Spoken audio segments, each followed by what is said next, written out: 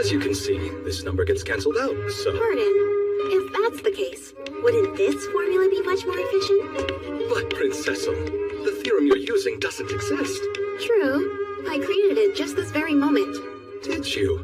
There's no denying the fact your highness is exceptional, but... Wait, it actually works! But that would mean this is a new discovery in the world of mathematics! By connecting the parts we were given, I would have thought the method seemed obvious. I must make a report! The society will want to hear of this at once! Seems the lesson's finished. But when you're able to understand something after hearing it only once, I suppose it doesn't make much of a difference. How boring. Did you hear me? I am the villainess, Princess Cecil. It is my duty to tear you and the heroine away from each other. And when I'm through, you'll be in complete shock. At last, something I don't understand.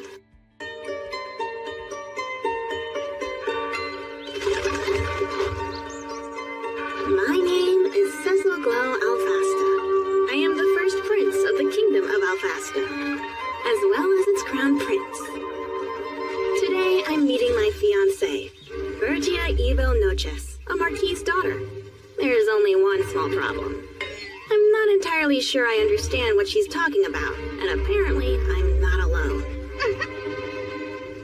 Miss Bertia, instead of standing outside chatting, how about we talk over some tea? Sure, I guess. This is Zeno. He's my faithful personal butler. Treat him well. Is something wrong? To be perfectly blunt, aren't you a little too composed for someone your age, Princessa? Unless you're actually a reincarnation. What an odd remark. Members of the royal family are raised and educated to conduct ourselves in this way. Quite normal. It's anything but. Name me another detached philosophical 10-year-old prince! I can hear your inner thoughts loud and clear, Zeno. More importantly, could you elaborate on what you said before? I'd be happy to. Because if your highness doesn't understand the full story, how could I ever expect to become a person worthy of being despised? I know this may come as a shock to you, but I have vivid memories of my previous life. I was born and raised in a country called Japan, where you could watch stories like a novel, only they had moving pictures. They were called otome games, and I enjoyed them immensely. Hey, it's you. Then, when I regained my memories, I realized the truth. I was in a world depicted in one of the games I used to play. That's how come I know the future. In this scenario, you will fall in love. The object of your heart's desire is a noble's daughter, the maiden of destiny. While I, the villainess, will turn into a jealous demon and torment her horribly. Enraging your highness, you'll break off our engagement and my house will crumble. Basically, you find happiness, but the only way to get the storybook ending is by defeating me. So I'm doomed to fall out so beautifully. I'll become a first-rate flower of evil. Up until this moment, not once have I been unable to comprehend what someone was telling me. Honestly, it doesn't matter if it's the product of an overactive imagination, or if she can, indeed, predict the future. I have no problem with her trying to embody this villainess character. My only concern is whether she is fit to be the future queen. I am intrigued. This first-rate flower of evil you mentioned, what sort of person is she? She's strong, noble, and beautiful. Though her path leads to destruction, she walks it without hesitation. I shall become that woman. Strong, noble, and, oh yes, beautiful. Stepped in it there. Oh. Listen, I know what you're thinking, but Bertia was originally a character who never stood a chance, so her looks were always going to be questionable. It sounds like a rather tragic existence. Are you alright with that life? No, obviously not. That was Bertia from the game. We're different. I will always be myself. In my past life, I was always retreating back into my shell. But you were my one and only source of happiness, Princess. Thus, I make this vow. I will become an honest, righteous flower of evil. An honest and righteous flower of evil? I'll pay a call to you again after I'm done improving. What a peculiar girl. truly, what comes next? Good question. As far as becoming my fiancée, she lacks the appropriate manners when speaking to royalty. Plus, what she says doesn't make sense, which is precisely what makes her interesting. Let's observe her for a while, and if it becomes necessary, I'm convinced we'll be able to guide her down the right path. Seems you're enjoying this, Highness. My inability to predict her next move isn't unpleasant. Generally, when I'm introduced to something new, I succeed in understanding it on my first try, which makes existence rather tedious. I rarely feel a sense of accomplishment anymore. In my eyes, the world has lost its color. But this is different. Please, don't disappoint me.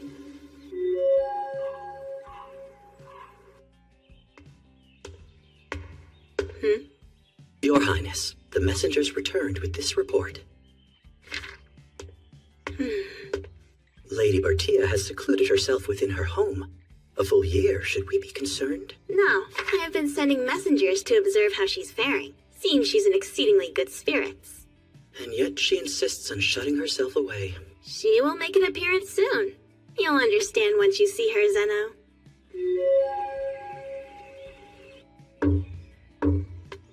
It's been some time, Your Highness. You probably don't recognize me. I'm Bertia Edelnoches, Your Highness's fiancée. Well, this is something. Her appearance has changed dramatically. It seems that the reports were true. Just do more evil. Told you pretty good. You should have seen your face. What sort of attitude is that to take toward the Crown Prince? But bonking me on the head is acceptable. Your Highness, pardon my idiot daughter's behavior. Please, it's no trouble. I find it childlike and adorable. Your Highness, if you don't mind, would you say that one more time? How I'm so adorable, please? A word, my daughter. His appearance may fool others, but it mustn't deceive you. Notice the prince's eyes never smile because he doesn't have the emotions necessary to admire something so, quote, adorable. You'll have to be satisfied with my endearments instead. My adorable little... I wonder if the Marquis is aware that what he said was far ruder than anything Miss Bertia told me.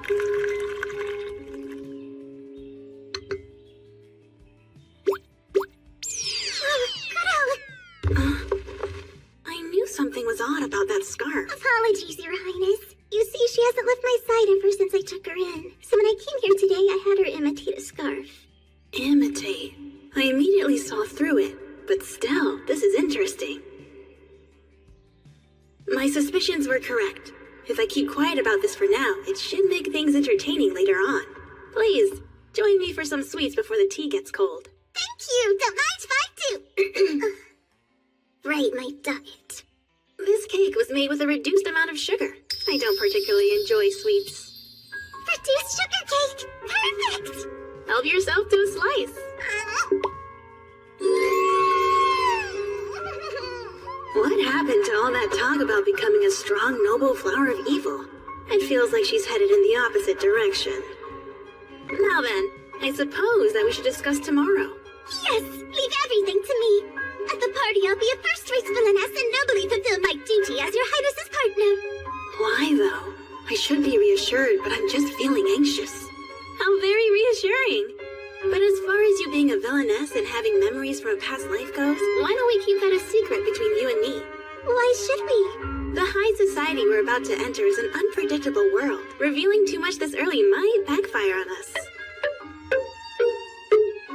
And a competent flower of evil like yourself would never show what's up her sleeve. No, of course not. Defeating one's adversaries in secret is first-rate, while digging your own grave from Yappy is third-rate. I understand.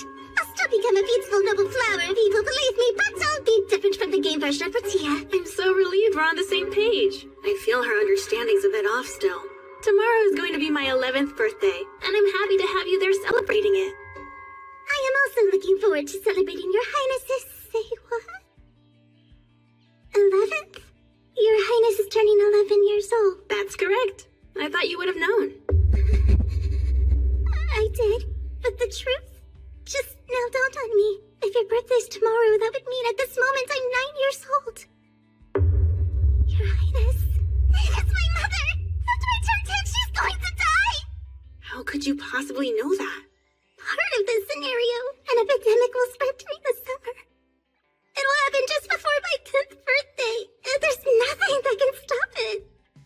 What epidemic? Apparently, a certain infectious disease evolves. It takes time to find a method to treat it and the herb needed for the medicine. Well, it's the Luana leaf, so there won't be enough. A great many people will end up dying. I've heard of this leaf. It's a medicinal plant that is difficult to cultivate. Father has frantically been seeking a way to procure some, without luck. In the end, he begs His Majesty to spare a small amount, but by then...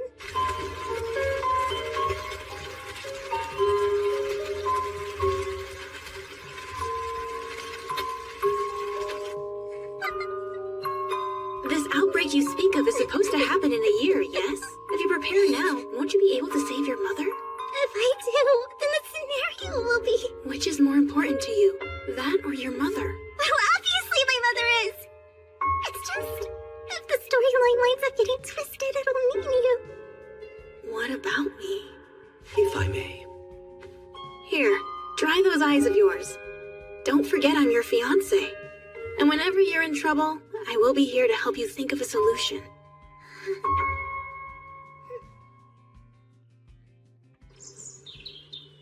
You're simply the worst, Your Highness! Honestly, you're going to sit there like you have no idea! Please, do forgive me. Such behavior is unbecoming of a lady. No need. I feel I'm at fault. After all, I must have done something to cause that charming face of yours to contort. Time has flown by and today is already my 10th birthday. I wanted to develop a strategy against the epidemic. But when you insist on replying to all my letters, then don't worry, everything's fine. How else am I supposed to behave? I'm sorry. I had no idea that you were feeling so distraught. But I truly meant what I said in my letters. Everything will be fine. I desperately tried collecting Luana leaf, but I still don't have nearly enough. But when summer came, the disease didn't spread. And my mother is in perfect health. I feel lost. Like I don't understand what's going on anymore. No, you were right. The epidemic did begin, exactly as you said it would. It just never got the chance to keep spreading. So I was right, but somehow it was stopped. How? Based on everything you said, I was able to guess the disease and invent a cure. As soon as it began to spread, infected patients were immediately treated. Don't you play games with me! What are you even talking about, Highness? You're the only one allowed to treat me this way, Miss Bertia. You're upset. Please calm down. How do you expect me to stay calm when you won't say how you stopped an epidemic? I will, over a walk.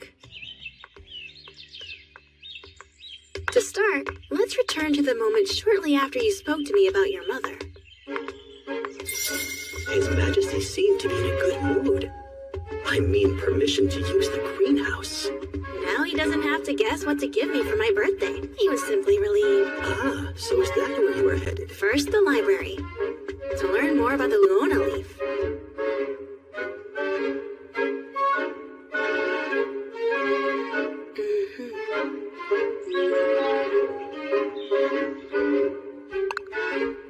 Turns out, cultivating Luona leaf is simple.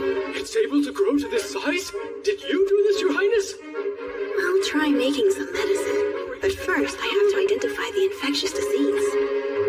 Miss Bertia can provide me with details. You want to know about my mother's disease? I sought knowledge from experts in medicine and pharmacy, and was able to identify the epidemic. I'm afraid there's nothing more I'm able to pass along, Your Highness.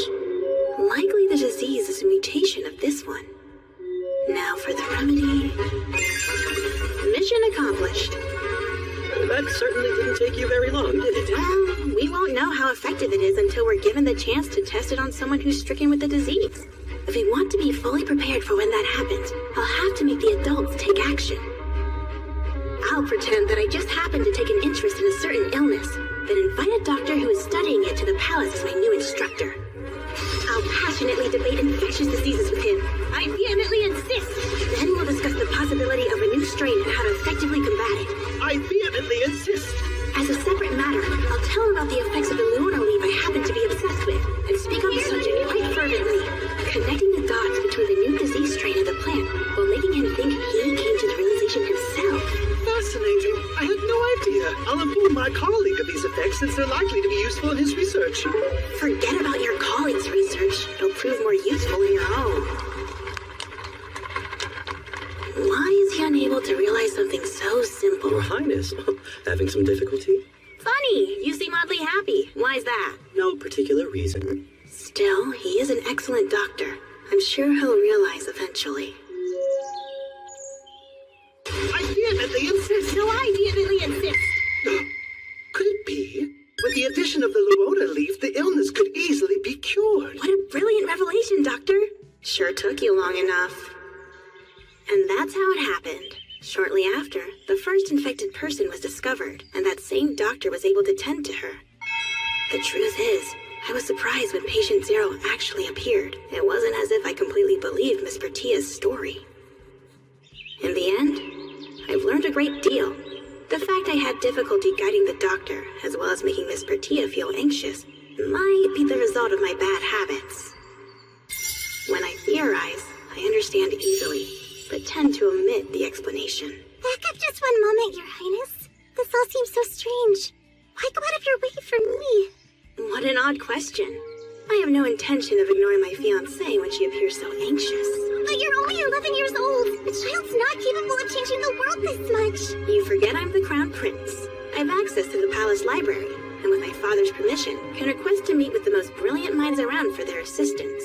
Huh? Really, you can? What are you talking about? For a normal crown prince, that's impossible! Amazing, Zeno! You're so far away, yet I can still hear your inner voice. It's so convenient. How could this even be allowed? Maybe it's normal for a genius known as the Android Prince. What's an android?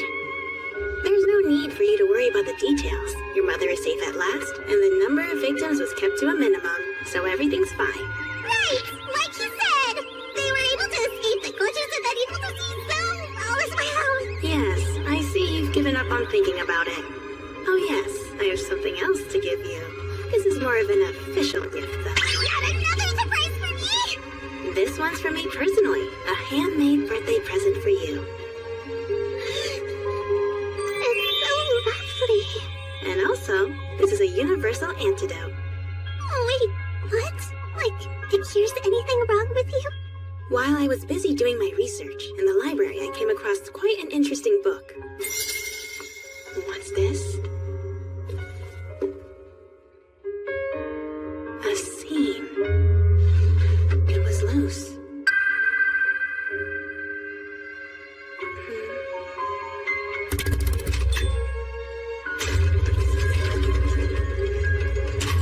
Using the knowledge I gained, I made you this. Since you'll be my wife, it's possible that your life will be threatened. So I wanted you to have a protective charm. Yes, suits you well.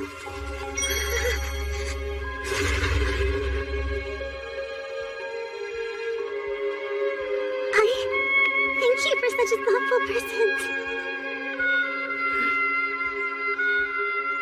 Now, time for yours. I, Bertia Evil Noches, swear upon this necklace.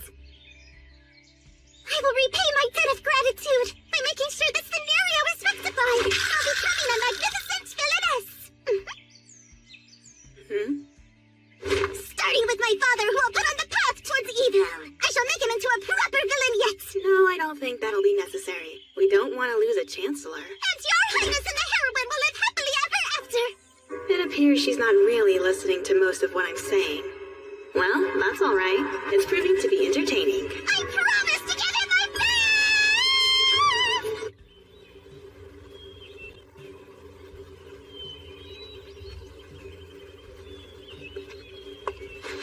Are you injured, little one?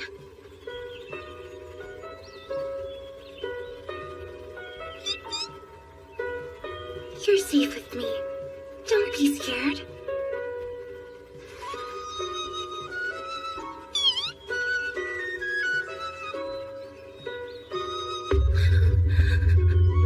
I remember who I am. What's wrong, Marquis Noches? You seem a bit tired. It's because of little Bertia, Your Highness. This past year, she's been relentlessly suggesting I do acts of evil. Has it already been a year since the epidemic issue? my, time certainly does fly by.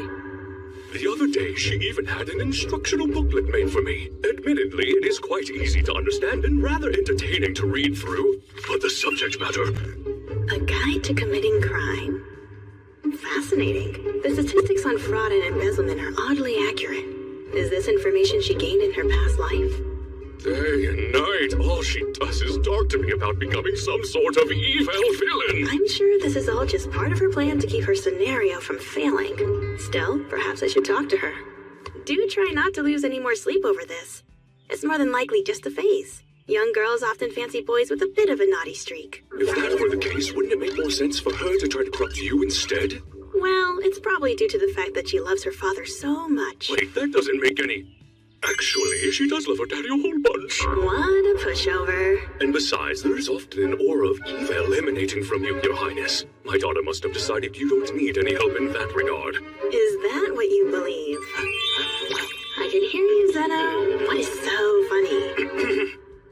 Speaking of which, it's nearly time for Your Highness and my daughter's debut into society, is it not? I could almost cry tears of joy and tears of dread. It will be all right. I will be there to help her the whole time. Though, if something interesting happens, it might be amusing to watch her squirm a bit.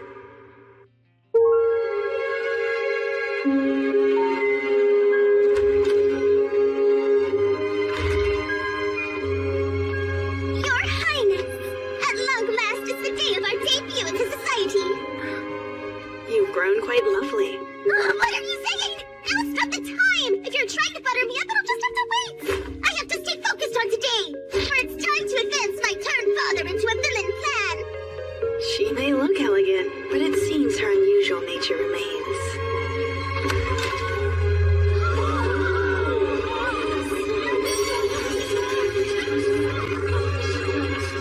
Pleasure to meet you. Pleasure to meet you. I haven't seen you since I was quite young. Please meet Bertia Ibel Noches, daughter of Marquis Noches. I must say, this is quite unexpected. Thus far, Miss Bertia is behaving completely without issue.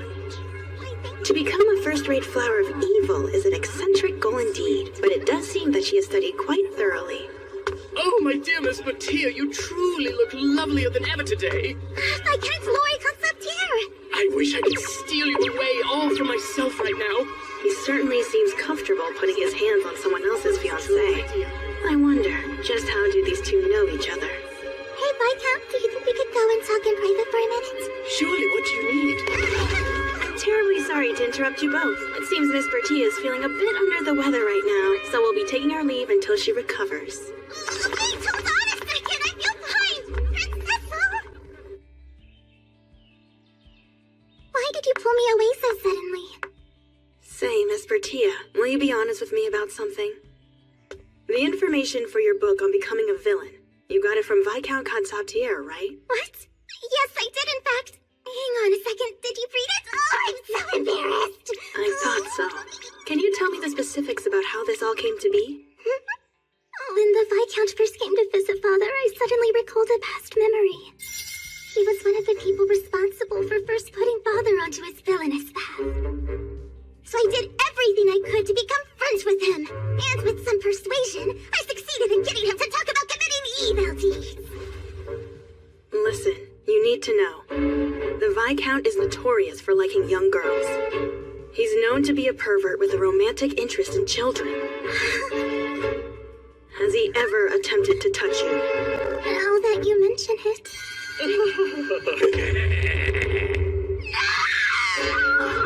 On the outside, he seems like an innocent older man. It's no surprise she didn't notice. Everything's all right. Don't you worry. I'll be sure to figure something out. That someone would dare lay a hand on my precious fiancé. I'll make sure they suffer dearly for it. Your Highness. So please, let me know so I can best protect you. Have you come into contact with anyone else? No, I haven't. There are two others who instigated Father in the game. Their names are Count Conmorno and Baron Sakiel. I still haven't run into them yet. Miss Bertia, I must ask that you stop doing such dangerous things.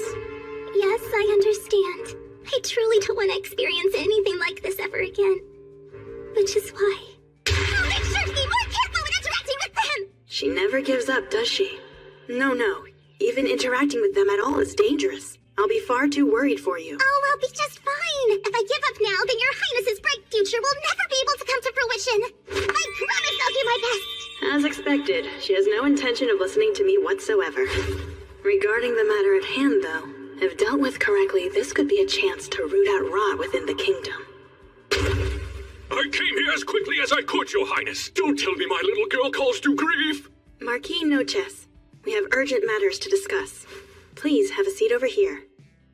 So the truth is, through a private source, I've heard concerning rumors about Baron Sagil, Count Conmorno II, and Viscount Consabtier. Truly?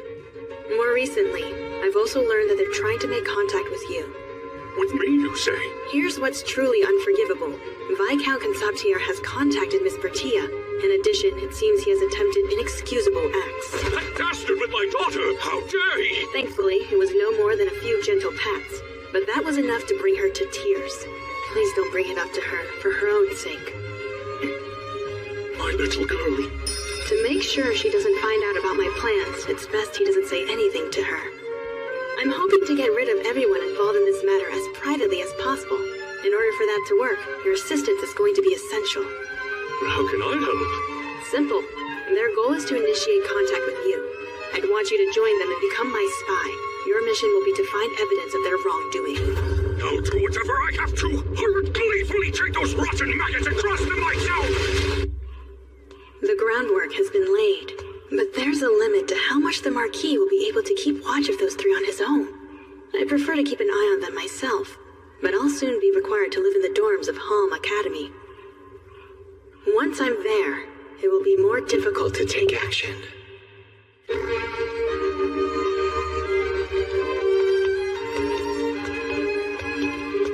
How boring. This academy is nice enough, but I've yet to learn anything I didn't already know. Maybe if Miss Bertia were here. Impossible. Calm down. A royal mustn't ever lose their composure. Why, Miss Bertia, what brings you all the way over here? Your highness, what do I do? We're about to have a baby on the way! We're about to have a baby on the way! This isn't a scenario at all! Well, I was just thinking I was bored. Be careful what you wish for, I guess. He knew His Highness had it in him. A true man among men. No, I would never lay a hand on my fiancée before we were married. Senno, I'll make sure you regret that. I truly apologize for any trouble this is going to cause you. I should be happy about it, but I can't bring myself to celebrate. She needs to stop saying things that people are absolutely going to take the wrong way. Please calm down. Now tell me, who has become pregnant and with whose child? I'm just so overwhelmed. I don't know what to do with myself. It is all right. Please just tell me what is happening. I want to help you with this, but I won't be able to if you can't calm down. My apologies. I must look so silly right now. Not at all, my dear. Now tell me, who is pregnant and with whose child? Huh? My mother. She's become pregnant with the child of my father, of course. Is that not obvious? Wait, did you think I was talking about me? The Highness and I haven't even kissed yet. What a terrible misunderstanding you've got it all wrong. It's perfectly fine. I'm certain everyone understands you now. And if any odd rumors start circulating, you know what will happen. I'll have a coach readied. May I accompany you back to Noche's house? You'll be able to tell me all about it on the ride back. You really don't have to do that. I can just go back in the same carriage that I arrived in here. I wanted to run, but it turned out to be a bit too far to come by foot. Yes, well, even a carriage ride to get here would be at least 2 hours long. But it would be my pleasure to take you back home. You traveled all this way just to see me, your fiancé, after all. It would be too awful to send you back on your own. I truly do appreciate that you care so much. But if I stay with you any longer, I think I might just die of embarrassment. It is all right. Once we're able to get some alone time, we can work on getting you your first kiss. Bertia. Meow to you as well, Bertia. Don't tell me you're also secretly part cat. Your Highness? I am sorry, but I couldn't help myself. Her reactions are always so very amusing. And of course, it was in no way revenge for causing me to lose my composure in public earlier. There it is, that evil aura. Yet still, Bertia. Not Miss Bertia. Yes, lovely.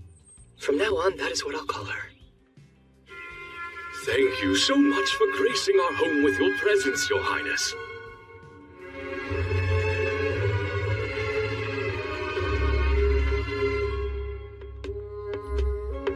So this is Bertia's room. How interesting. Now that I think about it, Bertia often wears these colors. I wonder if they're favorites of hers.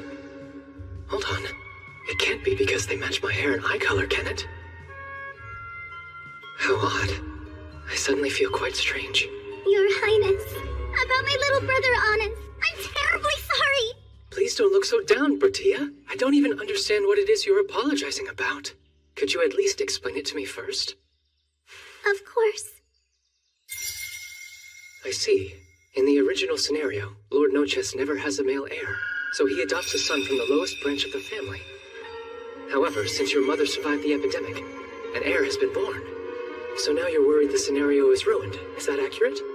Originally, he would have already been brought into our family by now. Eventually, he would start attending Home Academy as Courting de los Noches. There, he would quickly distinguish himself and emerge as a candidate to become your close aide. It would be extremely difficult for an untitled family member to enter the academy. I'd rather not waste the talents of someone so exceptional. At the very least, it's good to know that we'll be avoiding a scenario where he and the heroine end up together. But... Hold on a moment. Did you not say before that I was the one who ends up with the heroine? Oh, but there were a number of captured targets, and depending on the heroine's actions, the person she ends up with could be different. Did I never mention that part to you? That seems like a pretty important detail to forget to tell me about. No, I suppose you didn't. But if it's true, then there's no need to end our engagement. The heroine can simply end up with someone else. No, that must not happen no matter what! If it does, then you will... Bertia? Oh, never mind that. The only thing that matters is that you and the heroine absolutely must end up together. Looks like she's trying her hardest to gloss over something. So, these capture targets you were talking about, do you know who they are? Yes, it's everyone who's a candidate to become your close aide. If I remember all their names correctly, it's Lord Balsnoken, Lord Charles... There's no way she should know the names of the candidates to become my aide. These memories from her past life might be dangerous. On that note, I'm guessing the scenario will generate a compelling force of some kind, so that when the time arrives, an event will trigger to draw them all to the heroine. But what if that same force also tries to alter events to guarantee that Courtgain is somehow adopted into our family? I can only imagine that some unexpected disaster will befall my brother Auden. That's all I've been able to think about since his birth. I see. So that's the real source of her worries. True to form. All right. So if I understand you correctly, this Courtgain needs to attend Halm Academy and then become a candidate to become my aide, right? Well, yes, I think that's probably correct. Is that so? Then I may have an idea. If you can, please leave the rest of it to me.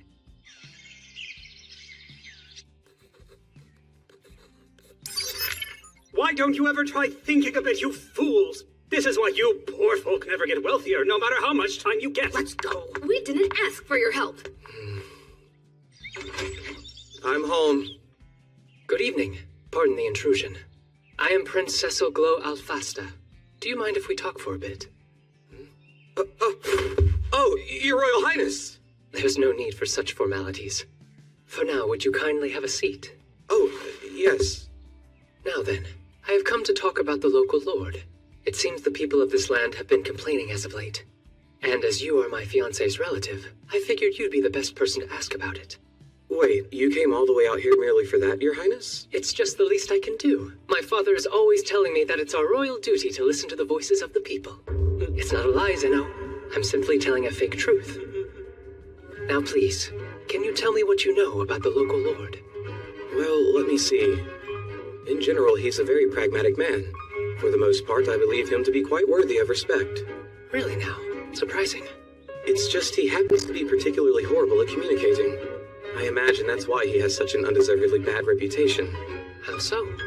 For example, this past year, some villagers harvested their crops before they were ready to help fulfill their taxes, and his lordship scolded them for it. Had they waited just 2 more weeks, those crops would have more than doubled in volume. If they'd simply come to him for assistance, he could have made their lives much more prosperous. But what he told them was constructive, but unfortunately, he tends to be a bit too aggressive. Have you fools ever even tried using your heads? Don't you dare talk down to me! Mind your tongue! It didn't go well. Wow. His lordship is doing everything he can to help people be more prosperous. Nobody here seems to understand that, and I think that's the biggest problem. That all fits with the information my messenger gathered earlier. He's clearly capable of distinguishing objective facts. All right then, you pass. Huh? I require your assistance with something. What can I do? One of my sources informed me of illicit dealings among the nobility.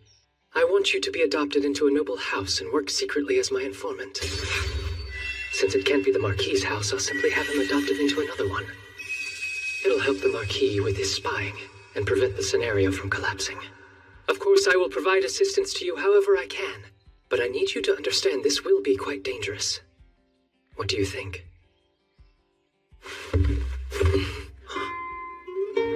I'd given up any hope. I thought I'd be stuck here for the rest of my life. I never could have imagined that you'd choose a non-noble from one of the lowest houses. On the name of Court Gaindelis Marden, I swear this to you. I will repay this debt of gratitude and pledge to loyally serve you with all my heart. So there you have it. Court Gain will now be attending Hulm Academy just as you said the scenario dictates. Wow, thank you so much, Your Highness! It also appears like Father is spending a lot more of his time with those villainous nobles, so we're back on track! True, though he is just spying on them. Now, if we can just avoid a reverse harem, everything will be perfect! Reverse harem? A reverse harem is when one woman has multiple men serving, that are in love with her at the same time. But that doesn't make any sense. The Queen having affairs with multiple lovers? That would be treason itself. Even so, because you love her so deeply and can never leave her, you choose to share her instead. That's one of the potential routes in the game. Why does she look so proud of herself right now? There isn't an idiot alive who would be foolish enough to shake the whole kingdom for some love affair. Now that I think about it, there's usually a backstory involving the use of charm magic in some way. But I thought there wasn't any magic in this world.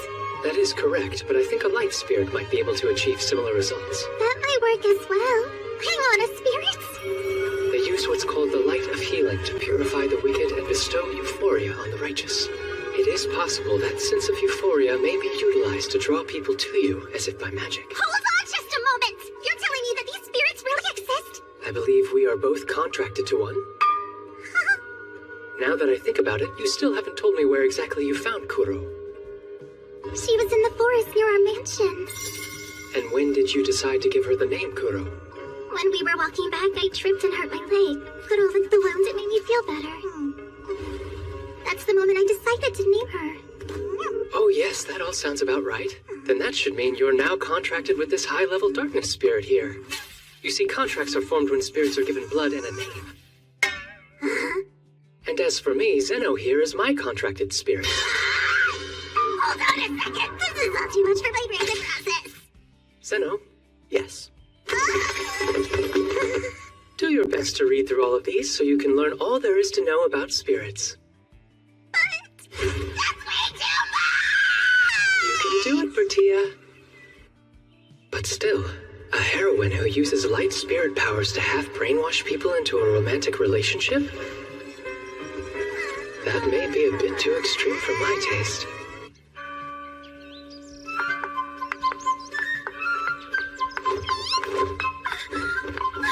Where are you going, Pichon?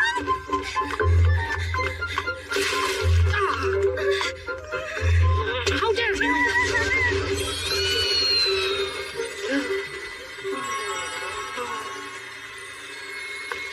It's a pleasure to meet you. My name is Lukitan. May I be so bold as to ask for your name, my lady? Of course. I am Hironia Inderon. As your student council president, I'm looking forward to meeting all of you, as well as the time we'll spend learning together. You're part of an institution without equal. Congratulations. So welcome, fellow classmates, to the Hulm Academy. That includes you, my fiancé. At long last, you've joined our school. Well, guess I should have expected as much from His Highness's flower. She definitely garnered the most attention. Did she? Yeah, none of the other girls are as pretty. And she's going to be my sister-in-law soon, so I want us to be best friends. People like her who have that brisk, decisive energy to them make me uncomfortable. The woman is a vision of beauty, with those nice strong legs and slender waist. Prince Cecil's so lucky. Oh, and here I was under the impression you were only interested in combat. But you're just a young man at heart like the rest of us. Well, naturally. You saw all her supple muscles. She takes training seriously, especially for a noble's daughter. Come now, no matter how lovely her proportions may be, there's no way Miss Bertia, a paragon of nobility, would engage in all that grueling exercise. I'm sorry, Charles, but Bald is actually correct on the issue. As for being a paragon of nobility, I'm looking forward to his reaction when he finally meets her in the flesh. Come to think of it, Court Gain, if memory serves, you were originally part of the Noches family, right? Surely you've met Miss Bertia before. In terms of that house, I'm a member of the Lois family. She's from the main family, and was not someone I could freely converse with. Now please kindly stop speaking to me and interfering with my work. So cold. Don't be like that, Court Gain.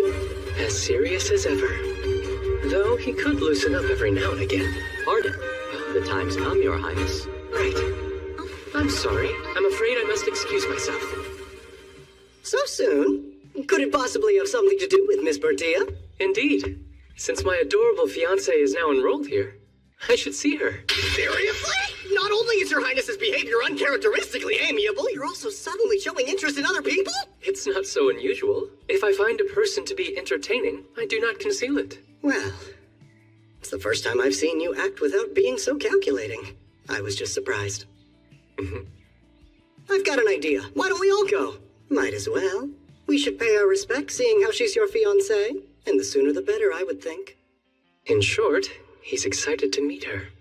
Count me in! I've been dying to see Miss Bertia! Ah, yes. Lately, people have been comparing Sean's smile to an angel's, while they say mine's like a fallen angel's. I wonder why. Very well. Let's all go. Wait!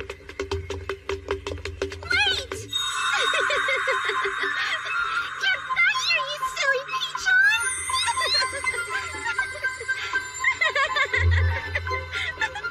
Stop flying so fast or I won't catch up! Honestly, why do you insist on flying so far away? A moment. Corky. Yes? Take her and...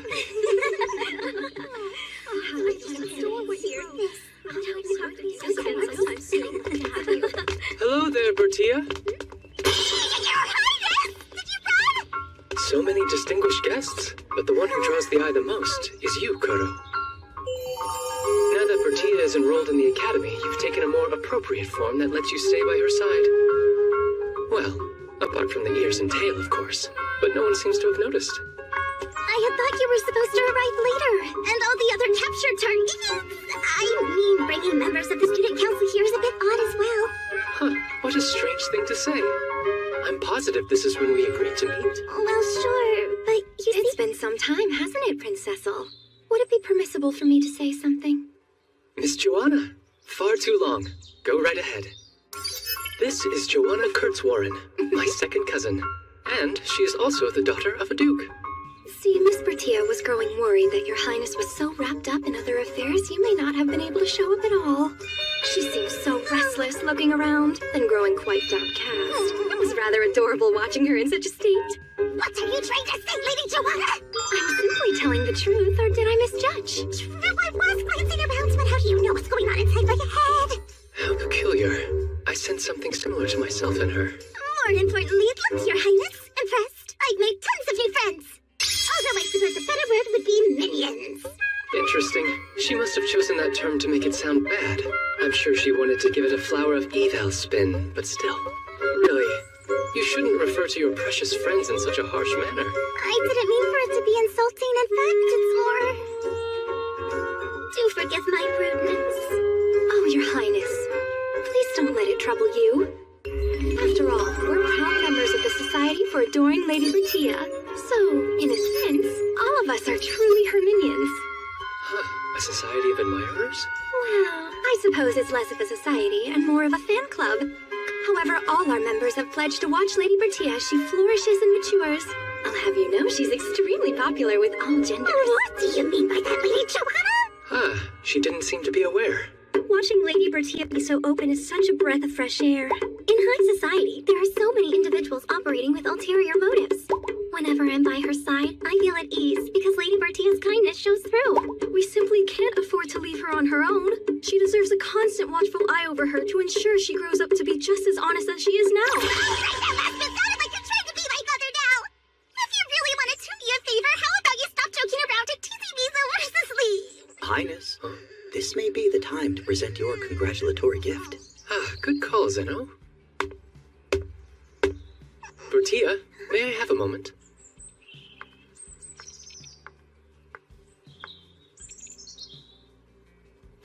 For you, on your enrollment. Roses?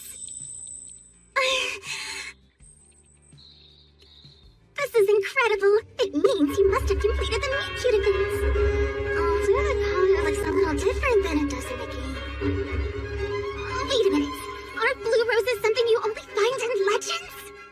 What are they getting planted inside a pot? You like this color, do you not? I cultivated them specifically to give you as a gift. They're the only ones of their kind in the whole world. What? There's no way I could possibly accept such a valuable present. I created them for you, so I don't see why. Do you not like them? No, I mean, yes, that's not the problem. They've such a deep blue hue to them. Almost the same rich color as your eyes. That's not what I meant. You're standing right in front of me, so of course I made the connection. Yes, naturally. She's so mysterious. There is more to her than meets the eye. The scenario has changed a bit here and there, so I was a little worried about what might happen next. But since you were able to successfully complete the event, I suppose there isn't any need for me to worry. While we're on the subject, what is this meet cute event you mentioned earlier? What? So, wait. Before your arrival, you saw a pretty girl, right? Frolicking with a small white bird. Her? She was running around laughing to herself in a high pitch, conversing with the creature. It struck me as suspicious, so Courtgain took care of things. I had him inform a teacher. Suspicious? The way she kept glancing at people in such an imp-like manner, I found it irritating, so... It irritated you? But why? Haven't you realized yet? She's the heroine from the game! In other words, that girl is your highness's maiden of destiny!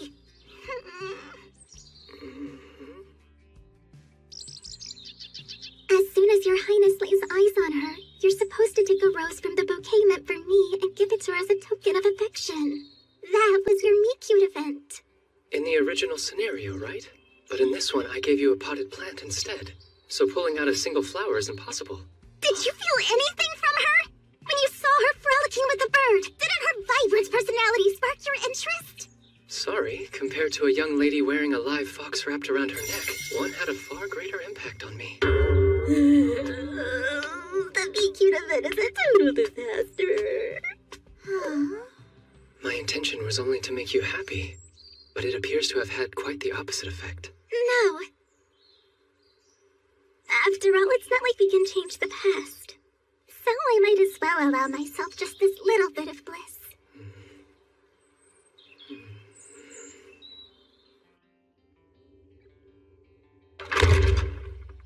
Ah, I appreciate you coming. Miss Joanna. If you're fortunate enough to receive an invitation from your highness, how could anyone at the Academy refuse? I'm quite honored. Would you please have a seat? I certainly will, thank you. Seeing you at Bertia's tea party was rather unexpected. Really? Why's that? Ever since I had the pleasure of meeting her, I've been completely enamored by her charms. And of course, there was also that wonderful publication, In Season Now, a complete collection of the best spots in the royal capital. Some of our members joined specifically after reading it. Ah, yes. The same odd talent she showcased in The Best Things About Being a Villain.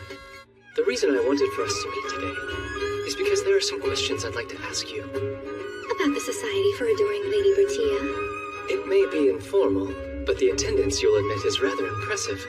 Right now, do any members pose a high risk? What an awful thought. Hasn't your highness already investigated that possibility? Why, prying into a maiden's secrets? How truly boorish. Yes, she seems far more like a villainess than Bertia does. I suppose. However, when it comes to Sean's secrets, it appears you don't extend the same courtesy. Indeed, Miss Joanna adores my younger brother and has been conducting her own inquiries. All right, you. This is why I detest black-hearted schemers. Don't we both deserve that title? It makes no sense that you're related by blood to Prince Sean, the very definition of innocent and charming. On top of that, your fiancé happens to be Lady Bertia, who, don't ask me why, loves you. What's wrong? Jealous? How dare you ask me that? I'm incapable of envy. Of course, I was just checking. Highness, you may want to keep your teasing to a minimum. Yes, quite right. Now, about the dangerous elements that clearly don't exist. Tell me about them all. Fine. Here's what I found out. None are present among the Society's members. I've instructed them quite thoroughly. However, there are others who envy Lady Bertia's popularity. So, you made a blacklist. Heronia Inderon, the Baron's daughter. Her. In the simplest terms, they are respected ladies who either admire you, your highness, Ah, how pointed. or women whose fiancés harbor an unhealthy affection for Lady Bertia. The problem is, the gentlemen redirect the displeasure they have for you towards her instead. My, there's likely to be some fun in the future then. You find this fun? Lady Bertia is in a dire predicament. I highly doubt it's as catastrophic as you think. Besides, she has you fine ladies watching her. Especially you, Miss Joanna. Considering we see the world in a similar light, I should have nothing to worry about. Well, I suppose I have no choice. Seeing how she's my friend and all, I'll show you I can properly protect her. Now, if you'll excuse me. Heronia, the Baron's daughter. In order to guard herself from the light of healing, I requested Bertia study up on Kuro's powers. Her affinity is dark, which excels at defense. I'm sure she'll offer my fiancé protection from the light spirit. But as long as the existence of spirits must be kept hidden from the public, she won't be able to use those powers openly against a human opponent. Now then, what is my next move? Well, we should be off, Zeno. I think it's about time to meet with Bertia. I take it you're going to have a look at the roses in the courtyard? Yes. It's rare for her to invite me out for anything other than seeking my help. And her eyes shone especially bright when she asked. So I'm rather excited. By the prospect of whatever brand new chaos she's bound to cause, you mean? You know me so well.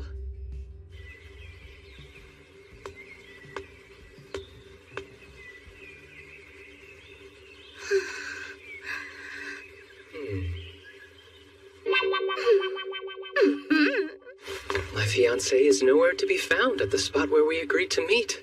And instead I find the heroine asleep? Is this a game, Bertia? I'll play along.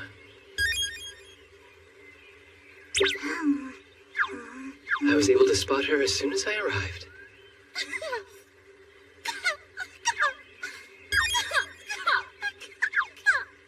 Perhaps I'll read a book.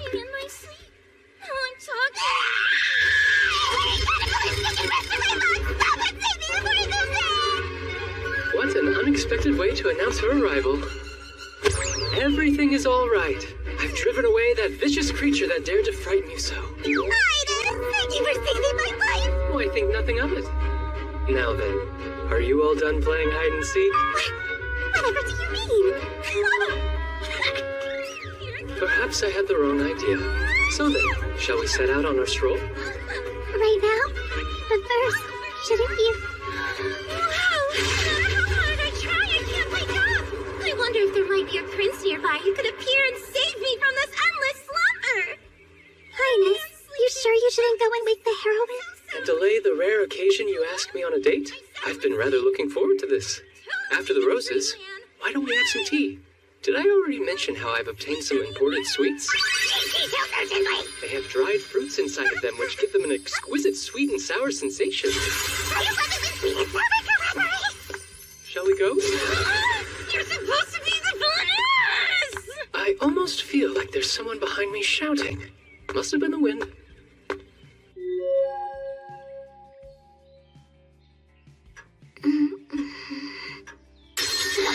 Oh, I have forgotten something inside of the school. Oh, silly me. But I have something to do after this, and alas, can I go retrieve it? Oh, wait, I know. Could I trouble you to get it for me, Princess? Her acting's adorably awful. Of course. And which room did you leave it in? Well, hello, my prince. I never imagined that you and I would meet like this. The teacher told me to lock the classroom door after the lesson was done. Oh, how could I completely forget? Little schemer.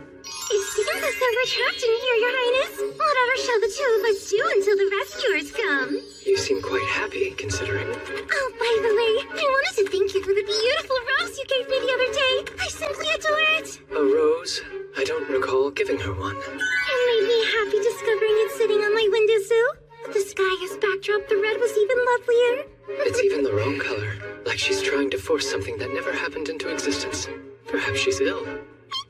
That bird must be the light spirit.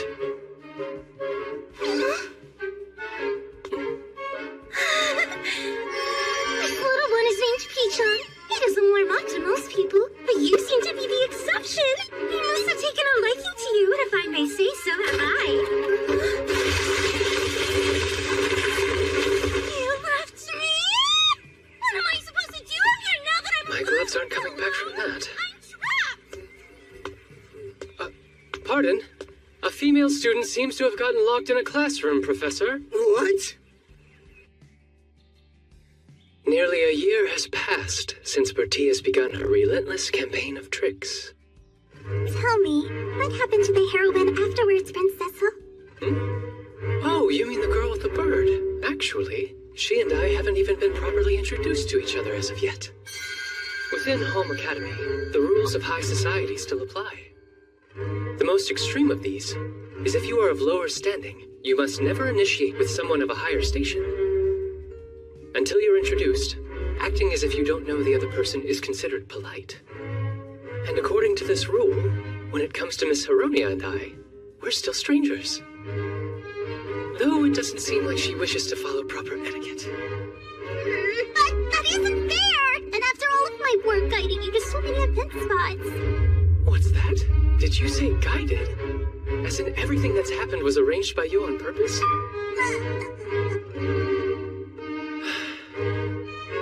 Bertia, I should have told you I have thoughts on this matter, which is the reason I'm keeping my distance from her. So please, could you try watching over me? Your Highness. Someone of your caliber surely has a plan in store.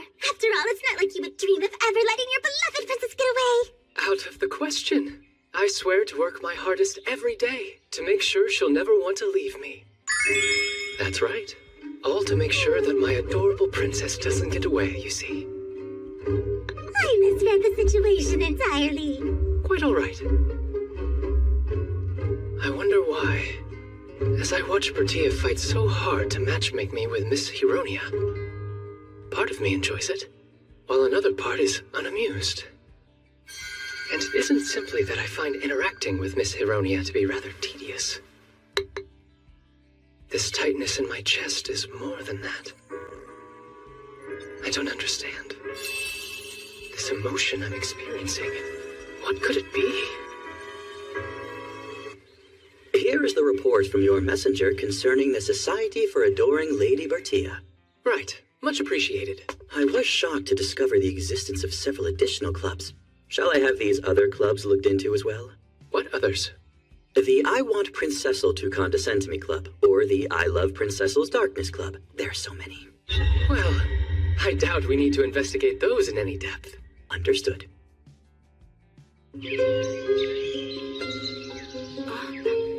You've made my day, you realize that? Brother, are you headed out? Just for a bit. How long? I thought your engagement candidate was supposed to be arriving today. You're clever. Make up some excuse for me, would you please? Thanks. Sounds important. Are you sure you shouldn't stay? How could I after you've charmed me with your beauty? At times, I can't believe we're brothers. Oh, you must be Miss Anne. Hello.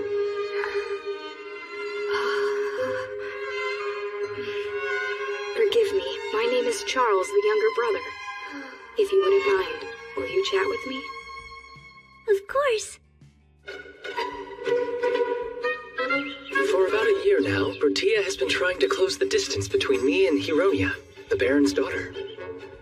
At the same time, she's also become invested in my personal aid candidates. Leave it to me! I'll happily take on the role of Cupid, Your Highness! How exciting! Another term that's completely new to me. Would you mind explaining what you're attempting to do this time? I was going to if you hadn't asked. At first, I devoted hours of racking my brain trying to think of a way to ensure Your Highness and the heroine wind up together in the end. Should I tell her I don't require that kind of devotion? Which led to my epiphany!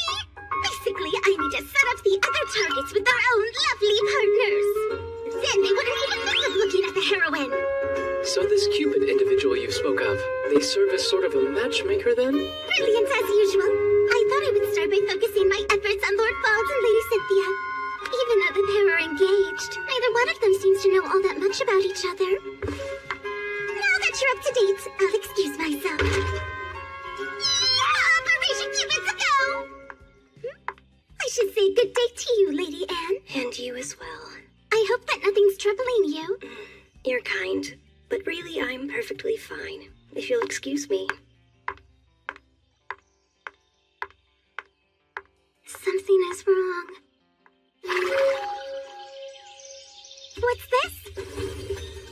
Your Highness decided to come as well? At Vald's invitation. You look smart in your riding habit. What a lovely compliment, huh? By the way, Lady Cynthia, why are you wearing trousers?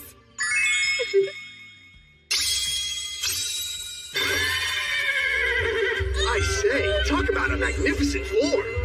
This isn't right! Lady Cynthia's backstory is she received treatment but was left with a weakened constitution because of the epidemic from years ago.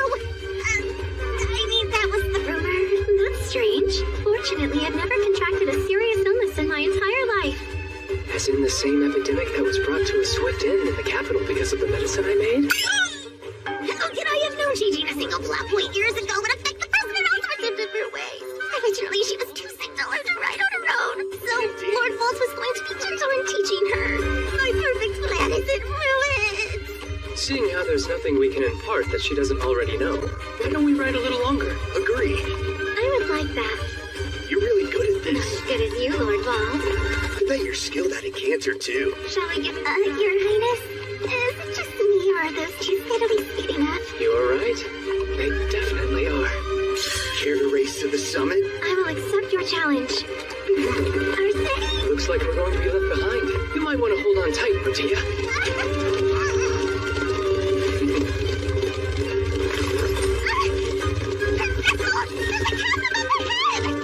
I believe they call that a shortcut.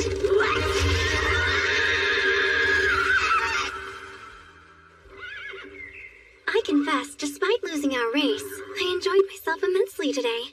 Perhaps you will accompany me again later? But of course. I should train if I'm to keep my standing. I hope our race didn't leave you shaken. Oh no, I'm fine. Just can't quite feel my legs is all. Bertia's reactions were just so amusing. I may have gotten carried away. The good news is, Cupid's arrow still managed to find those two. It does seem to be the case. Have I told you? Oh look, it's Lord Charles. Walking with yet another woman I've never seen before. Looks like she noticed too.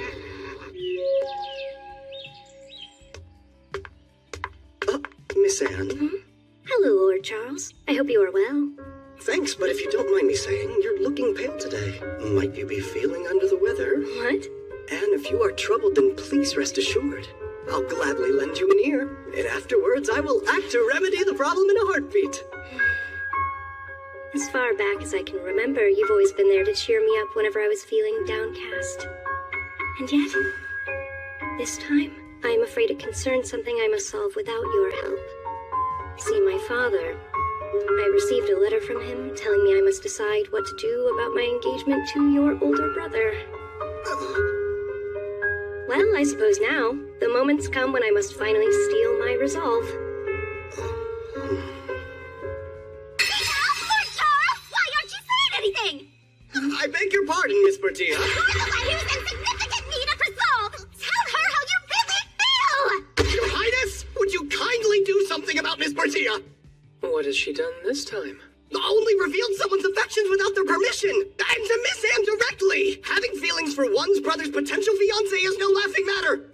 I've dated other women and tried everything to forget her as quickly as possible. Alas, there's no one else in the world I feel more strongly about. She's so dear to me that I hate her in equal measure. Anne has stolen my heart completely, and yet I know she will never be mine. Charles is always so easygoing and detached. Seeing how much passion he was hiding caught me off guard. And I didn't get a chance to warn him. Miss Anne and Bertia have been standing behind him the entire time during his whole confession. You are acting utterly pathetic, Lord Charles. If you are that besotted, then why don't you try taking her away? Because by marrying me, the best she can hope for is to be the wife of a count. Who am I to deny her the happiness a duke would bring? Miss Anne, your face. What is... Economic stability is a must, but the greatest treasure you could ever provide a woman is true love, Lord Charles. Besides, everyone knows your older brother is nothing but a dyed-in-the-wool playboy and philandering sot. So how about it? Which life would you rather have, my Lady Anne? A duchess who's married to a rake, or a countess married to an actual gentleman? I'd choose the latter. Wait, you truly mean that, Miss Anne? Yes, that is, if you agree. Shame on you, Bertia and Charles. One shouldn't ask a lady so many pressing questions. I'm behaving rudely. Sorry. One more thing, Charles. There's no denying how important one's station can be in life. I say this because if you happen to become the future king's personal aide, I would think that would be a respectable rank. Of course, but I have done nothing to earn that position yet. Then you must work hard to be worthy of the title. The rest depends entirely on your resolve.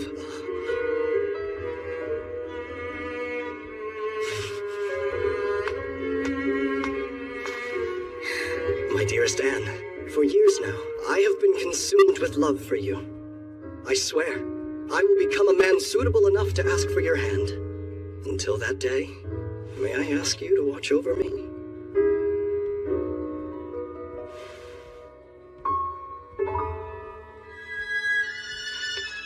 I was brought up in the nobility, and not foolish enough to discount the value a political marriage would offer. However, if possible, a part of me wants to see what a happy marriage full of love might be like. I think, for both of our sakes, I should also give more thought to my own future. I hope you will accept this as an answer. Why, yes, of course. Just hearing it spoken fills me with strength, enough resolve to serve as the Demon King's manservant. He wouldn't be referring to me now, would he? This was a huge success. Well done. Certainly seems so. Although the manner felt a bit forced. Another later day. Friend Sean! Oh, good morning, Miss Bertia. Good morning to you. You seem in rather high spirits today. Yes, indeed. A friend of mine has brought me some rare sweets as a gift. You can only get them in the area where they're made. My, what a truly wonderful gift. Oh, hello, Miss Joanna. I didn't realize you were here. Good day, Your Highness. Are you well? I'm fine, but anyway, I have much to do. I'd better be going now. Please, Prince Sean! How can he treat you like that when you might be his fiancé one day? Please don't let it trouble you for my sake. I'll be just fine. Really? His behavior doesn't bother me in the slightest. But still, I have to do something. There must be some way that I can help the two of you get along. I just need to think of a plan. You look absolutely famished. Have you not eaten anything today, Lord Melt? Oh, I'm sorry, Silica. This hot weather has been affecting my appetite. This heat is all the more reason you need to be eating well. At the very least, please eat these sweets I made for you to keep your energy up. That's a great idea! We'll carve it up and we should make a gift of handmade sweets. How wonderful. I'm so grateful. You're much too kind. Not at all. I've noticed that Prince Sean really enjoys his sweets. Giving him some you made yourself should help you become friends. Lady Silica is quite the chef, so she can teach us. I'd be delighted to help you both. What kind of sweets was it that you gave Lord Melt this morning? Those were cookies that I made with vegetables. Lord Melt isn't particularly fond of vegetables, so I found a recipe that would allow him to eat more of them. How wonderful! That's the power of love at work. Well, I'm not saying it's love or anything, but let's put that aside for now and get to baking. And being that this is your first time making sweets, we should begin with some simple cookies. Still, I am quite curious. Why does Prince Sean act that way towards you, Lady Joanna? As long as I've known him, he's always kept himself somewhat distant from me. But lately, it almost seems like he's afraid of me for some reason. Perhaps I've pressed him too hard. Pressed him? Sorry, it is nothing. It's possible that you're just so perfect he finds it difficult to approach you. Perhaps he's worried that he won't meet your standards, and you'll be disappointed with him.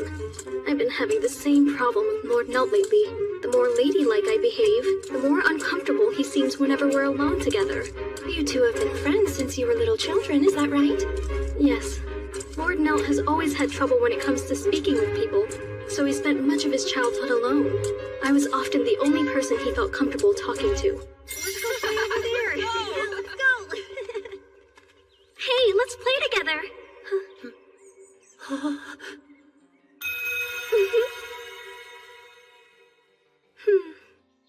Lady Silica?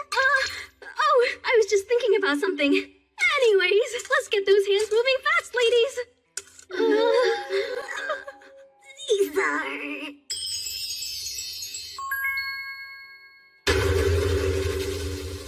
How are Lady Johanna so different? Well, it might be possible that it's only their appearance that's bad, right?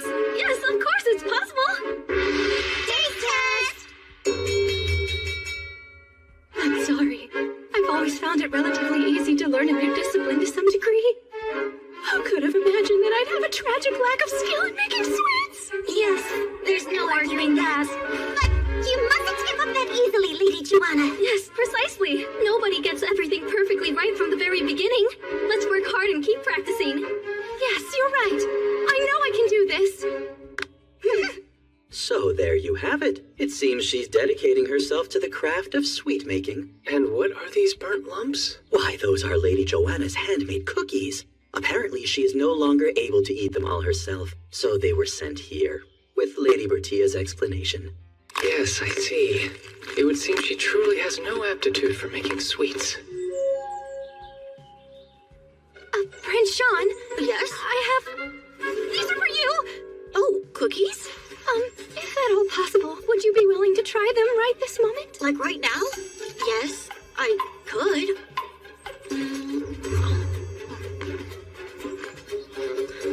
Oh, these cookies are unusually dry.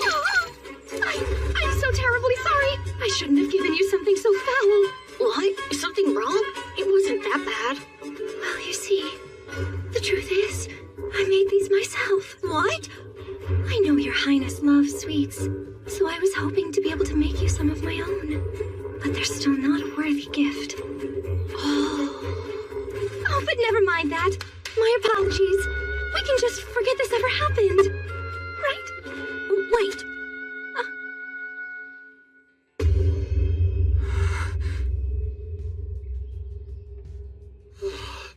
This heat.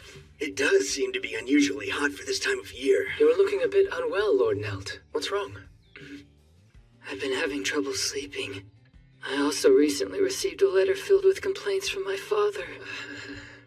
A very good evening, everybody. We have come to visit you all. And we've brought you some snacks as well. Welcome.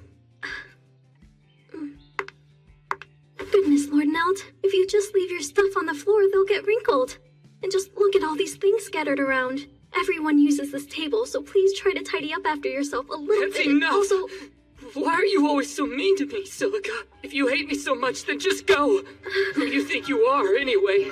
Just because we grew up together doesn't mean you can meddle in my business. It's annoying. I understand you're feeling irritable right now, but that was uncalled for.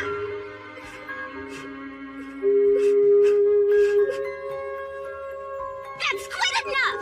How can you say such a thing? Is it really so hard to see Lady Silica's kindness and love for you? Our love. Who always dutifully cleans up after you when you've spilled your snacks everywhere? Who made those special cookies just for you? Who lends you a handkerchief to make sure your books don't get dirty? If devotion such as that isn't love, then what is it? no, it's not that. I just have that sort of personality where I like to be helpful. Yes, I understand. I know just how Miss Silica must be feeling. What? No, you have it all completely wrong. Now, we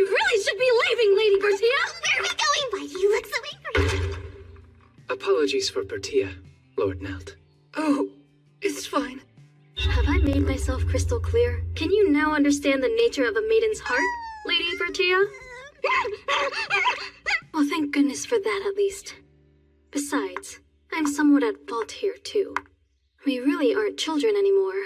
I have been far too meddlesome. But that isn't... No, it's fine. It's probably best that I keep my distance from Lord Nelt for a while.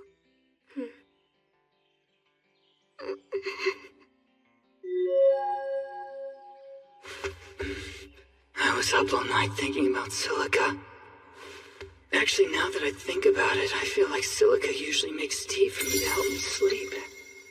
I haven't seen her at all today, including this morning. Going so long without hearing her voice.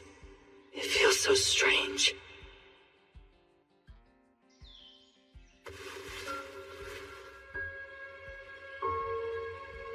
Silica.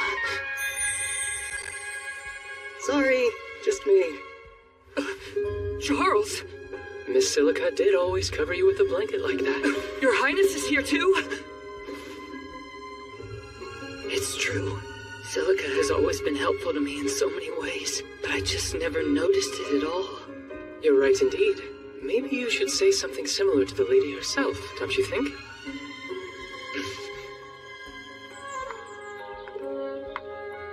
Silica! Oh, hello, Lord Nelt. You see, I just... Sorry for overstepping my bounds all this time. I swear. I won't do anything to inconvenience you any further, Lord Nelt.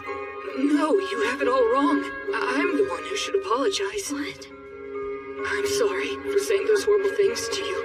It's just, I had never realized how much you've been helping me all this time, Silica. Oh, truly?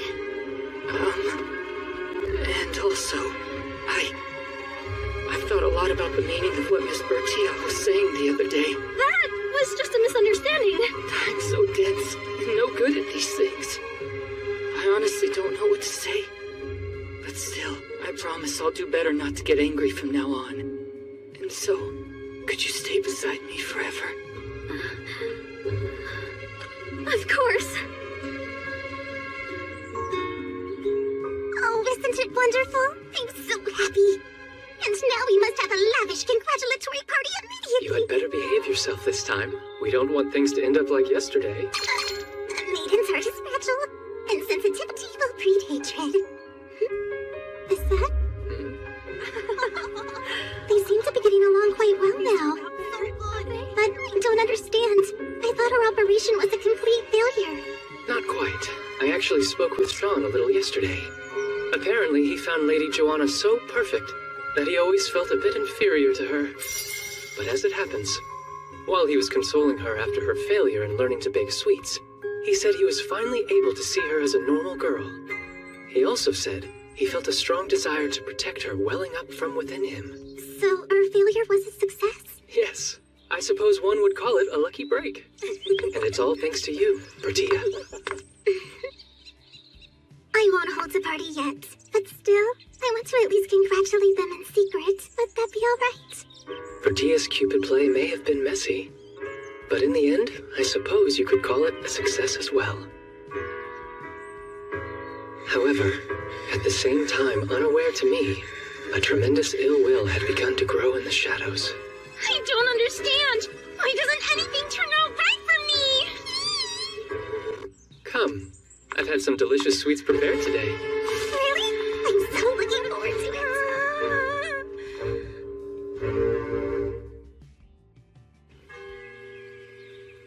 There's so many places I want to visit. Even just looking at all of them is fun, right?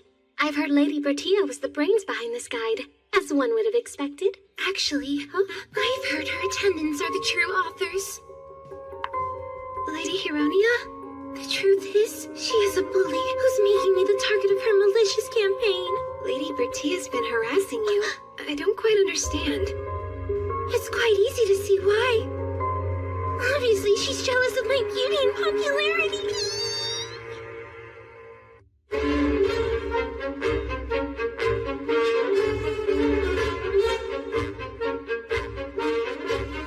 Recently, Lady Hironia's attitude towards Bertia has been utterly appalling. She's made false accusations and has spread nasty rumors. wants there to be friction between the villainess and the heroine, but things have gone too far. Yes, come in. Your Highness. Pardon me, but I have brought the current plan from the Middle School Student Council for your review. I appreciate it. This spring, I'll be advancing to high school. Presently, the council is being led by Courtgain.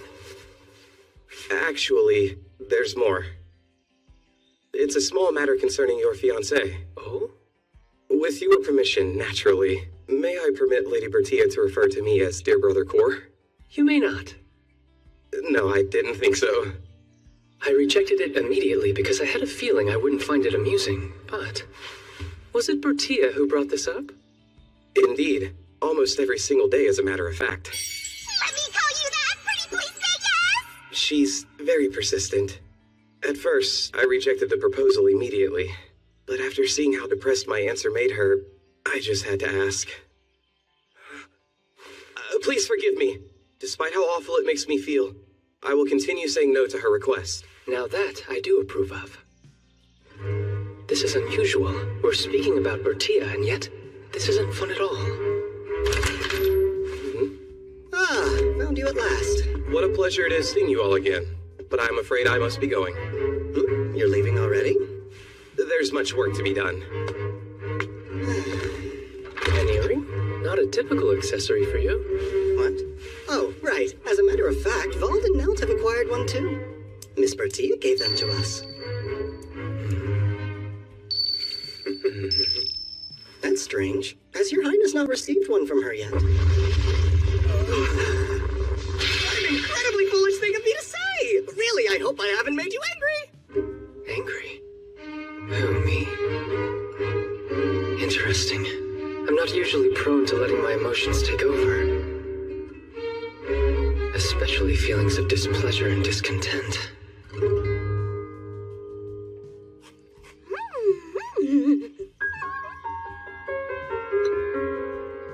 By the way, is it true you've been begging Courtgain to let you call him your dear brother, Cor? Yep, 100%. Unlike in the actual game, I am not his adopted little sister. I'm merely but a distant relative. Clever, huh? By taking on the role of a younger sibling, I'll be able to block all of his interactions with the heroine. An odd line of thinking, since you're actively trying to force her and I together. Actually, in my previous life, I didn't have siblings, so I've always longed for that relationship. If that's what you're looking for, feel free to start referring to me as Dear Brother Cecil.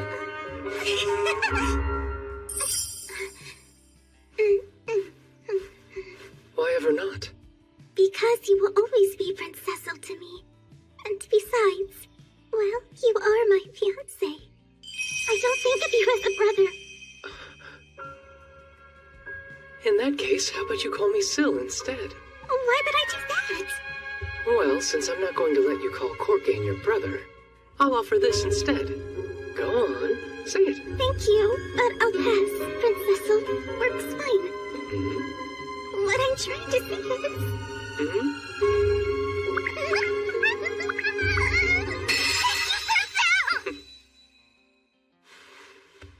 I knew you could do it. One more matter, Bertia. Huh? I believe that there's a gift you've been keeping from me? Not by following you.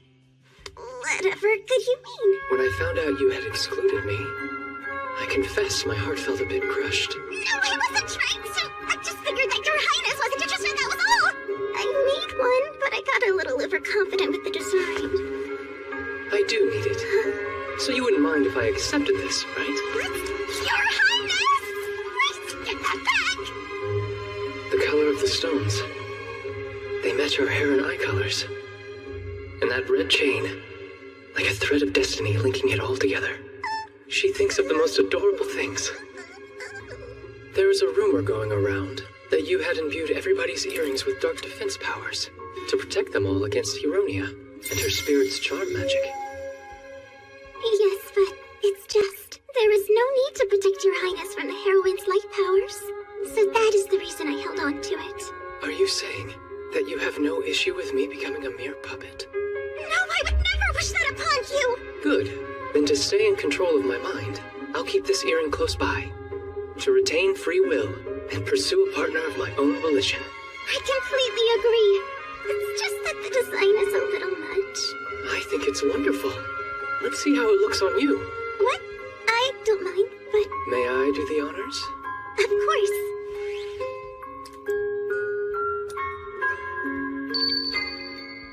Zeno, your assistance, please.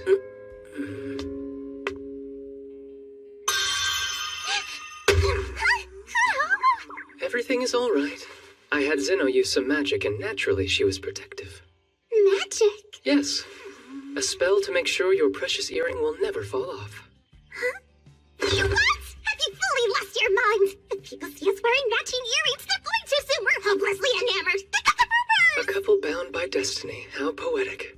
I hope you share my enthusiasm. I'm anything but enthusiastic. Because if the heroine misunderstands, then she'll take a different route. I'm sure she'll be all right. I find her irrationally strong-willed. But, Your Highness! I believe you mean Syl. Huh? Right, dear Tia? You're dropping a pet name now of all time? The impact's devastating. What am I talking about? That's not the problem here! I must go. Afternoon classes are about to begin. Sweet Tia, how about we meet again, say tomorrow at breakfast? Syl! You can't go now! I have something I need to tell you! Take off that earring! As I thought, talking to Bertia directly instead of receiving news secondhand is 1,000 times more interesting. Prince Cecil? I have been entrusted to deliver this letter from His Majesty the King.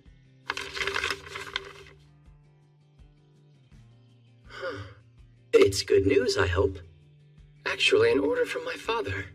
The next 4 months, I'm to study abroad in a neighboring country.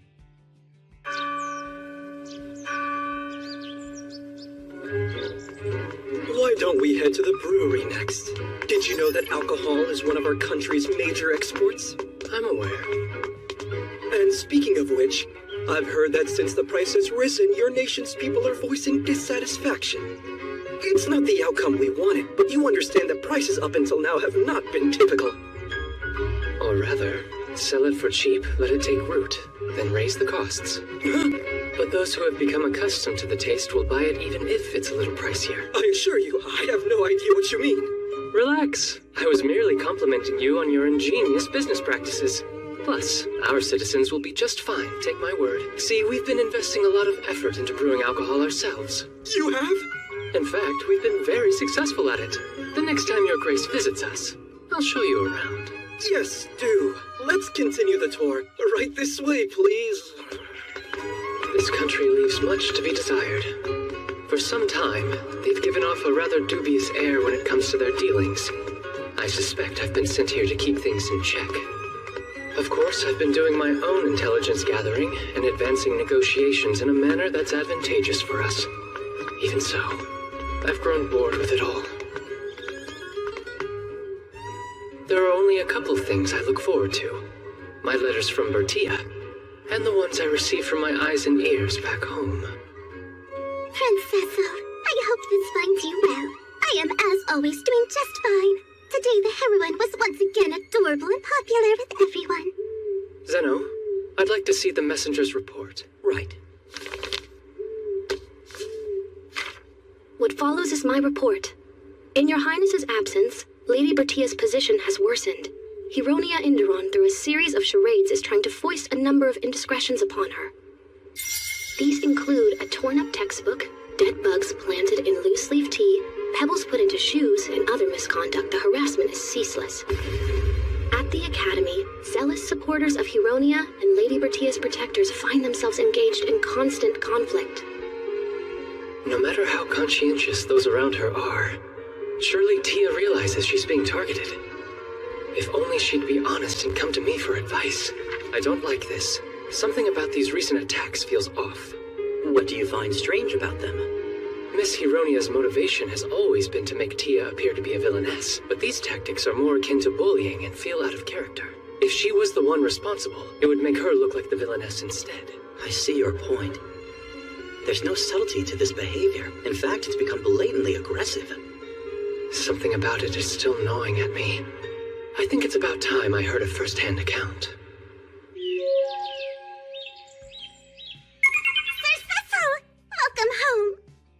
to be back, Tia. So, did anything unusual happen while I was away? Nothing at all, nope. I've received reports. Tia, it would seem you have endured a number of difficulties recently.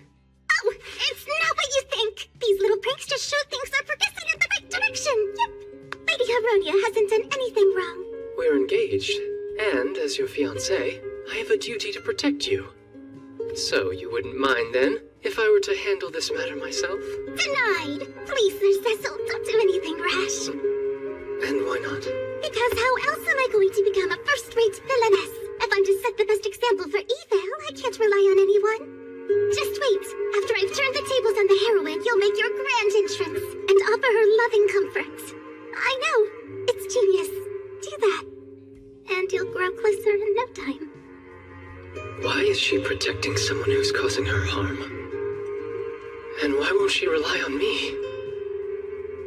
So you're telling me I should become more friendly with the one hurting my fiancé? Correction. Just your fiancé at the moment. If you don't side with the heroine, how is that going to look? Tia, will you please stop this? We are engaged. How many times must I repeat that? In my mind, you're the person I should be protecting, not her. And that is sort of the problem. Like I've mentioned before, you really shouldn't see me that way. Isn't that my decision to make? But if you do, your Highness and the heroine will be at odds with each other. That can't happen under any circumstances. So you're saying everything's just fine? And even if events escalate, you don't mind? I am a strong, independent woman, and I won't have you offering me any help, Sir Cecil. If that is what you truly want. Going so soon. I'm sorry. It seems I've suddenly lost my appetite. If you will excuse me. This is quite strange. What exactly am I so worked up about?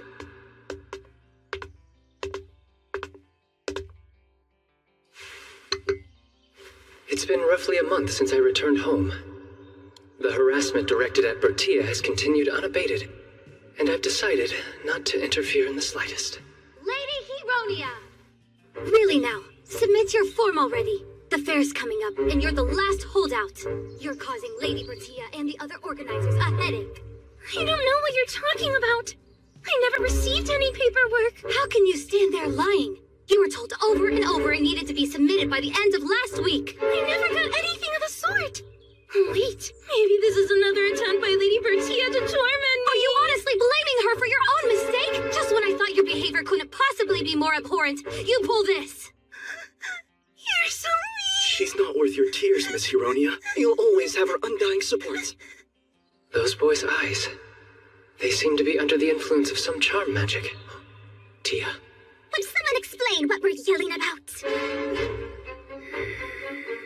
Why, Lady Hironia! I can't say I'm very surprised. I haven't done anything wrong, and yet these ladies insist on harassing me. Liar! I simply warned her to stop making things difficult for my friends, and then she started with a fake crying. Lady Bertia! Don't deny you've been plotting against me from the start! Why are you so horrible to me? Wait, surely you're not accusing her of some harassment campaign now? There's only one person here responsible for causing any drama, and I'm looking right at them. Stop! Huh? Lady Bertia? I'm not some third-rate villainess who hides in the shadows. I confront my opponents out in the light on my own. Lady Hironia is my prey, and I'll face her head-on. Referring to her in that way is quite villainousy, if I do say so myself. And I thought you couldn't be more cruel. Magnificent as always, Lady Bertia. It doesn't matter how unfairly you're treated. You refuse to resort to backstabbing and confront your tormentor directly. How can someone be so virtuous? You care so much about us. When you saw how we were overcome with anger and jealousy, you selflessly intervened. Not only that, but the way you stooped in to make sure we didn't outnumber and attack Lady Hironia was so compassionate. That is it! You've inspired us. Each day we're going to work hard to become kind, strong women just like you. You have our solemn word. Are you kidding? Am I the only one who sees her for who she really is? Lady Bertia. No one else. I see you. That's really, you know. I'm her biggest fan. Forgive me, I just remembered there's a little matter I need to see a teacher about. I must be on my way.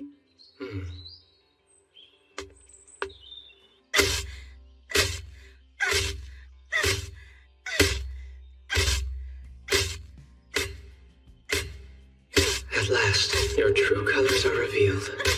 Pardon, but don't you think we should stop her? I do believe that's Lady Bertia's chair.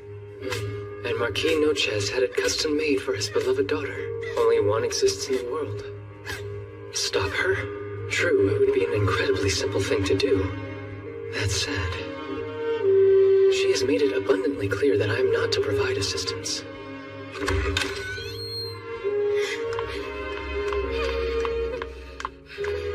Feel free to keep this up.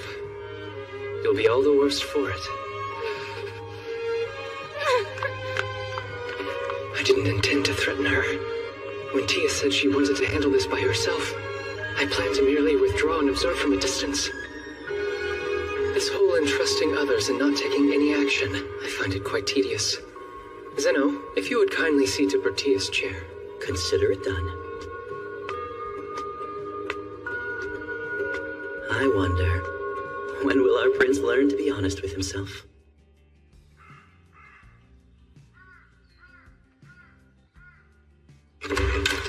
Brother! You simply must do something about her. Some more amusing antics from Tia, I assume? I'm talking about that Baron's daughter, Hironia. Her attacks against Miss Bertia have reached a point where I and Miss Joanna are no longer able to stand back and keep quiet. I am aware. But Tia said she wants to handle this herself. So, I must simply watch from a distance. Watch? Brother, Miss Bertia's special to you. I mean, isn't she? Well, she is my fiancée, so yes, I would agree with that assessment. Stop playing games! Look, I've seen the way you act. Like she's the one person who's special to you. Rest assured, even I have enough emotion to hate seeing my fiancée being treated this way. It doesn't bother you leaving her all alone simply because she refused your help? There is truly nothing I can do. I had offered my assistance and she refused me. Big brother, you will forgive me if I have this wrong. But honestly, it must be lonely having someone you care about refusing to rely on you. Is it possible? That's what I'm feeling? Because Tia won't depend on me? Your Highness! Charles? Your Highness, it's Miss Bertia. She has taken a fall down the staircase.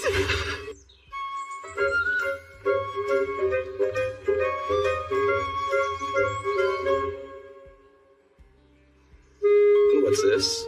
Are we expecting another guest to join us? Indeed. Bertia will arrive soon, so I set her a place. Lady Bertia, huh?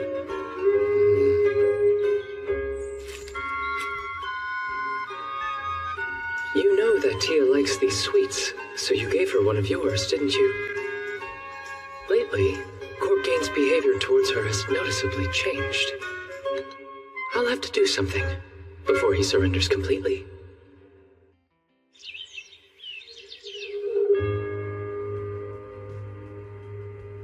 Tia, I'm coming in. Oh, Sir Cecil! Thank you for taking the time to come see me.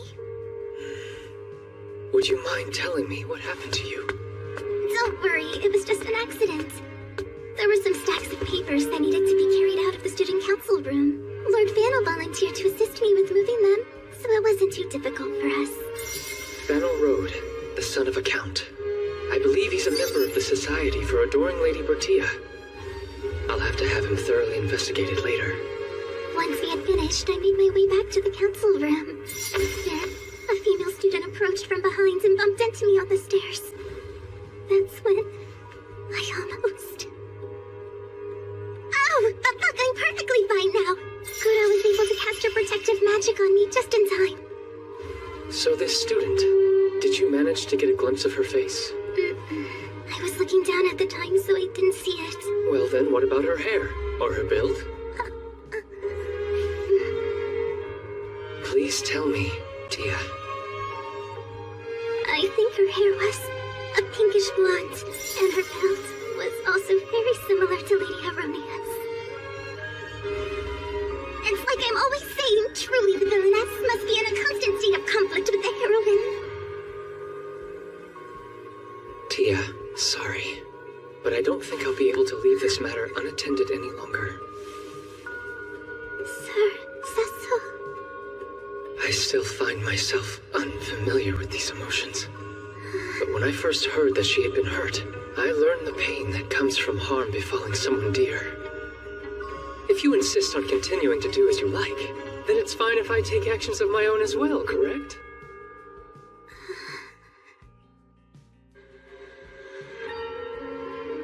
So what do you think?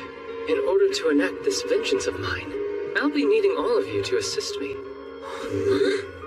Well, if it is the bidding of your highness, I will be most delighted to do whatever it is you ask of me. Seems our great general has finally decided to make a move. Any lowly urchin who would dare to hurt our dear Lady Bertia must be shown they will be dealt with swiftly and efficiently. Yes, and I agree. Let's hurry and find Lady Heronia immediately, brother. Hold on. Your heart is in the right place, but Lady Heronia is not our perpetrator. What? Think about all of her previous actions. Her goal is to lower Tia's social standing. As of late, Tia has faced a more direct form of harassment, with this recent incident being the most egregious. Do you mean the real culprit is someone else? Precisely. Well then, who else could it possibly be? Miss Ellen Silberts, a Viscount's daughter. Now, how shall we prepare this dish? Lady Bertia! Why is there a rumor going around that I maliciously pushed you down the stairs? Oh, whatever are you talking about? They say you fell down the stairs, but I bet you did it on purpose, didn't you? Just as I expected of a villainess. Oh my. Was this part of your plan as well? No, just a coincidence, but quite a convenient one. Today we will carry out our plan.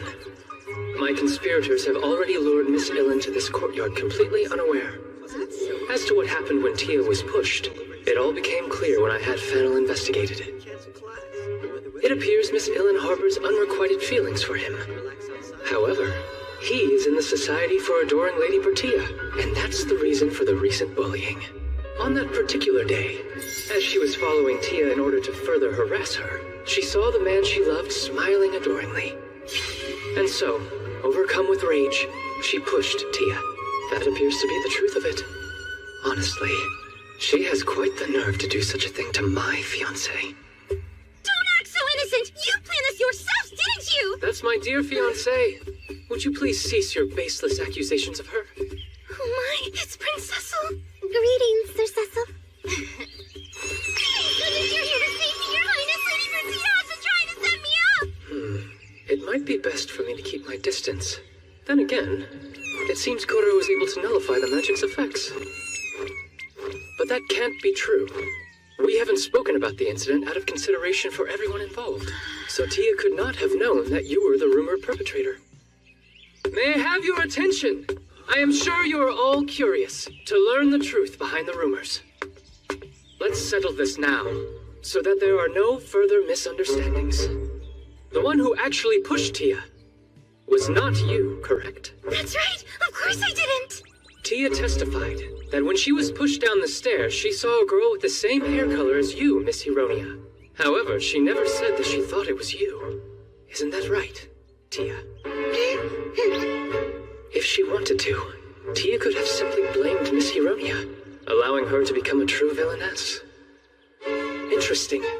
It seems that someone has taken advantage of your well-known hostility towards Tia. Excuse me. I'm suddenly feeling ill, so I think I'll... Oh. But we can't get started without you here. Huh? Thank you, Fennel. You've been a great help. There's something I very much wanted to ask the culprit. Maliciously foisting your crimes on an innocent girl, and all that harassment against Tia. Was it truly so entertaining? Well, was it, Miss Illen Silberts, the Viscount's daughter? But what? Whatever do you mean by that? Isn't it obvious that Lady Heronia did it all? Oh, is that so? As a matter of fact, ever since the day of the incident, we've actually been keeping an eye on you. And while we were watching you, we noticed that something strange kept happening. We would see you go into a changing room or restroom for a moment, and Lady Hironia would come out. When we looked inside, there was no one left. It happened numerous times. We witnessed this person who exchanged places with you committing nefarious acts, such as tampering with Lady Bertia's personal belongings. Now then, do you have anything you'd like to say? They said that I disappeared from their sight and they weren't able to find me. But isn't it possible they simply made a mistake and got confused? Besides, by their own words, the perpetrator looked like Lady Hironia, right? Oh yes, I see. Well then, we'll need physical proof. All right, Nelt, go ahead. Understood. Oh goodness, I'm not sure I'll be able to do this with so many people watching me. Don't you worry, I just know you can do it. Simply explain things to everyone the same way you would if you were teaching it to me alone. Yes, right. So you see, these fluids are extractions I made from moss and medicinal herbs. This one is mossolite and this one is alkali. This mossolite solution is colorless, transparent, and odorless. However, when mixed with this alkali solution, its color changes. This reaction is the result of a substance in the mossolite solution that was extracted You don't need to from explain moss. everything. That's enough, Lord Nelt. Oh, right. Well, moving on. For the past few days, we've taken this mossolite solution and sprayed it all over a specific area in the girls' dormitories. We placed it where the perpetrator would most likely visit, Lady Bertia's personal storage closet. Just to be sure, as soon as we knew a crime had been committed, we scrubbed the area clean. So it's impossible for anyone other than the perpetrator to have stepped through it. Let us delay no further. Would you kindly lend us your shoes, Lady Ilin? And to be thorough, may we borrow Lady Hironia's as well? But of course you can! If it will help prove my innocence, I'll do anything.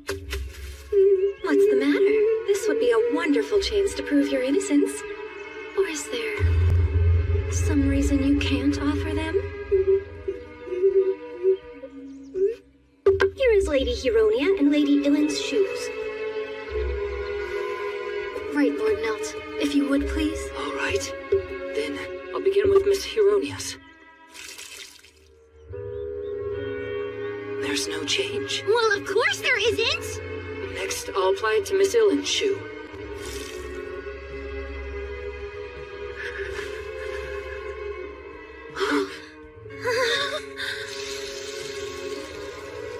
Well, would you look at that? The color changed. It seems we've been able to provide evidence. Do you have anything else you'd like to say in your defense? This is all one big lie. The entire student council conspired to protect Lady Hironia with these tricks. And what would be the point of that? Going out of our way to protect her and set you up as the perpetrator. What could we possibly gain from such a fallacy? Oh, wow, I don't think I've ever seen him that angry before. A completely natural reaction. Well, it doesn't matter. When I imagine your bleak future, it's easy enough to ignore your ridiculous words. As an aside, it's cleaning day in the dormitories, isn't it? If there was any damning evidence stored in there, today would be the day one would likely have to move it somewhere else. It seems this is important to you. Hey, give that back! It belongs to me! Yes, precisely. This No! Don't! belongs to you. Whoa, that wig is the same color as my hair! Now then, I do believe I warned you. I said feel free to keep this up, you'll be all the worse for it. Remember? Ilin Silberts. Lord Thanon, hold on. This isn't what it looks like. I despise you with every last fiber of my being.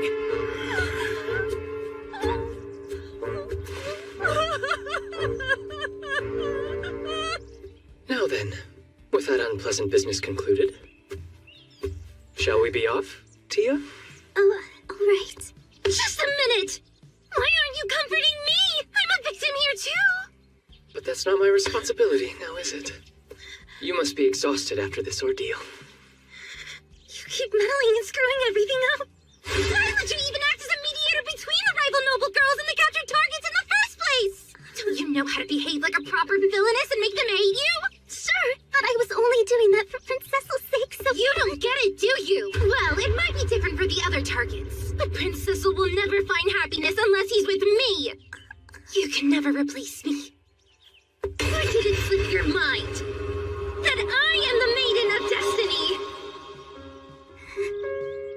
Maiden of Destiny. Does that mean there's some reason the heroine and I must end up together? This world was created for me to shine. Mark my words, you third-rate villainess. Someday your prince will be mine.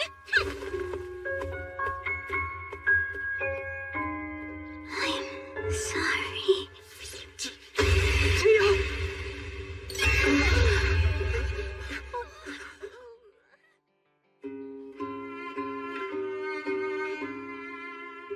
It's my fault. I should have been more attentive. She's been under constant stress. Despite her efforts to mask the anxiety, ever since she was pushed down the staircase, she just hasn't been able to sleep. She's too precious to lose. One of the few people in this lifetime who can entertain me. I can't let her waste away like this. Sir Cecil, you're here? Yes, everything is all right now. I don't want to wake up from this dream. Tia, you had a lot of people concerned about your welfare. I did, but I'm fine, see? You collapsed from a lack of sleep and fatigue. Am I allowed to let everyone else in? Everyone? Please, come right in! Excuse us. We were all worried sick about you, Lady Bertia. If you have trouble sleeping, tell me and I'll send you some herbal tea which should calm down your nerves. Sorry, I had no idea you cared so deeply about me. But really, I don't deserve this. All of us here are on your side. No need to keep your problems bottled up. Really? Well, I promise I'll keep working my hardest. Oh no, you're resting. But for now, while I'm stuck here recovering, I'll try to understand why everyone is being so encouraging. Well, I suppose that's a good start. This is how it should be, whenever Tia is around. She's able to create this atmosphere that makes it impossible for me to stop admiring her. Everyone, your attention! The festivities are about to begin! It's with great honor, I, Sean Turquoise Althasta, your council president, declare that the first Helm Academy Middle School Division Culture Fair has officially started! Today is a day for making memories. The culture fair proposed by Bertia is underway. I should seek out some amusement, seeing how I was invited and all. You're not going to enjoy the festival, but to enjoy Lady Bertia, who's enjoying the festival. Your Highness, I had a feeling you would show up. Miss Joanna, come to see my brother's gallant figure? Indeed, I found Prince Sean's opening declaration to be absolutely magnificent. May I join you until our respective partners are free? It would be my honor. I'd like to make an additional report regarding Miss Illen. The stair incident is being treated as an attempted murder, and a judiciary has now stepped in.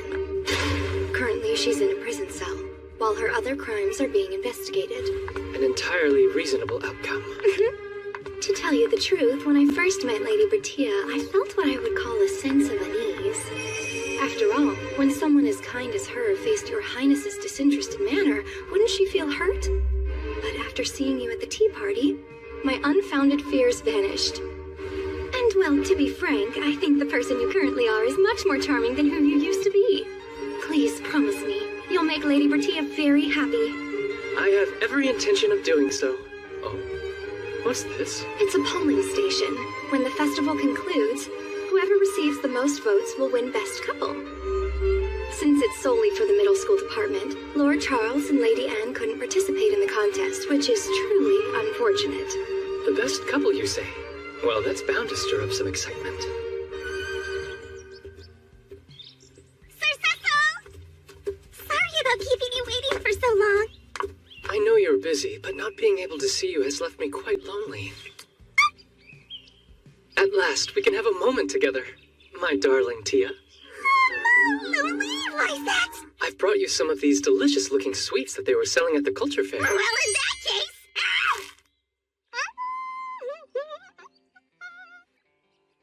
Tia, there's some cream on the corner of your mouth.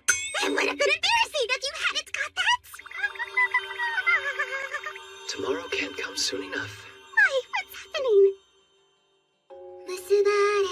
Well, our culture fair has officially ended. But first, I'll announce who won Best Couples. We'll start with third place, and you can predict that they would have the same number of votes.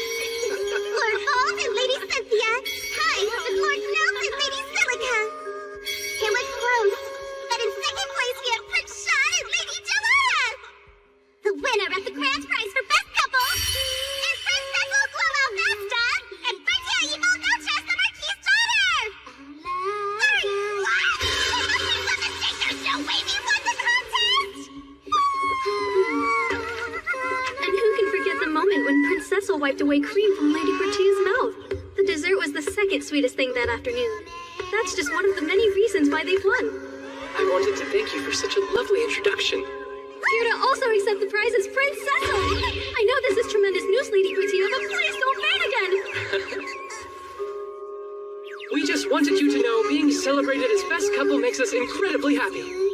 We promise to continue to respect one another so that everyone at this school will continue to look up to us.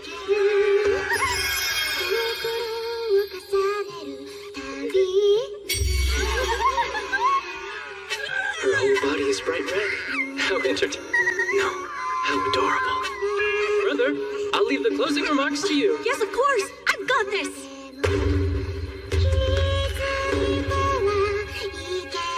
How cruel of you! The tables get turned on me at next year's graduation party. That's when you and the heroine end up happily ever after. I wanted to make some nice memories before that happens. Now every time I think of this event, I'm going to associate it with sadness. My apologies. I was elated we were chosen as the best couple. Do you feel differently about it? No, it fills me with so much happiness. Honestly, by appealing to those around us with such intimate gestures, I had hoped to ease some of the recent anxiety she was feeling. Everything is all right, Tia. I will do everything I can to make sure our memories together never cause you sorrow. I feel something's weighing on your mind, Tia. Just thinking about the opening of the culture fair. I thought that launching fireworks would be showy and get everyone excited, but... Fireworks are? Oh, that's right. You light a spear of gunpowder, and after ascending in the sky, it explodes. It looks almost like colorful flowers blossoming. There's nothing else like it. Using gunpowder that way. Sounds highly intriguing. Whatever you do, you mustn't become obsessed with gunpowder! Get here! Always embrace peace, never explosions! Say it with me now! Viva! I wonder what she's talking about. Time passed. I became a third year. Tia entered high school. But soon after, she began avoiding me. No, that's not quite an accurate description. It would be best described as running away. She does not possess the skills to quietly sidestep me, so she resorted to fleeing. There is a possibility Miss Hironia's words that day are the reason behind this change in behavior. Even if I asked her, she would likely dodge the question by physically dodging me. Regardless, now that things have reached this level, there is only one thing for me to do. If she runs away, I have no choice but to pursue.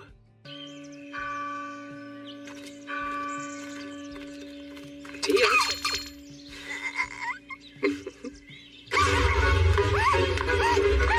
Why ever are you running from me?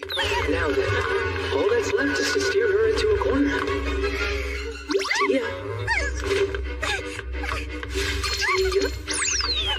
Tia? Tia? Tia? I'm afraid you are trapped. The deserted back garden doesn't provide many exits. I've heard rumors of this. Capitán. Capitán? Is there any chance you could just let me go? It's simply in the nature of male animals to chase fleeing prey. I beg your pardon. I don't consider myself prey. No? You look delicious. Well, that's probably because I have a little extra meat on my bones. But I would very much prefer if you didn't devour me, please. Extra meat? I looked, but only for scientific reasons. You know, when carnivores in the wild give chase, it's not always for eating. Actually, sometimes their goal is only a bit of fun. What? But you should never treat human beings like they're just some sort of toy. I think it's a little late to warn me about using people like playthings. My apologies, but you're as lovely as a doll, so I couldn't contain my desire to play with you. Oh my! I won't be fooled. Still, I don't mind the flattery. Based on her reaction, it's safe to say that she at least still has some attachment to me. I briefly considered interrogating the person who's obviously the reason for her unease, but that would only cause more trouble. From this point on, I have to start keeping my distance from you, Sir Cecil. There's only about a year left until I am left speechless and we must part ways. The compelling forces have already begun to take control. By compelling forces, you mean powers attempting to return everything to the original scenario? Yes. I will be frank since you're the one I'm addressing. The truth is that I have gained weight. Hmm? You heard me! I said I'm the weight! It's nearly been happening ever since the end of the culture fair. Then I realized what was truly going on. The scenario's trying to revert back to normal. There are so many things I want to point out, but first, even if that were true, why would the two things even be connected? Well, because Bertia in the original work is supposed to be chubby. The character trait I was sure I changed is starting to come back. Since you think your outward appearance is mirroring hers, these compelling forces are to blame? She's serious about this, so I should do my best not to laugh. Dear Tia, I think I know who the true culprit is, and they're probably hiding in your dress pocket at this very moment. What? You mean my snackies? Ever since the fair, I understand you began receiving sweets as presents. It's true people I'm not particularly friendly with have been generous. Maybe the compelling forces started then. That's not it. It became common knowledge how wonderful you are. Small token of our friendship. That's why you're receiving more snacks. People want to get closer to you. As if! It's definitely the compelling forces!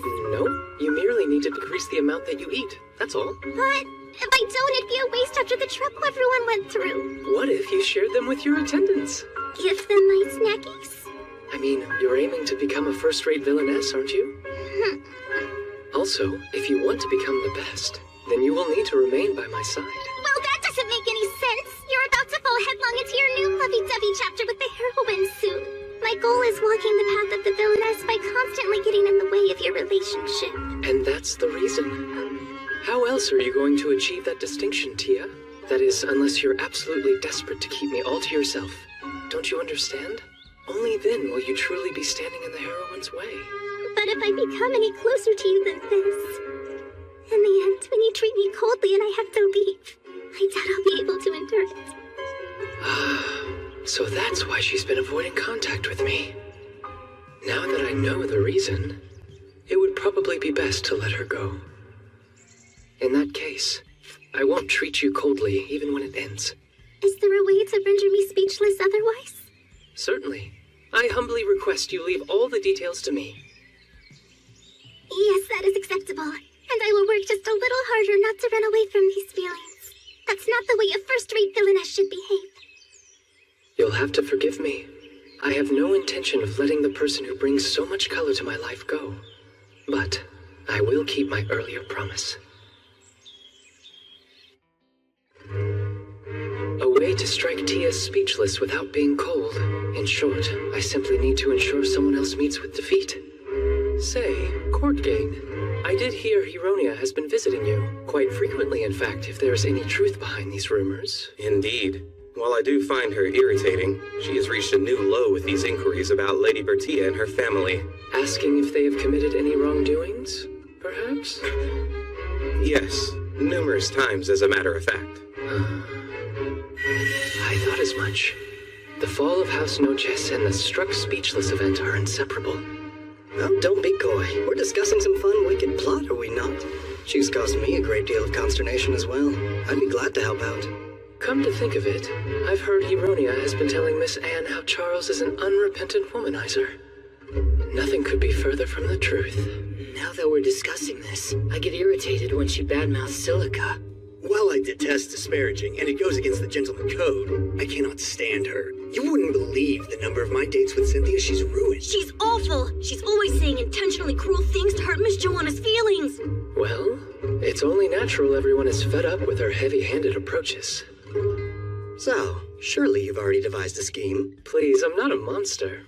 Merely a concerned individual who wants to defend his fiancée. What's wrong with that? If we're all defending against the same person, though, wouldn't working together be the most logical way to proceed? Huh? You're quite right. All of us picking on a delicate young lady would fundamentally violate the noble laws of gallantry. But say an enemy were to get caught in a defensive trap. We all must exercise our right to self-defense, mustn't we? The next time she calls on you, Courtgain, instead of giving her a confirmation or denial, would you simply let her go on her way? So I shouldn't correct her on her unjust suspicions? Seeing as how neither Tia nor the Marquis have committed an underhanded act, there is no problem, right?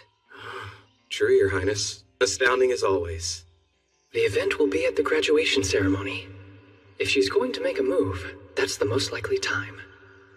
I admit, I'm looking forward to seeing how this turns out. Tia's reason for trying to pair the heroine and I must have something to do with me specifically. And more than likely, being part of the royal family plays some significant role. If the answer exists, I'd imagine it's passed down verbally from one king to the next. It's certainly a rare occurrence for you to request time with me, Cecil. I apologize. I know you're busy. I'll get right to the point, Father. Have you heard of the Maiden of Destiny, and what importance they hold? This is a rather romantic notion you've expressed an interest in. I discovered the phrase while I was researching a topic for personal reasons. It appears to have something to do with the royal family, so I thought you must know about it.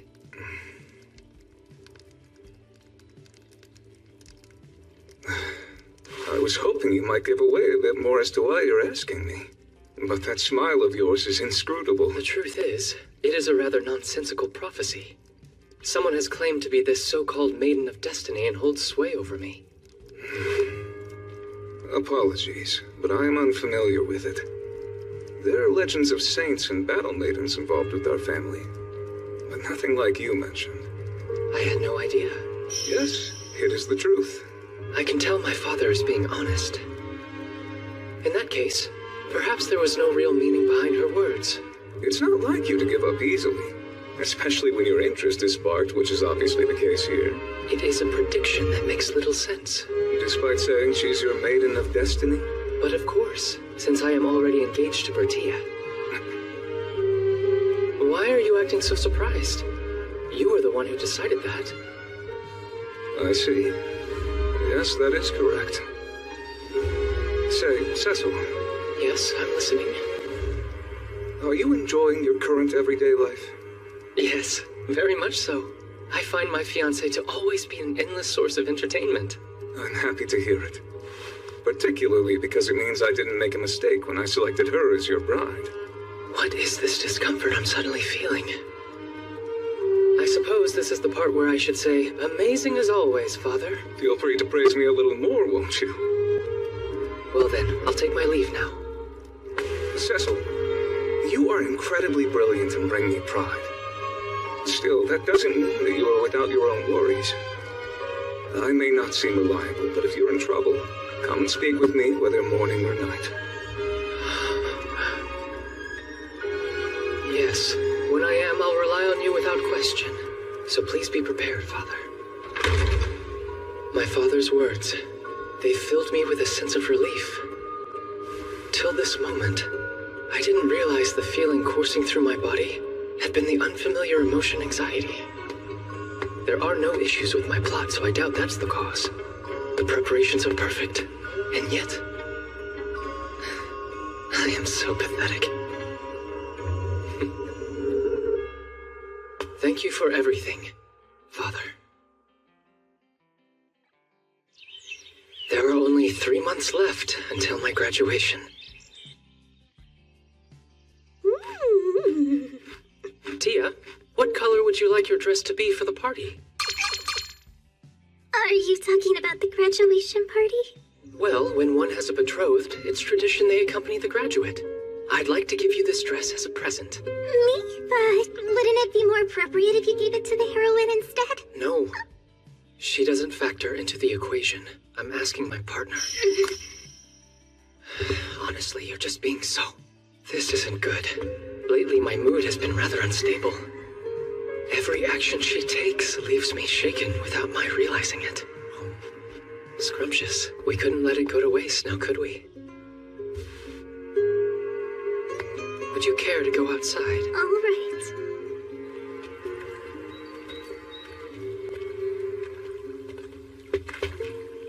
About your dress. What color would you prefer? The color? I'd like the design to match my outfit, so whatever you choose, I'll base mine around it. A soft, natural yellow then. No! Actually, blue would... Wait, what am I saying? Right! A more fitting color! Something that a villainess would wear. Like red or black! I'm curious. Why won't your usual yellow do? Have you already grown tired of the color? I'm such an idiot. I'm afraid of the very words I speak. I mean, I love yellow. And blue. The color of a clear night sky feels so magical to me. That's exactly why I don't want to wear them. Those colors contain so many precious memories. I don't want them painted over with sadness.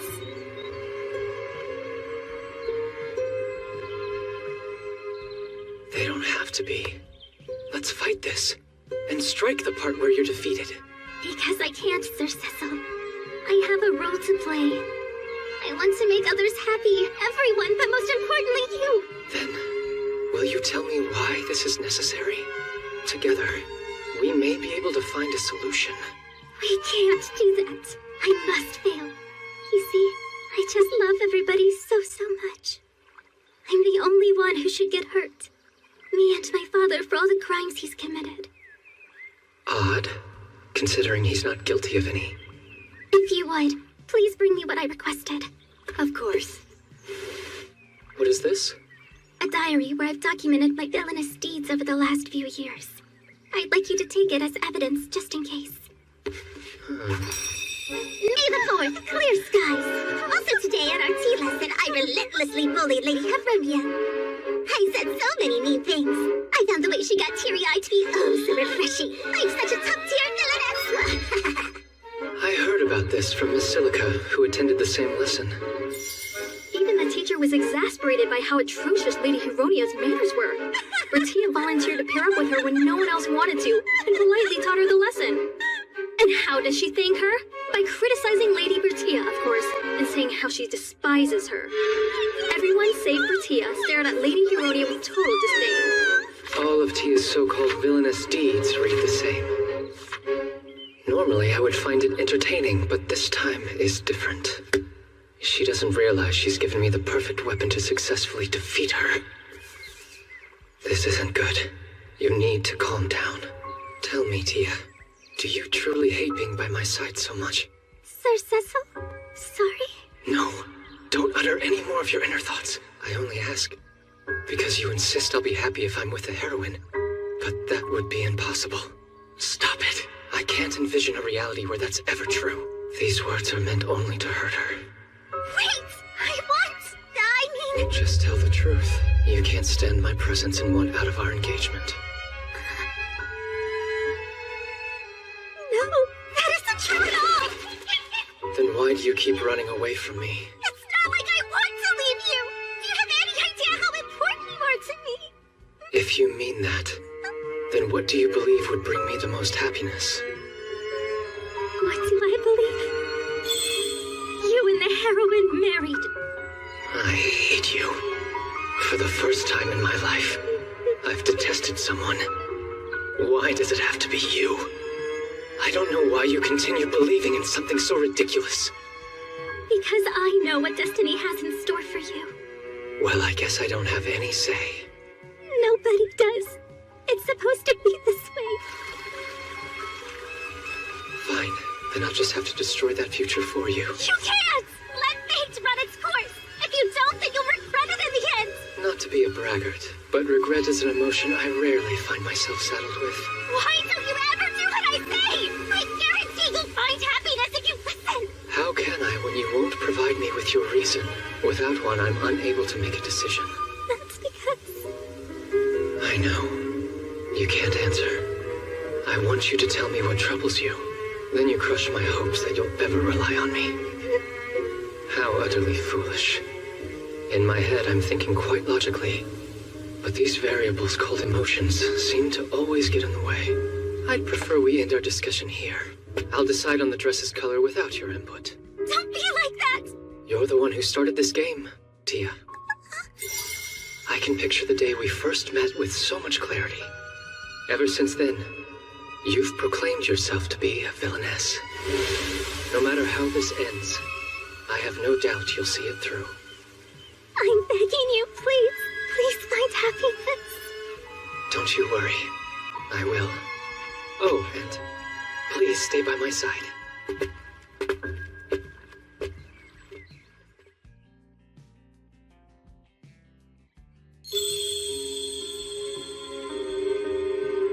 My, you look incredible. Truly. Those colors suit you very well. With the afternoon ceremony concluded, all of us are on standby. According to her attendants, after much deliberation, she decided to wear this dress for me. You know, Sir Cecil, today is... We're about to enter the hall. I'm going to be on stage for a while. You may feel a touch lonely. Wait for me. I don't want to hear you say things that put any distance between us. Tonight, my goal is to destroy every conceivable future that would possibly make you sad. That's why I ask you not rattle my emotions any more than you already have. It is time to enter the Great Hall, Your Highness.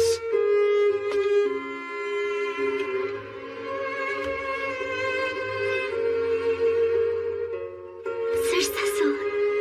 What is it? Maybe it isn't the right time to ask this. But what do I mean to you? Tia.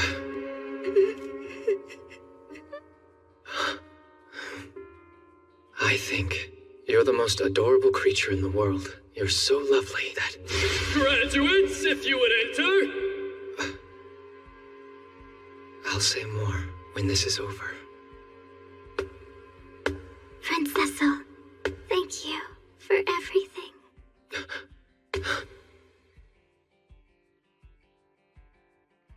Your Highness, if you'd be so kind. Yes. I won't let it end here. I promise. You and I will continue onward, walking by each other's side. According to my self-proclaimed villainess fiancée, her role going forward is... To be speechless at our graduation ceremony! So she says. In her previous life, she played an Ultimate game that was apparently set in this world. She seems to believe that conforming to the game's original scenario and pairing me off with a heroine will bring me the most happiness. I've spent my days circumventing her schemes, while also trying to win her over as she attempts to distance herself. It has made for quite a hectic school life. And now, the day of our graduation ceremony has arrived. She claims that on this day, I will finally expose her as a villainess for all of her past wrongdoings, leave her speechless, and forever bind myself to the true heroine. Now then, let us begin the Home Academy graduation ceremony. To start, His Majesty the King will honor us with a few words. Dear young ladies and gentlemen, I wish to congratulate you all today. Make the most of what you have learned here, and you'll be certain to unleash your fullest potential. I have the highest of hopes for your futures. For our next speaker, representing the graduating students, His Highness Crown Prince Cecil Glow Alfasta. If you would, please. On behalf of the entire graduating class, I thank you all for being here today. It is truly thanks to the watchful eyes and caring hearts of His Majesty, our teachers, and our families that we are able to be here and celebrate safely on this monumental day for us students. We must all devote ourselves to the good of the kingdom, and as Crown Prince, I will work diligently to ensure that this country is being guided in the right direction. Long live Home Academy, and long live the Alfasta Kingdom! Long live Home Academy, and long live the Alfasta Kingdom!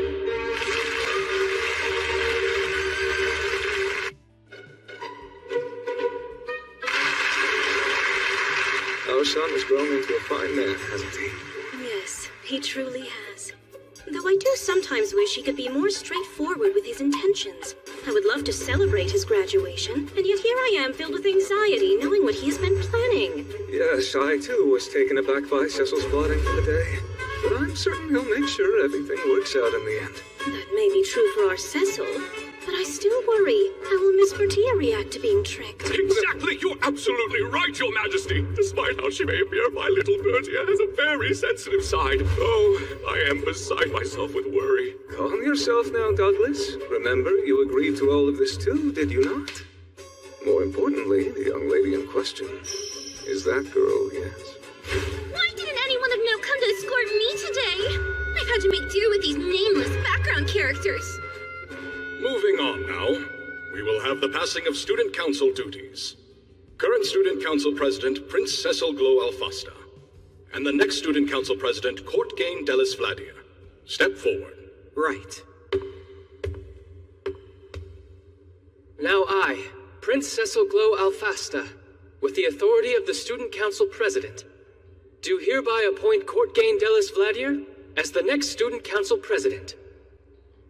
I humbly accept this honored position.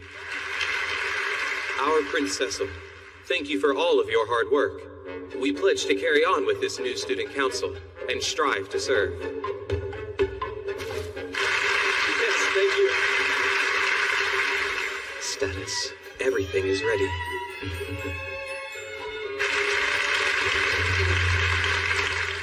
And now, I would like to make one more announcement in front of you all here.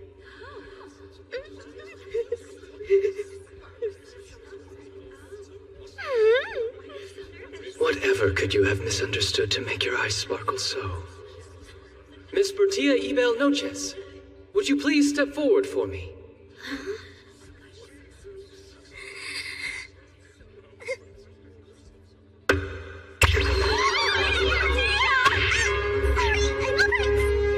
Oh, Bertia. Were you so focused on keeping calm that you ended up tripping on the hem of your dress? I'm here, Your Highness. What is it you need? Bring it on, Prince Cecil. Really let me have it. I'm sure that's what she's thinking right now. How odd. I believe I'm actually nervous. This is one of those pivotal moments that happens in life. Miss Bertia Ibel Noches, you have committed a grave... Oh God, what is it you're saying right now? Tia, could you please refrain from nearly speaking over me? No, I swear to you, I have never committed a crime of any sort. You're wrong. You have in fact committed a terribly grave crime. And that is the unforgivable offense of being born 2 years later than me. And because of this, I will now have to wait a whole 2 years for you to graduate. 2 years I have to live apart from you. A grave injustice indeed. Which is why, to atone for this crime, when you do graduate, I want you to become my wife. And this will be a symbol of that promise. Wait! What's going on here? What? Now then, hold out your hand. Don't be shy.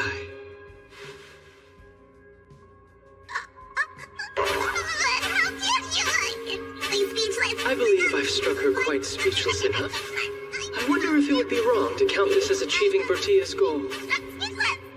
To those with whom we have attended school, and to those who watched over us, I declare this now. 2 years, that is when we will finally marry, and strive to make this kingdom an even better place.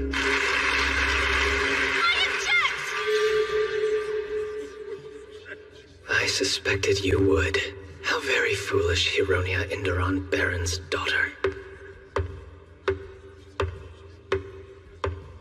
And what exactly is your objection? Please listen, Your Highness. That woman is deceiving you. She discriminates discriminates against people based on social rank. And she's horribly bullied many people, including me. You must believe me. Why, just yesterday she attempted to push me down a flight of stairs. Hold on. Did you say yesterday? Yes? As the fiancée of the Crown Prince, she is under constant watch. It would be impossible for her to sneak off without somebody knowing. Yesterday, she was with me in the evening, and after dinner, she seemed to be feeling ill, so I saw her to her room in the dormitories. I asked the house mother to check on her from time to time as well. I received a report that said she remained in her room sleeping for the rest of the day. Well, in that case, she must have had somebody push me down the stairs for her. Are you claiming the perpetrator was someone else? This affects Lady Bertia's honor, so I will need to investigate this to the fullest. Can you tell who the person was that pushed you? I can't be certain that I know who it was. So then, you don't know. Then why were you so prepared to offer up Miss Bertia's name? And while we're at it, I should probably ask about the other instances of bullying. Do you have any evidence? There are plenty of other people who have been victims of hers just like me. Come on now, tell him! It seems there isn't anyone else. Why isn't anyone stepping up? People come to me all the time to tell me about that woman's terrible behavior. Well, I suppose it's only natural. If they were to publicly accuse the Crown Prince's fiancé, it could negatively affect their social standing. There are a few ladies who seem to avert their gazes for a moment, but it's likely they just thought of their past conversations as minor grumblings and airing frustrations together. What are you waiting for? What about those awful things you told me you've experienced? Excuse me? Will you withdraw your objections now? It would be much appreciated. No. I had intended to make a report about this confidentially. Did she really just pull that out from under her skirt? Just because you have nowhere else to carry it doesn't excuse such vulgar behavior. Your Highness, please look at this. Ew, I don't want to touch that. I would be happy to take it for you. Here you are. Yes, I see. Zeno. Right away, Your Highness. As expected, it's a report on an investigation into Marquis Noches. I already knew she had hired people to look into his affairs. Mother, no. But you've always wanted this, Tia. Although, when you're about to lose something important to you, inside it must still feel frightening. Not for me. I'm sorry, but I can't help but feel a little happy. Your hand almost seems to be pleading with me, and proves this isn't the future you want. No one can argue with the facts. Marquis Noches has committed a number of crimes. The daughter of a criminal allowed to be the future queen? It's unthinkable. So you want me to punish the Marquis and annul my engagement with Miss Bertia, correct? I must admit, those documents show a thorough investigation has occurred, and irrefutable evidence of criminality. Sadly, you're misinformed as to who was being looked into. The names of the guilty parties are Viscount Conceptier, Count Conmorno, and Baron Sagiel. If you would be so kind. Thank you, Lord. Yes, exactly! I gave proof of their crimes! As well as showing you their direct connection to Marquis Noches! Saying the Marquis is a criminal by extension because he's connected to them? That seems like a stretch, doesn't it? Lord Corkane will back up my claims! He suffered due to the Marquis' actions as well! I'm afraid I have no clue what you're talking about. What? Why are you telling the truth? What about all of the abuses you mentioned to me? Although I have distinct memories of ignoring your numerous thoughtless and unfounded suspicions, I don't recall ever confirming them. I can attest, though, ever since I started working with the Marquis, that our relationship has been nothing but favorable. Enough of these lies! You've been tormented by the Marquis for several years! She's the exact same as you, Tia. She believes our future follows the plot of this Ultimate game, and will do anything to make it happen. Which is why when she was supplied with vague answers, she drew conclusions that fit her narrative. Oh, that's right. Regarding the contents of your report, His Highness and I already knew what it contained, since we approved of the undercover investigation. Undercover, you mean? Yes. Conducted by Marquis Noches. See, the Marquis was working for us all along, and was instrumental in helping to uncover the actual criminals.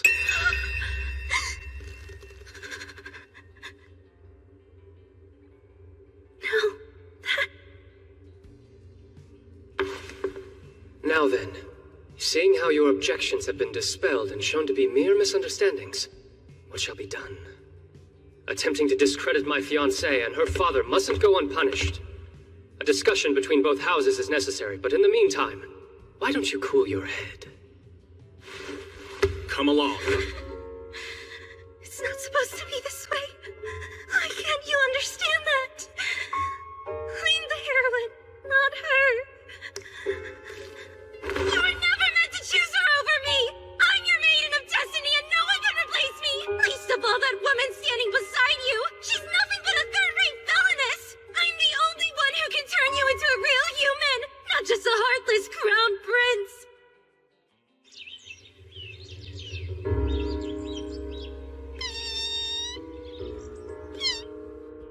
This whole time, I've done everything you wanted me to, haven't I? After the entrance ceremony, I showed up with Pichon. I took part and completed all the other events too. I don't understand why you constantly refuse me. Even today, I came here wearing a yellow dress. I'm doing this for your sake. Yet you have the nerve to treat me with such hostility? How dare you speak to the Crown Prince that way? What an odd remark. I never once thought nor said I desired you to choose me. You're being delusional.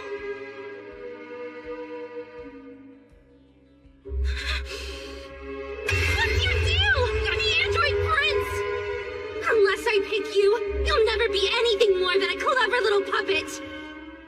I can prove I'm the maiden of destiny. If you kiss me, a mark will appear on my body that shows I'm telling the truth. Why would the heroine lie?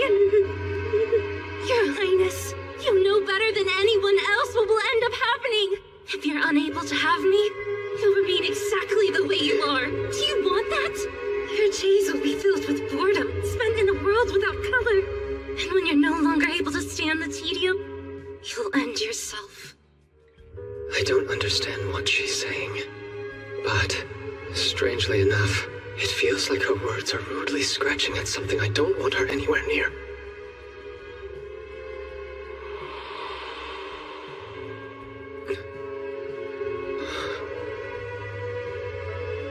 You can't. Don't listen to her. Did you think her words would have any effect on me? You're such a fool, but more than that, you're absolutely adorable. What are you waiting for? Take her away from here immediately, sir! Let me go! Don't you get it? I'm a completely irreplaceable special person! Unhand me! Or you're going to regret it!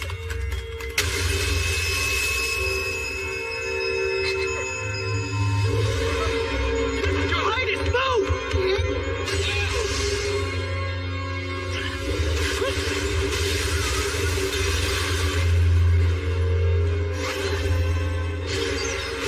Is that enough, light spirit?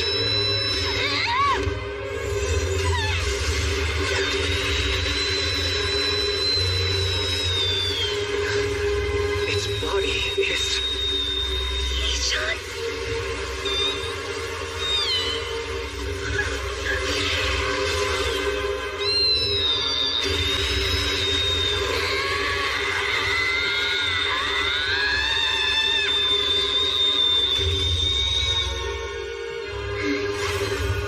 It vanished. Kuro, it's not over! Tia!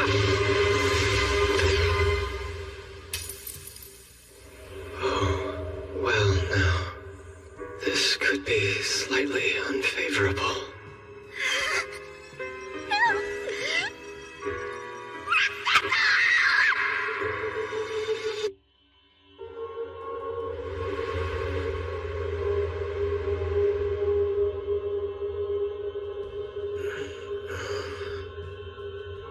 Where am I? Perhaps the light spirit has affected my conscious and put me in some sort of mindscape. Nothing seems wrong with my body.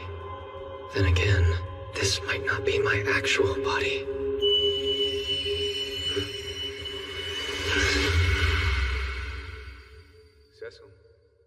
Cecil? What's wrong? You seem dazed. I know you'll be meeting your fiancé for the first time, but you're not nervous, are you? Fiancé? Oh, that's right. Today I'll be introduced to Miss Bertia, who one day will be my wife. I'm terribly sorry, Your Majesty. It's possible I have butterflies, even though I don't really feel anxious at all. Yes, quite.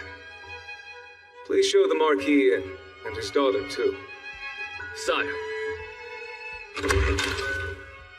I welcome both of you. Especially you, Miss Bertia. If I'm correct, this is our first time meeting. It's an honor to make your acquaintance. I am the eldest daughter of Douglas Ebel Noches, who as you know is the head of the House of Noches. My name is Bertia Ebel Noches, Your Majesty. Well then, all that's left is for you two to get to know each other better. Cecil, if you would please, show Miss Bertia the grounds. Of course. Take my hand. Yesterday's rain has left everything a bit slippery. Oh, thank you. Her reaction is different than before. Before? I'm not myself today. This is the first time I've met her, and yet... I think about how lucky I am to be engaged to someone like you, and I'm overjoyed. Thank you. I too feel the same way. I'll become a woman worthy of your highness, and that's a promise. She seems like an ordinary young lady, unlike Miss Joanna. Is the cake not to your liking? Oh, that's not why I'm not eating. It's just that being able to meet you is overwhelming for me. What a compliment. I'd heard she likes cake, so I had the chefs exercise their talents. But oh well. So, Highness, what do you think? Of what? My father has made his decision. All I need to do is abide by it. If there are no problems with her becoming the future queen, then all is well. Are you certain? Whatever young lady was chosen, I highly doubt it would make much of a difference. What was that? For some reason, it doesn't match my memory of our initial interaction. No, to be precise, Tia was the only thing that was entirely different. The real Tia is more... I'm warning you! I'm a first-rate villainess, Prince Cecil! But there is one thing I can be certain of. The young me in that memory was undeniably me.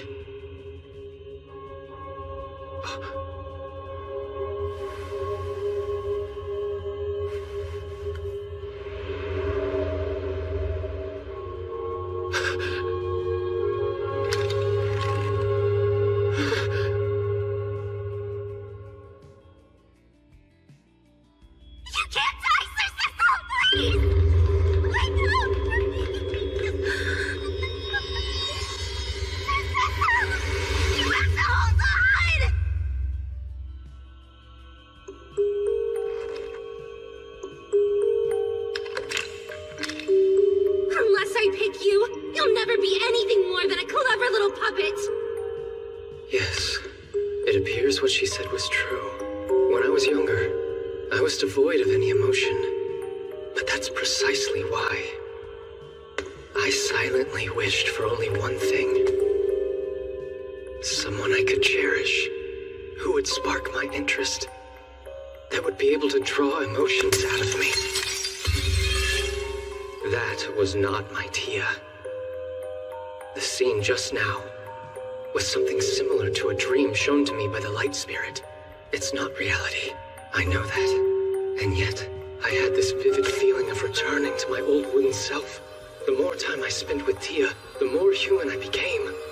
Now that warmth is being stolen from me. I hate this. I don't want to return to those days and become a puppet again. Who could have expected the epidemic would cause this many casualties?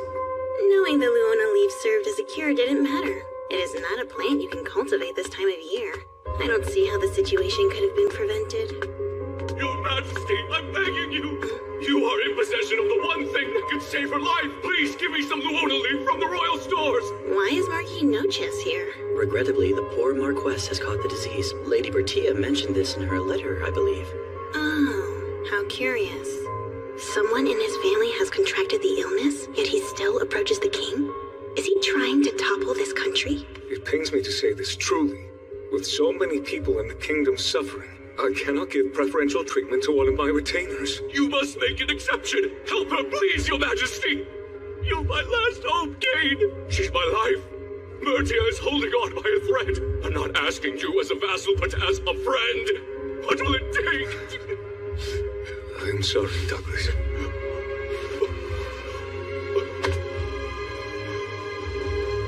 I can't give you Luona leave, but I'll do whatever I can to help. Remain strong for your family.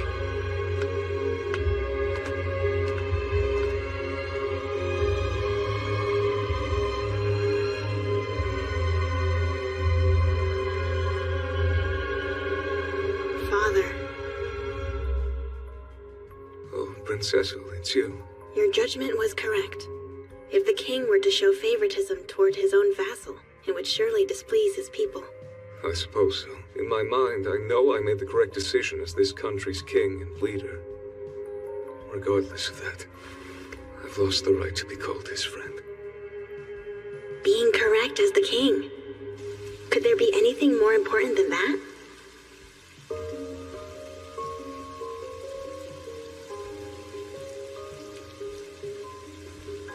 You're at peace now, Mother. Pardon? Marquis, Miss Bertia. Your Highness. You have my deepest sympathies. I am ready to be of use to you at any time, so please, never hesitate to call upon me. I have devoted my entire life to the royal family, and this is what I get. What was that? Listen to me. You must become queen one day, whatever it takes. No matter what happens, they will protect you above anyone else. I'm not going to lose you too.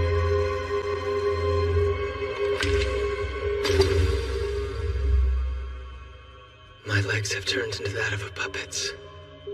What I saw, that was the future we supposedly changed. It was beyond me, understanding my father's anguish.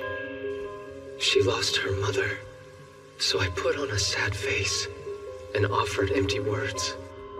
But I have to realize that scene was something the Light Spirit made me see. Like a dream. You don't realize what you're experiencing isn't real. The current me, it's overlapping with the me from the future that could have been. I hate this. It isn't me. My warmth. The emotions I finally obtained. Please don't take them away. Bertia! So what do you think of it, Lady Bertia?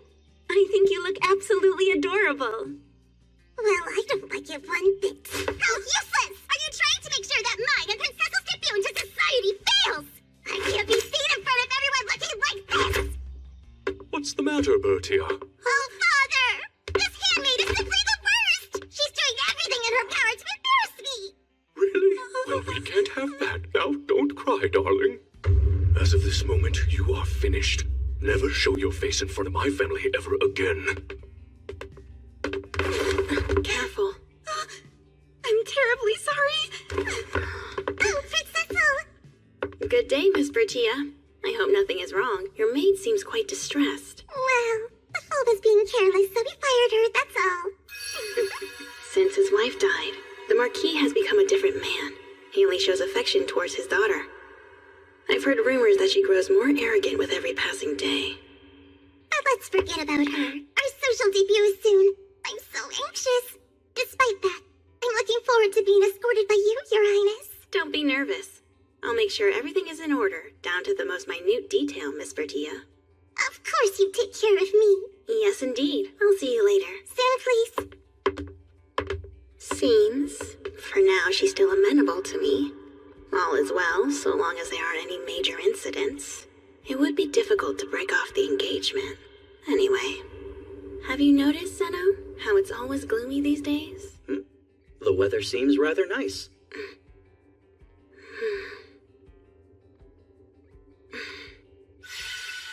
I see.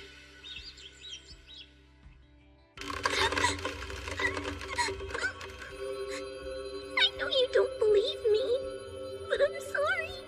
Really, really sorry. In the end, though, I promise you'll be happy. Your Highness, shall we be off? Yes. tell me, has the bouquet been prepared? Without any difficulty. No doubt this will prove to be terribly boring. But if I skip my fiancé's tea party, it will only create problems later. Come back!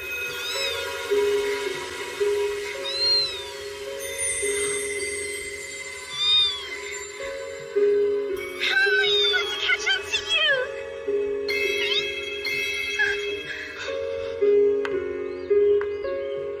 You stopped flying so far ahead of me. That's unusual. Instead of keeping the bird in a cage, she's letting it fly free. Pardon? Are you new to this school? I'm sorry, but are you talking to me? Yes, I am. Are you going to attend the tea party, miss? I'd like to, but see, I'm from the countryside, so I don't really know anyone. Pichon and I exploring the school. The two of us are inseparable. Pichon? Is that the bird's name? Zeno, of course. Then allow me to be the first to congratulate you on your enrollment here. Thank you so very much.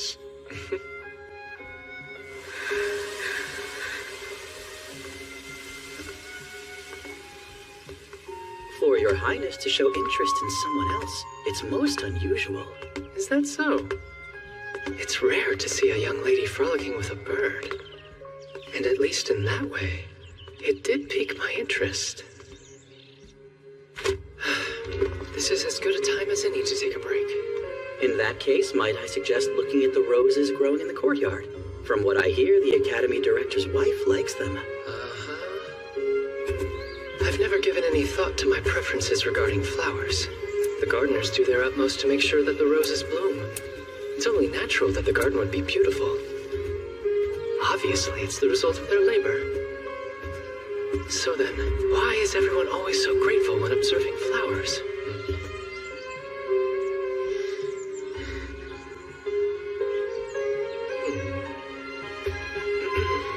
You shouldn't be sleeping here. Come on, let me rest a little bit longer. It's you! Looks like you're awake now. A lady shouldn't reveal her sleeping face so defenselessly. My apologies, I couldn't help nodding off with how warm and comfortable it was outside. Can you forgive me for putting on such a disgraceful display? It's fine. Thanks to you, I was able to see something rare. Which is... A noble's daughter scrambling backward at full speed. Did you come to see the roses too? Yes, afterwards. I was exhausted and paused to take a quick rest under the tree. And you are? Where are my manners? I never introduced myself. My name's Hironia Inderon. And you can call me Cecil Glow Alfasta. Honored, Hironia. Actually, you know it's humorous. Somehow you and the Crown Prince have the exact same name. Unless they match because you're the prince and I'm embarrassing myself. We're one and the same. I spoke during the entrance ceremony, remember? She did it again. That's not an excuse, but my seat was the furthest from the stage, so while I was able to hear your voice, I couldn't make out your face from that many rows back. As long as you promise not to forget me again. But I can't let you off free. A suitable apology would be taking a walk through the rose garden with me. What? I came here to observe the flowers, but then it's more fun if there's two of us. If you're alright with me joining you, I'd love to. I have nothing else to do here on campus anyway. Every day is such a bore.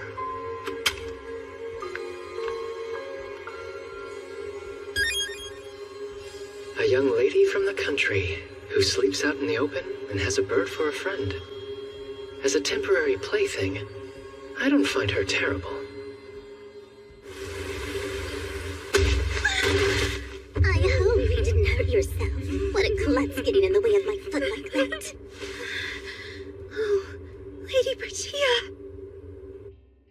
Up until now, the Marquis's house has been useful, so I've let her carry on. But if she plans on breaking my new toy, I'll have to take action. Given your position and reputation for being so well informed, surely you're aware of Marquis Nochez's dealings. Have I come to the right person, Court Gain? I'm afraid there's nothing for me to share. But how imaginative you are. Now, if we have nothing else to discuss, I will take my leave. I'm trying to save you, Court Gain, I swear. You're being threatened into helping him against your will, right? Someone as upright and decent as you would never assist in any dishonesty otherwise. This entire time, you've been suffering, haven't you? You have no idea.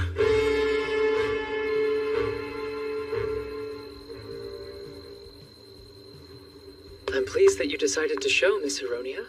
Of course, Prince Cecil. How was your evening? While I wasn't looking, you became a proper noblewoman. When I first met you, you were running around chasing after a bird. The next occasion I saw you, you were napping under a tree inside the courtyard. That was so long ago, I was hoping you had forgotten it all. But that is who you are. If I may, I'd like to send you a dress. What? At tomorrow's graduation party, when you're standing beside me, will you promise me to wear it?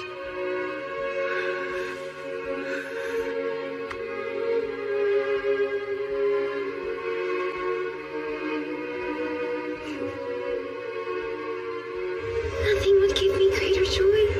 But you have Lady Bertia. No. I can't bury all these emotions I'm feeling.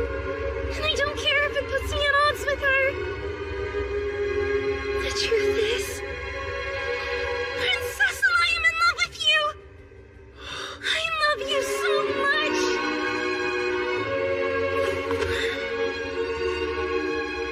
Up until now, I thought of her as interesting and held some slight affection for her.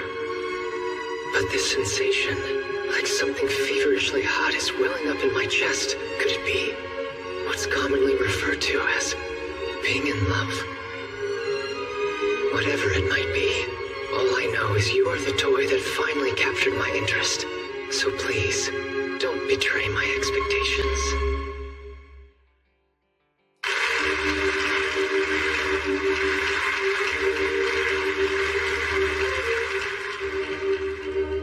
At this moment, by my authority, I transfer my duties to next year's Student Council President.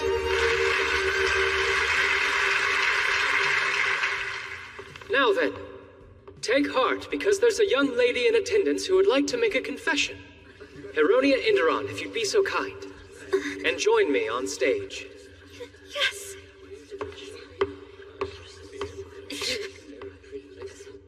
Last night, Bertia Ebel Noches, the Marquis's daughter, attempted to injure me, and almost succeeded in pushing me down the stairs. In addition, I've been locked in storage, and even attacked by people who were acting on her behalf. My, what a foolish thing for you to have said. Because I have no recollection of any of those events. And I admit I only half believed her initially. That is, until I had these accusations investigated. It seems Miss Heronia was far from being your only victim. He's right. Like me, many of you have been discriminated against because of your rank, or sadly have been the victims of vicious bullying. Everyone, please speak up! You have to gather your courage! Me too! You're all going to pay for this. What a terrible shame, Miss Bertia. I take it you have some sort of rebuttal. And what's your point? Fine, let's pretend for a second the evidence is genuine. It's not as if it's going to change anything. I'm the daughter of a Marquis and the future queen. You commoners are nothing compared to me. In fact, is it not a far worse crime for these low-ranked nobles to displease your highness's betrothed? How can you say such awful things? Oh, I suppose I've no option but to rescind that then. I think I could learn a thing or two from the bravery everyone else has shown here tonight. Therefore, I, Cecil Glow Alfasta, hereby indict her father, Marquis Douglas Evil Noches, of crimes against the kingdom. Unhand him! Surely this is some grave misunderstanding, Your Highness!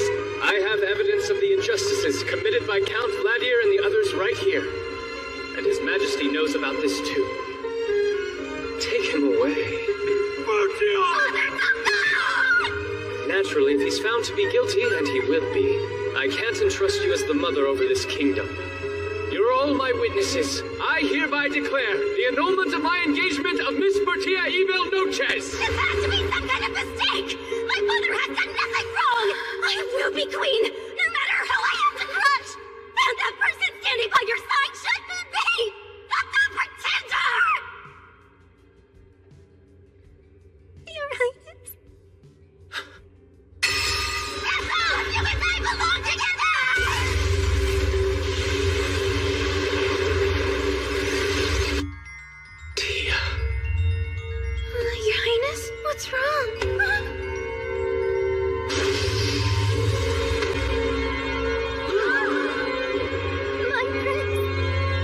I'm sorry. But you're not my Tia.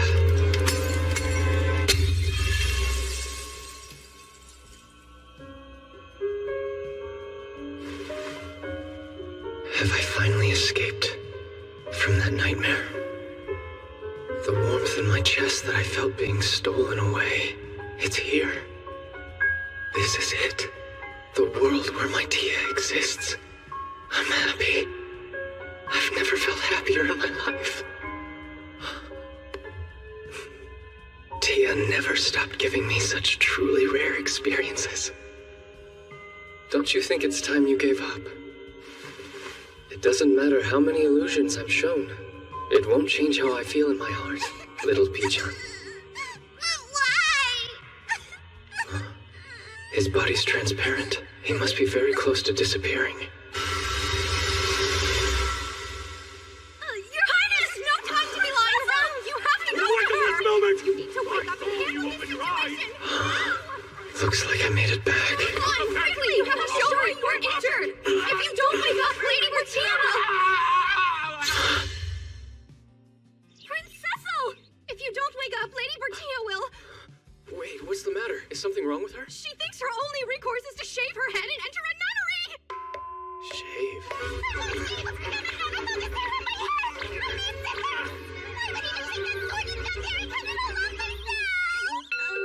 Why a nun? She was worried that your highness was never going to wake up. What in the world am I supposed to do? Should I join a convent, or will simply shaving my head and finishing myself suffice? It seems to have driven her mad. So that's what happened. The tables must be turned on me! Your Highness, please stop her! Come here and help us, please! Tia, please, calm down. I promise I'm all right now. So how about you take a breath? Oh, Sir Cecil? Good morning, my adorable Tia. I do apologize for causing you so much worry, but I'm quite all right now. I'm just so grateful. I promised to serve the Buddhas. I mean, he'll enter into a convent and serve God. Well, you still have the role of crown princess to fulfill, so you can't enter a convent just yet. What are you saying? I must be struck speechless as soon as possible. The future where I and the heroine become a true couple is never going to happen. The thing is, I've realized that no one else but you will do for me. Hold on a moment. What about all the plot events after this one? The plot events after this one?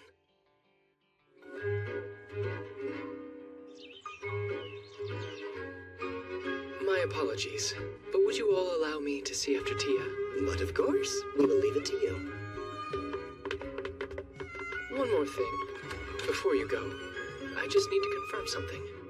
Oh, what is it? At the night of the graduation party, in the moments right before I collapsed, what did the two of you see happening? Oh, it was quite an event. A bird crashed through the glass aiming straight for Lady Bertia, but her attendant leapt out in front to protect her. Just before the bird ran into her, it seemed to suddenly disappear in a flash of light. Your Highness, what could it have been? Wait, don't tell me it was... Yes, that's right. That creature was actually a light spirit disguised as a bird.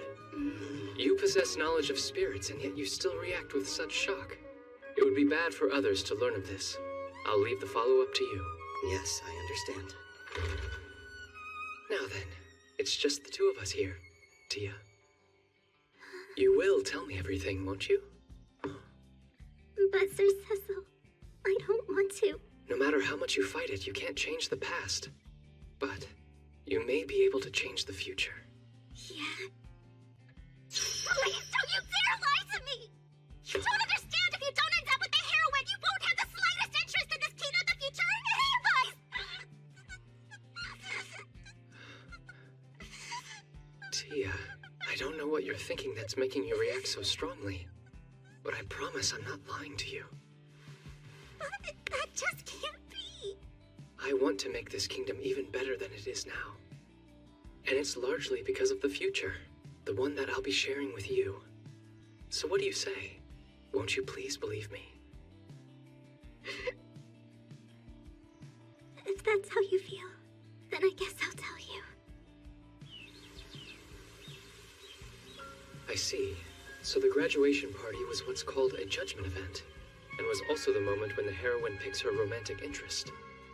After that, she enters a unique route, with its own set of story events based on the one she chose. Yes, that is right.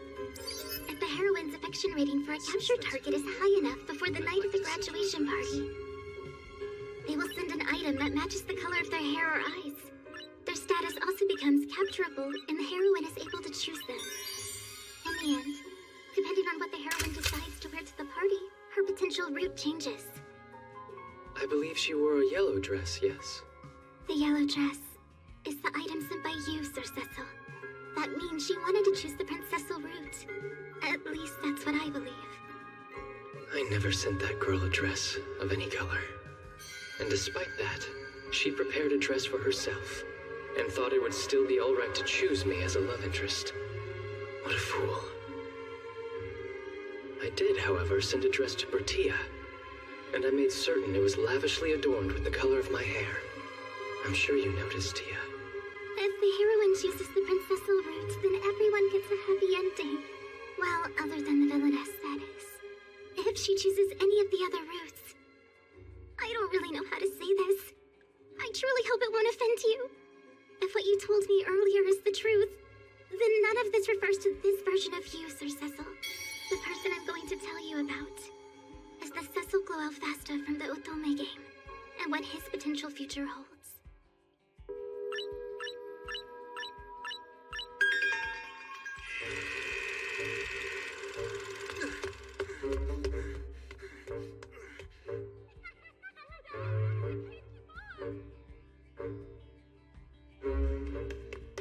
Your Highness! A neighboring country is attacking!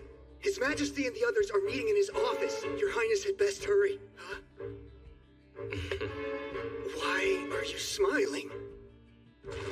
And so a war begins with a neighboring country, and the kingdom of Alfasta is forced into a bitter struggle. That is, until Prince Cecil joins the battle, and our forces make a comeback. He knew that his presence would raise the morale of those around him. He says so in one of his lines. Lord Vald is at Prince Cecil's side, protecting him the whole time, and it wears away at his body and mind. That's when the heroine goes and supports him. Lord Vald! I'm sorry. It is late. But I just needed to see your face. Not at all. I heard about your victory. I'm just glad that you're safe. It's true. I do remain unharmed. While so many others died. All around me, people struggled and fell. I couldn't save them. Lord Vald, please don't blame yourself. You fought bravely as a knight of this kingdom, and I, for one, am proud of you. Thank you, love. Under Prince Cecil's command, Alfasta safely defeats the neighboring kingdom. However, the war doesn't end with just those battles. Using self-defense and the strengthening of the kingdom as a pretext, Alfasta decides to invade another country. The invasion being Prince Cecil's idea. Then, one fateful day,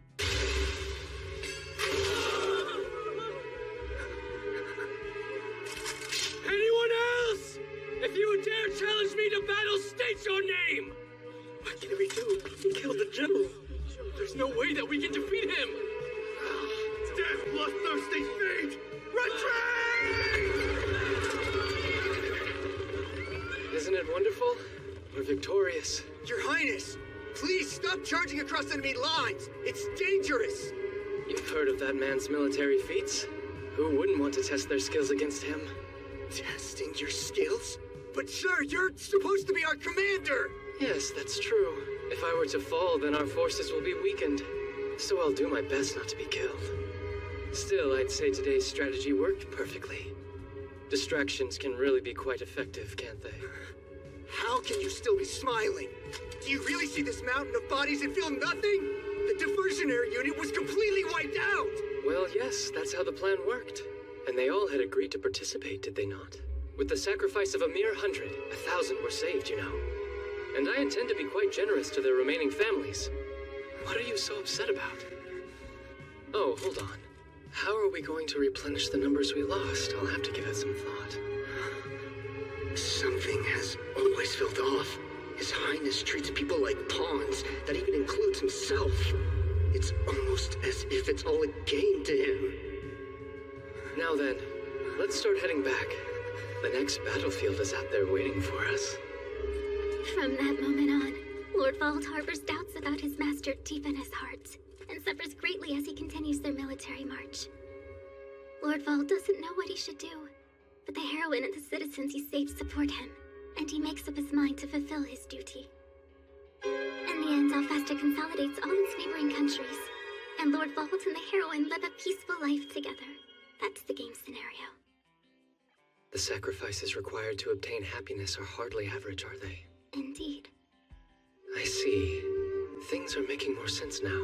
Unlike myself, the me of that world was unable to find any interests. Not even in himself.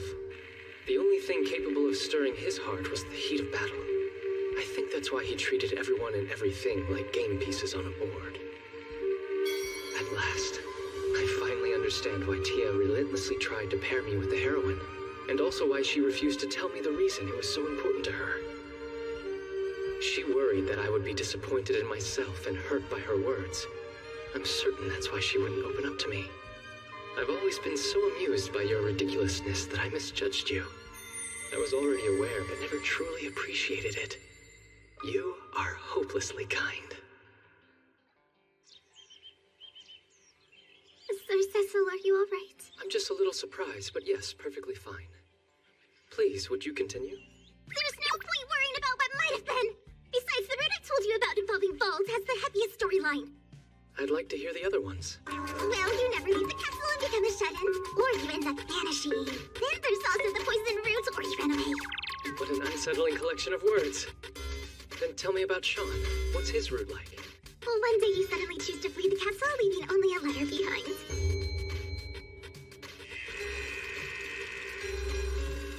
I've grown bored with being royalty and renounce all claims to the throne. I leave everything to my little brother, Sean. King is a fairly simple role and should pose no problem. Soon after, His Majesty is poisoned. When Prince Sean is frightened by an invading neighboring country, the heroine lends him her support. We're waiting for the leader of this country to take a stand. Me and your people. He proved victorious in his first campaign. If you weren't here, the kingdom would have fallen. I thank you. While they end up having a happy ending, I don't think the power of love alone can get them through the ongoing battles. Agreed. I love my brother, but he isn't suited to be king, nor for war. What about Nelt's route? When the story begins, the research that he's devoted countless years to is instantly completed by Prince Cecil. As a matter of fact, he becomes obsessed with researching black powder and locks himself away in his lab. A neighboring country sees their chance and attacks. It's complete. Using black powder perfected by the prince and a powerful weapon developed by Lord Nelt, they are victorious. As a result, he rises to fame overnight and ends up with the heroine who supported him. Happily ever after. So sounds like we get a hold of a valuable asset, which unfortunately causes significant casualties. What about Charles's route? After diplomatic negotiations, Prince Cecil suddenly goes missing in a nearby country. While tailing a suspicious individual, poof, he vanishes. No trace of him. Lord Charles and the heroine head to the nation in the name of diplomacy. What are you doing? I'm just kidding. They learn Prince Cecil has managed to infiltrate the enemy. While he works from the inside, Lord Charles attacked from the outside and they destroy the opposing force. He and the heroine become a couple while the nation experiences peace. Though a war was still necessary. All that's left is Corkane's route. This route, when it begins, Prince Cecil is dead, assassinated by poison. Really? Corkane and the heroine embark on an undercover investigation to find the truth. There is no mistake. The ones who ordered the prince's death were the royal family. In the end, they win the war and successfully avenge Prince Cecil. Does that really count as a happy ending? After overcoming so much danger, they fall in love. But when I think about about all that happened, I wouldn't exactly call it that happy. I feel the exact same way. I see. Besides the route where the heroine and I end up together, each of them ends in war. It's no wonder Tia kept trying to force us together. I was so easily assassinated in Courtcane's route, most likely because I had grown bored with living. In Sean's route, either I wasn't interested in people or failed to understand my younger brother, forcing him into a role he was unsuited for. In Nelt's route, I completely disregarded his feelings, to the point I stole his research because I found it interesting. In Charles's, I acted alone without reaching out, most likely because I had no concept of relying on others. It sounds like who I was before I met Tia. What a monster. It's difficult for me to imagine a worse person existing. What? But that's absolutely not true! You are completely different from the original Princessel in the Otome game! You care about others. You're a kind-hearted person who loves helping. That's the Sir Cecil that I fell in love with. You're not some silly puppet. Hearing you say that makes me so happy. Although the possibility exists that I haven't quite become entirely human yet. However, if this is the me that you want, then that's who I want to be. I'm fine with it, as long as it makes you smile. In this story, you didn't end up with your maiden of destiny. I am afraid how things may play out in this scenario. What did the heroine say? I can prove to you I'm the Maiden of Destiny! After you kiss me, a mark will appear on my hand showing you I'm her! I understand. So that's what it'll take. Provide her the proof. It'll be all right. You'd better not blame me for this later. What do you mean by everything will be all right, huh? The whole plot wound up being a total disaster. I don't see how we can avoid getting the worst ending.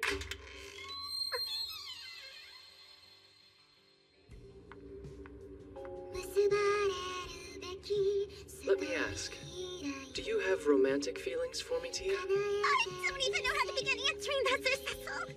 What are you talking about? Earlier, you had said I was the Prince Cecil that you fell in love with.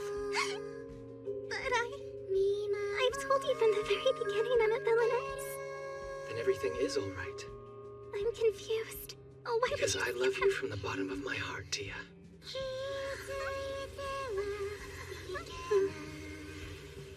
I am completely hopeless. But if you were the one to capture and conquer me, my fate would be far different. I could be a decent crown prince. That's why you're my maiden of destiny. You've been from the very start.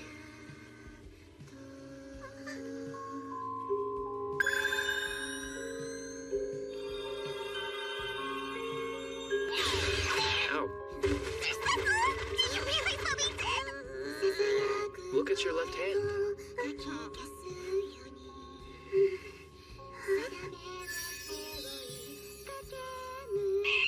Why does it feel on me and not her? Does that mean this whole time I was actually the heroine? No way that's possible! It should be all the evidence you need to prove you're the one I want to spend my life with. Whenever their masters wish it, spirits can bestow a blessing on their soulmate. Not a shred of doubt remains. You are my maiden of destiny. Basically, it's a sign I bestow on the person I've chosen to be my fated companion. Then I had it all wrong. That's what it means? Now that you have the mark, if you are in danger, Zeno and I will notice at once. The strength of the spirits will protect you. No matter where you are, be it near or far away, I will be able to find you immediately. I have no intention of ever letting you get away, which is why I'm declaring this in advance. You can never run away from me again. Best resign yourself to that fact. Now I see! Why didn't I realize this sooner? You did hear what I just said, didn't you? Should you not be more frightened by my obsession or something? It shows your specific location and provides protection, so we can avoid Sir Cecil going missing or being killed. And in the case of the shut-in and berserker routes, as long as I keep you entertained, we have nothing to worry about. I could learn things like belly or loach scooping dancing. More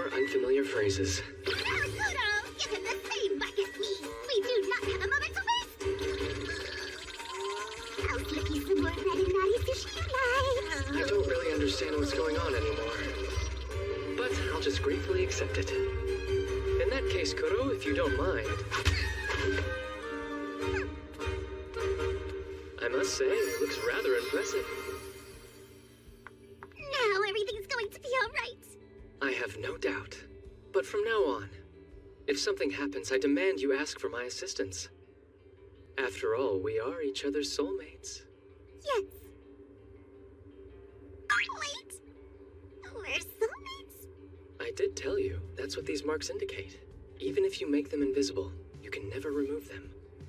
And you can only give them to one person in your life. My beloved, irreplaceable love. I am looking forward to our wedding night.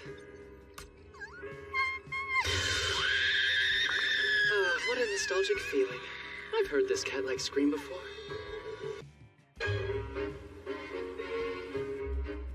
The graduation party, which had been briefly interrupted, proceeded as scheduled. After Tia and I finished talking, the event was restarted, and everything worked out. With one snag.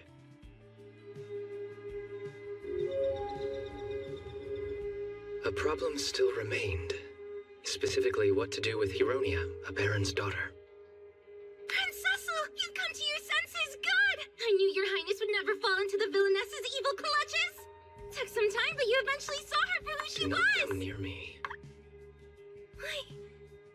I am only here to pass along a message and to chat a while. Now, if you would please take a seat. I know why you're here. Your Highness wishes to learn more about the Sacred Light, and obviously I could supply him with some answers. The thing that happened Caused was... by a light spirit who was going on a rampage. What? It was your pet bird the entire time. They were a light spirit. Wait, Pichon? I just knew it. That truly proves I'm the heroine. The saint that all divine creatures acknowledge as To someone... avoid any misunderstanding, let me just say this. While it's true spirits are a rare phenomenon, a large number of them do exist. Some will even stay close to humans. You're not as special as you think. No, that can't be right. Spirits were never mentioned. Never once in the entire game. To prevent governments from using them, they are a secret except to the highest noble ranks. Of course, a mere baron's daughter would know nothing about them. If you do speak of this matter to anyone, your safety can't be guaranteed, so for your own health, I trust you'll stay mum. Your Highness, beg your pardon. It's Lady Bertia. She wishes to come see you. Where did she go? I can't seem to find Lady Hironia anywhere. Welcome, Tia. I suppose you wish to know her fate. Well, of course I do. Then, come over here. What? You do want to hear what happened, don't you? Will this position suffice for you? Quite. And now I shall tell you as promised. While I was lying there unconscious, the light spirit appeared and proceeded to show me the correct future that exists in your memories. Then you understand why choosing me is your only real option. It's the one scenario where you'll be the happiest version of yourself. If that is your definition of the word, then no thank you. I don't want it. You only think that because you're still just a puppet who isn't capable of feeling true happiness yet. That'll change as soon as you and I are together. Yes, on that point. I ceased being one before you managed to intrude so rudely into my life. Thanks to my Maiden of Destiny. It was Bertia. You see, she's the one who made me human. Liar! That makes no sense! How many times do I need to tell you she's the villainess? Things are only this way because she changed the scenario! I realized that. The Miss Bertia that the light spirit showed me was a vastly different person.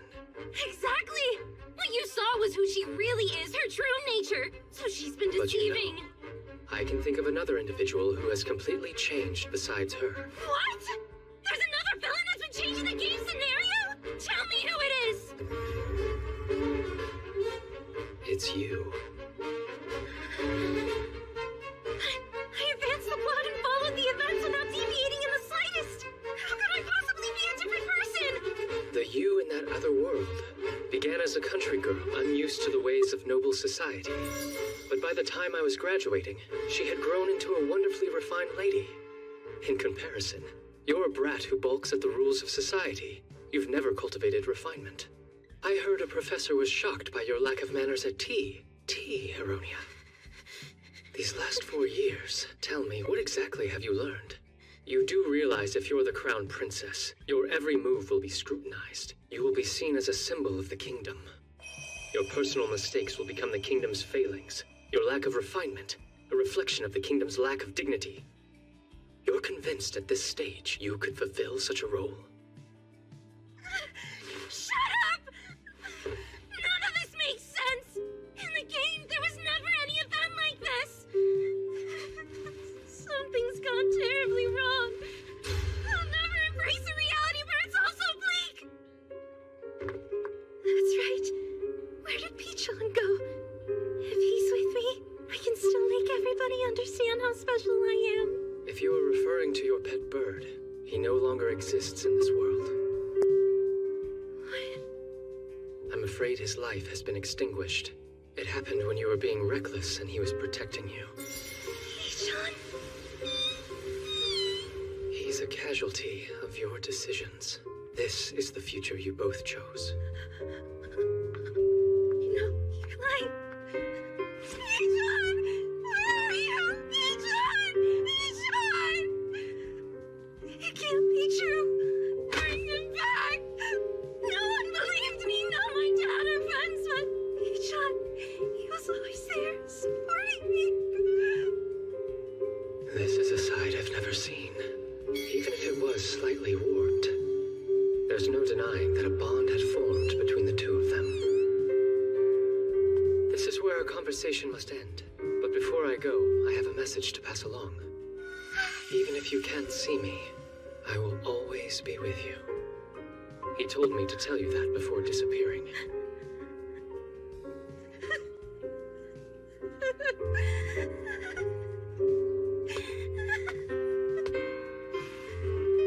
It's a memento of him, a fragment of the light spirit's soul.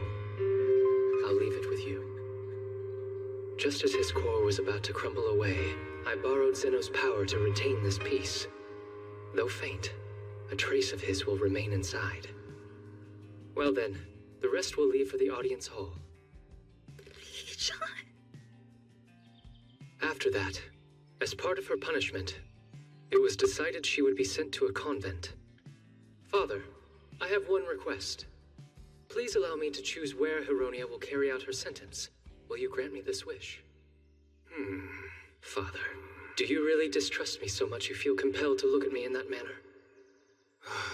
Do as you like. I'm eternally grateful. We've brought Heronia to stand judgment, Your Majesty. My son will inform you of the punishment befitting your crimes. Cecil? Right. The Baron's house will cut all ties with you. You'll be sent to a convent as a commoner. The Crown is content with this course of action as well. Also, you will have to make a decision. Lift up your head. You should listen very carefully to my words. There is a convent in the harsh northernmost point of our kingdom, and another one in a temperate area 3 days carriage ride south of the capital. Which would you prefer? The two choices you presented her are quite unbalanced. I've heard the conditions at the Northern Convent are so unforgiving that, while rare, some people have lost their lives. Is that so? On the other hand, I've heard that the North believes in the divine light, and that its power is strong there. If someone prays constantly, that might be able to reclaim a life which has been lost. Miracles, it seems, are possible in this place. The light spirit, he sacrificed his life for you. The question is, how far will you go for him? Make your choice. Which is it? South or north? Between them, I want...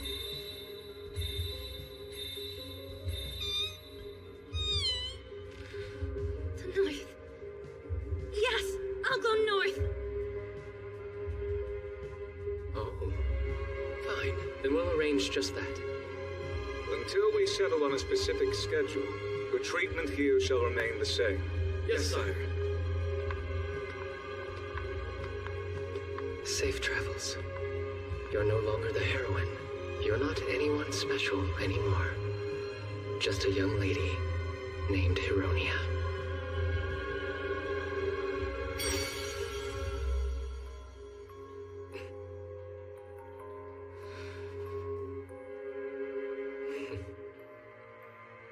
If you're going to abandon your role and live as a normal woman, then for the sake of your friend, I will welcome your decision with enthusiasm.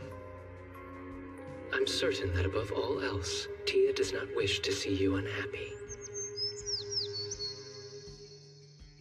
She's taken her leave and is on her way to a convent in the northern reaches. I expected nothing less from her. In classic heroine fashion, she's off to some prayers to heal a wounded spirit. While it's not the entire story, I simply just omitted the troublesome bits, so it's not technically a lie. Wow, the courage it took her to make that decision. If the heroine was willing to take on that sacrifice, she really is different from the rest of us. Here I am holding you captive, yet she continues to be all you think about? Perhaps more serious efforts are needed on my part. Which entails what? Uh-huh. I've already sent everyone away, and everyone already thinks that we're... Your Highness, you forget yourself! Manners! Right. Even if I dismiss everyone, I am unable to send the spirits away. It was a joke. Naturally, I'll reserve that sort of pleasure until after we're married. Good. Wait, what? He's stacked like a turtle carrying their offspring. How are you able to sweet talk in that position? Zeno, I need you to be a horse momentarily. What? A horse! Quickly now! It's not polite leaving your friends out of the fun, so turn into a horse, and that way I can sit atop of you. Come now! I demand to hear you, Winnie!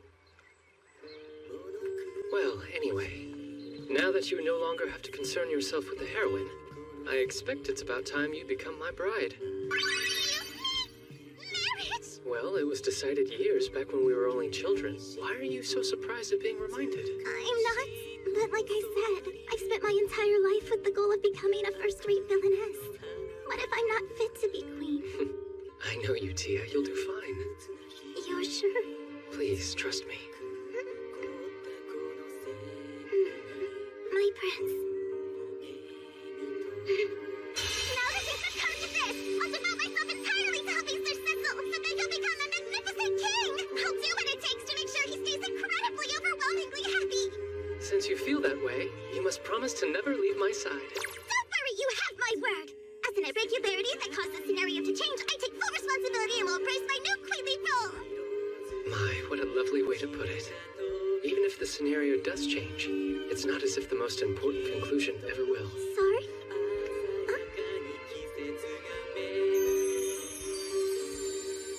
The most important thing in this life is having my Maiden of Destiny right here beside me, and to share with her a most enjoyable and delightful existence.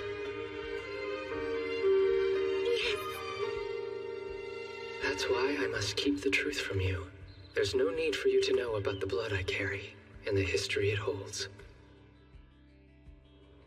The night Hironia's punishment was announced, my father confirmed my conjecture. Congratulations on your graduation. To your hard work. Thank you, Father. The situation involving Miss Hironia was difficult.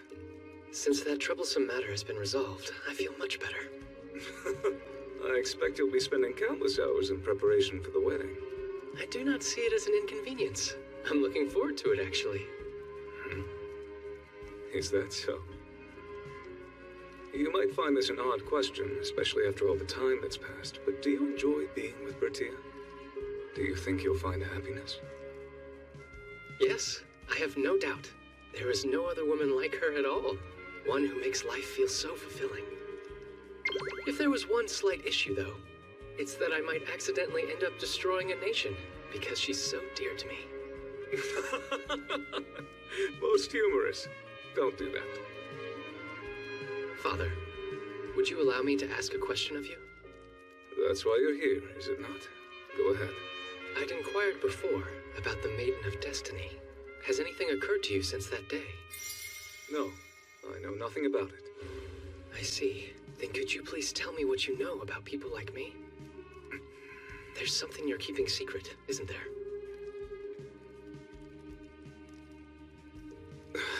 First off, how did you learn the truth? It was mere speculation based on the small amount of information I'd previously gathered. But your reaction confirmed my suspicions. Honestly, I never wanted to share this with you. What better time than now? Once again, your intuition has proven correct. From time to time, within the royal family, there are children born with exceptional abilities. But there is a trade-off. In exchange for their advanced abilities, they show a lack of emotions, and little to no interest in matters of the world.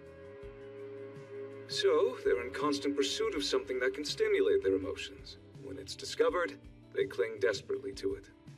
Apparently, this influence on our blood derives from our kingdom's founder, King Tojin. You mean the Hero King? That name was given to him later. King Tojin was simply someone who loved the thrill of battle. A bloodthirst, one that's never quenched. Then the people started using the moniker, and it stuck. The woman who became his wife was heavily involved in changing how history remembered him. Queen Ane, the constant companion of King Tojin. In order to maintain friendly relations between their tribes, the two of them were brought together and betrothed. From a very young age, King Tojin was clearly brilliant, but showed little interest in anything. Yet when Queen Ane would come to him with different challenges, he'd often participate. Say, let's see who's the fastest in a foot race. What for? There's no one alive who can beat me. No? Well, if I manage to touch that tree first, that means you're wrong! Looks like I have no choice. The thing he had the most profound interest in was a battle game. He became deeply absorbed in it, but simply playing on a board left him feeling unsatisfied. Then war broke out between the tribes. King Tojin had grown into a young man, and before long was leading troops into battle. As a conqueror, he brought many tribes under his rule, and he would have sought out countless more battles had one woman not stood defiantly in his way. If you continue to take lives needlessly, you'll leave me no other choice but to hate you. Those words struck King Tojin with such a deep sense of unease. Legend says he immediately ceased going into battle. She truly was his maiden of destiny. Indeed, one can certainly say that. As luck would have it, battle wasn't the only thing that held his attention. He was also heavily invested in Queen Ane's life. That served to restrain him. Tojin devoted himself to building a peaceful kingdom, and came to be called the Hero King. If Tia said something like that to me, I think I would likely do as she told me as well.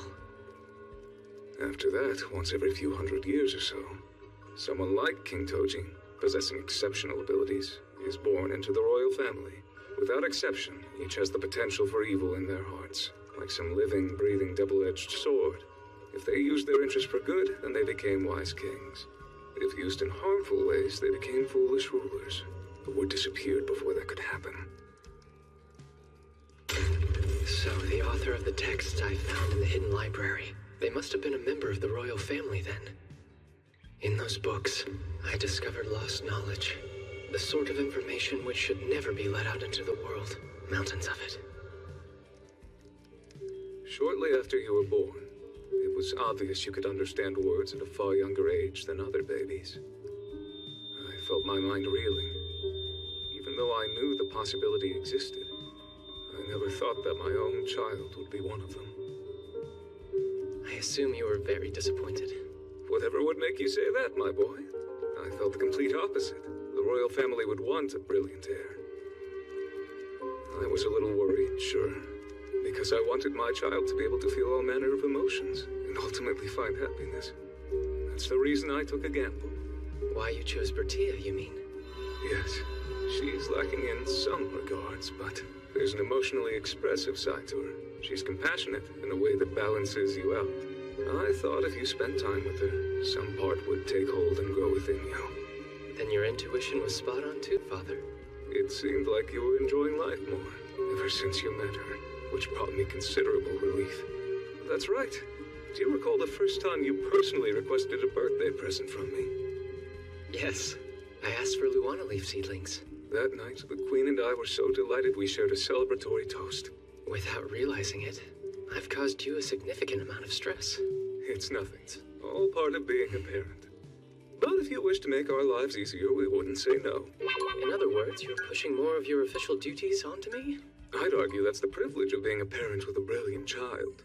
For the time being, as long as Tia is at my side, I will do my best. In other words, she basically holds the fate of this kingdom in her hands.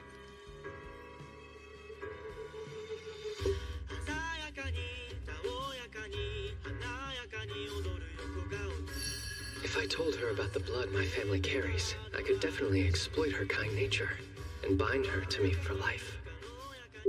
But that's not what I want. Some marionette that will do whatever I command. I want a woman who lives in ways I can't predict and surprises me like some lovely jack-in-the-box. Also, I want to be a version of myself that she would choose of her own free will. I'm coming in. Look at you, dear. I knew the evening was going to end this way. Really, getting so drunk you pass out in front of your own child. Perhaps he felt that a great weight had been lifted.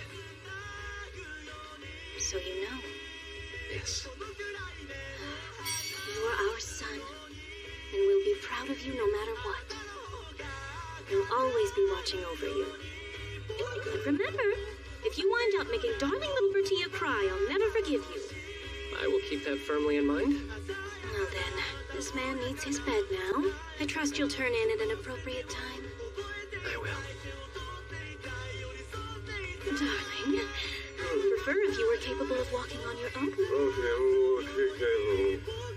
Thank you for everything, Mother and Father.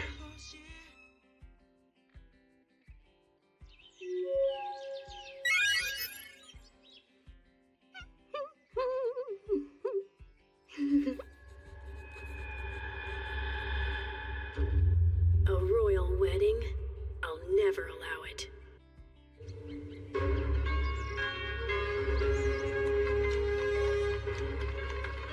It will soon be 2 years since I graduated from the academy, and the day I wed Tia is close at hand.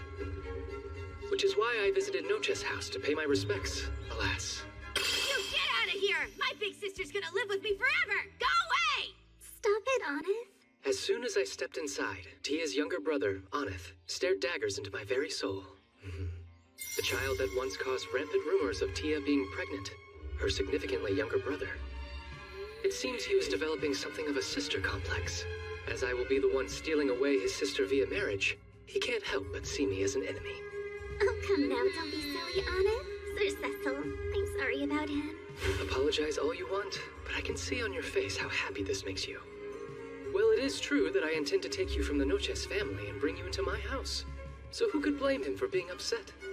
Had I been in his position, I would have simply found a way to break off the engagement. He isn't causing any harm, so I will leave it be.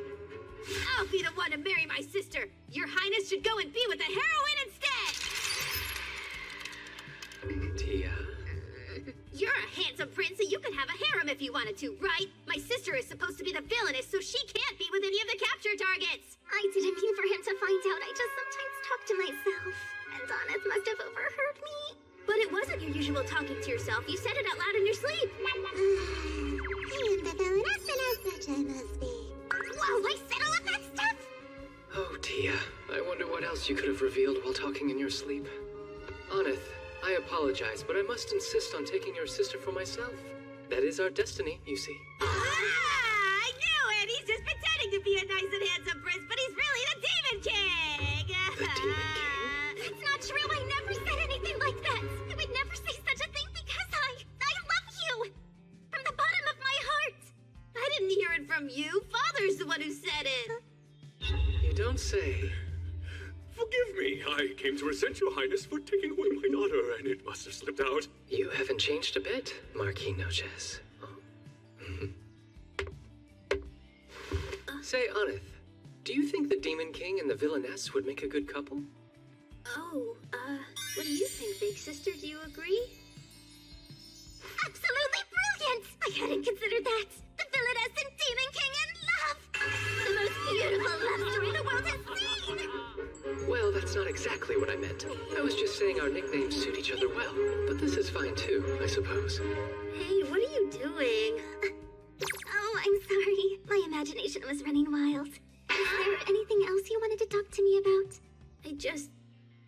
Aneth, you know, even when Tia and I do marry, she will still remain your sister. In fact, you'll simply gain an older brother.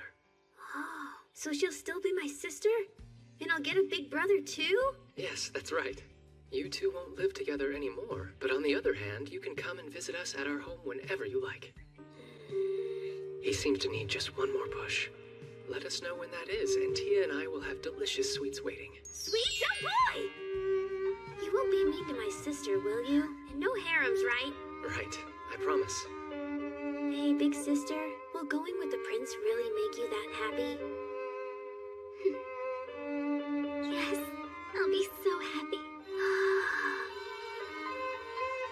You see, Aneth, the love that I thought could never take root has now fully blossomed.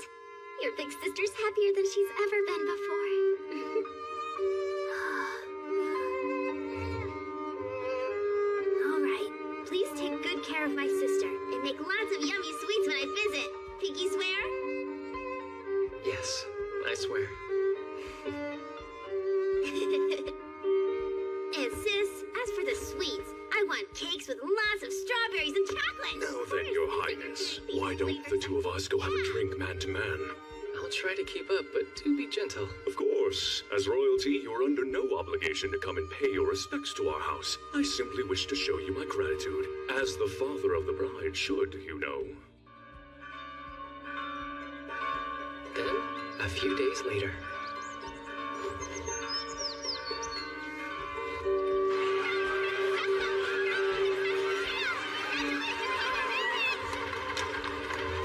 It is the day of our wedding ceremony. Thank you so much, everybody! Now then, here we must temporarily part ways. I will be eagerly awaiting you inside. Gosh, I'm just so nervous. In retrospect, I really should have written out my blocking on my hand. Please, my lady, come this way. I'm coming! I hope she'll be all right. Oh, Kuro! Tia just went inside. And what is this? Wedding ceremony. List of things I want to do top 100 by Bertia? There are some things that have already been decided, but we may be able to do some of these. Why, thank you for bringing this to me, Kuro. When I see Tia, I will ask her to give you some inari sushi. Though she does not want me to touch her, she seems to be satisfied with my response. Telling me this now is either Kuro's idea of a little mischief, or a little revenge for coming between her and her master. Oh, Zeno, How can I help, Your Highness? well, today is shaping up to be rather busy, but you can handle a bit more, right? Although, most of these seem to be things she wants me to do for her, so I'll have to commit them to memory. Tia deserves to be made the happiest bride in the world. Well, let's do our best, shall we? This is an abuse of power!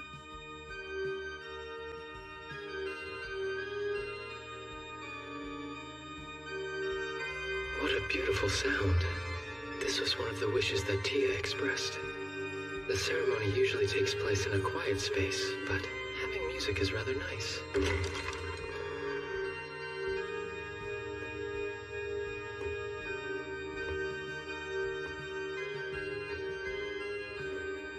It's funny, the first time I met her was just like this, with the Marquis bringing her to me.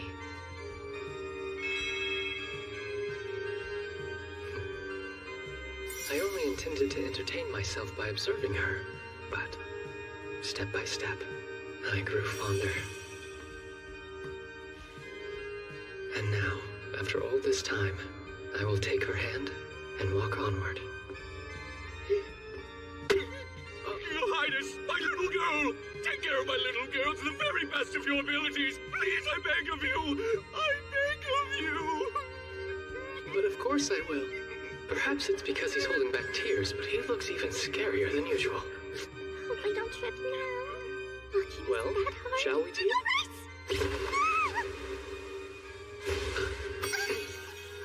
I'm sorry for being so clumsy.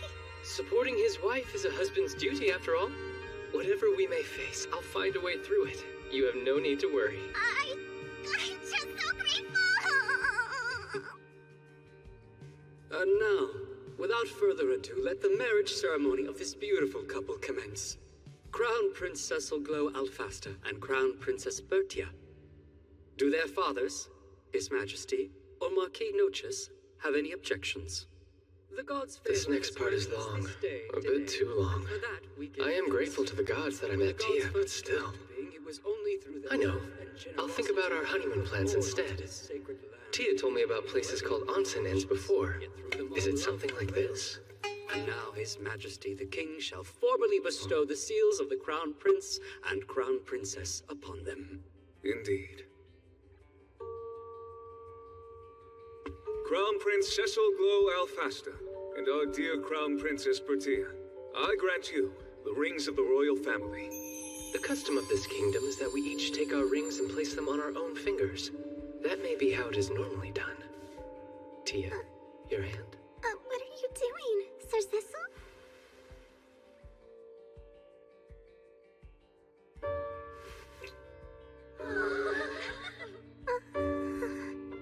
I want us to put rings on each other. Was written on Tia's list after all. Besides, something about this physical action makes our bond feel even stronger. Now then, will you please return the favor?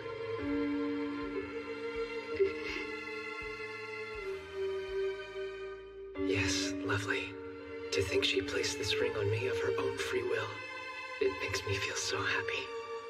And now, you may seal your vows with a kiss. Bertia Ebel Noches. No, wait. Bertia Ebel Alfasta. I, Cecil Glow Alfasta, do hereby promise that in sickness and in health, in happy times and sad times, in times of abundance and in times of need, through whatever hardships we may endure, I swear to love you, honor you, console you, aid you. Though this life is fleeting, it is all that we have, and I promise to devote mine to you.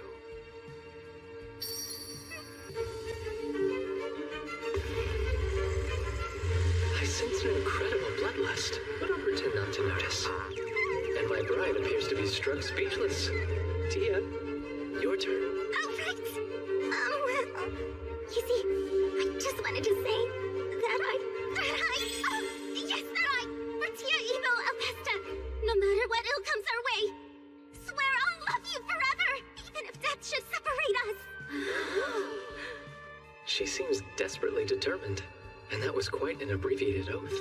I assume she was having trouble remembering the words for her vows. No matter. She seems satisfied, so I suppose it's all right. Regardless of the situation, you always entertain me. Wait a moment. Don't you need to kiss me? Do we really need to kiss a second time? It's the only way for you to seal your vows. Normally, Kuro would show up right around now to put a stop to this. Thank you for the help, Zeno. Ready?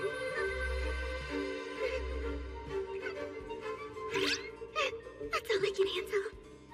What is this? This odd sensation that feels like heat gathering in my face. My heart is also beating more furiously than usual, and I feel sort of fidgety, like I want to scream. Hold on. That look on your face. Could it be... Are you actually feeling shy? Is that it? Is that what this overwhelming feeling of embarrassment is? I can't even bear to meet your sparkling gaze properly. Archbishop, continue. For the final step, we'll need you to sign. Somehow I managed to recover. All is in order. With this certificate signed, the marriage is officially recognized and celebration may commence. Let glory be to the great kingdom of Alfasta. And with that, this marriage ceremony is concluded. Now then, while there were a few shaky moments, the marriage ceremony has ended safely. But the main events are yet to come. I'll give it everything I've got. I've been stuck doing a lot of paperwork lately, so I am a bit worried I have lost some physical strength. Tia's garments may look feather light at first glance, but the ornamentation is actually quite heavy. In the name of dieting, Tia has exercised daily. She would have no problem holding the dress up to herself and spinning around in front of the mirror. However, every time the dress needed to be moved, it required 3 attendants. We have places to be, yes? Oh, yes. Be sure to hold on tightly now. This really is quite a bit of weight. But on her list it said, after the wedding ceremony, I want to be carried off like a princess, so I can manage. But, Sir Cecil... What is is it, my dear? Congratulations! You both did it! This was the best wedding ever! Lady Bertier, you look absolutely lovely! Thank you all! I'm so glad you could be here! Though some things may have differed from our usual customs, the general reaction seems positive. Over here, however... That looks like it would be great for training. I'll have to carry Miss Cynthia next time I exercise. Come on, Your Highness. We're going to be having weddings too. Try not to set the bar so high. I will need to start training my upper body immediately. My dear sister is married. It feels like your happiness for me is a little lacking. I wonder if something like that would please Miss Joanna. Though I may not be able to do it with as much panache as my brother. Something to strive for.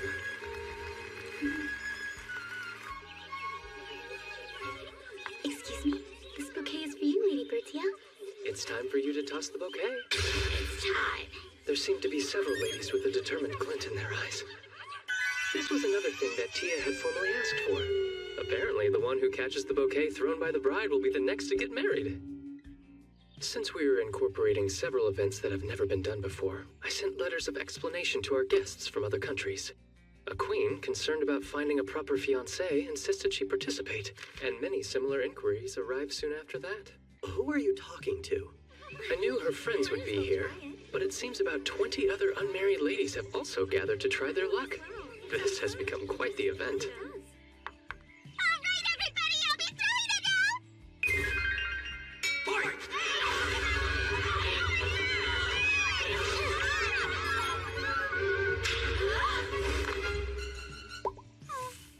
What are you doing, Kudo? This isn't a game of fetch! Please do your best and not let your instincts run wild. But that doesn't change the fact that you're the one who caught the bouquet fair and square. They say that the person who catches it will be the next to become happily married. That means next time, it may be your turn to kiss the groom, Kudo.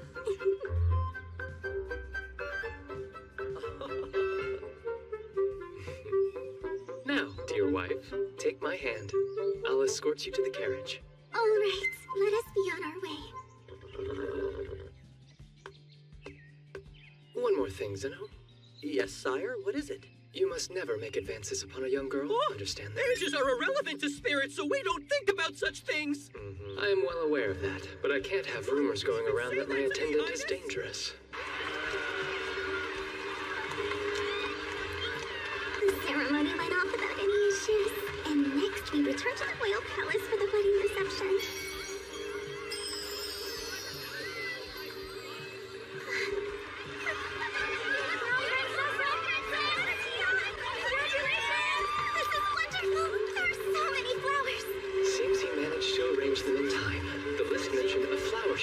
So Zeno asked the flower spirits for help. It looks like they granted him many flower petals. I shall have to thank you, Zeno. The citizens are enjoying themselves, and most importantly, I am able to see Tia's bright smile. After that, we fulfilled the essential customs traditionally required by the kingdom. And we also cut the cake, as Tia wished. Her list also instructed that the first bite be demonstrated by our parents, so I enlisted help and worked them in. And then that night, after all the events were over... Sir Cecil? Yes, Tia? Somehow you always end up knowing just what I want you to do without me even having to say it. You really are perfect. After all we did today, I thought that even she would have realized. I suppose it's time for the big reveal. Behold my secret weapon. But how did you... Where in the world did you even get this from? Kudo entrusted it to me. I couldn't be more embarrassed. Oh, come now. Would you not agree that it made today all the more memorable? It's true. I loved each second. Thank you so much. Tia.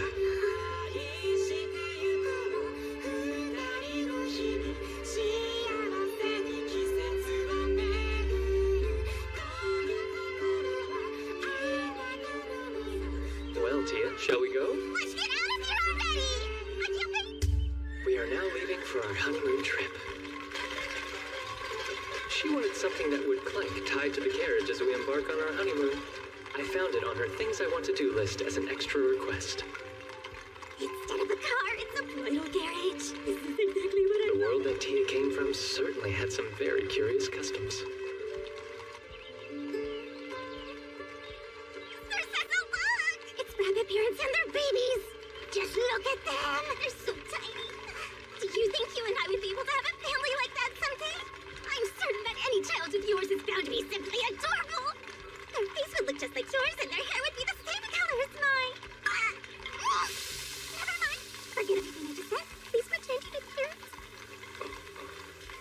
that case, I would like to have a little girl, too. One with my hair color who looks just like you. Really? Do you really mean it? So what do you say? Tia, do you want to build a happy family together someday? Yes! Of course I do!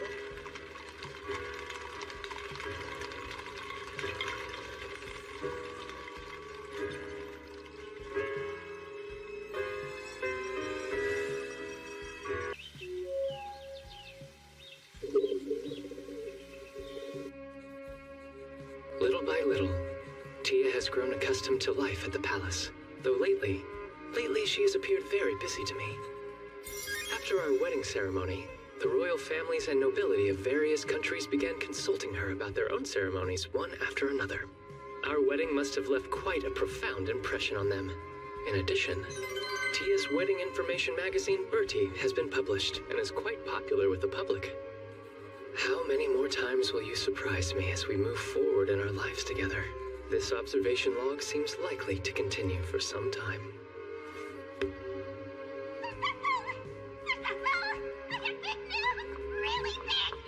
She'll be right there, my darling wife.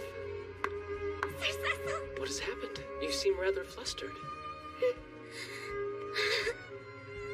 Please listen to me very carefully. The truth is that I am...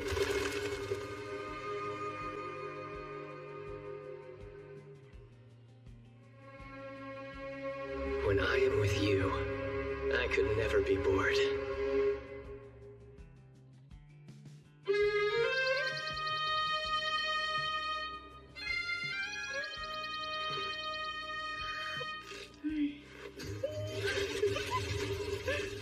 Hello, milady. I must say that looks delicious. Forgive me, but I can't resist an unfamiliar dish. Don't suppose you'd be willing to share? Oh, certainly. There's plenty. By all means, help yourself. Well then, don't mind if I do. This is amazing. Salted perfectly and the spices leave me craving the next bite. I could eat this forever. The umami of this meat is truly incredible. Might I ask what kind it is? Why, yes, of course. This is backhorn meat. When you say backhorn, you mean the monster? Indeed.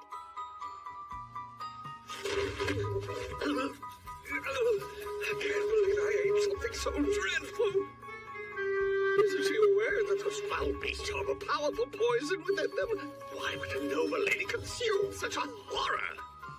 Is it possibly she, the one I've heard about? He said just some wonderful things about the food. How delightful.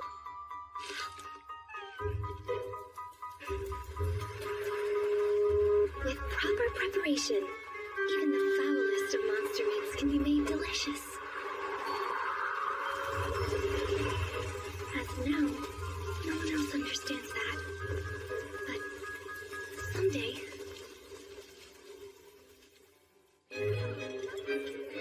How have you been? Don't believe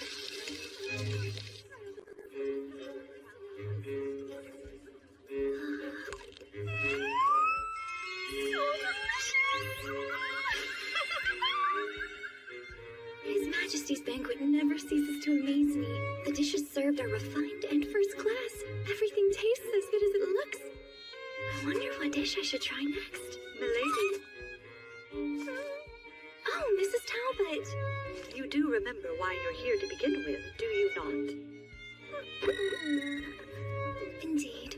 Held on this fine autumn day, in celebration of a good harvest, King Longdeus' banquet is an opportunity for nobles to sample the wares. I haven't seen you. In other words, to meet potential partners. As it happens, I'm Melfira, daughter of Count Marshalraid. As one such noble, am here shopping to find my loving husband-to-be. To be perfectly honest, the only interesting thing here is the food, but my stepmother had words. Luckily, if you do not find a fiancé within the year, I am sending you to a convent. And then my father added, There is not much time, Melfi. Listen, at this point, even a night will do. I would accept anyone as long as they're a decent person. So I attended this banquet at their insistence, but I didn't expect her to show her face today. Is that the girl? I could never approach her. A lovely face as well. It's a real shame. I'm sorry, Father. Forgive me. The nobles, none of them want anything to do with me.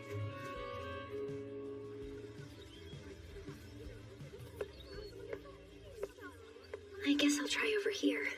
There seem to be more knights than nobles out this way.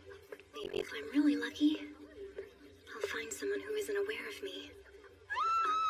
Run away! It's a monstrous beast!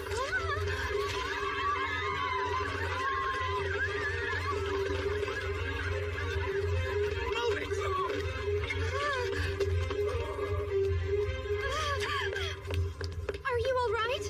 I'm fine, but his cane's broken, and he isn't able to walk on his own.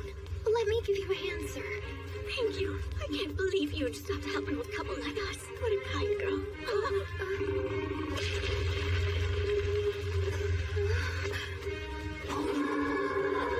Why is there a mad backhorn? This place is inhabited. We need to run. But... Come and get me. That's right. Over here. I'm such a disaster. Someone's finally interested in me. It has to be him. I cannot die like this. I can't.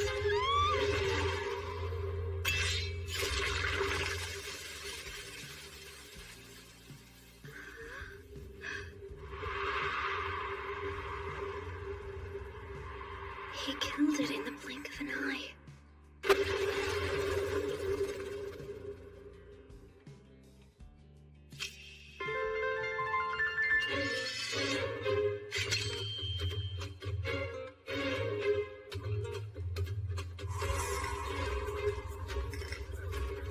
Wait, I know him. That's the Blood Mad Duke. He slew the beast with a single blow. Such terrifying power.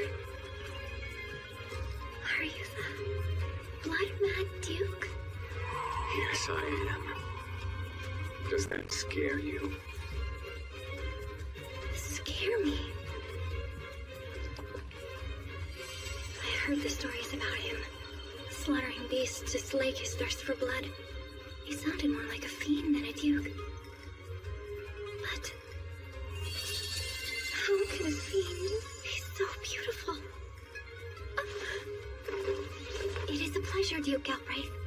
I'm so delighted to see that you are in good health. This hardly seems the time for such pleasantries. Injured?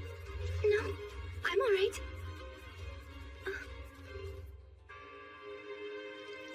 Excuse me, Your Grace, but What is it? if you don't mind, could you kindly rinse your mouth?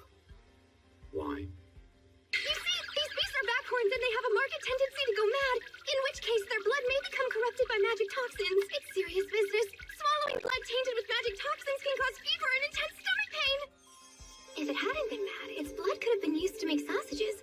With the right preparation, that is. Otherwise, it's useless. At any rate, you're currently covered in blood, and it's just unsanitary. Come to think of it, I don't know that corrupted blood can't be absorbed through the skin. But you'd better change it once, just to be safe. My. You sure know a lot about monsters. I said way too much already! I'm sorry! It was never my intention to take up so much of your time! Purified water. Here. Magic toxins are troublesome, yes. I doubt you ingested any, but take it just in case. Well, thank you very much, Your Grace.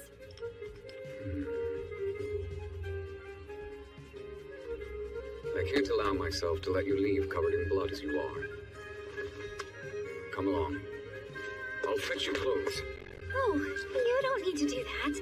I'm fairly certain a soak in water will get the stains right out. That's what you're concerned about? Need I remind you it's beast blood? You're fine with that. Well, it doesn't bother me. I was butchering a beast last week and got blood on me then also. It's just one of those little things. You butchered a beast?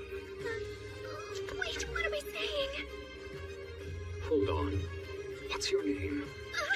I never introduced myself to you. Forgive me. Count Marshal Raid is my father. My name is Malfira. Thank you for rescuing me, Your Grace. I am in your debt. Please, Forgive my outburst. I see it now. It's no wonder you know so much about beasts. Oh, I've heard about you. You're the girl who eats monsters. The voracious villainess. In this world, there are plants and magical beasts known as monsters, which are in a completely different category from everyday creatures. Due to the magic power they contain, consuming them may cause discomforting side effects like vomiting, intense stomach pain, and high fever. And for this reason, they are typically disposed of once slain, but I, the one they call the voracious villainess, prefer to eat them. It would be silly to hide it now. It's not monsters I'm interested in, it's mainly the meat that they carry. So they're food to you? Hold on. You mean the beast over there to you looks edible? Yes, it does. Just looking at it makes me wonder how I could prepare the monster's meat to make it more delicious. After all, if I'm going to consume it, I might as well give it an impressive mouth-watering taste. Why do you keep talking so much? For now, I'll just try smiling. Oh no, it backfired! Your Grace, have I done something to offend you? I made it worse! You must have blood in your mouth. Here, please, have some water. No, I'm quite fine. My apologies. He took my hand again. Does this mean he's not ashamed to be seen with me?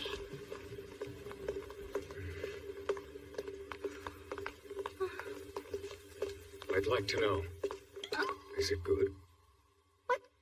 Meat from beasts. Tell me, is it good? You've tasted meat from Backhorn before, haven't you? How do you... I mean, well, I have. So, how did it taste? People ask me this from time to time, and inevitably they're creeped out by the answer. To be honest, it has a similar texture to beef and is pretty delicious. Since it is wild game, I put extra effort into tenderizing it. Then it's able to be roasted or stewed. Right. So it's similar to beef after all. I see. If the beast isn't mad, then its magical flesh doesn't upset the stomach, correct? No way.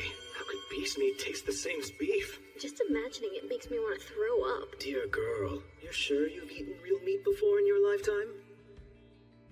This is new. I've never gotten a reaction like this. He's actually listening to what I have to say. I'm so happy! To make it safe for consumption, you must remove the magic from all of the meat before cooking it. How do you do that? Well, it's quite simple, really, but it has to be done when you're bleeding the beast. It requires specialized tools and spells, but it's a proven method. Malfira, Yes? He called me by my name! would you be kind enough to prepare some for me sometime? This delicacy, monster meat. This man... What? I've never met anyone like him before. Pardon me. I do have to ask. What do you consider yourself to have a strong digestive system, Your Grace?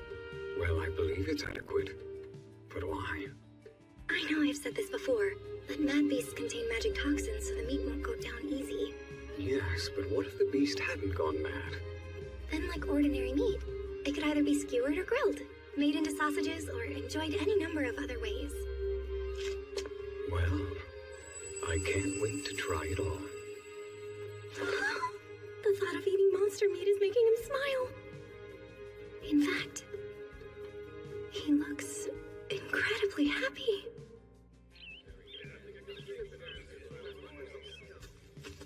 Here we are. A marvelous pavilion. I'll admit it may not be the most orderly, but make yourself at home. Welcome back, Your Excellency. Oh, it would seem you have brought a guest. Count Marshal Raid's daughter. Nice to meet you. My name is Malfira. And I'm Chaos LaForgue. Chaos. Bring her a change of clothes. Yes, it shall be done.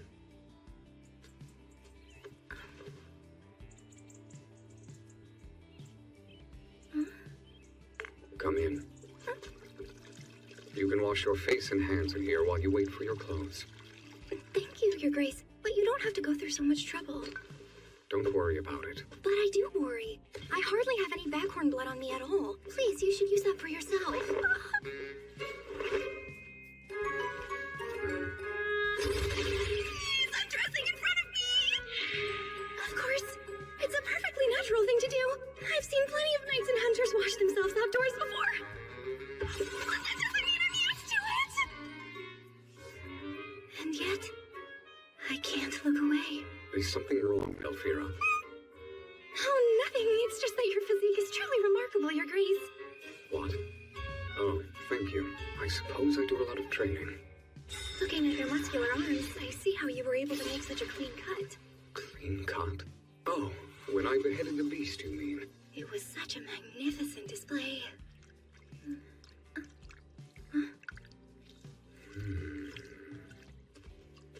Don't mind me. Could I learn to do it?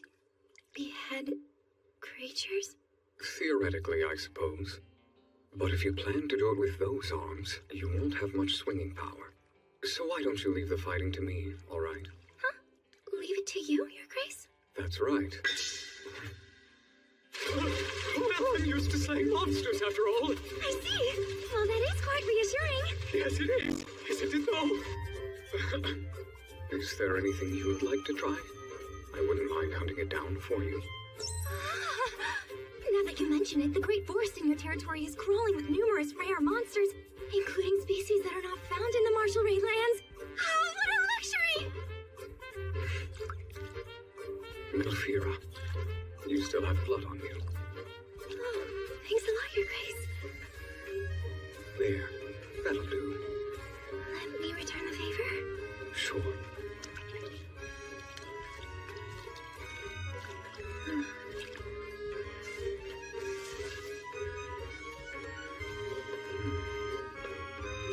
Pardon me, Your Grace. It's not proper manners to stand before a young lady half naked. I only removed my shirt. Everything else remains. That may well be the case, but it's still not appropriate. Particularly presented before the eyes of the unmarried daughter of the Count.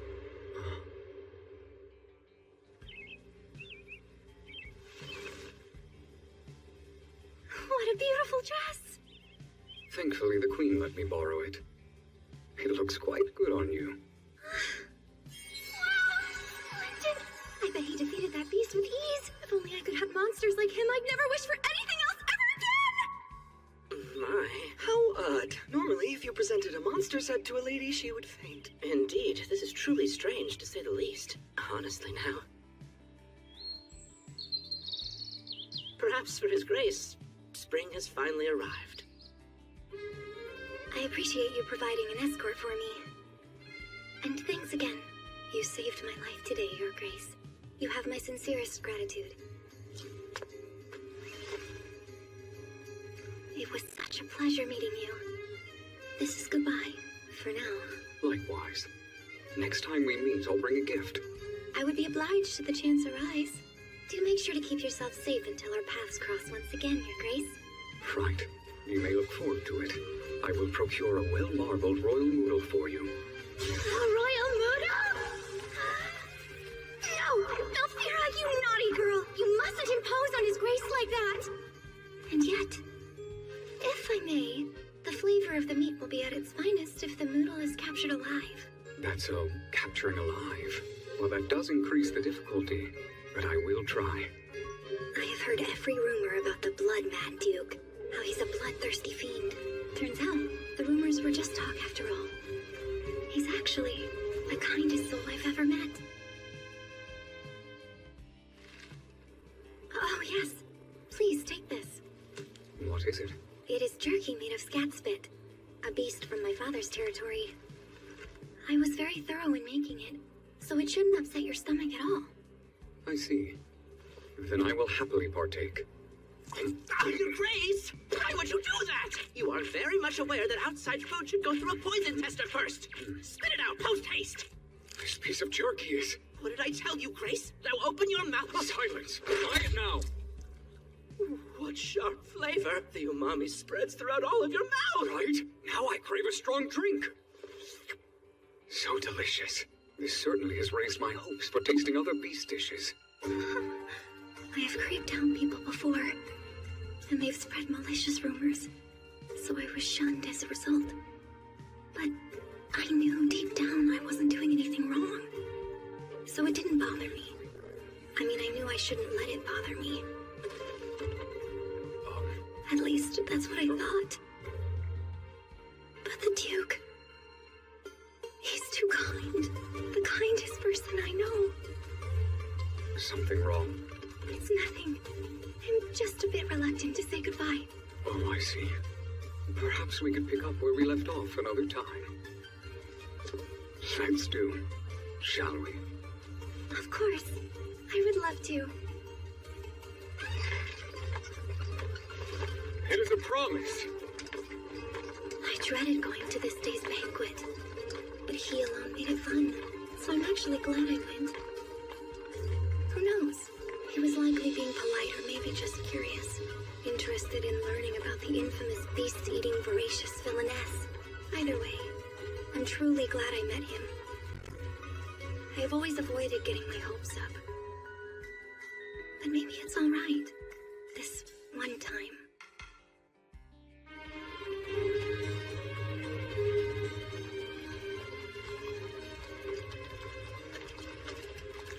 I can't believe the Marshall Raid territory's already seen snow. Indeed. It was wise of you to come home ahead of the winter. Hold on. Is that... Hold the carriage! It's Father!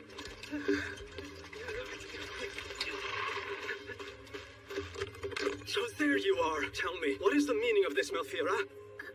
What do you mean? Oh, please forgive me, Father, but my search for a fiancé didn't... How can such a thing be happening to a lady of the Marshall Raid family? I'm sorry, my dear girl, but you're no match for a duke. This is mind-boggling. What on earth is going on? What unlikely events could have led to the Duke of Galbraith asking for your hand? The Duke asked for a hand? Like with planting some bulbs? This has nothing to do with gardening. Marriage. The Duke, he wants your hand in marriage. He does?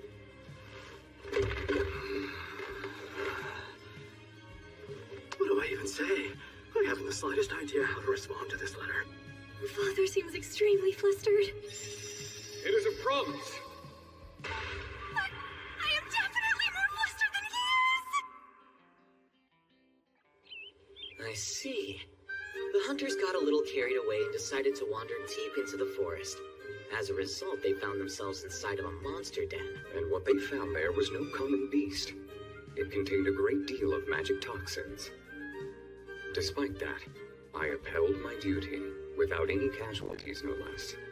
Very true, and you have my utmost gratitude. It's all because of your heroic efforts, Your Grace, that I no longer have anything to fear. That right, my dear Aristide?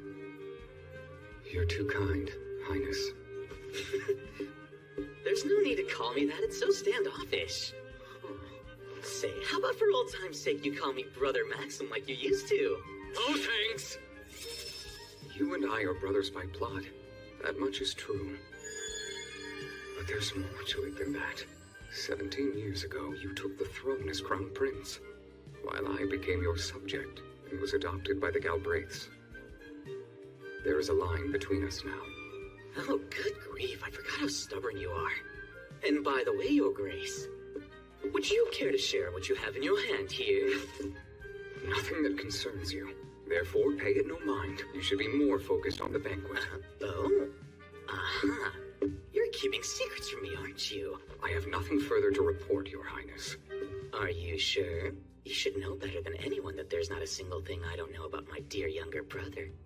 For example, how's that little redhead friend of yours doing? Too easy! Oh, is this a piece of jerky? It looks absolutely delicious. Give that back! Come now. It has been polite to not share. This jerky's really good. Tell me, what kind is it? You may be 30, but you don't act it. Anyway, I believe that would be Scatsbit jerky. Wait, you mean those spiny monsters? But this is far and away better than any 3-star beef. You can't tell a soul about this. That goes without saying. So, did the voracious villainess make this delicious treat for you? She is Count Marshallraid's daughter. Melfira Marshallraid. I see. Despite her reputation, it would seem her tastes aren't merely bizarre.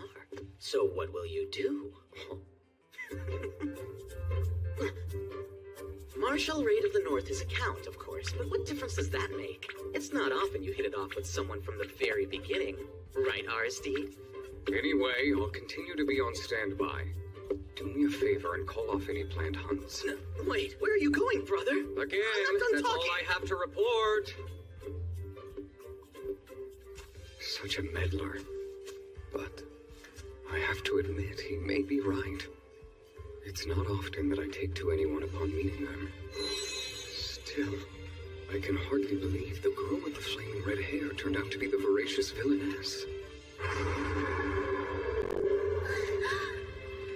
Inside that delicate frame, she was concealing a heart filled with bravery. Not only was she unafraid of the monster, but she looked beautiful even with its blood on her. Truly, I was captivated from the moment I saw her. Your Grace. The Backhorn's domain is under our control. The only mad beast was the very first one we encountered. Exceptional work, everyone. Just as a precaution, I've asked His Highness to abort any other hunts. And out of curiosity, will the young lady be attending future banquets as well? Not you two. So, it was you who told His Highness about her, wasn't it? Oh, whatever do you mean? When I told Melfira I'd bring her a gift, I got the sense she didn't believe me. Perhaps it seemed I was just being polite. But I can't forget those tears on her face. I swear, I'll never make her cry again. Father, did the Duke really send this letter? And in such a luxurious case adorned with breathtaking jewels? 7 days ago, a messenger carrying that case arrived on a blaze eagle bearing the Galbraith family crest. What? A blaze eagle? And I wasn't here to see it? Life's not fair at all. Well, its wings were a beautiful sight to see, that's for sure. Wait, that's not the point. Melfi, tell me what transpired between you and the Duke at the banquet. Ask all you want, but the story won't change. While I was there, a maddened beast appeared. I was attacked and the Duke rescued me. I'm grateful. Still, this is awfully sudden, seeing as you and the Duke had never so much as met before that. During the recent banquet, I had the great pleasure of conversing with your lovely daughter. I would like to request Lady Melfira's hand in marriage. There's no way he's serious. He must have some ulterior motive. Well, at any rate, we need a good reason to turn down a Duke's proposal. For now, I'll just send a vague response. Perhaps that'll buy us some time. Very well.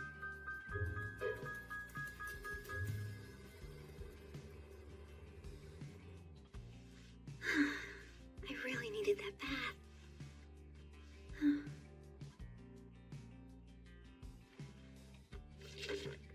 A proposal from a Duke. Aristide Roger du Galbraith. I must say, it is a beautiful name. But Father does have a point. The Duke and I had never met before the banquet. And we only bonded over monster meat. Monster meat! Maybe he's like me. And the earnest Duke hasn't had anyone to share his desire to try monster meat with. I understand, Your Grace. It feels so lonely to have no one to talk to. But I'm a kindred spirit, so feel free to discuss all of your culinary curiosities with me. Is this magic? My dearest Melfira, after you left the banquet, the remainder of my time there was an unbearable bore. To make matters worse, my subordinate ate the rest of the jerky you gave me. How are things back at home? I hear it's snowing where you are. Malfira, I intend to pay you a visit before the depths of winter, so I am eagerly awaiting the 18th day of the month of Sirius. Did he say the 18th?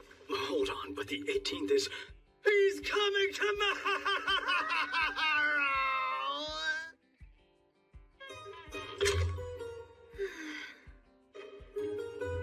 Father seems to be really flustered by this, but I can't blame him one bit. So am I. Just knowing that he's coming here tomorrow makes my heart continue to pound rapidly. But does the Duke really intend to ask for my hand in marriage? No need to go that far if all he wants to do is try monster meat. What's the point in worrying about it right now? Oh, Mom.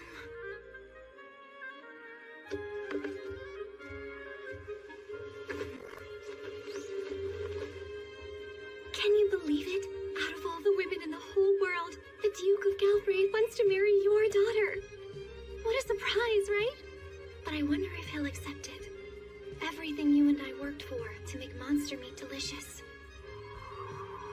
One day, Melfi, I'll enrich the lives of those in a state of poverty. The people who live in this bitter cold and barren land. Do you think you can help Mommy do that? I'll help, Mama. The two of us will do it together.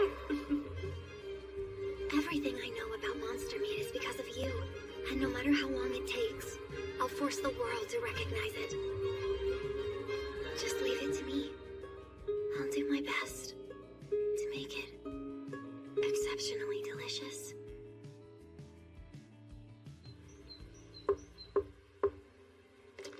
Still in your nightdress, Lady Malfira? Why haven't you changed? Oh, about that. I was only awaiting your guidance, Lady Celia. Is that so? Very well. There's no way I can tell her I didn't wake up till she knocked. Goodness, your room is always so dreadfully dusty.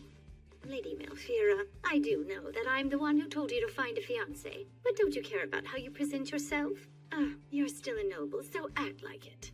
I mean, sure, he may be a man of high status, but don't forget, we're talking about the bloodthirsty, violent, blood-mad Duke here. What in the world is going on? Oh my! That's a flock of glacial dragons! What are they doing here? Wait a second. Malfira!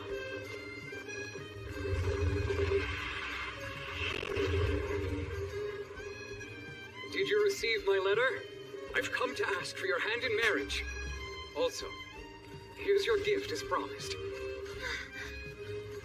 You, close that window this instant! Oh, sure. One moment.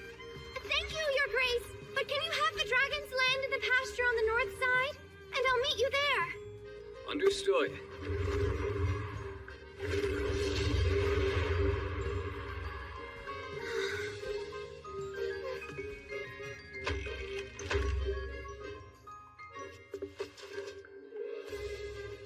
What do we do?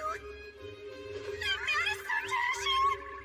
The way he just appeared riding a dragon, which he so expertly does, no less, and a glacial dragon at that! I've never seen one in person. They look so different from the dragonlings that live around here. If only I could have seen the blaze eagle of Mother Don't you hear me calling? I feel unwell and weary all of a sudden. So tell your father. But the Count is here to propose to me. I still need your help. What are you going on about? You should be just fine with your father's permission. Can't believe he rode here on a dragon. I didn't understand before, but I see he's worthy of the name Blood Mad Duke. How filthy. He's the kindest man I've ever met.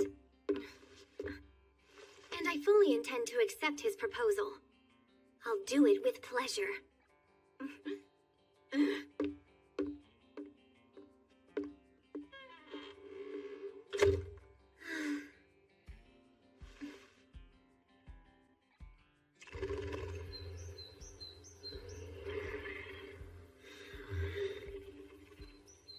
You know, I only just got back from the capital yesterday. Then forgive me for visiting so soon. Sorry. I wish I could have made my hair look better, but but it wouldn't have been worth keeping the Duke and all of his men waiting. Lady Melfira. My sincerest apologies for the other day. Chaos! I truly hope you will forgive us both for our sudden intrusion. But our impatient Duke just couldn't wait any longer. Hey. Oh, it's all right. I'm sure His Grace was only hoping to stay ahead of the season here in the Marshall Raid lands. Well, even so, we should have awaited your reply before making our appearance. But he doesn't know the first meaning of waiting. The Duke can be such a tyrant. Watch it, Chaos. By the way, I'm curious about something. Huh? Your hair's fluffy. I mean, I just now realized how fluffy it is. Wow. Yes, it's rather unruly at the moment. Oh, right. Your gift. Huh? So, where shall we put it, Melfira? It's big. Is that a monster? It sure is. Next time we meet, I'll bring a gift. I can't believe he actually brought me something. Melfira? You're so amazing, Your Grace. Thank you. Is it fine if I take a little peek? Of course you may.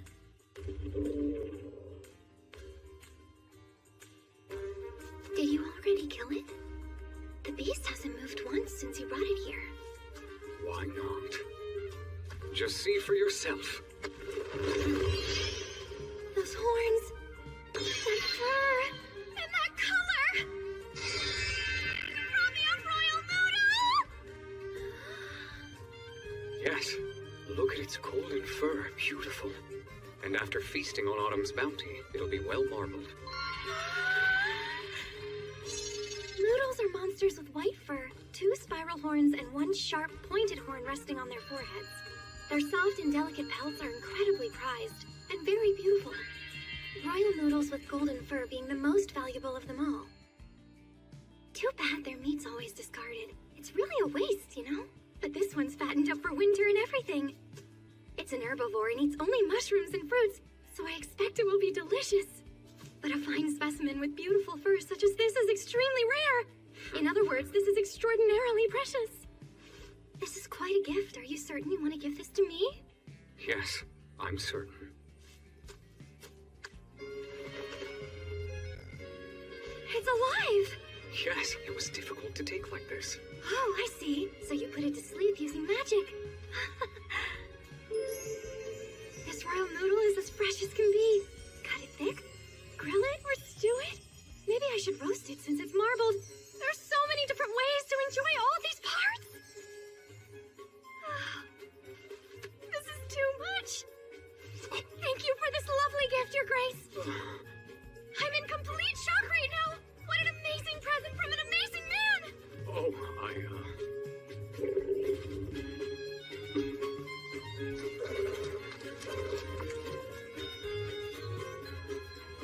We welcome Your Grace. Thank you for making the trip out here. Please forgive my unexpected intrusion. I was merely seeking out a response before the middle of winter.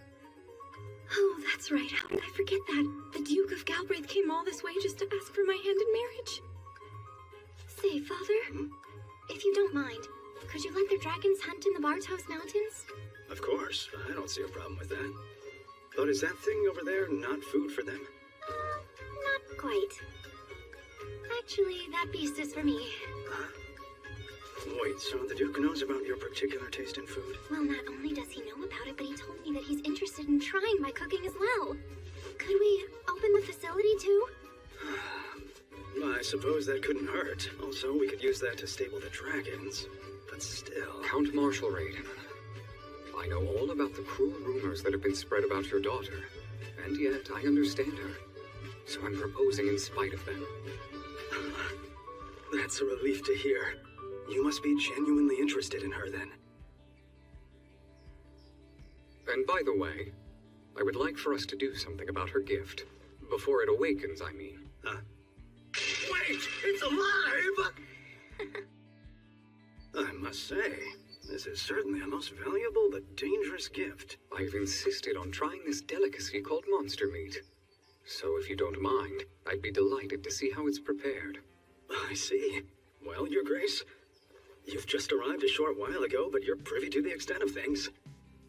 All right then. Without much ado, I shall reopen the research facility immediately. In the meantime, you, your men, and your dragons may make yourselves at home. Melfi, how would you like to give His Grace the grand tour? I'd be delighted.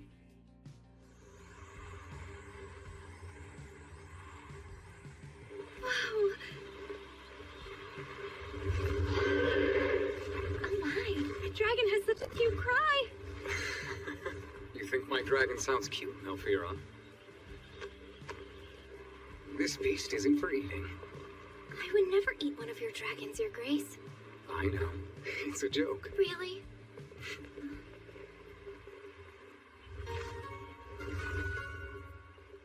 The time's finally come. The research facility's there. What's wrong? Afraid? Of course not. I just never rode on a dragon before. But I'm fine as long as I'm holding on tight. Mother's research facility. After I show him, we'll find out if the Duke will accept me or not. If he still does, my father will be so relieved. But I can't hide anything. I must show him what I do in the research facility. All of it. I need the Duke to see all of it. He needs to see why. The reason I love to eat monsters. What will you think of me then? Will you understand?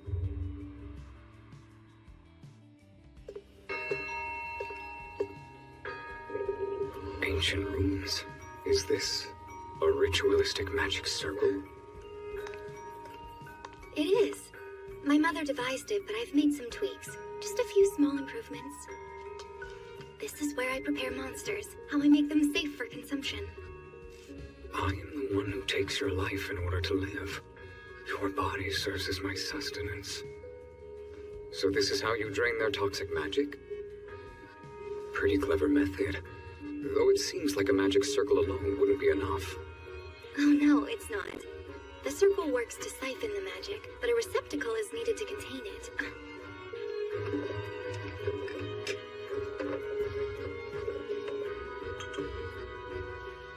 My cloudy quartz flask. I drain their blood and magic at once with it. The craftsmanship is rather impressive. Yes. It may look like a normal well-made flask right now, but when it's in use, the magic affects its color and luster. On a different note, I was hoping I might... Well, may I ask you a favor, perchance? Please, Your Grace, will you allow me to observe as you behead a beast again? Before draining the beast, it must be prepared and sheared of its fur. Cleaning a monster this large, in all honesty, it might take a little time. Unless anyone cares to assist.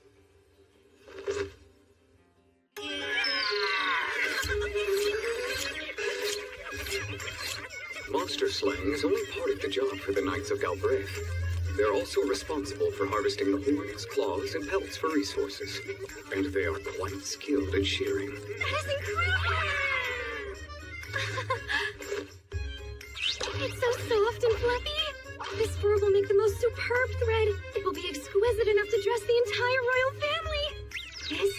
This is the real prize. I'm simply dying to know how it will taste. A well-marbled royal noodle, how exotic! You'll make for the finest cuisine. Ready when you are, Melfira. Tell me when. Just one other thing. And this I promise, your life will not be wasted. I shall honor it properly, with the utmost reverence and care.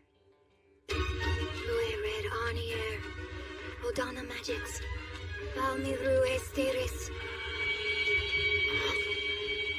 Now, Your Grace, please proceed. As you wish.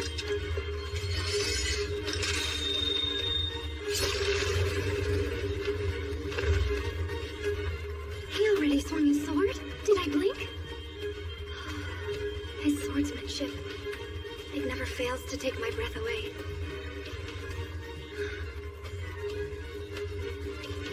How was that for you? Remarkable.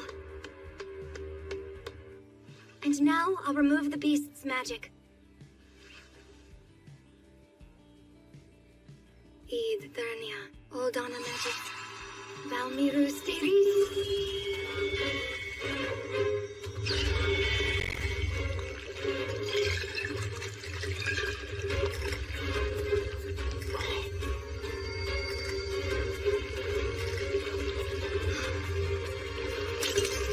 Well, this has never happened before. One flask won't be enough to hold it all. But I can't let go to swap it with another. Melfira, tell me how I might help you. Thank you, Your Grace. I didn't anticipate this much magic energy. This flask is bursting. Can you swap it with one of those empty spares? I can.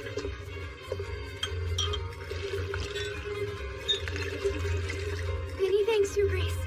Are you sure that'll be enough? Yes. Oldana magics. Valmiru esteris. Untra Ian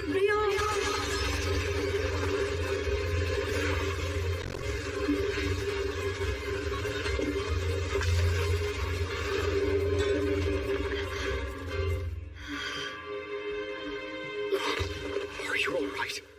Oh, yes, I'm fine. Thank you. That seems to have done the trick. It's almost perfectly I preserved. was expecting it to be more desiccated, but it looks rather plump.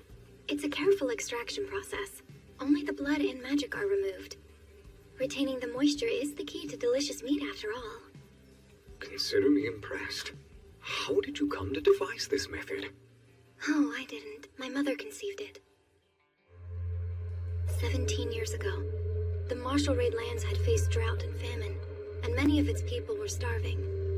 Natural resources are scarce here, and the soil is hardly fertile. But the land is abundant in monsters, so my mother began researching how that might be used to our advantage. If we can take all this and make it simple enough that anyone could do it, then monsters would no longer be a nuisance to the people, but a food source that can save them. I took on the research after her death, vowed to carry the torch in her name. Of course, I can't deny I've also been getting a little personal enjoyment out of sampling rare monsters, and by a little, I mean a lot. But anyway, If I may, I do have one other question. What will you do with this? Oh, I use it as fuel for making fires. You make fires with it. Indeed. With this much, I'll be all set. I have enough fuel here for cooking and powering the lights in the facility for 2 months. That's really all you'll do with it? Well, yes.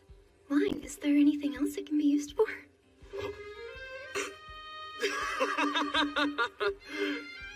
Forgive me. I wasn't mocking you. But you should know that your research far surpasses anything the court mages are striving towards. That flask of magic alone, it could create a weapon capable of destroying nations. What? That didn't even occur to you? No, not in the slightest. I have never even handled a monster any larger than a Jakul or a Taco before. I want you to know, rumors may be rubbish, but the malice driving them can warp reality, which can then easily result in tragedy. There's no use fretting over what people say. However, if someone is ever compelled to hurt you, I will show them no mercy. That means a lot, Your Grace.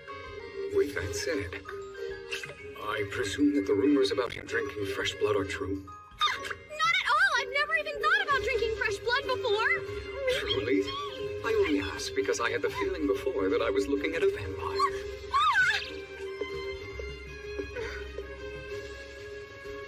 Your red hair mesmerized me like a wildfire, not to mention your vibrant green eyes, more radiant than beryl. It was then I realized I would give up anything for you, even my very life. What? Stop! Please don't tease me. You weren't mesmerized, and my hair was just reacting to the magic. I meant what I said. I wasn't teasing you. Oh, really? Well, if that's the way it is, your eyes looked beautiful, glittering with magic energy, and with your coat fluttering behind you on your dragon, you looked magnificent! I did. Oh, sorry. That was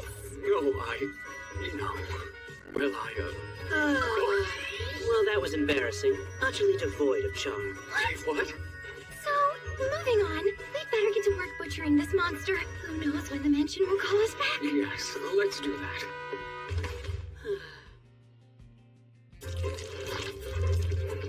Oh, Your Grace! Your hunting permit has just arrived. That's great news. I have a feeling the Royal Moodle's organ meat alone won't be sufficient. Do the dragons complain? That honestly sounds a bit terrifying. They're terrifyingly gluttonous, that much is true. And how about you? I imagine you must be famished, Grace. I don't think I've ever been so hungry in my entire life. And that tasty-looking hall's just sitting there waiting for someone to eat it. It's almost like it's taunting us. It truly is putting my patience to the test. Aged meat is perfectly delicious, but When are we going to have another chance to eat it fresh? I doubt anyone would even notice if we sliced off a bit for ourselves and broiled it. There's plenty of it. No one will miss one of the finer cuts. Those are my exact thoughts. I have to say, you're a naughty one, aren't you? No naughtier than you, Your Grace.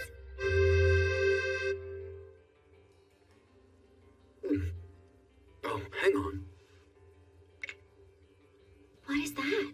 Go on, have a little taste.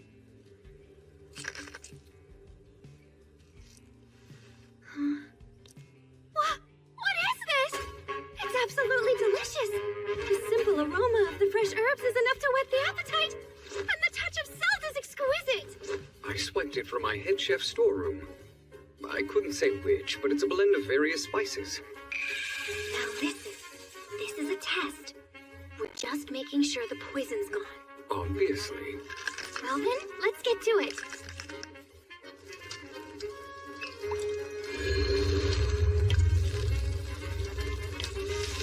Best be safe. We should cook the first ones until they are well done. We have to wait that long? This is starting to feel like some cruel torture. It'll be worth it. Waiting is better than getting sick after all. They're done now, right? No, they're still not done. They need to be flipped and then cooked again. Oh, come on! Your Grace. Not now, Chaos. Come back later. Would you two be sneaking a little snack before dinner? You! Don't creep up on me like that! We're doing nothing. The mouth-watering smell tells a much different story, but nice try. Oh, here, the hunting permit came in. All yours, Chaos. Go round us up some game and feed the dragons. Thanks, I'd be happy to, but I must insist you join me. But I can't. I'm busy helping Melfira. Really? Your poor dragons are so hungry they're whining, and you're too busy for them? Just admit that you're sneaking a bite. All right, fine. You can have a bite, too. Only a bite? You damn snake. Fine, a skewer, then. Thank you, you're too kind. However, it would feel just wrong eating before the knights. What? Lady Melfira, our poor deprived knights. They've been forced to survive on the most dreadful, monstrous meat. My. Hey. Milady, please let them have a taste. Or rather, permit them to sample the meat for poison.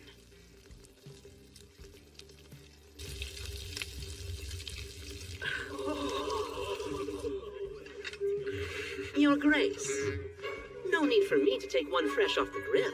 Allow me to test that one for you. I'm testing this one. You go find some other poison to eat. Your Grace, for shame. Are you clinging to that just because you think the lady cooked it just for you? Don't tell me you're so childish. Shut up! You're the child! Oh, naive and defensive. Women do not find either of those traits attractive in a full-grown man. You're enjoying this, you wretch! Just stop with your twisted mind games! Now that's cruel. The only thing I enjoy is good food. Sir Chaos, would you mind testing this one? It would be my pleasure.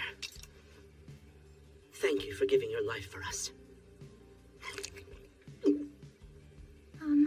Is it? Do you feel a tingling type of sensation on your tongue? Right, that's the responsible question I should ask. Well then, is the flavor all right? What does the royal noodle taste like? Does the meat pair nicely with the spices?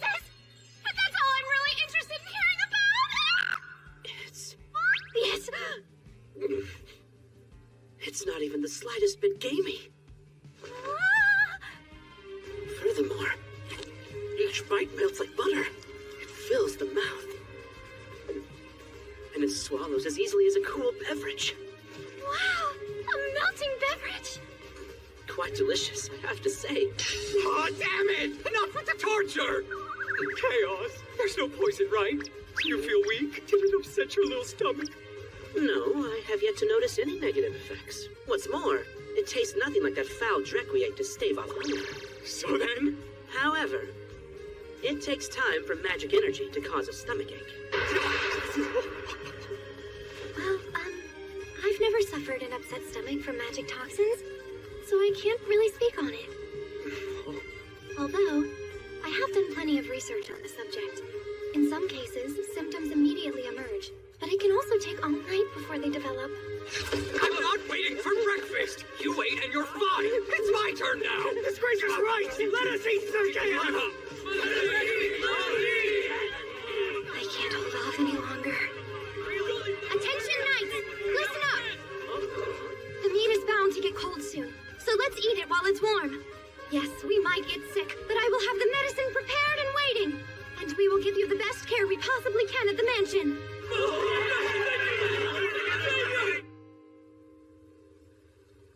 All right then, let's have a taste, shall we?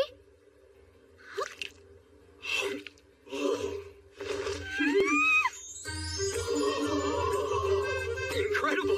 There's no gaminess at all, not even a trace. Even though it's cooled down some, the fat hasn't hardened and it's still so juicy. The royal noodle is an herbivore, you know. That is why it has such a rich, palate-bathing essence of fruit. Alfira, you are an absolute genius. No, I'm not. My mother was. It's her research. Don't be like that. To be entirely honest, I never thought for a second monsters could be this delicious. As many as I've eaten, they were all terrible without your preparation. And I know these guys agree. You have to teach us how to prepare them. Oh, please, Lady Malfira. Or the next time we hunt one, could we maybe bring it here? That sounds like a fine idea. I'm trying not to think about all the savory monsters I've wasted. If I had only known. How could you have? Most people consider it taboo to eat monsters after all. Seconds, and hey, why not thirds? Your Grace. I was only... Well, don't worry, I'll be plenty hungry for dinner. Honestly, I'll eat it all. I was planning to head into my lab for just a little while. Would you care to accompany me?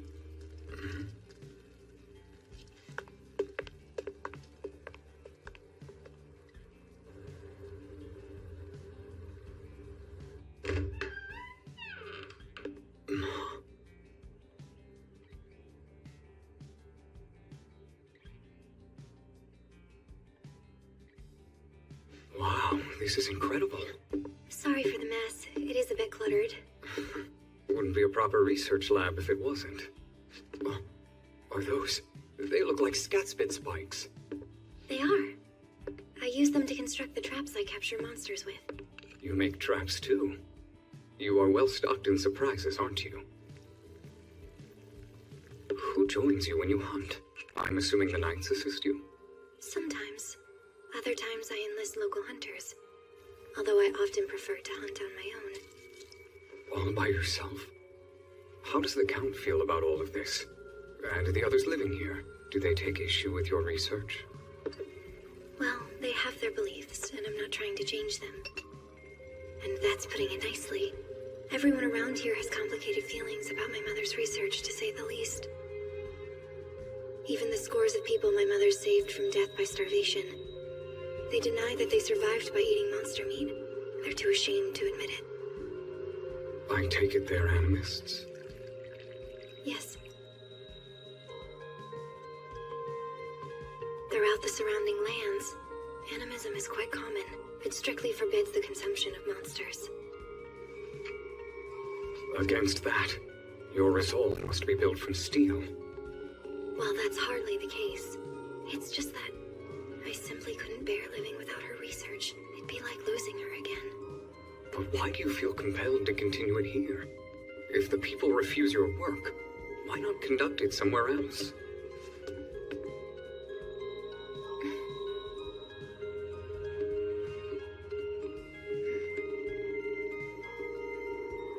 Years ago. Do I need to remind you what happened then? Of course not. Those events are the reason why I ended up as a ward after all. That's where your story began as well, huh?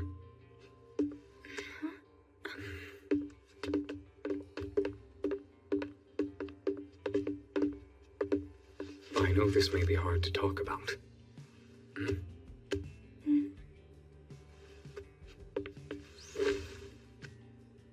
So we'll sit here together, and you can tell me about how you became the voracious villainess. Hold on, Your Grace. My name is Aristide. As lovely as this day has been, it's just, well, right now, you seem to have forgotten that I'm here to propose to you. I won't lie to you. I've studied up on the Marshall Raid family. Then you should know all there is to know. I'm a girl bogged down with a disreputable past, shunned by high society. Marrying me, I would be nothing more than a burden to you. Melfira, please believe that I would never ask you to give up your research.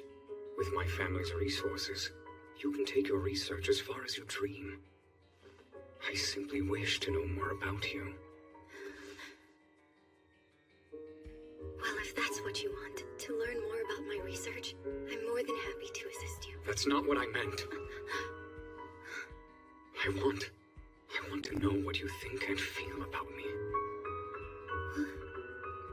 I am the blood-mad Duke. Does that not frighten you?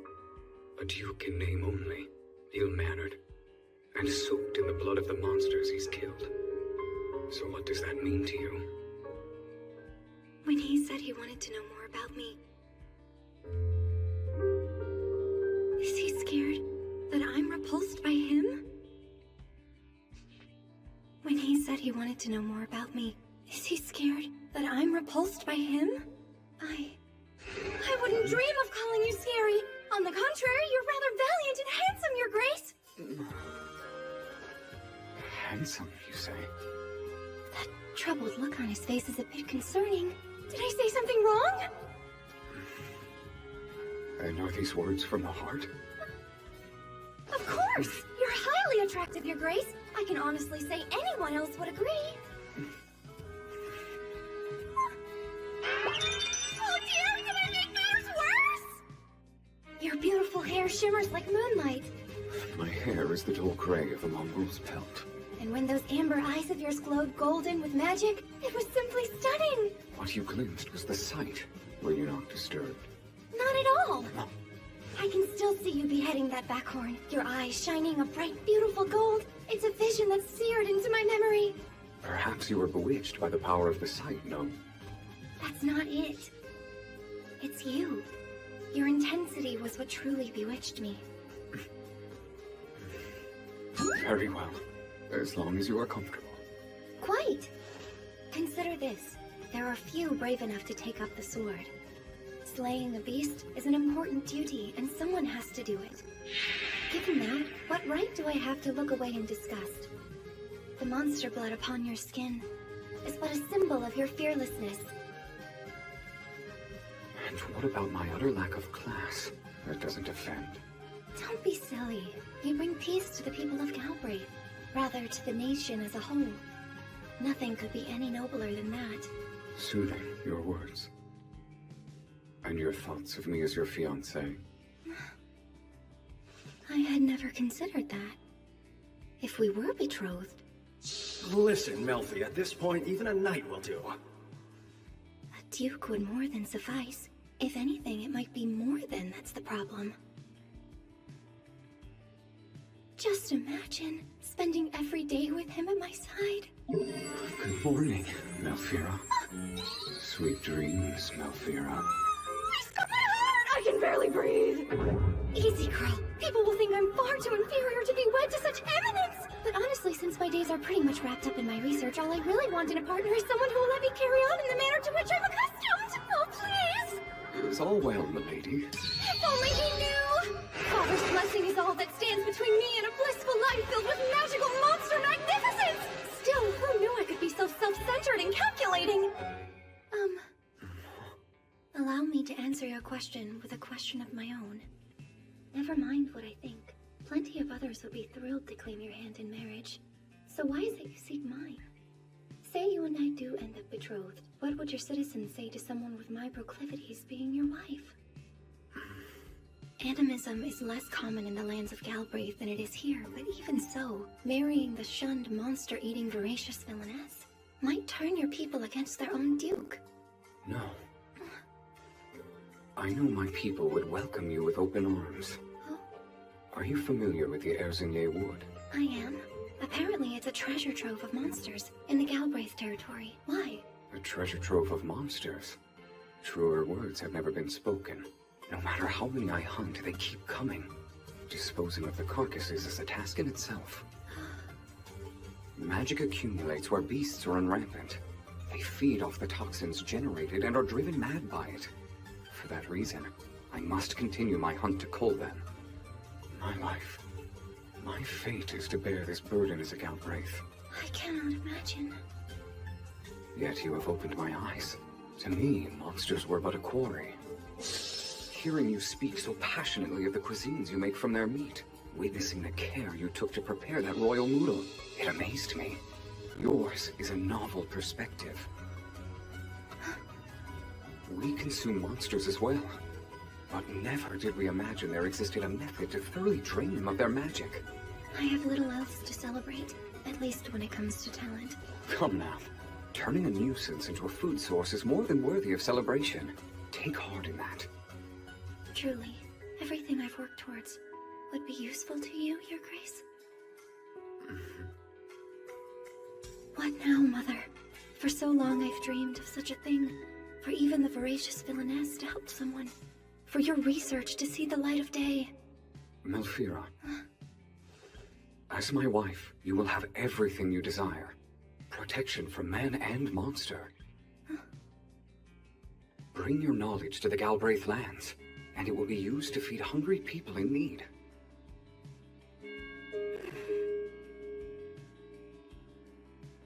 Me? Out of every soul, you choose me? Can I really get my hopes up? This must be the contract between the Duke and me. Whatever it is that exists between us, it's surely no bittersweet romance, but it is something. Therefore, here I go. I am delighted by your generous offer, from the bottom of my heart. Meeting you has given me new life. If I may be blunt, the truth is, I don't deserve you.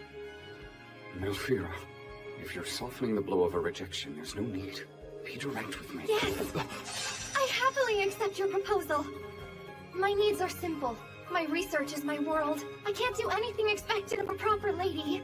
Therefore, while you assume your responsibility as a Galbraith, I will make meals from the hunts. So fret not over counting carcasses. If you insist. I'll supply as many flasks as you need for the blood. By all means, feel free to use them. That's the extent of the assistance I can provide in the field.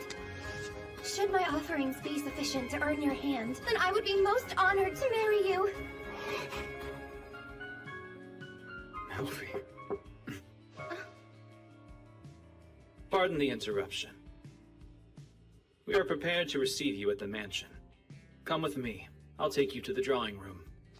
Understood. Beg your pardon. May I have a moment of your time, milady? This man is still an outsider. Avoid revealing too much about the circumstances of your research. Better to stay on guard. Now then, right this way.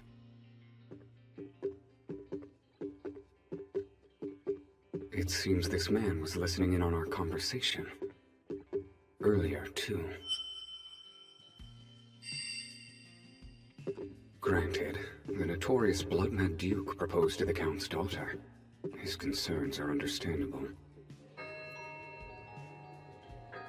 And I take it you're absolutely certain about this? The Galbraith family is more than happy to welcome your daughter. She's an extraordinary woman. A jewel nestled deep within the mountains. As her father, I've known this since the day she was born. Even so, I must inquire about the banquet. That day, it seemed all but certain to be a dreadfully dull occasion. When the berserk beast appeared, I was hardly surprised. I only meant to kill it and be done. But when your daughter saw me splattered in its blood, she did not fear me. Nor did she look away from my sight in disgust.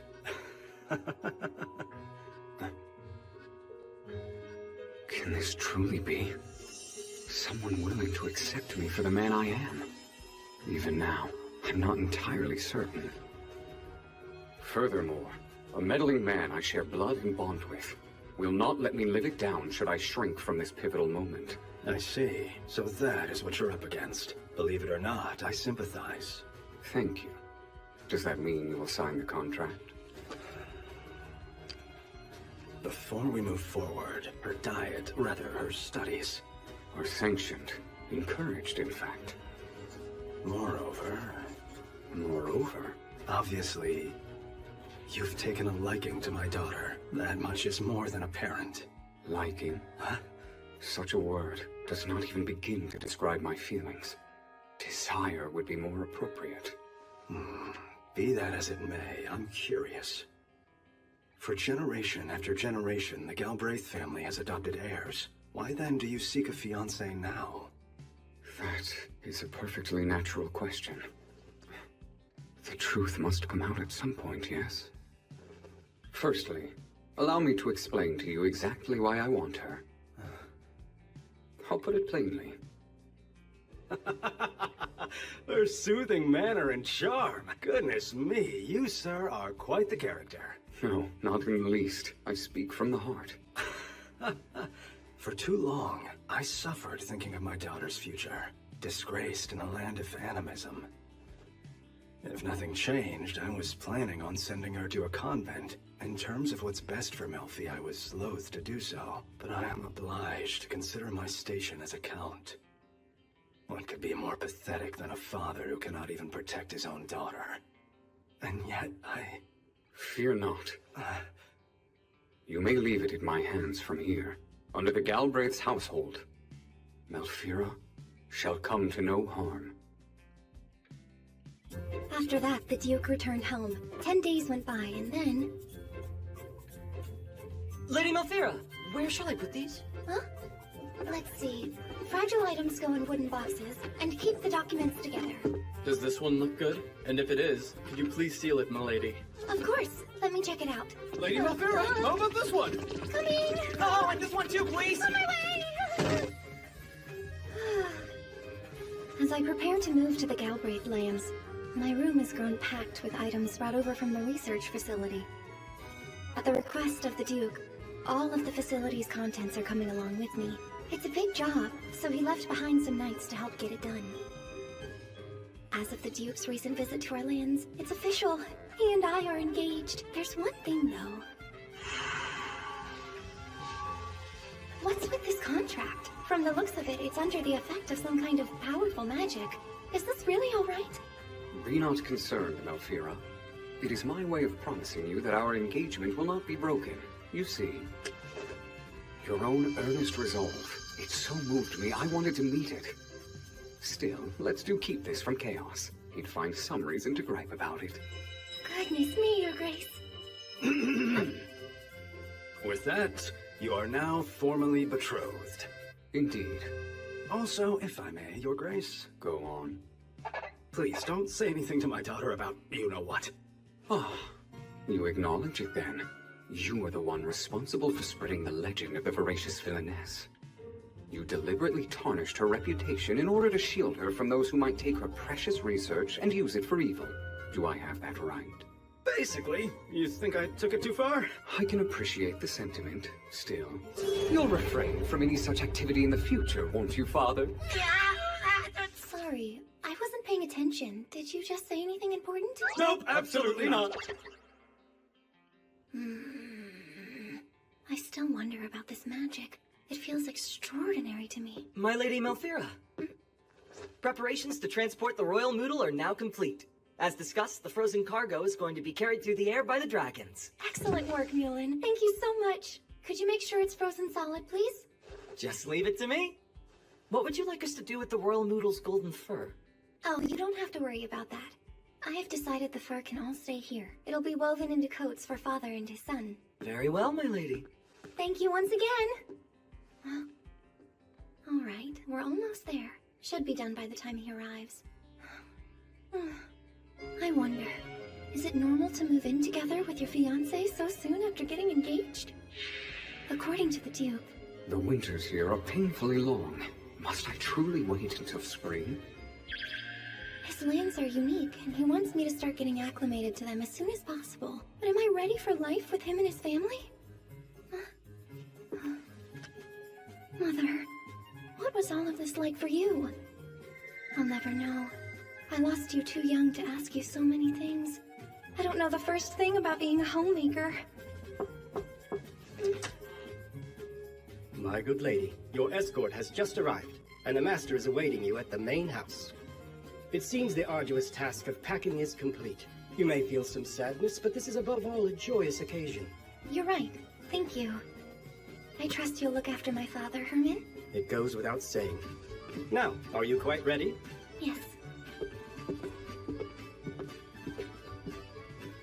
This old room of mine, I won't be returning to it. Well, if nothing goes wrong with this engagement, that is. But surely... Father, it's time for me to go. Excuse me. Lady Celia, I wasn't expecting to see you. What kind of stepmother would I be if I weren't here to see you off as you depart to get married? I feel ill from the stench those dragons are giving off. Where is my father? Outside, making one final check that your belongings are in order. To think, that frightful room of yours, finally purged of all your trappings. I trust you aren't leaving anything behind. Only the golden fur of the royal moodle. Please, use it to make clothes that will protect father and your son from the cold. I find monster fur unsettling. Nonetheless, it's quite rare and valuable. Far too good for me, I'm sure. Is that so? I'll take my leave now. Thank you for everything. What a performance! I should think it would take better acting than that to seduce the Duke. I'm sure you are already aware of this, but even if you and the Duke were to have a child, my son, Louis, is the sole heir to the Marshal Raid title and everything that comes with it. Of course, I'm marrying out of the family, aren't I? I'll be a happy, devoted Galbraith. Disgusting! The same demure little face Lady Elise used to wear. Flashing that phony smile while taking the best for yourself! I couldn't stand your mother, and I can't stand you! Elise? My mother? They knew each other? But where could they have met? Hear me! Even if the Duke finds sense and calls off the engagement, you shall never have a home here again. I'll gladly ship you straight off to a convent. I will bear that in mind. I've had quite enough of you, and quite enough of those noisy dragons. You may be gone now. Yes.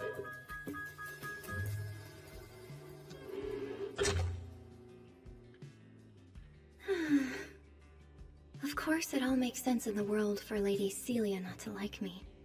I don't behave in the manner expected of a count's daughter, and all that taboo research on monster consumption probably doesn't help either. Still, she shared a side of my mother with me today. For that, I'm grateful.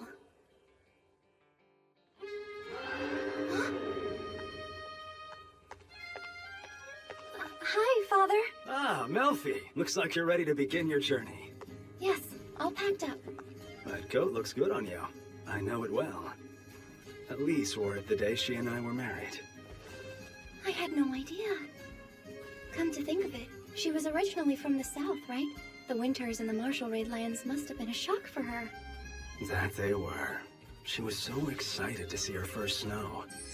Maybe too excited, considering she immediately caught a cold. Oh dear, poor mother. Elise had her serious side, but she could be silly too. Sometimes she acted just like a child. Oh, my daughter. I should have spent so much more time sharing stories like this with you. Please forgive me. You've nothing to be sorry for. Huh?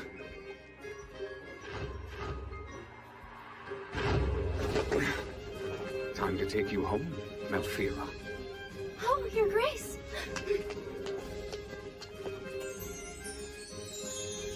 I hope all is well. My most precious bride-to-be.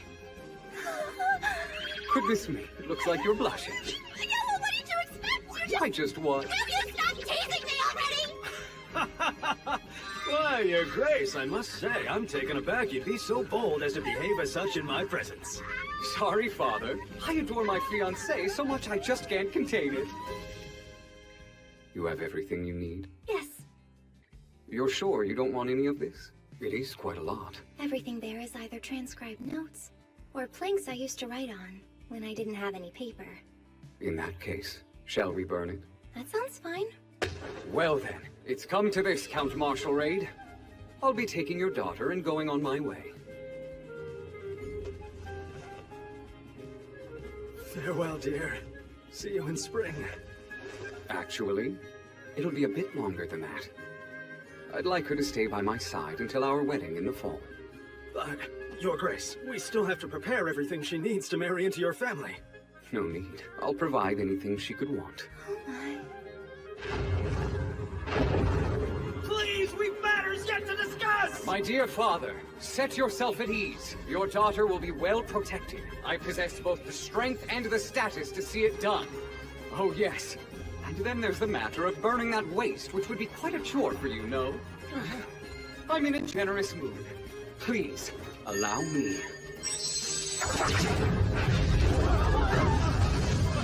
You take far too much liberty, Your Grace! Please, do forgive me, Claude. It is Claude, right? If you care to serve the Galbraiths, we'll have you. You've got potential. Never!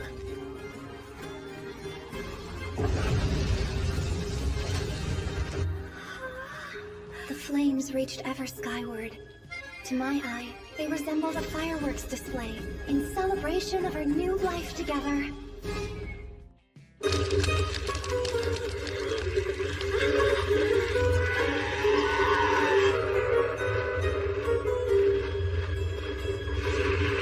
Sad to be leaving. Maybe just a bit. And yet, I can't stop myself from thinking about the future. You need to simply be yourself, just like you always have been. The best thing I could hope you would do for me as your husband is to comfort and appreciate. Comfort and appreciate? Not so certain I'm capable of doing something like that. But you already are. I mean it. I feel comforted already. Besides, I enjoy our conversations about monsters. In Galbraith, you can devote all your time to research. I'll even hunt the monsters for you.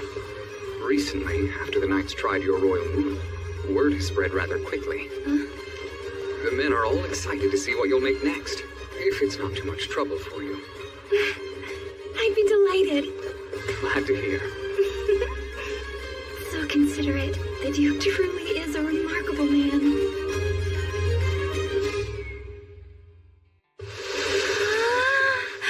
Look at this view. It's almost like the world's painted red. Lovely, is it not? So very much like your red hair. But my hair doesn't look nearly as lovely as the sunset. I disagree. When you activated your magic circle, it radiated just like this, but the sun pales in comparison. The memory of it still captivates me. You're beautiful. I really don't mind his grace touching my hair at all, but it's embarrassing. I keep getting flustered by him. I do hope I can manage, but I'm not sure.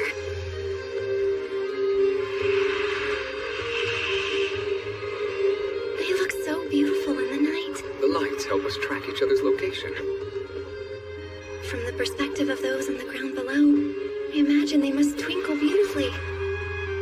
If someone were to look up and catch a glimpse, they might mistake them for shooting stars. Dragon shooting stars. How wonderfully magical.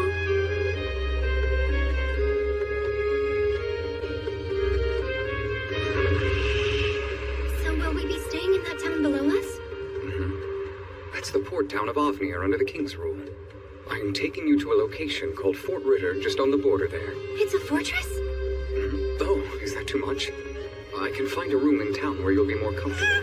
It's on the border, right? So are there forests and rivers? I'd love to dine outdoors for dinner and breakfast tomorrow if it's possible. Oh, sure. And yes, Ritter is on a river. Are you saying you don't object to staying at a fort? Object? If anything, I'm excited.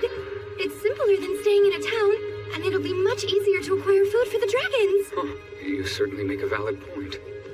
But their accommodations are no more than a place to sleep. They merely carry field rations. The town may be better. No, I still want to go to this fortress. I'm not worried about food. After all, it's spawning season, so the fish monsters are especially nice and plump. And if we're lucky, perhaps we can even find some monster fruit in the forest. I finally have a chance to find monsters that I've only ever read about in texts and books. I'd love to taste them for myself. I should have known. So fish monsters, eh? Huh? Around this season, the Zanas should appear. Seriously? Sadly, we don't have any Zanas in the Marshall Ray domain. I'd love to see what they taste like if we can catch some. It's possible, but they'd have to be trapped and pulled from the water. Oh, I see. Sounds like it would take a lot of time and effort. Please, there's no need to be sad. At this time of year, overnight should be long enough. We'll set a trap tonight and check it tomorrow in the morning. You would do that for me? Of course, feasting on a fresh-cooked meal is obviously more pleasant than consuming those awful ready-made rations. I look forward to eating breakfast tomorrow. Me too.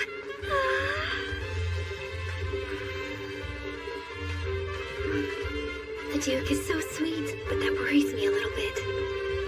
I really do hope he isn't overextending his generosity just to make me happy. Now that I think about it, Chaos did say... Lady Malfira, our poor deprived knights. They've been forced to survive on the most dreadful, monstrous meat. Pardon me for asking this, Your Grace, but have you ever cooked any of the monsters that you have slain? I don't know that you could fairly describe them as cooked. They were what? Just terrible. Tough and gamey. It was our last resort on extended expeditions when we couldn't stand the hunger. We cooked it through in hopes of avoiding stomach aches. But alas, those hopes were utterly in vain. That's what happens when you don't remove the magic toxins first. May I ask what monsters you've tried? Well, there's Beluvia, which was especially tough. They were all gamey. But the gamiest by far was Screamwood. And Gargantus was inedible in every aspect. Awful. So foul it would never pass as food. Its outsides appeared engulfed in flame and rock. Its insides were like sludge. But as to whether I consumed that sludge in my famished desperation, my memory fails me. We're almost there. I'll take the dragons down. All right. Hold tight, and do not let go until we reach the fort. Yes, Your Grace. Good.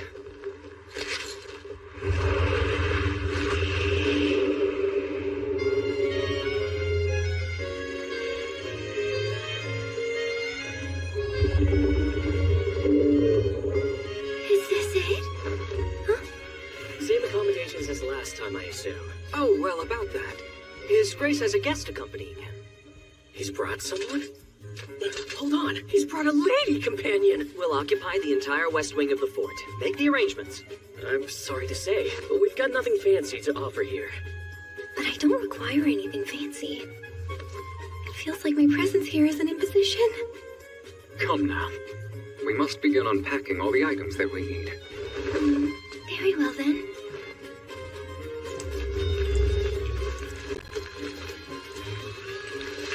Malfira. You know, if you'd rather stay in town after all, it might yet still be arranged. I was completely out of my mind to think that these would be acceptable lodgings for you. Well, it doesn't bother me one bit. In fact, being here inside this fortress reminds me of my own facility. It was normal for me to fall asleep on the floor there. I'm not sure anyone would call that normal. Besides, I've a valiant man who's looking out for me, so I have nothing to fear.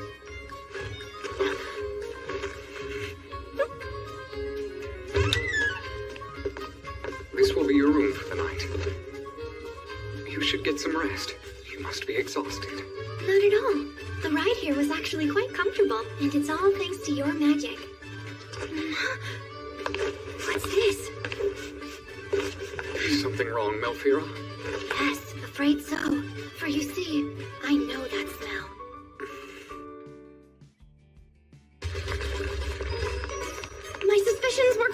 Huh? You two are making grain porridge! What are you doing here in the kitchen? I'm sorry, but you can't be here, Lady Malfira. Don't worry, I have permission from His Grace.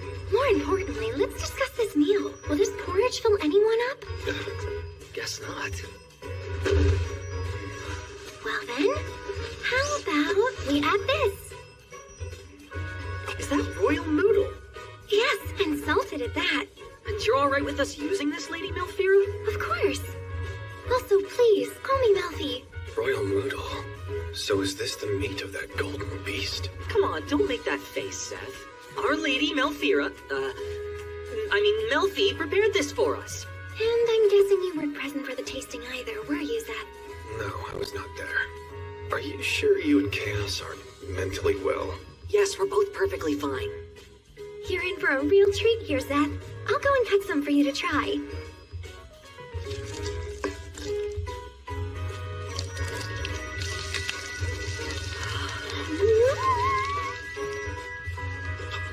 Don't worry, there aren't any magic toxins. I promise it's safe to eat. If he doesn't want it, I'll gladly take his slice. How about I just give you your own? Are we really gonna eat this? Of course we are. You'll miss out on a lot of good dishes if you remain so picky, Seth. Here's your portion, Mulin. Enjoy. It looks great. Perfectly salted. Seth, the taste of this meat is phenomenal when eating it fresh, but it's practically irresistible when it's aged too. Royal noodle's fantastic. Oh, is it now?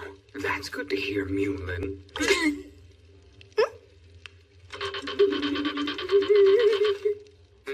Do you mind cutting off a piece for me as well? Melfi? Oh, Your Grace! There isn't any need for you to sulk, Your Grace. I have some meat for you, too. You're wrong. I'm not sulking.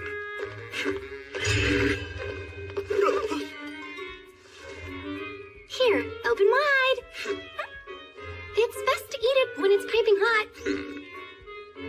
How do I get His Grace to eat it? I've got an idea. Actually, once upon a time, the Marshal Raid's nearly 3-year-old son was being picky and refusing to eat. And then the nanny said, "Here, say ah."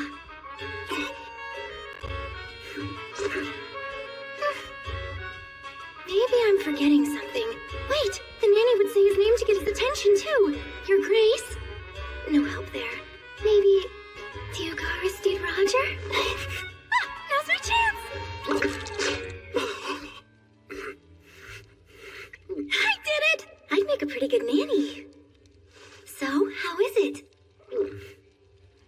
It's sweet. That does have some sweetness to it. But did you enjoy it? Yes. His Grace is satisfied. What a relief.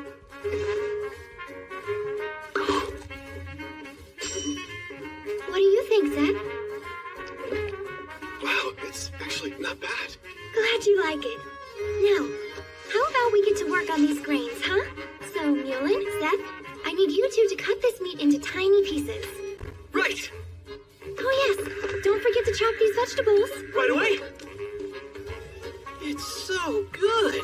Wow, what meat is this? I heard it's royal noodle. That golden beast?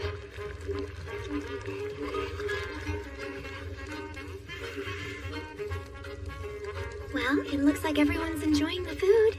Yes, they are. Did you happen to do something special to it? Because whatever this dish is, it's brought out the aroma of the already fragrant meat. Nope. I simply diced the meat and fried it up. Nothing out of the ordinary. Come. It's your turn. Say ah. No thanks. I'm capable of feeding myself.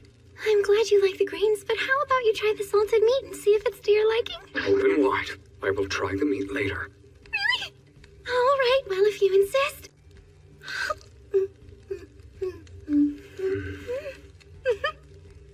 It's so delicious. But I'll feed myself now. Come. Next bite.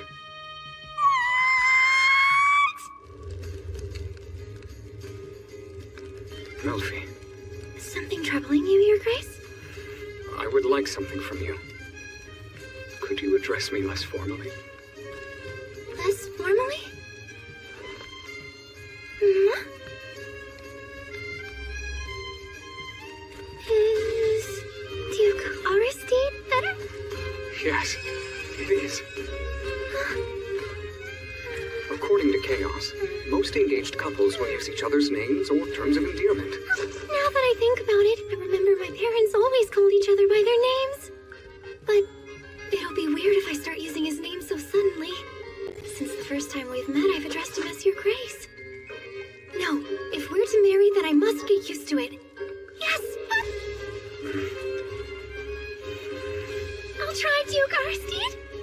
Thank you, Melfi. Sure, sorry. I guess I need to get used to saying your name properly, that's all. That's so. If you'd like, use a nickname. But what would your nickname be? Perhaps I can come up with something appealing from his real name. Aristide Roger. Let's see.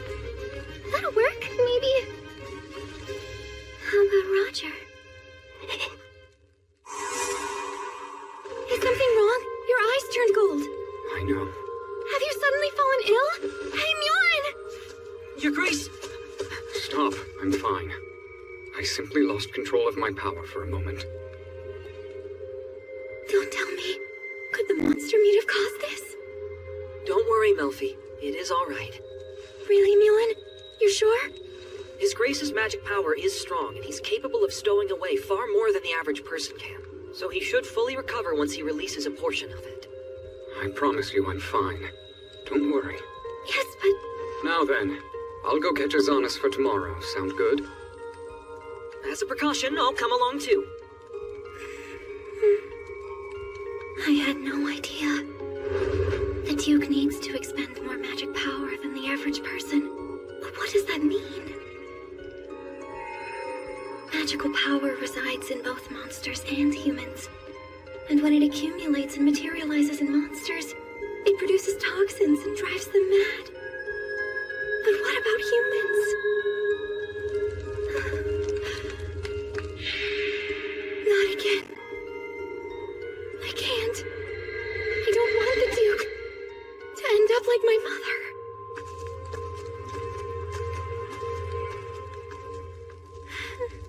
I can't lose him. When are you going to feel better, Mommy? There's no need to cry. I will get better soon, sweetheart. Human bodies aren't like monsters. We're so much more delicate. You see, I was born with strong magic power. And every now and again, Melfi, it runs out of control. But why does it do that, Mommy? I store magic power, but sometimes it's more than I can handle. So I catch high fevers and become bedridden. That means you're in pain, aren't you, Mom? I'll be just fine. There must be something I can do. How can I help you get better? You're always so kind, Melfi. But I'm all right. I'll get better soon. Poor girl. She died of poison from eating monsters. How terrifying. No. No. They've got it all wrong. That's not what happened at all. My mother's magic circle was incomplete. The magic power she extracted, it was from monsters accumulated in her body. She couldn't break it down and it turned into toxins. Her magic was beautiful. Her hair bright red. It glowed bright as if it were fire. And her eyes glittered like jewels. My mother was as beautiful as a fairy from a storybook. I can't think of anything I loved more than watching her. Here it is! Loss of control over magic power. Let's see. Humans, who are weaker than monsters, cannot tolerate accumulated magic toxins. Their bodies will fail before they go mad and they'll perish. I was only a child back then. There was nothing I could do to save my mother's life. But it's different now. And I'll do my best to save his grace. I'll finish it. I'll complete my research. I promise, Mom.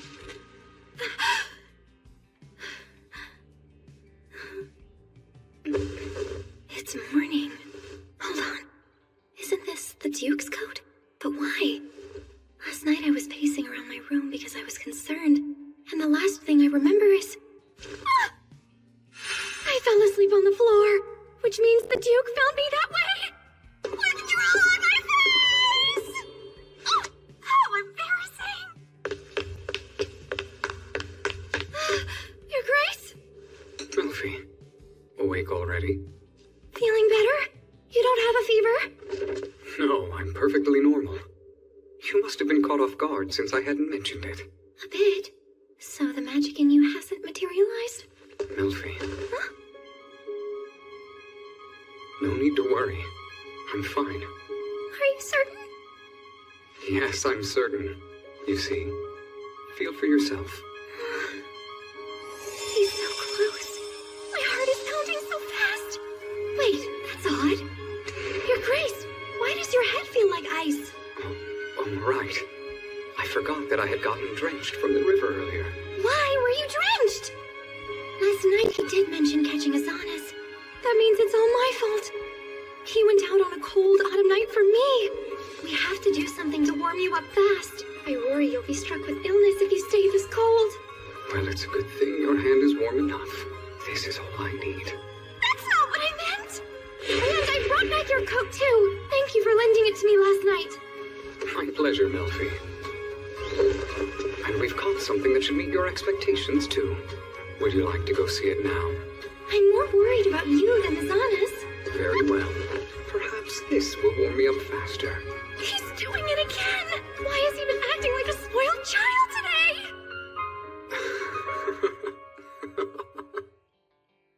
Really? The Azanas you captured is still alive? Yes.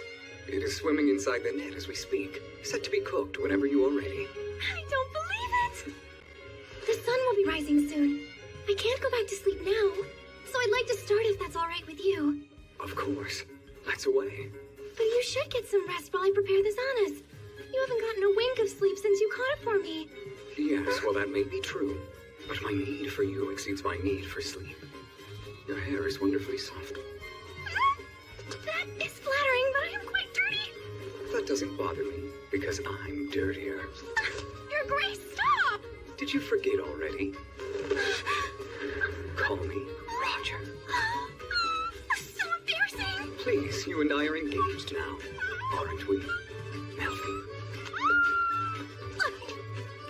Oh, I'm so happy to see that someone's awake! Hey, Zed! I hope that you slept well! Lady Malfira, how are you this fine morning?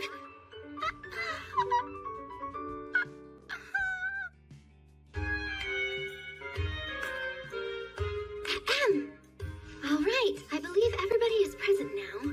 So who is ready to see what Azanas tastes like? I am. I can't wait to eat it. But it'll take some time.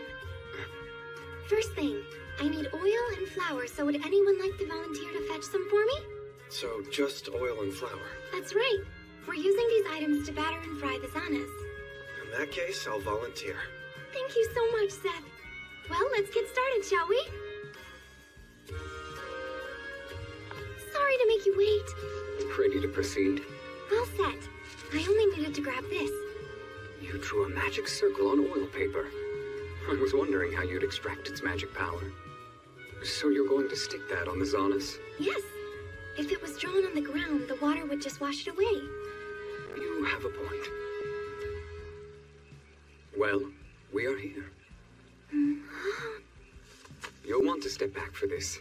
Oh, all right. You two, pull up the Zanas right away. Yes, sir.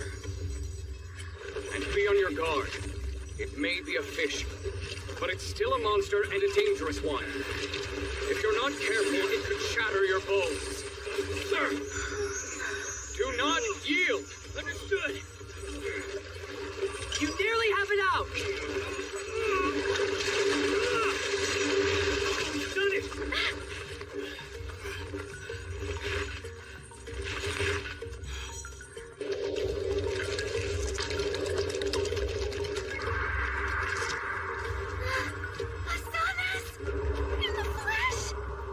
It's like 20 times my size!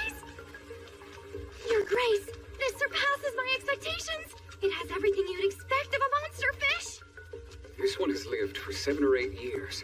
And it's spawning season, so they're aggressive right now. I've seen them many times in my books back at home, but that doesn't compare to the real thing! Why, just look at its razor-sharp teeth. A single bite could easily tear off a limb or cleave someone in half! All the more reason not to get too close, Melfi. Now then, shall I prepare to behead it? Huh? No need. It's a fish, so I can just kill it. With this expertly crafted blade forged by the Galbraith family's own blacksmith! Hold on. You intend to kill it yourself, Melfi? Since it's only a fish, I thought I could at least try to, but apparently I can't even handle this sword. Not to worry. I will do it. Besides, I did tell you to leave this sort of thing to me. So why don't you leave the fighting to me, all right? Your Grace. Melfi, I've never killed monster fish before. It's my first. Will you tell me how? All right. The first thing we need to do is obstruct its vision. Why? I hear fish tend to stop moving when they're shrouded in darkness. We'll cover its eye with this. Be careful. Right.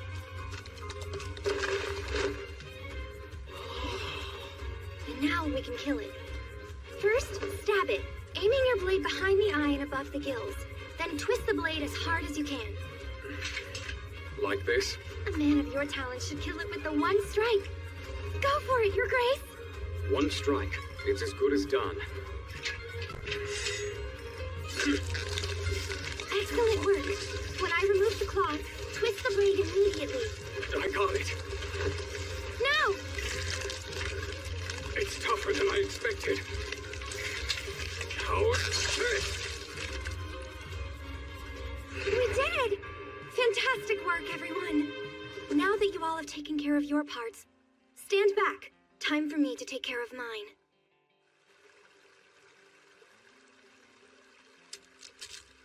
This I promise you. The life I took from you will not be wasted, for I shall honor it properly, with the utmost reverence and care. Louis, Red, Arnier,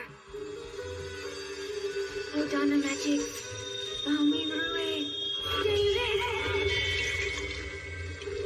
There isn't much blood left, but the magic inside it is so thick.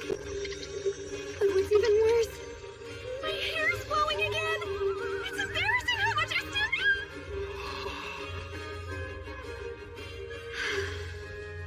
Can you take this? I must finish preparing the Zanas for the next step. Sure, Melfi. What's wrong? After measuring its magical power, it seemed like the best course of action was removing the head, organs, and scales. But Your Grace! You can't behead every monster that crosses my path. Wouldn't you agree that it'd be better if you just teach me how to do it? Again, we've discussed this. I am happy to help out, Melfi. In my lifetime, I've beheaded so many monsters I couldn't even count them. But I'll admit I've never been this eager to do so. Cooking monsters with you is always such a pleasurable experience. Well, that's great to hear. Because I have a lot of fun cooking with you and the others, too. Is that so? Back at home, I did everything myself. From cooking to my own research.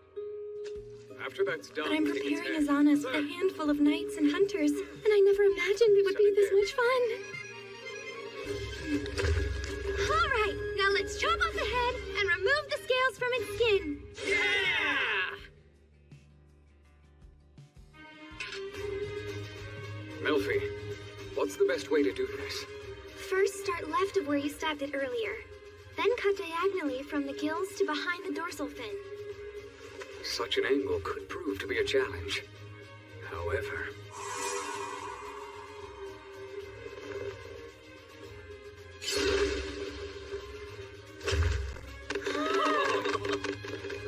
Not for me. He always handles the blade with such great skill. Just take a look at this cut, Mulin. It's clean and the meat is still totally intact, too. Yes, I know. I must say, even as a man, I feel no shame in being enamored by his skill. Also, his efficient movements. Calling them divine is an understatement. And what is going on over here? We were talking about you. Yulin and I were discussing how captivated we are by your sword skills. Me? Oh. I see. His Grace is blushing again. It's so cute when his face gets all red. But if I mention it, there's a chance he might start sulking. So I'll just keep it to myself. Now, we can remove all the organs. Got it! Now, Your Grace, the head and organs aren't edible, so we should dispose of them somehow. Right. How about using this? That's fire magic. Killing monsters is a difficult task, but no one ever thinks of disposing the carcasses. His Grace's power is able to do just that.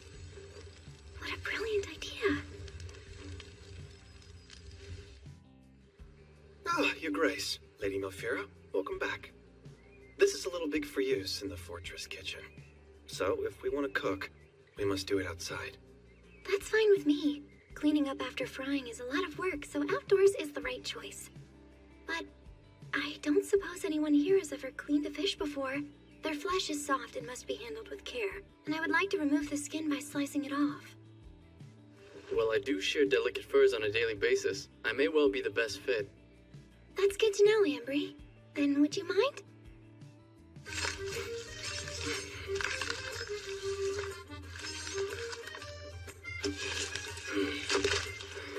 I believe that should do well enough.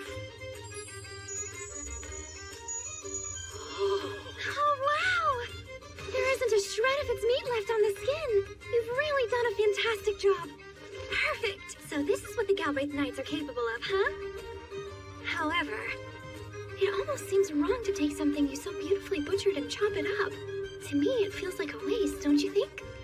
Not I. They are meant to be eaten. But how can we? Battered and fried sounds pretty good to me. We'll eat our fill to restore our energy for the upcoming journey. Agreed. Then I guess I should get started. Thanks, guys. I'm counting on all of you. Yeah! We've nearly reached optimal temperature.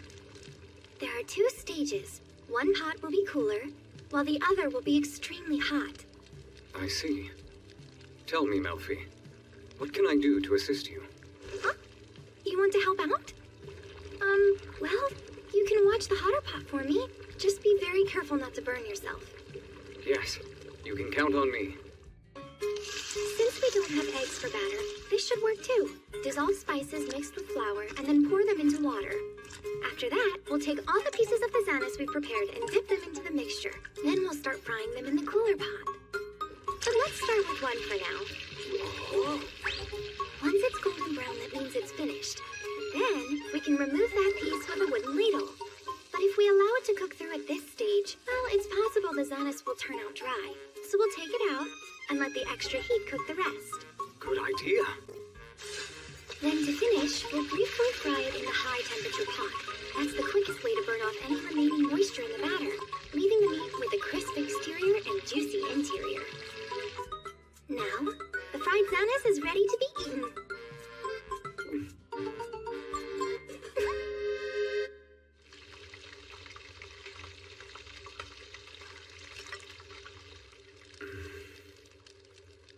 Sorry, I tried.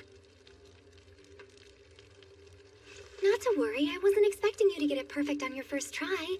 It seems you've burned off a little too much moisture, but still, they're not inedible. Are you sure? Of course I'm sure. In fact, if it's not too much trouble, Your Grace, would you mind feeding me a piece from your batch? But why? These are failures, Melfi. Well, I don't think that's true. They look just as good. But as you can see, my hands are really sticky. Poison test! And Your Grace, they look pretty hot, so would you please blow on it for me? Sure, all right.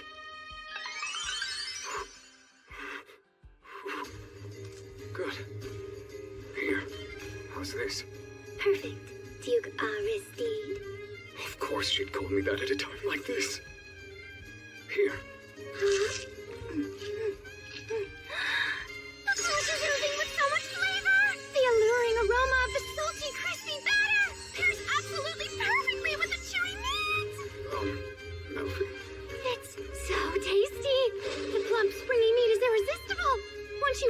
but your palate is overwhelmed with flavor. I want the rest of it. Yes, you're right. It's great. Where's the piece I bit from? Oh, he ate my half-eaten food! But, Your Grace, that piece was... You're right. It's springy and chewy, just like you mentioned. I wouldn't mind adding a bit more salt, however. Shall we try one of these successful pieces? I should check it for poison first. So, how does it taste? Here, try one.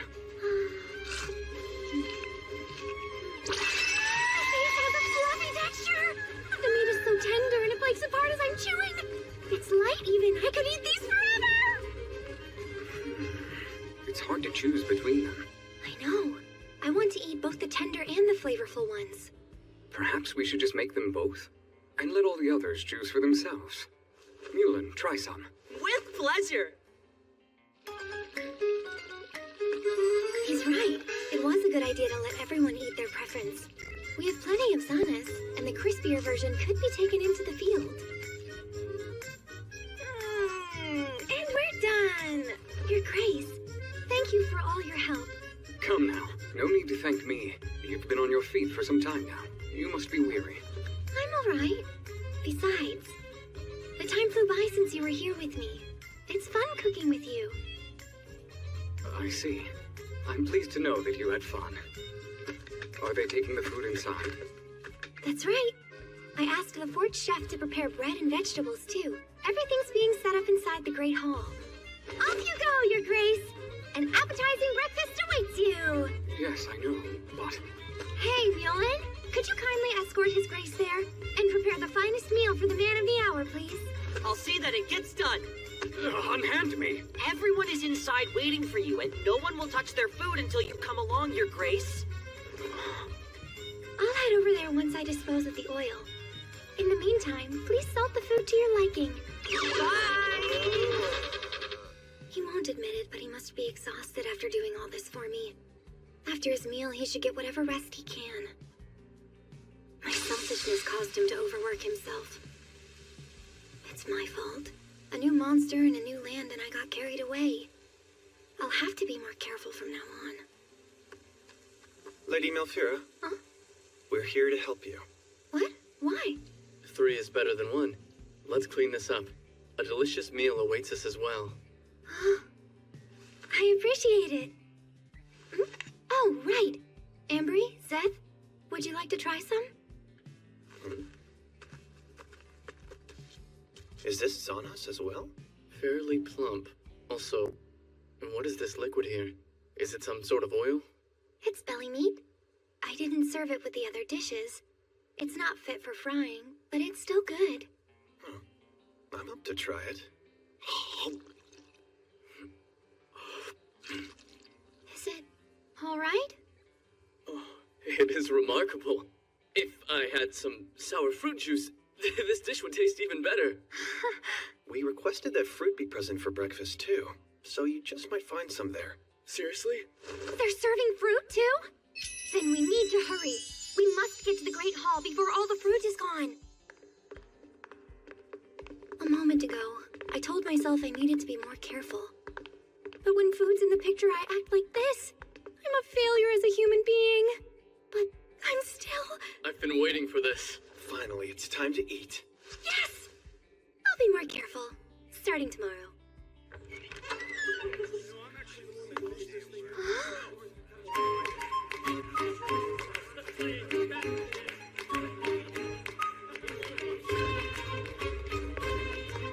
Melty! Over here!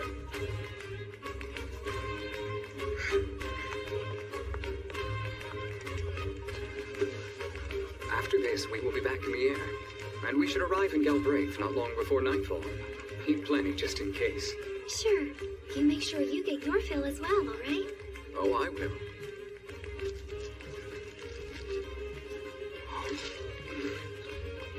Interesting. That's one way to eat it. He never fails to impress. What? I can't believe it! Why didn't I try this before? My hands are still clean and I can eat one after another! I've brought something. This is a cabo. It's the fruit we mentioned earlier. They're currently in season, even if they're a bit green. Cabo, huh? It's the first time I've seen one of these.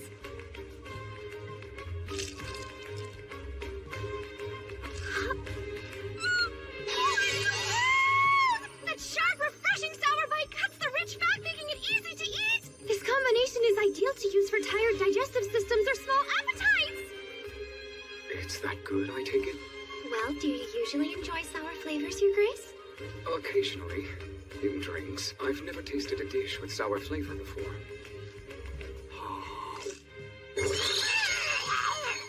Are you all right, Your Grace? Oh, yes. I'll be fine. It's truly amazing. The taste jolts you right awake. It's not bad, but I can't. So the Duke doesn't care for eating sour foods. I'll never make that mistake again. Being with you, there's never a dull moment.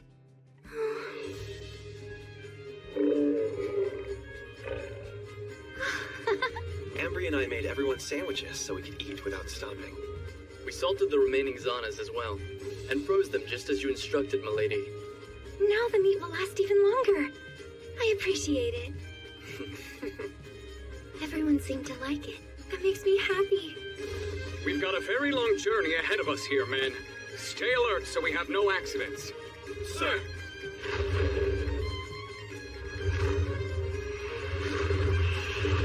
And now, Galbraith. Your Grace, I can't wait. This is so exciting. We're getting closer to Galbraith. A whole new land for me to explore. Tired. If you need a break, please let me know. I got plenty of rest before we ascended, so I feel I'll be fine for now.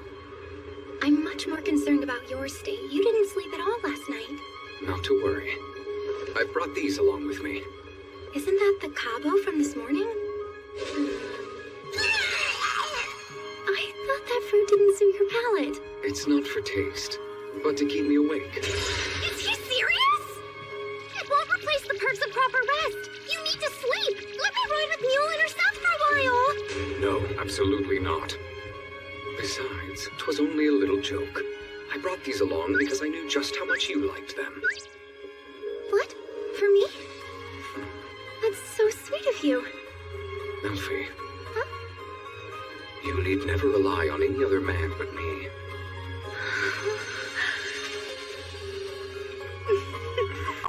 Hey, that isn't something to laugh about. Grace, I'm not laughing. You're still laughing. I've been around the Duke for a while now, but I wonder what he's like in his homelands. All the Galbraith knights I've encountered so far, they show him the utmost respect and admiration. They have the warmth of one big, happy family, and it's all built around the Duke. If this is how things are when they're away, what's it like at his home?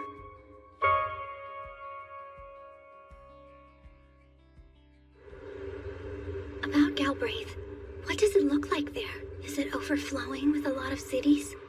At one point, we had about 30, but 17 years ago, they began to dwindle.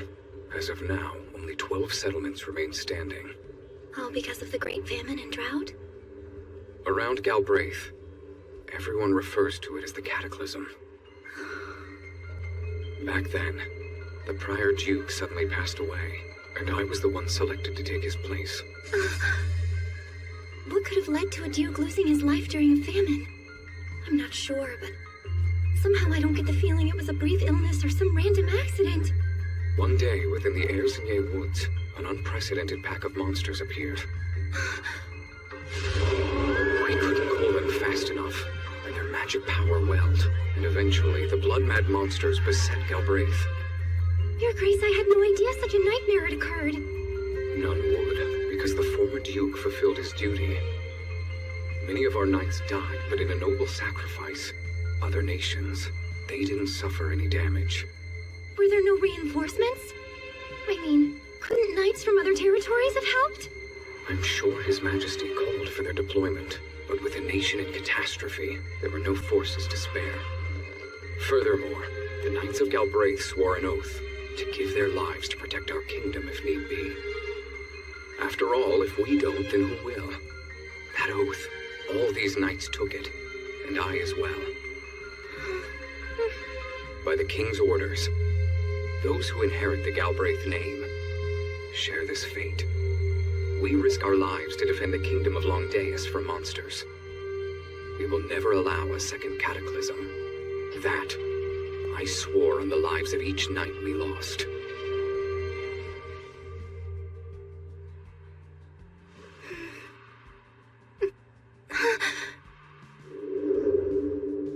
Hold on. That means every day you're prepared to meet your end. You can't die. Your Grace, I won't allow you to accept such a fate. Not while I'm by your side. I will not stand for that. Please don't smile like that. Not while you're talking about losing your own life. Melfi. I lost my mother. And you know what made it even worse? That she was resigned to her fate the same way you are. I refuse to accept it. So, I will continue my research. And I won't stop. Not until I find a way to make everyone's suffering a thing of the past. I must. I never meant to upset you. It is not that I don't value my own life. Your Grace. No, Duke Harsteed. I'm right here with you. If I'm also at the mercy of fate, then I'd like to think that it brought the two of us together. I'm the furthest thing from a knight. So this may not serve as an oath, but...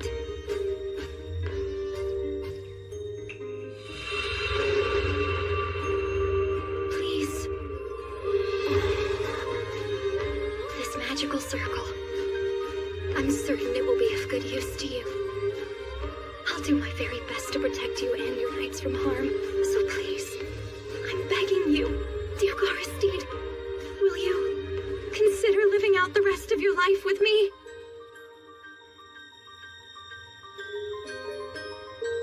Live my life with you? Oh, but I can't expose you to more danger than I already have. I am going to protect you. And I want to protect you too!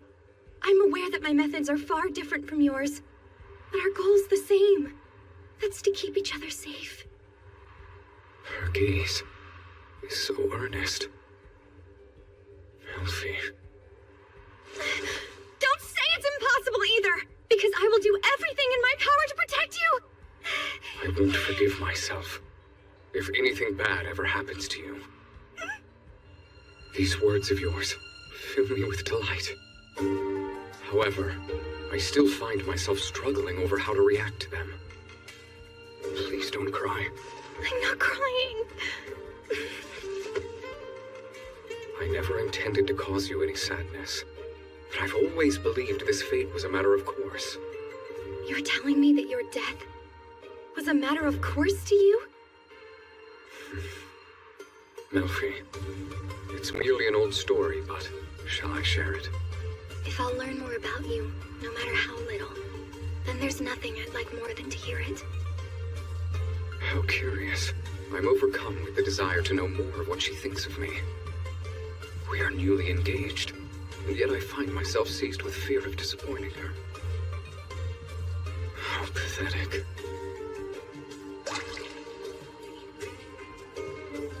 An unforeseen battle, my passion to share everything with her, and my desire to hide all the pathetic parts of me are clashing within.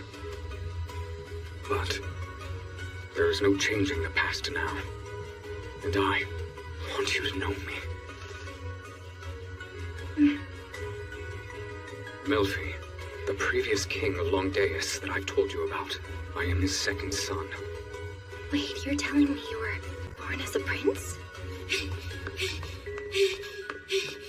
Brother! Ah, Aristide. Rather lively today. That's right.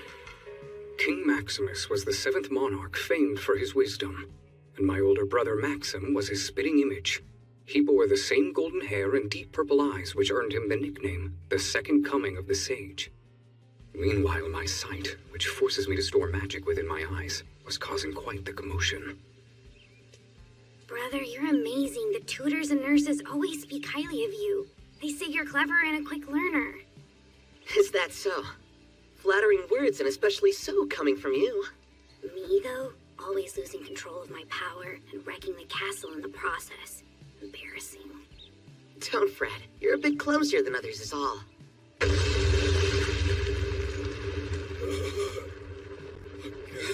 How many times have I told you to be careful when using your power? Prince! Someone fetch the doctor! Prince lost control again and has a fever! Your Grace! How scary! And how fortunate it is that you had recovered. A fever like that, had it persisted, it could have killed you. There it is. Same concern you showed yesterday.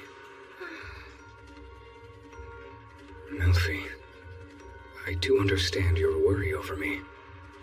Because you lost your mother in a similar manner, didn't you? Should I bring it up? Or shall I wait for you to tell me about it? Eventually, I became strong enough to withstand the magic accumulated inside me, and I decided the only place for me in the castle was with the knights. The reason was simple. I assume you must be the out-of-control prince. The one that servants and officials are all afraid of.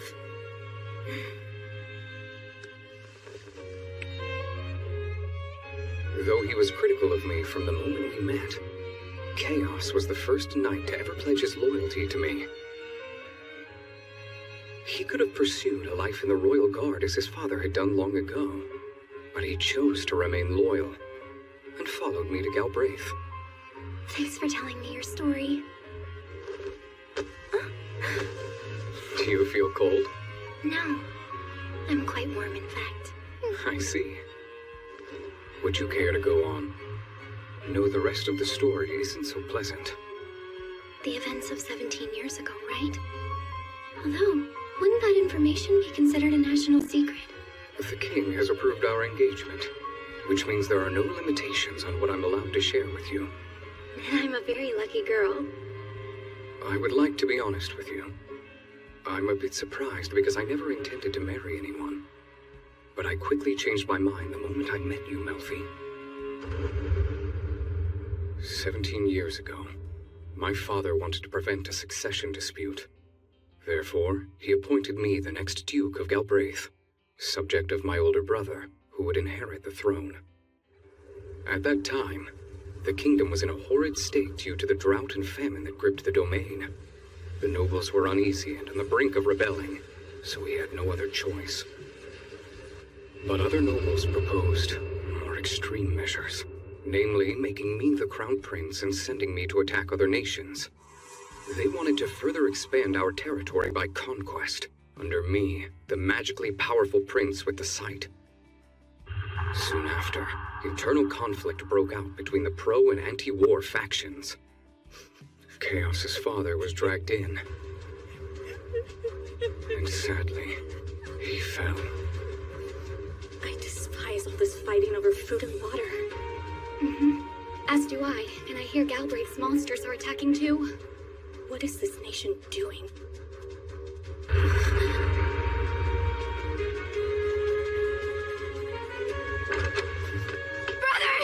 Hey, brother! Slow down, Aristide. Why are you in such a rush? Sorry, I ran here. I had to come and tell you. Brother, I'll take the Galbraith name, so now you can become our next king. Please just promise we'll never let something like this happen again. You're so young and innocent, and yet you still speak such things. It's sad, isn't it? Very well. You have my word, brother.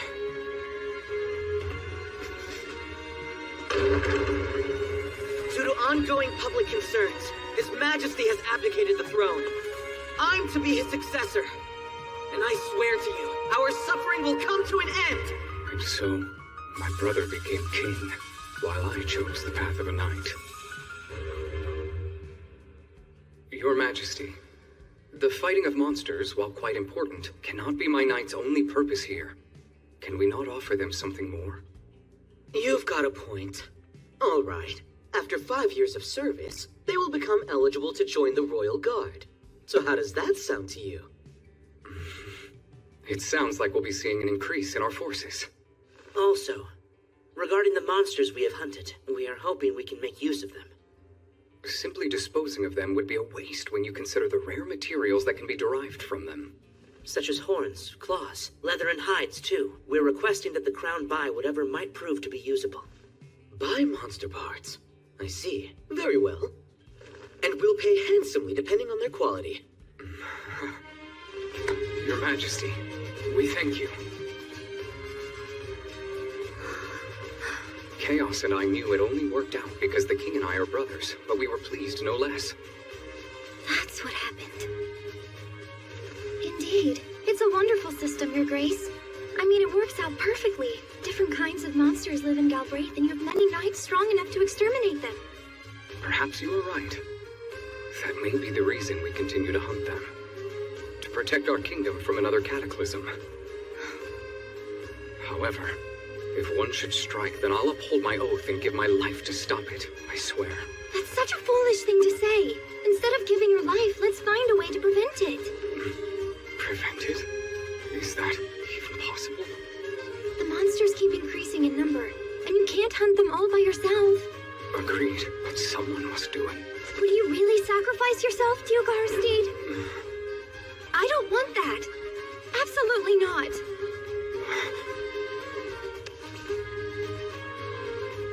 If my new research is successful, you won't need to risk your life, Your Grace. If we can extract magic from living monsters, we can stop them from going mad and prevent any further attacks on humans.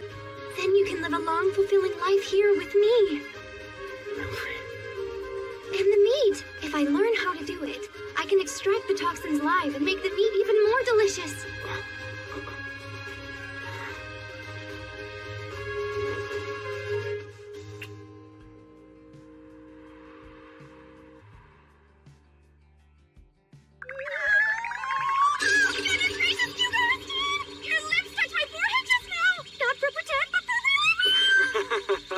Well, after hearing you speak so passionately about me, I just couldn't restrain myself. Hey! Stop! I'm being serious here! How can I live my life without you, Elvira? I'm thankful our paths crossed that day. Stop teasing me or I'm gonna blush! Oh. Take a look. Do you see that? We're almost there. In just a moment, we'll be in Galbraith. We're flying right above the Erzinier Woods now. It's incredible, and so vast even I'm not familiar with it all. I'd get lost without a map. Such a massive forest. And it's infested with monsters! Absolutely. This land yields magical ore of high quality, due to the amount of ley lines and ore veins buried deep underground. The air and soil of this forest is so full of magic, only monsters are capable of existing here. Which means this forest is filled with delicious monsters! Wait, hold on. That's super dangerous. Look. Over there is the Galberth River, the largest one we have. To the east is the Calberth River, which feeds it. There it splits into 3 directions. It's huge. But rivers don't tend to concentrate in one area, do they? This place is special. Off in the distance, you can see the Galberth mountain range. Its snowmelt flows underground until it eventually surfaces here. I see. But with all that snowmelt in these rivers... You would think so. But it dried up during the cataclysm 17 years ago. But if even a river of this magnitude dried up, then Marshal Raid shouldn't have stood a chance. Come to think of it, why disastrous events like the widespread drought and famine occur in the kingdom of Langdeus? I wonder if the Duke knows. Your Grace, one more thing. Forgive me, Melfi, but sitting this way is dangerous. Please, turn around. Huh? Oh, all right. Your Grace, can you hear me? There's a flock of Bergignon. They're about 1,000 forts behind us and closing in. I count 200? Their numbers keep increasing. They're now 800 forts away. Who doesn't have cargo? I need 2 knights to bring up the rear. Anyone? This is Seth. Eric and I will bring up the rear. I'm counting on you. Sir! He said monsters were closing in? You mean those? There's so many of them! Distance about 600 forms. Your Grace, what now? They're quickly approaching. Close ranks as tightly as you can. If they're choosing to speed up, then we'll do the same. Roger that. Milphie, take these. They're wind goggles. Put them on. Oh, thank you, Your Grace. This is your first experience here. I'm sorry, but that's how it goes. I'm fine. Those are the monsters you were talking about? Are they avian? Yes, they're Bergignon. They utilize an acceleration spell to hunt in flocks. It's quite rare for them to attack a group. Usually they'd go after a lone rider, so this is rather odd. The first monster I encounter in the Erzinier woods is one that I've never seen in any of my books. I don't know if I'm lucky or unlucky. I do love eating monsters, but I'd rather not get eaten by one! Your Grace, we're ready to descend. Melfi, this will get rough, so make sure to hold on tight. Right. Distance roughly 400 forms. Are you ready now? I am!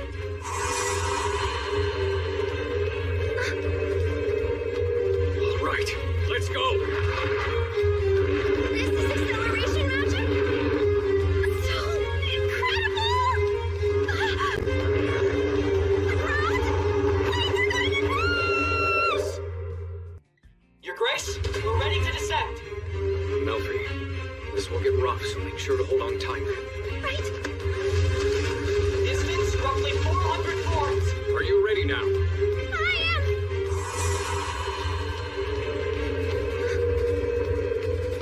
All right, let's go!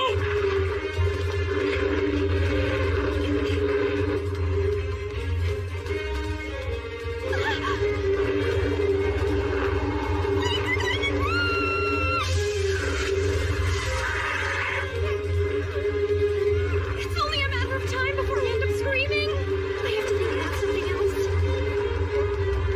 I know. These Bergignon creatures are clearly carnivores. Could they produce tasty juices? I wonder how tough their meat is. I mean, they are birds. Stuff it with some herbs, cook it whole, or maybe slow roast it in a pot? Or maybe batter and fry it to perfection. I bet they taste delicious if I added a bit of salt. But they're probably thinking the same about us, minus the salt, of course. I'm about to scream! Your Grace, the Bergignon are still in pursuit. They're persistent. Seth, I'll bring up the rear. Perhaps not. Change of plans. We shall drive them off. Sir!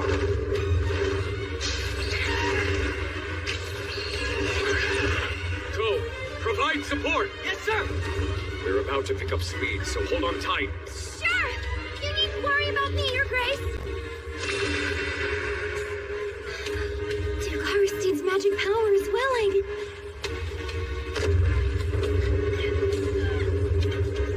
The wind is freezing and biting at my face. In order to increase our acceleration, he must have had to drop his shielding spell. Damn it all! At this speed and distance, my crossbow's useless. Even if I hit one, there are too many. Nolan, keep shooting! Why are these things still chasing us in the first place? There's something wrong with them. Your Grace, we should descend to the nearest fort and engage. That would get us nowhere. We'll reach the defense line. I know he's refusing to fight them because he wants to keep me safe. If I weren't with him, I'm sure the Duke would choose to attack instead of fleeing. Also, the dragons are stuck carrying my belongings. I'm not only useless, but I'm a burden to them as well. Hold on. I just remembered. My bag is rigged to explode if it's forced open. If we throw it in their direction, it could be a proper distraction. I've got an idea. We should take my belongings and throw it at the Bergignons. Throw them? Of course not. The bag is rigged with... To refrain from speaking.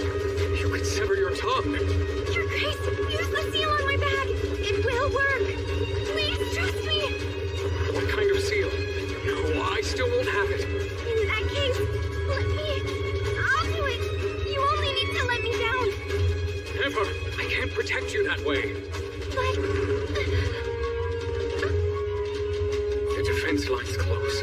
My knights are waiting for us. Just hang on. It won't be long now. Even in the face of danger, he gives me a kind smile to make me feel safe. But his magic has limits. How can I help him? There must be something. Come on, Pink Melphira. How do we get out of this? They're moving so fast it's impossible to pin my paper-based magic circles on them. I don't have much experience with offensive spells, but perhaps I can find something else. The Cloudy Quartz! I could use this to drain their magic power. Hold on. It's already full. And blue? It's the Xanos' blood and magic. I'm so stupid. I can't absorb anything with this. It could create a weapon capable of destroying nations. It's useless. It can't generate the force we need to stop them. There are too many monsters already. So this flask won't be enough. Wait, the fire spell the Duke showed me. What if we use that? It would do some damage and conserve magic power as well. Let's see. Here we go. Your Grace, you're close. We must do something before it's too late. If this keeps up. Fire and flame. Not fire, something bigger. A conflagration or a blaze. Anything that could cause a good explosion. All right, I'll just write down every ancient spell that comes to mind. And turn them into a magic circle. Finally, I'll add the Duke's name and... Don't go blank on me now! It's Aristide. Aristide... Why can't I remember? This is the wrong time to forget my fiancé's full name! I'm so stupid! I am sorry. Please tell me your name again. Oh, my name? What comes after Aristide? So, my full name is Aristide Roger de Galbraith. Why are you asking? What do you use for casting? Is it Aristide Roger? That's correct. Why ask? Spells are strong on their own, but are more stable and accurate with the caster's name. We could take out the entire flock at once. All right, it's done. Your Grace, blood's much better, but your saliva will do just fine. Please, lit the flask! And hurry, we don't have much time! Come on! Oh, is this from the Xanos? That's right. I went and wrote every ancient spell I could think of upon it. For them to activate, you need to throw it.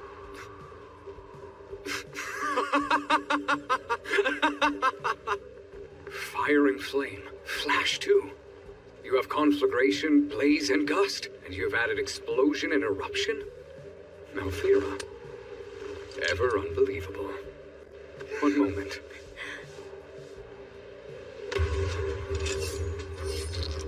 But why, Your Grace? Well, I can't really hold my weapon if I cut my palm. It's not too deep. Do not worry. I am in your debt, Melfi.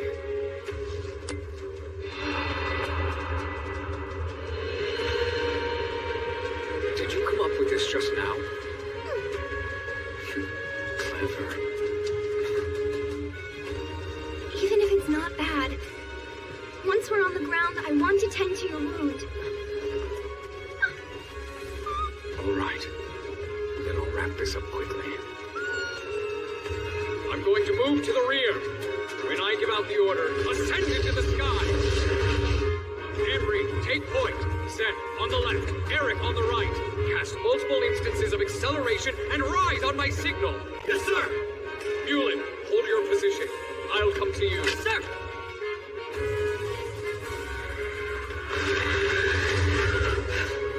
I'm here. Thanks for waiting. My pleasure. Now listen carefully, Mulin. You'll be our decoy, so cast acceleration and break through them.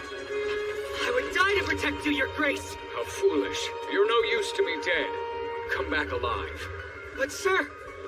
Once the Bergignon are distracted and confused, I'll use this. This flask will roast every one of them.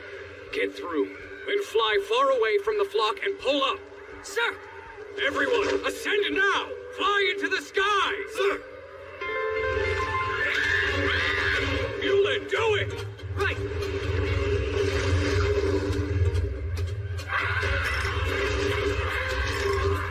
At last, it's time to strike back. You frightened Melfi, fatigued my dragons. For that, each one of you creatures will pay with your very lives.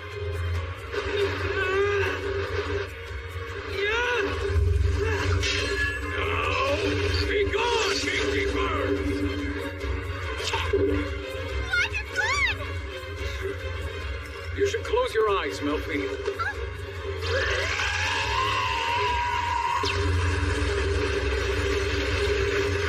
It's intense. It's only just begun. Every spell you recorded into the magic circle is about to activate. Wait, every? All at once? Your Grace, please say that you're joking! Somehow, you always exceed my expectations. Take heart. I know you'll do just fine in Galbraith. I'm starting to think this was a bad idea. You are a treasure. Constructing a magic circle under these circumstances is extraordinary. Relax. This will be our little secret, Malfira.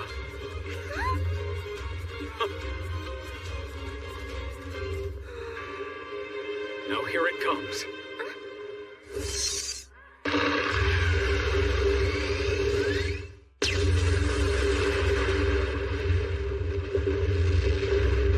Oh my, talk about overkill.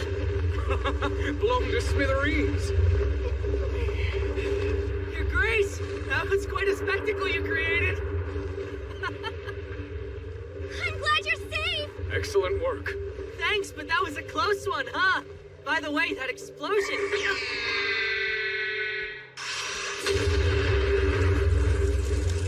The Bergignons.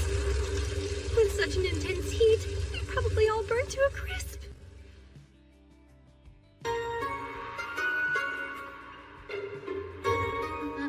Something wrong. Melfi. Oh, I'm fine. Well, perhaps a little shaken up. Your Grace, I can't believe I did that. What do you mean? It was your quick thinking that saved us. I know, but I never thought that would happen. All this time, I've been focused on tasting every monster meat I could get my hands on. But not once did I consider the pure magic energy that I've been extracting as a byproduct. The Duke was right. It could serve as a weapon to destroy nations. I can't believe it took me this long to realize it. Can I ask you something? Please, be honest with me. Do you think that my research is taboo? No one will rebuke you in Galbraith. I won't let them. You can devote yourself to your craft. Your Grace. Magic energy could be used as a weapon of destruction, but it's capable of far more. For example, creating fuel to cook monster meat as you always have.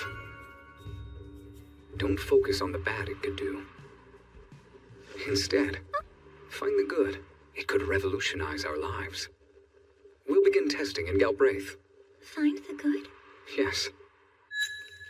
Ovens need fire.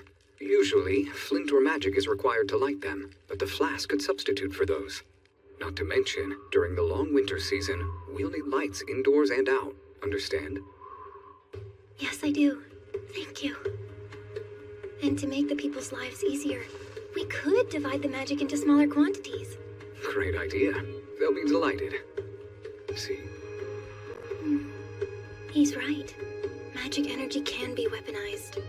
But we will use it for good. To improve the lives of the people of Galbraith. Back in Marshall Raid, no one was even remotely interested in my research. All the magic energy I gathered had to be disposed of or released naturally. Others see them as beasts, but to me, monsters truly are a goldmine of food and resources. Your Grace, the Duke, he doesn't just accept my interest in my research. He's even showing me a new path forward. Thanks for everything.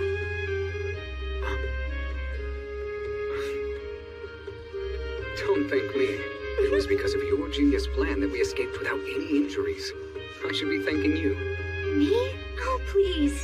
I mean, a spell's power depends on its caster. That malformed magic circle needed to be activated. Only you could have done it. Let's just say it was the product of our teamwork. My fiancé truly possesses such tremendous skill. I can make it smaller next time. That said, I can do without it next time. Hold on. You can to make them smaller? A good idea. Perhaps you and I can finally go monster hunting together. Perhaps you and I can finally go monster hunting together. Finally go monster hunting together. Together.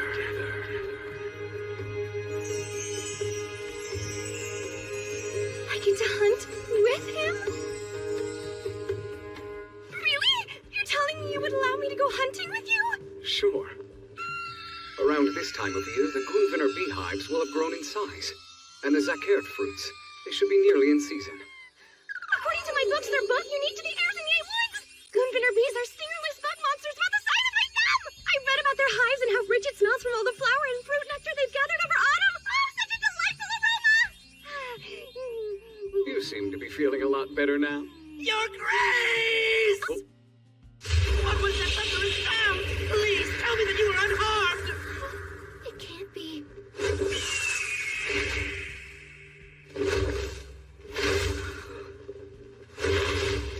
is. It's a great eagle! Oh, what a beautiful creature! You took your time, Chaos.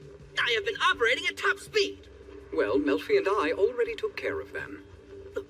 Both you and the lady? Ah! You caused an explosion? How could you do such a thing? Your Grace, that was quite foolish! Using a supremely reckless, diabolical, and brutal spell! And to do so in Lady Malfira's presence, no less! But it was impressive. What? Should I tell him that I'm the one who made that supremely reckless, diabolical, and brutal spell? Maybe not. The Bergignons were behaving strangely, so you needed to take action. Despite that, Lady Malfira's not a knight in your unit. That acceleration spell alone must have been greatly taxing on her. And yet you've shown no restraint. Well, I sort of told him it was all right to do it. Don't justify madness! Please know it wasn't his fault. You see, it was actually my suggestion. That must be the future bride!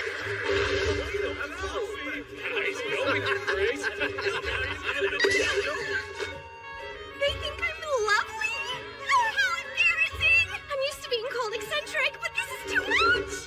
You lecturers, back off! Stop staring at once!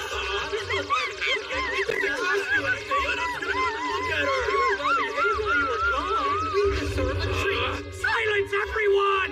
Now listen up! We'll leave some lookouts behind. The rest of us will return! It's enormous. So this is where you live, Your Grace? Yes. I take up residence in the central structure below. It's quite pleasant. That's so? Melfi, there are more rooms than I can count.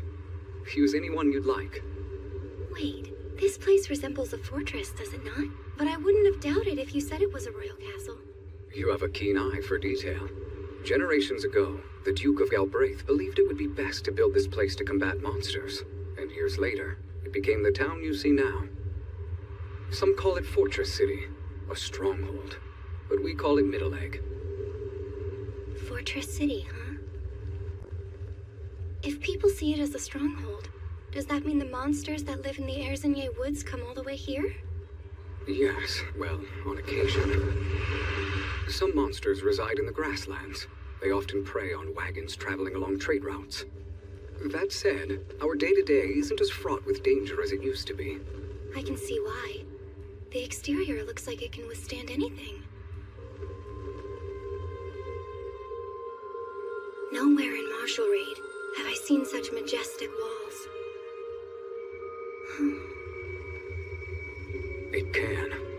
Before I cut our defense line, the Erzengay woods were actually a good bit closer than they are now. The previous dukes made Middle Egg their base. Naturally, people sought to come here. Stonemasons may have constructed this place, but the fear of monsters shaped it. Years back, after the cataclysm struck, the survivors gathered here, many in need of food and shelter. Were those marks left by magic? It looks like much of the ground has been scorched. The Duke probably used his own magic to secure their territory, protecting everyone inside the walls. I told you, it is not as bad as it was before. There's nothing to worry about. Grace! That was quite the trip. The both of you must be exhausted. We're glad you're all right. Yes, thanks to all of you. Prepare to land. Mueller, have them open the west military gate. I'm on it.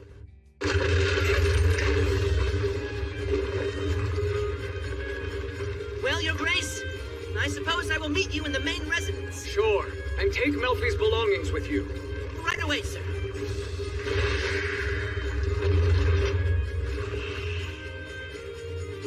Seeing as a magic barrier is currently active in the sky above us, we'll enter from below. You have a magic barrier? That's right. It consumes a vast quantity of magic energy, so it can't be sustained continuously. They must have received word about the Bergignons. Is there a possibility that they'll come and attack again? Not sure, to be honest. But it's far better to remain on the safe side. Look, we're finally here.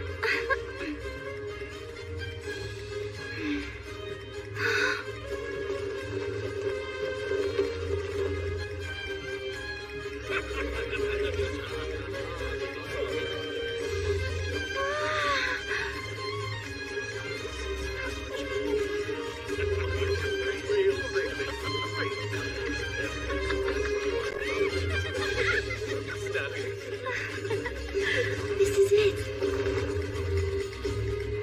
The town the Duke protects. Middle Lake.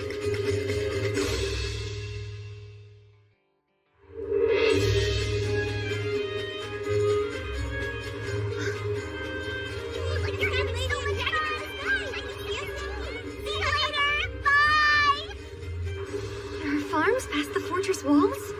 We also care for and breed livestock. I couldn't tell from a distance. I half expected it to be just another fortress. But seeing it up close, it's quite a lively city.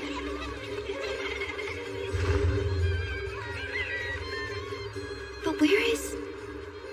If I may ask you, here in Galbraith, is there anywhere dedicated to practicing animism? I'm afraid not. There are few, if any, animists within our lands. That's so? However, consuming monsters is still widely shunned. People's beliefs don't really enter into the matter. I see. So then even here people are resistant to the idea. Fear not. Perhaps my knights can change their minds. Huh? Among the knights of Galbraith, eating monster meat is not an unfamiliar experience.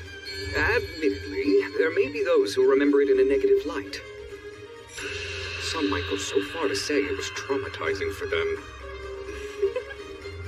A new city with new monsters. A whole variety of them that I've yet to see for myself. Some that even make the Duke shudder. I can't wait to see how they taste!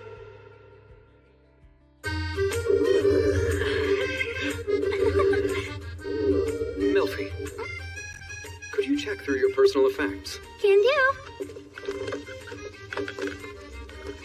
I'm being watched.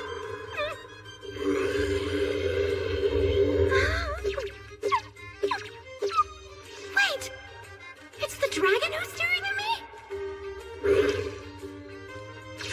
No, guess not. It is looking at something, though. The salted royal noodle I prepared! I see. You'd like to eat some of that, wouldn't you, boy?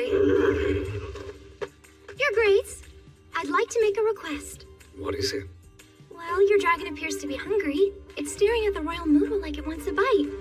How about we share a little with it? It's hungry. Well, this seems like an awfully fancy meal to serve up as dragon food.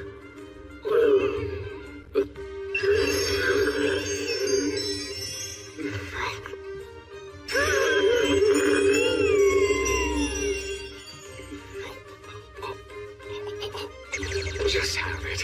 The Duke's dragon, the only creature more gluttonous than the Duke himself. Why couldn't he have shared some royal noodle with us?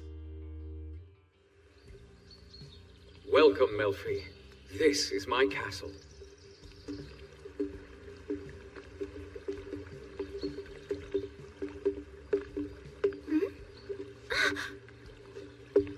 Are those Bacta for disposing of food scraps? Bacta aren't fish monsters like the Zanas, but I wonder if they taste any good. fish thing. In the water. It looks weird. And it's floating around my head.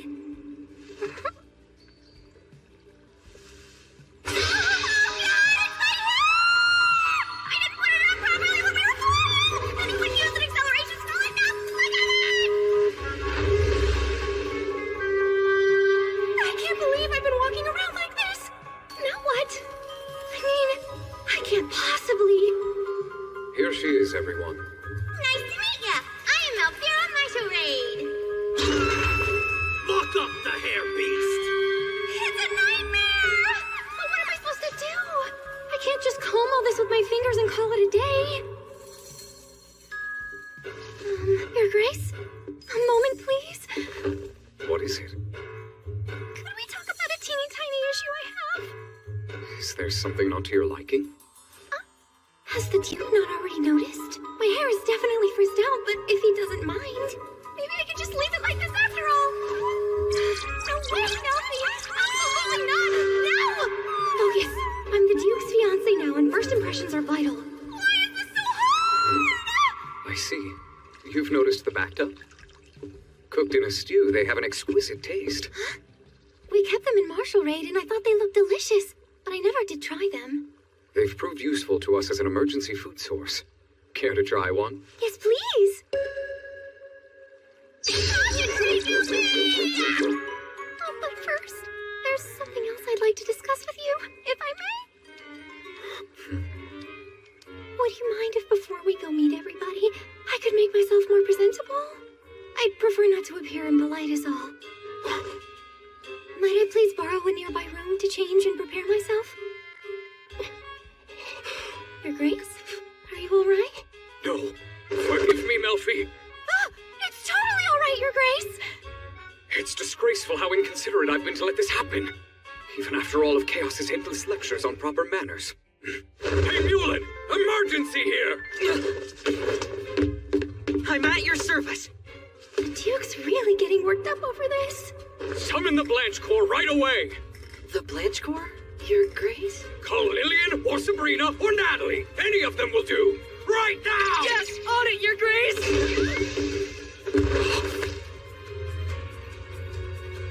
Melfi, I'm so sorry for not accommodating you. Oh, but that's not how I feel at all. The truth is, we don't actually have any chambermaids in service at the castle here. It's been nothing but us men for quite a while. If that's the case, could it be that the previous Duke of Galbraith's wife isn't residing here either? How did I overlook such a basic necessity as this? I should have asked about that instead of yammering away about monsters as usual. I'm terribly sorry, Melfi. Please believe I meant no disrespect. It was merely an oversight. It's truly been ages since we last had a Duchess of Galbraith in our residence. It's been this way for, I don't know, at least 4 generations. I shouldn't laugh. He's just being way too serious.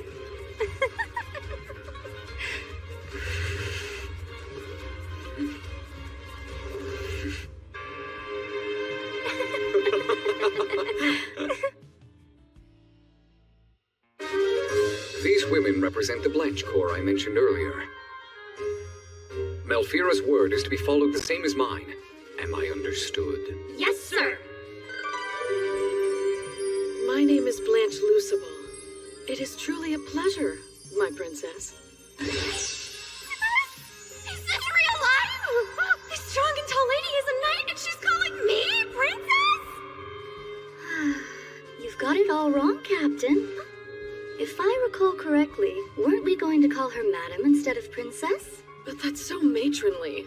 For such an elegant and beautiful young lady as she, princess is far more fitting, wouldn't you say? I agree, 10,000%. We definitely should address her as princess. Feel free to call me Malfira. Please guide me as I find my bearings. I hope you'll teach me the customs of this fine castle. Then it shall be so, Princess Malfira.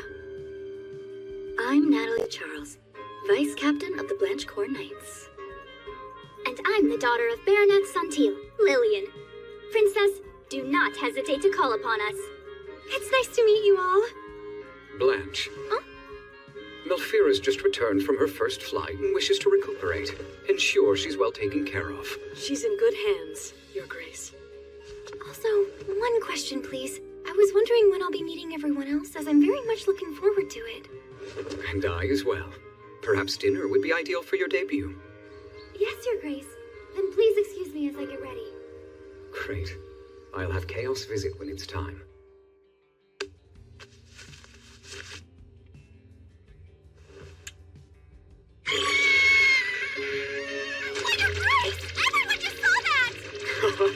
Don't be so shy.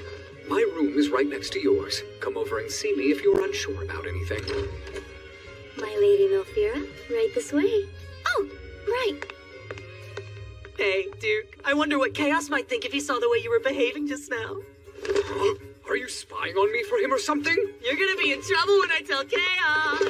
Stop this, Mulin! You can have a treat before dinner. The Duke is having way too much fun embarrassing me and watching my face turn red.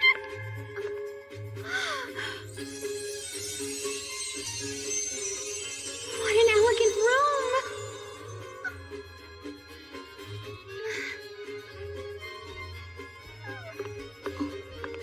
Something wrong, my lady?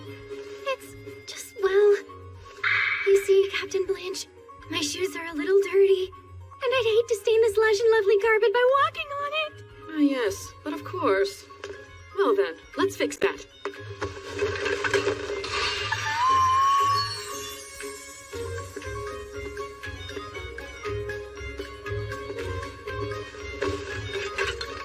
Thank you for doing that for me. Think nothing of it. It is my privilege. Princess, you are just as light as a kitten. Am I dreaming? Even if I was, this is far too much for my heart to take. Well then, my princess, your foot, please. Oh, that's quite all right. I can take off my own shoes, thank you. It's too much for me. All these hot people acting so cool.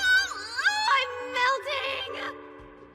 My princess, are you partial to any confections by chance? Huh? Well, really, it's too kind of you to do all this for one guest. I appreciate the thought, but I don't want to take up any more of your precious time. I'm fine on my own. We cannot allow that. We are the Blanche Corps Knights, and we've been granted the special privilege of serving as your personal guard. We are to be your lady's sword and shield. It's an honor. I'm asking you, please let us serve.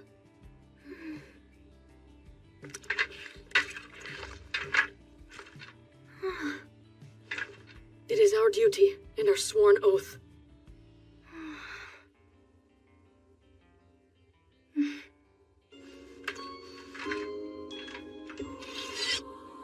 Her sword is beautiful. And the seal.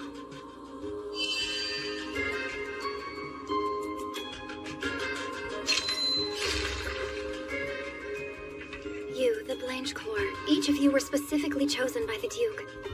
That is enough. I know each of you are worthy of my trust. Still, consider this. I don't know anything about you as of yet. And you've not had the opportunity to observe my character firsthand. I'm still but a stranger to you. Your sword is your life, so it can't be given out lightly.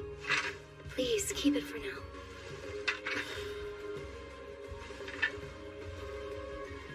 There are rumors about me. Did you know this? I myself made a promise to the Duke that I must keep as well. During our journey, I had come to understand what it is I need to do here in Galbraith. And so, my Captain Blanche, I'd like some time. Let me do my part to prove worthy of being protected by your blade, and only then decide if you will accept me as your lady.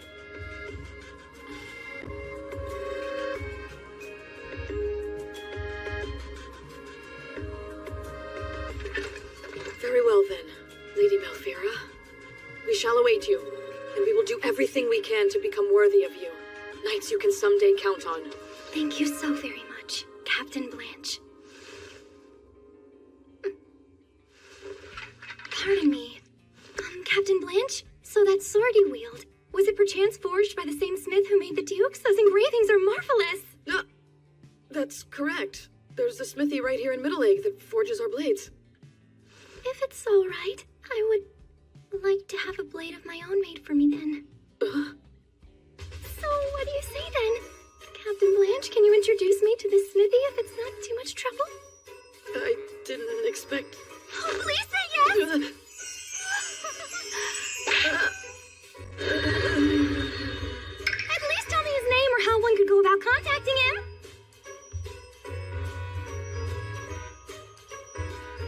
May I have the honor of brushing your hair, Princess? Well, if you insist, I can't say no.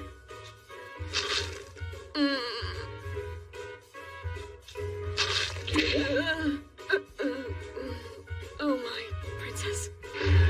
I'm afraid this task may go beyond what I am capable of. It's nothing to do with you at all. It's entirely my fault. Hey, wait! Don't give up! Princess? Actually, could we try to maybe make my hair more big and fluffy instead?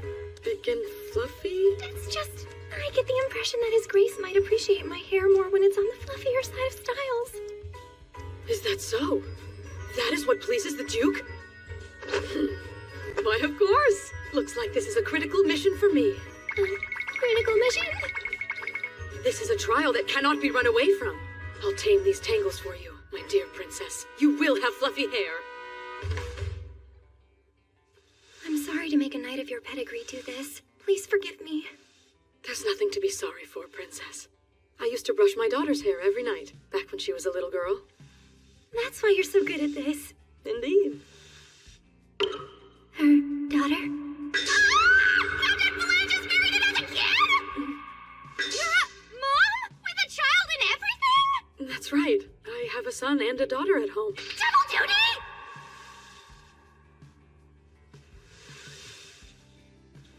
My daughter is just as headstrong as me.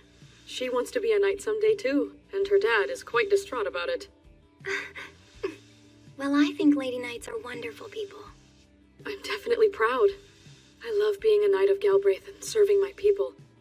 At the same time, I understand what a burden it is to serve in this capacity. And yet, Princess, you still wish to carry a blade of your own? Yes. I'll be needing it so I can butcher monsters. You mean, to prepare them for eating? Naturally, so we can eat them. That was how the Duke and I began our relationship. It all started because he was interested in trying them. By the way, Natalie, in my bags over there, I packed away my work tools. I've already unsealed them, so could you find them for me, please? Of course, yes. My goodness. These blades sure have seen their fair share of use. It looks like this one's been worn down to a fraction of its original size, has it not? It served me well. It's often used for cleaving bones and flesh. Excuse me, but Princess, is it true what they say about you cooking and eating monsters? You fool! That is a horribly rude question to ask her. No, really, it's no bother at all. Your curiosity about me eating monsters is more than understandable. The truth is...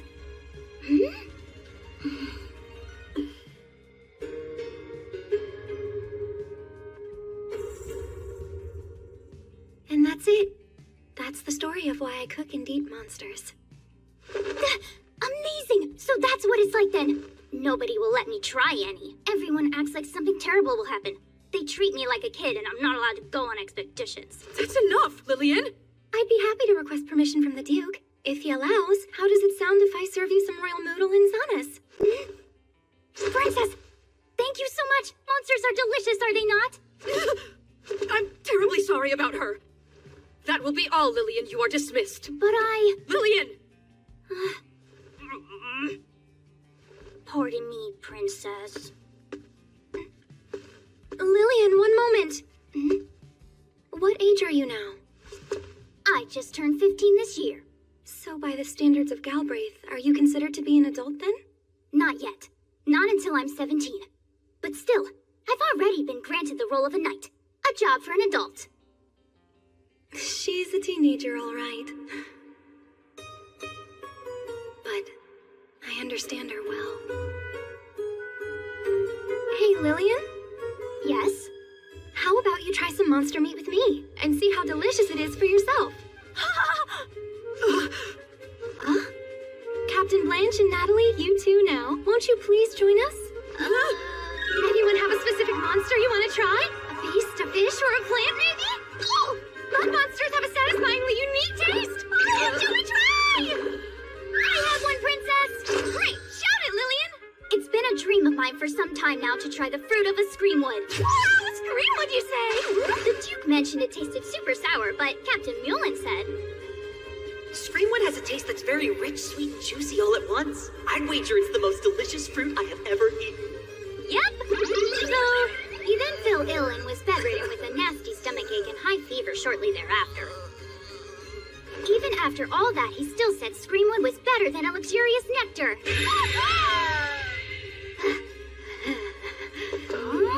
Rich, sweet, and juicy. Could it really taste better than a luxurious nectar? I've never seen a screamwood in real life before, but hearing about how it tastes, I want to eat the fruit of a screamwood too!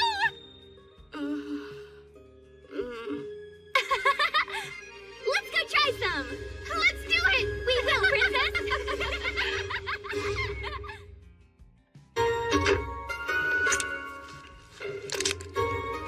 Will you be leaving that on? Yes. The Blaze Eagle Corps may have found something. Therefore, I must be prepared to depart. I understand. Is something wrong? It's nothing, Your Grace. Just that your tear chamber and Lady Malfira's CL chamber are connected by an interior door. So does that not make you nervous? I've no ill intent.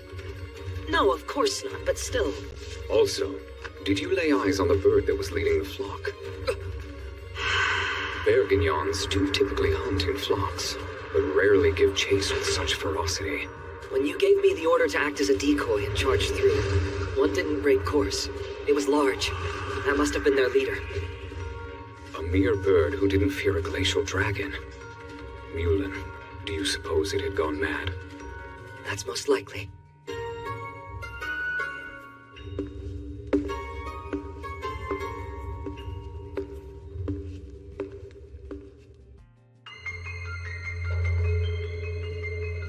If Mullen believes it so, then the creature was surely mad. And when I activated the flask containing the spells, it didn't hesitate to swallow such tremendous magic power.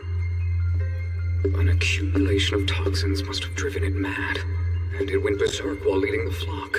That's the only logical explanation. There's something I'm dying to know. When exactly did you find the time to develop that horrible spell? I really thought I was going to die up there. I'm only responsible for activating the magic circle.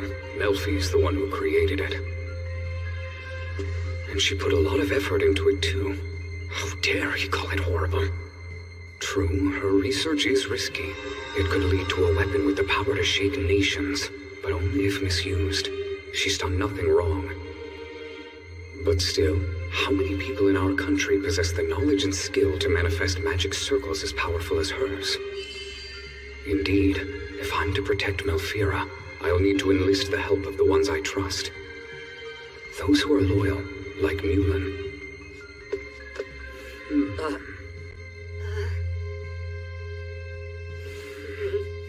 All right. I would actually like to discuss something with you in regard to that horrible spell. Huh?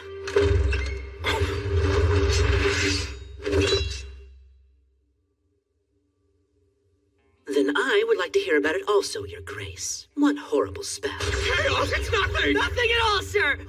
Is that right? But you've drawn your sword. Yes, on the account of you marching in here! I was just surprised. You know perfectly well that the hidden door is to be used only when there's an emergency. But there is. Namely, that head of yours and its contents! I used my acceleration magic to quickly return so I could wait in front of the great doors. But instead of greeting you and Lady Malfira, I find out that you've already escorted her to the CL chamber. All right. I'm sorry. I simply thought Malfira would feel a little more at ease if she could freshen up first. Well, of course she would! I thought of that too, and gathered chambermaids who served noble ladies to receive her. But there was no noble lady to be received.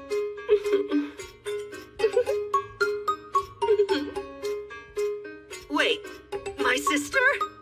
Now then, hopefully at the very least I may trust that your grace didn't leave Lady Malfira alone in the CL chamber. When it comes to battle, you have a keen mind like no other. But you must realize by now that you know absolutely nothing about this sort of thing, Your Grace. You've gotten carried away.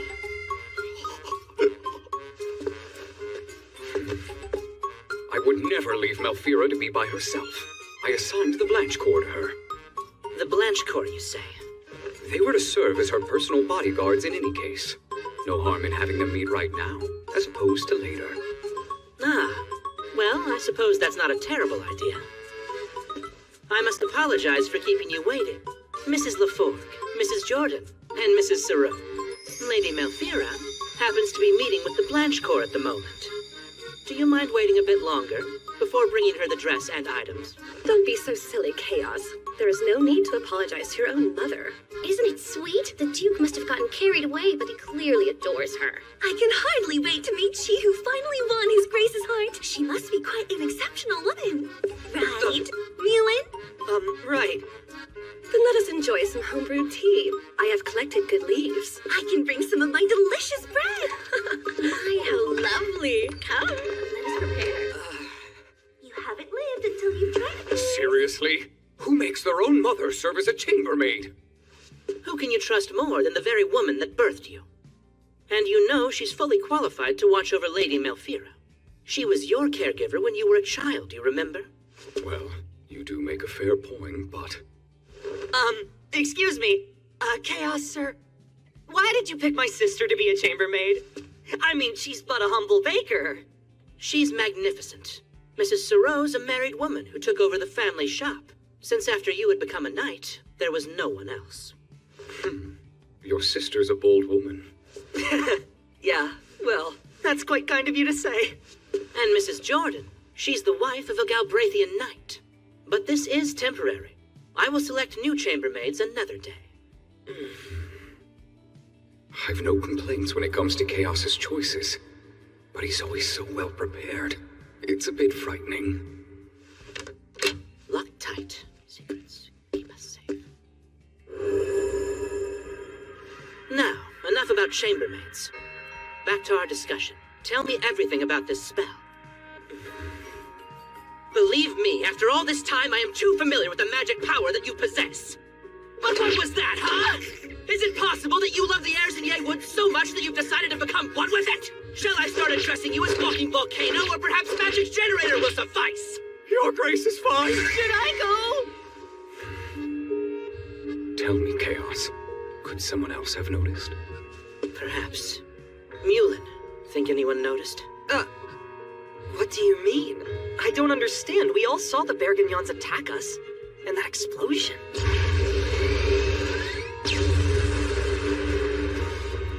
Well, if you didn't pick up on it, maybe no one else did either. Mulan. Malfira is the one who constructed that spell. Wait, Lady Malfira?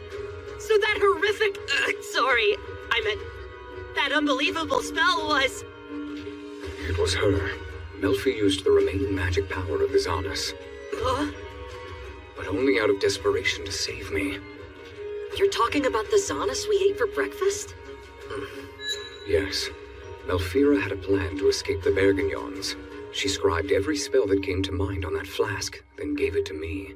I'm only responsible for activating it. Hold on, this is far too much to process. So is Lady Malfira a genius or something? That's right, a true genius. Huh? I understand Mulan's bewilderment.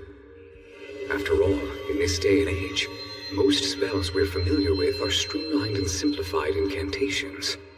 But it wasn't always so. Ancient spells were said to be wisdom bestowed by the spirits. Such magic is obsolete, hardly ever studied by anyone anymore, fading each day. But she's mostly self-taught, and managed to draw that impressive magic circle. What else would you call such a person but a genius? Chaos, you're taking good care of her research materials, correct? Yes, Your Grace. I even took the flask with the Royal Moodle's power. and placed a few extra magic seals on it. That'll do for now. There are plenty of peaceful uses for it. And this should go without saying, but our conversation does not leave this room, yes? Oh, right. But Your Grace, why would you tell me about it? It's simple. Listen, Mulan, I would like you to protect Malfira alongside the Blanche Corps. Of course, you'll continue your Dragon Knight duties, but you'll also guard her as necessary. But isn't she already safe here in Middle Lake? There are too many people around here. I've prepared a secluded room that should serve well enough as her lab, but we must ensure that nothing befalls her. Malfira's research has to continue no matter what. I won't see it stopped, for if we could consume monsters safely, perhaps Galbraith would change for the better. I'm trusting you, Mulan. You can count on me!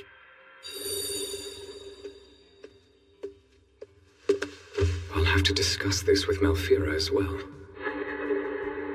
She's such a kind-hearted person. It's possible she doesn't understand that there are those who would take one glimpse at her work and use it for evil. But it's all right, because I'll be here to protect her.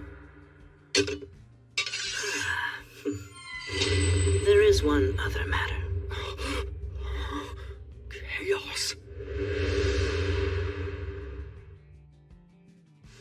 In my absence. What are you doing? You were eating without me. I haven't a clue what you're talking about. Why would you do that to me? What? Chaos, have you lost your mind? You ate the delicious banquet of Zanas that Lady Malfira prepared. And you ate it too, right, Mulan? Yes! Oh, I see. Zanas is now in season. And you had it for breakfast without me.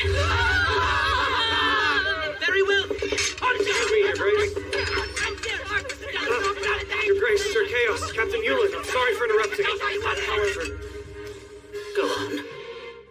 That can't be. Nonetheless, I'm afraid it is. The men we left behind confirmed we're dealing with a case of mad Bergignons. Forgive my questioning you, but is it truly such an urgent matter that you must sortie to put them down? Afraid so. This occurs every day in Galbraith.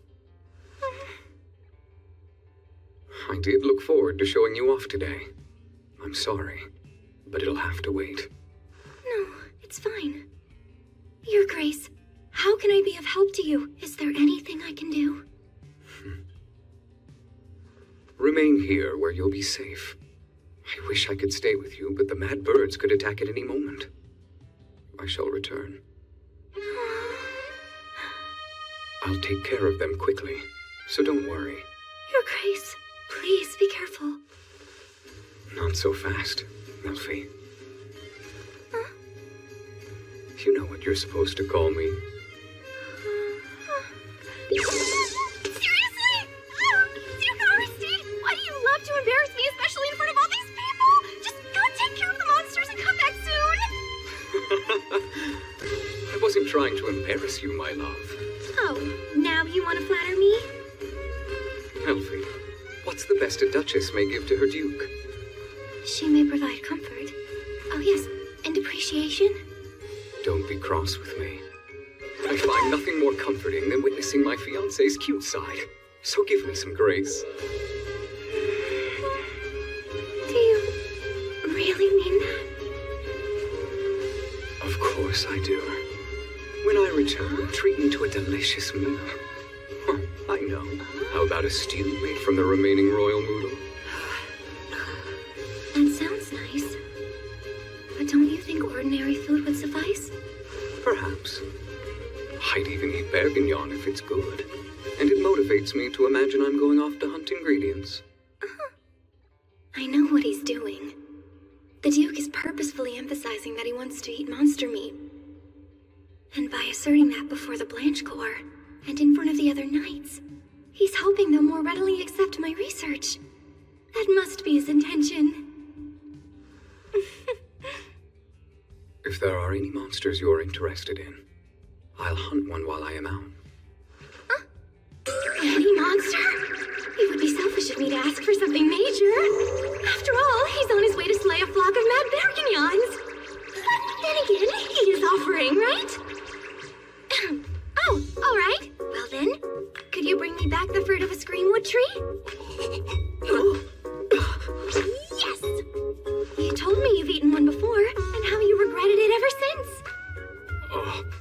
That's right.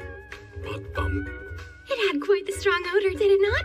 But apparently Dragon Knight Mulin back there thought it tasted sweeter than nectar. Isn't that right? Huh? How did you know that? Wait, did someone tell you? Sorry, but that's a little secret.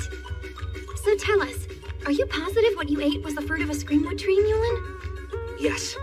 Its color was black. Perhaps that means it was a bit overripe, but its fragrance was pleasant and sweet. I remember taking one bite and a delicious happiness filled my whole mouth. But I got carried away. I ate so many that cleansing water was ineffective and I was met with a terrible fate. They both ate the same fruit. So how could they have ended up having such different experiences? I'm curious to find out. So, you know, the screamwood isn't the priority here. I mean, I'd be grateful if you could find some to bring back, but your safe return comes first. I know. And understood. I'll find some fruit and bring it back. Well, let's get there before sundown. I'll take this as an advance payment. And don't worry about your things. They're inside a room I no longer have use for. Oh, Blanche. Show her there later.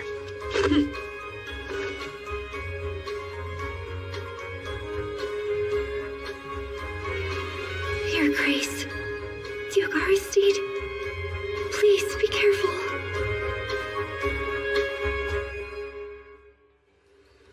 Good morning to you, Lady Malfira. You didn't get that much sleep, did you? That's right. Those bird monsters attacked us so vehemently yesterday. Not only that, but an entire flock is mad. I did consider offering another magic flask to Duke Aristide as a safeguard. But the only one I have left contains the Royal Moodle's magic energy. And that magic's so dense and plentiful, there's a chance it may even catch the Duke and all of his knights in the blast. Ah! I hate that all I can do is sit here and wait! Hey, it's all right. He'll be back before you know it. Come, your breakfast is ready. When His Grace finally returns, you should prepare to greet him with a smile. Thanks, Blanche. Well, this is it. All of your research equipment is inside here.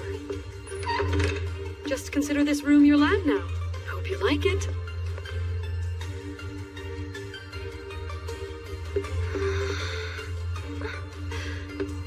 Incredible! These aren't just my materials.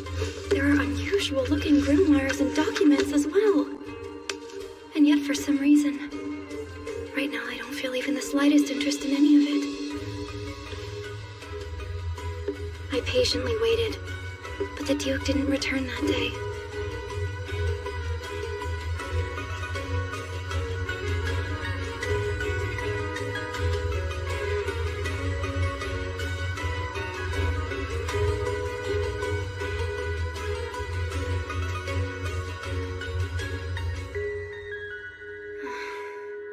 The Duke has finally returned! Duke Aristide!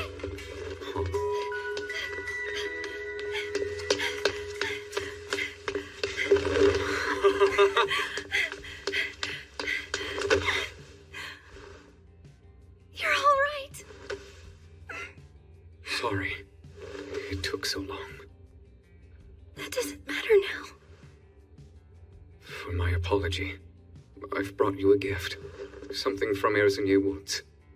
And I've managed to find screamwood fruit. You brought the fruit back? I did. I will have it sent to your room. Later. But as for now, I need a nap. Wait, right here? Oh, Your Grace?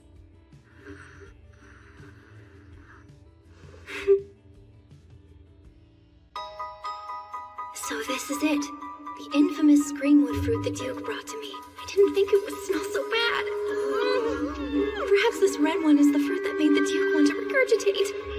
According to the encyclopedia, the screamwood fruit is red, has a strong odor, and tastes sour. I see why he was so hesitant. Due to the smell, I'll just leave the red ones outside for right now.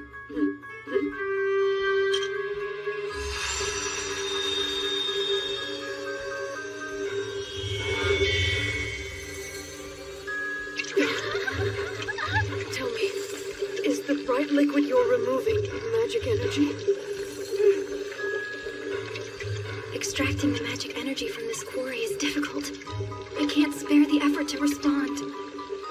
Unless they're burned to ash, or they wither away completely, tree monsters don't truly die. But their fruit can't be consumed once it is withered. Extracting the energy while they're alive is nearly impossible, but...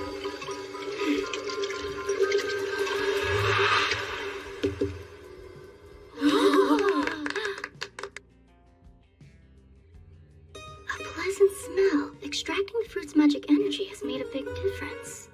This one isn't similar to the one you consumed, right? Far from it, actually. The odor was shockingly repugnant. Nothing like this. Also, there wasn't a hint of black on the skin. It more closely resembles the red ones we put outside. I guess the fruit's bright color deceived us. Ah. At first glance, it looks rotten to its core and hardly seems appetizing. And yet... The smell makes me want to take a bite of it! So sweet! The smell is so captivating! So this is the fruit of a screamwood! My princess, is it ready to eat now? It is! I have now removed what I could of its magic energy. However, most of its magic doesn't lie within the fruit, but inside the seed itself. And to extract the energy that remains, there's only one option. We must remove the flesh before it seeps out.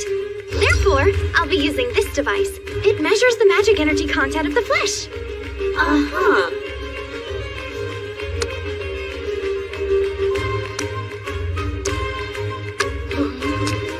I can do it! Allow me to help you. Thank you. I'd like that.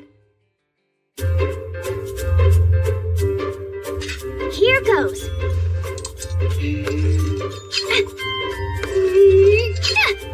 Lillian, we're supposed to use the heel, not the edge. Have you forgotten your training? Hand it over. Swords and kitchen knives are designed for different purposes.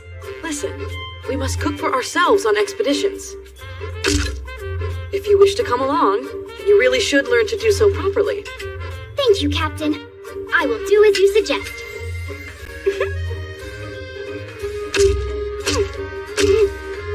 Look, I did it! Will this do, my princess? That's more than enough room for the device.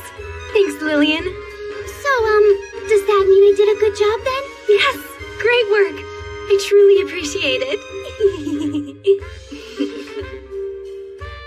But goodness, this rind is a bit thick. I should add a note to my encyclopedia. Princess, if I may, how does that instrument work exactly? Oh, right. This device will detect magic energy in whatever object it pierces. If you look at the needle here, you might notice that there's a tiny hole in it, which connects to a magic circle inside that does the actual detecting. How finely crafted. I couldn't agree more. So did you come up with the idea for this yourself? Sure did. My objective is simple, that someday everyone will be able to safely consume monster meat. All the knowledge I've accrued won't do any good if I keep it to myself. I'd like to see devices like this one spread around the world, so that anyone can easily prepare monsters for consumption. Just keep your eye on it, and it'll visually indicate the magic energy level. Princess, your instrument! It appears to be glowing quite a bit. It's red, huh? That means there's still quite a lot of magic energy left inside. So in other words, we should separate the flesh from the seed.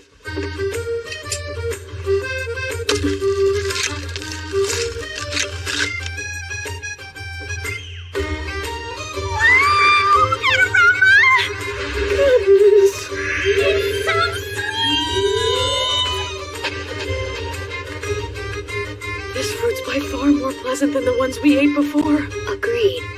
Those fruits had a more yellowish green color inside of them, and the smell of those were quite different. And were there any side effects you can remember? No poisoning, nor paralysis or hallucinations, so we thought it was safe. But just for good measure, we all drank purifying water too. But the stench was really powerful. Honestly, I can hardly remember the flavor. Well, if that's the case, then perhaps the red fruit simply hasn't had enough time to ripen yet.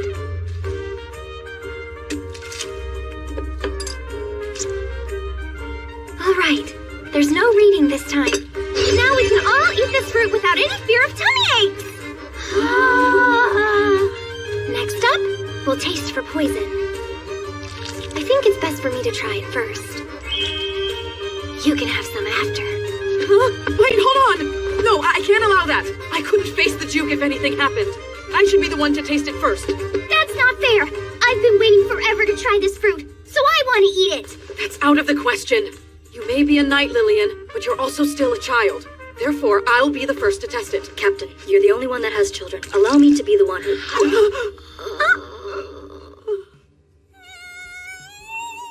have to try the fruit! It's so good! In that case, I think it's safe for us to partake. This flesh is so amazingly soft, and a bit sticky as well. The color is a beautiful orange, and it's a little translucent and looks juicy.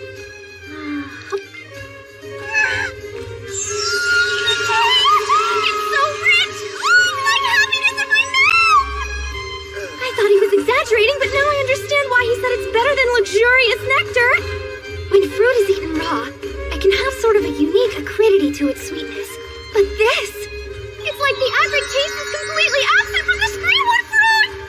It's simply sweet, and once you take a bite of its goodness, you'll want another. So, is the fruit safe to eat? Not only is it safe, but it's delicious. Both of you should try some like right now. Right, very well then. Here goes nothing.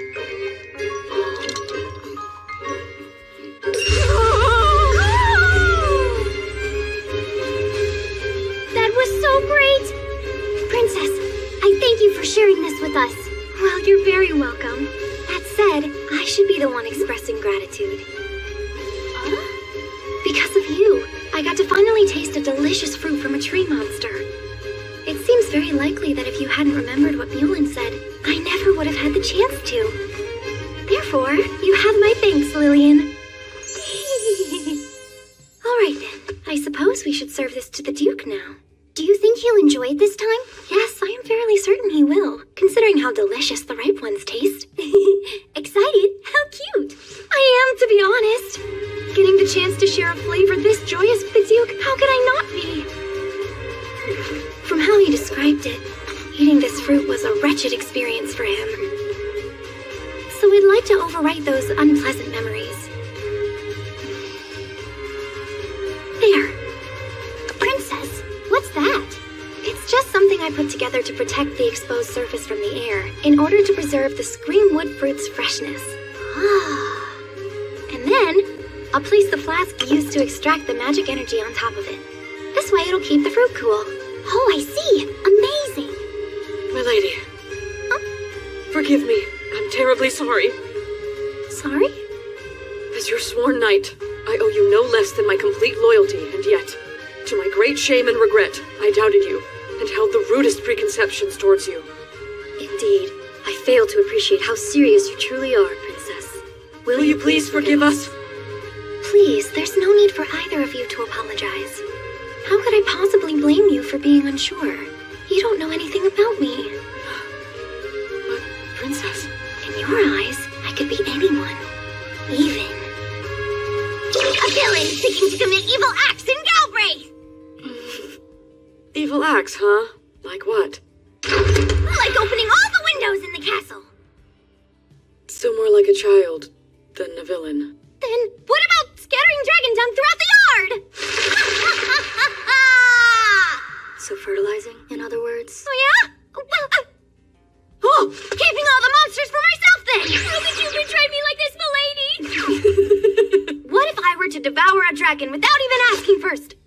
Or perhaps I'll refuse the Duke's hand and return home to Marshall Raid. What do you think about that, huh? Is that your wish?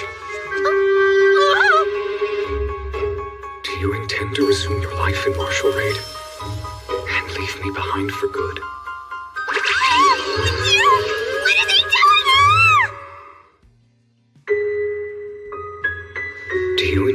resume your former life in martial raid and leave me behind for good. What is he doing here? Was he behind me the entire time? What could I have possibly done to earn your ire? Melfi, this is a terribly sad turn of events. Wait! I didn't mean what I just said. Please believe me. I have no desire to return home. I want nothing more than to marry you, Your Grace. It's fine. I'm used to being despised anyway. Listen, Duke Aristide, it isn't like that. Really, I truly don't feel that way. I hurt him. What can I do to make this right? Please, Your Grace. This is my fault alone. Forgive me. I had lightheartedly asked her what evil acts Her Highness could possibly commit, so... And furthermore, she asked us to determine if she's worthy to stand at your side. And to be honest, we had our doubts. Pretty serious ones, actually. But all of our eyes were clouded. Oh, Natalie, you didn't have to reveal all that. Your Grace, the princess is merely guilty of wanting to have some delicious fruit from a screamwood tree, and she is eager to share its flavor with you. Please, Lillian, don't bring that up! Nothing they've said is wrong, but somehow hearing the words come out of someone else's mouth makes it that much more embarrassing. Is that true, Melfi? Well, You must tell him. His Grace deserves to know how happy you are when you talk about him. Princess, show him the happy face you made earlier, the wonderful smile that appears when you mention his name. That's so. Go on, Lillian. It's adorable. And what's more, her eyes light up with the distinctive sparkle of a maiden in love. I think you made your point, Lillian!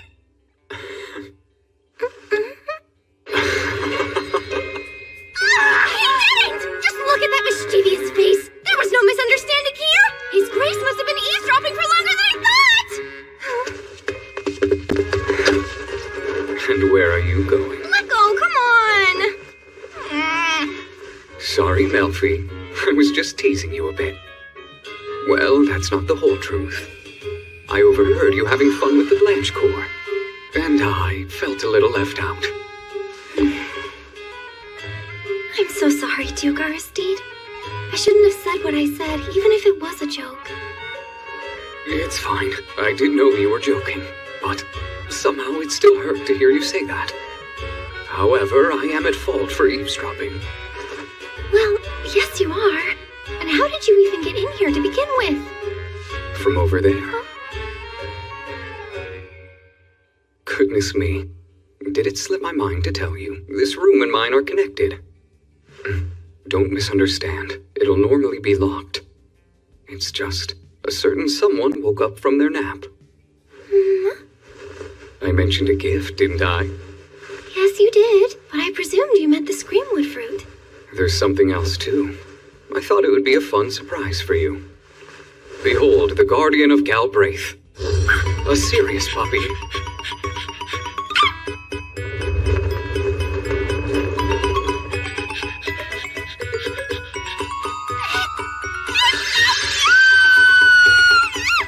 You like it? A fluffy little serious puppy? In the hands of a handsome duke?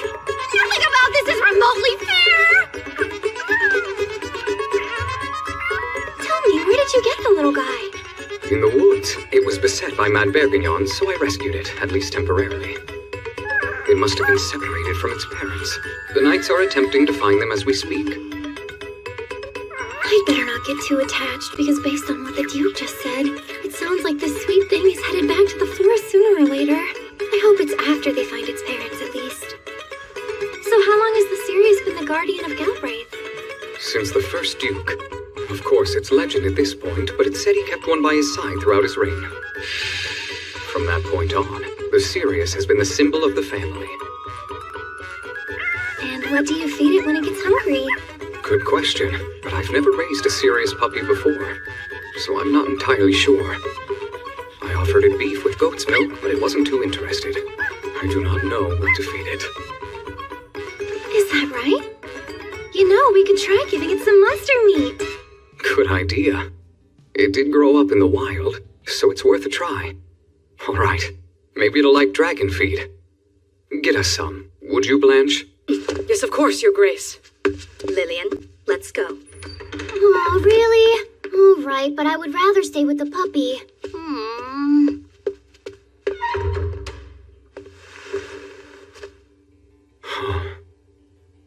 We can relax now.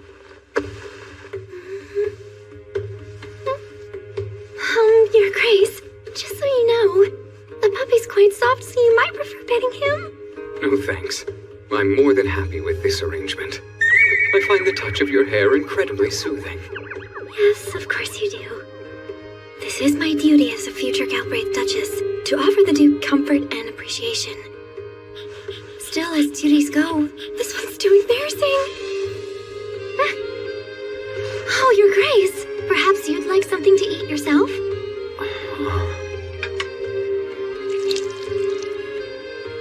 Oh, well now. My memories of Screamwood fruit are ones I prefer to forget, but this smells promising. I think it's going to surprise you. So, how is it? Wonderful. My tired body is reinvigorated. I could keep eating this forever. Now then, Melfi, say ah. The sweet taste of happiness. Truly. All right, it's ready.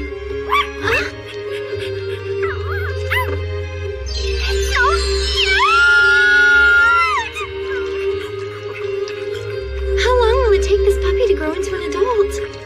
It'll be independent in about a year, but won't be fully grown till about 4 more after that. Take a look. This crest means something to us here. Have you ever had the chance to see a fully grown Sirius before, my princess? Well, except for in books. But I'm sure they're a divine feast for the eyes. Yep, you said it. No. Wolf it down like that and you only spit it back up. Nice and slow. That's it. Much better.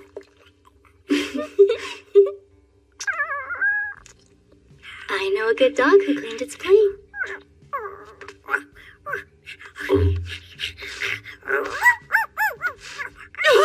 Quick! Lillian, get a rag from somewhere! What? This dog has business to do! Hurry! What was that? Good grief. If we can't locate its mother, we might be in a bit of trouble here. Did you have any idea of how long we'd keep it? At the very latest, I figured we'd release it once it was capable of finding food on its own. But then, as long as it remains here, how will it ever learn? Maybe it doesn't have to go anywhere. The first Duke tamed a Sirius, right? I told you that's just a legend. He did say that, yes. But that doesn't mean it's out of the question. Granted, my expertise is in eating creatures like this. Raising them is something else entirely. Hey, what's this? The captain has a new friend. How cute! You were like that as a child, Lillian. You'd follow Blanche around talking about how much you wanted to be a knight. Do you remember those days? Oh, Your Grace, please! Am I wrong? Well, I mean, I wouldn't say I followed her around exactly. I wonder when Lillian first decided she wanted to become a knight. Considering how young she was when it happened, she must have worked awfully hard. Hey, you know, it's been 6 months now since the Lucible Workshop made you a sword, huh? Presuming Blanche approves, I could take you out on a short expedition. Could you really? Your Grace, I was curious about something. Is that workshop you were talking about the same one where your sword was made? Yes. Blanche's husband, Gallio, works there. As a matter of fact, he's the head blacksmith. You didn't tell her then? Well, no. And if I'm being honest, she expressed a rather fervent interest. Nonetheless, I wasn't certain it was my place to say. I suppose that's fair. If I may ask, what are your own thoughts on Melfira? My thoughts? Well, let me see. In my estimation, her skill with the blade is nothing short of masterful, and reflects great care. If you ask me, I believe that Gallio would approve. I believe he would, but he can be pretty stubborn sometimes. I see. In other words, Gallio only performs his craft for those who meet with his approval. Even if I spoke to him personally, he'd want to meet with her himself, wouldn't he? I don't think there's any getting around it. In that case, perhaps I'll request his attendance at the introduction. But... Let's say he saw me butcher a monster. Even if he acknowledged my skill, is that something he'd approve of? Princess. Yes, what? You should know my husband isn't merely difficult. He can also be quite foul-mouthed. I fear that he may treat you rudely.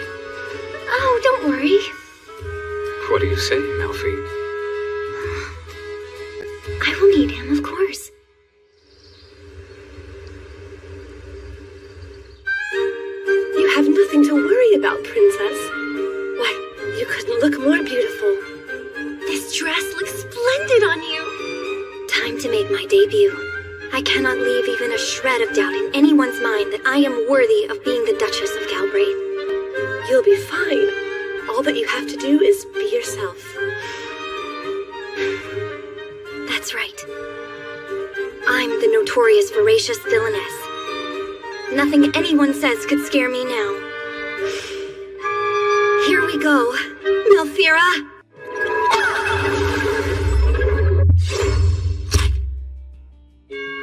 It's already been 5 days since the Duke returned from his quest to wipe out the Bergignons.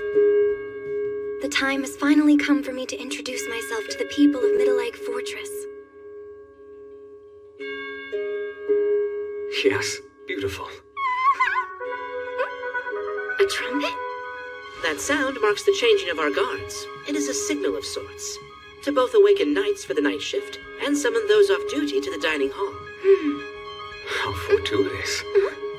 Everyone will be gathered together in the same place for dinner. It's the perfect chance to introduce yourself. Or so I had thought.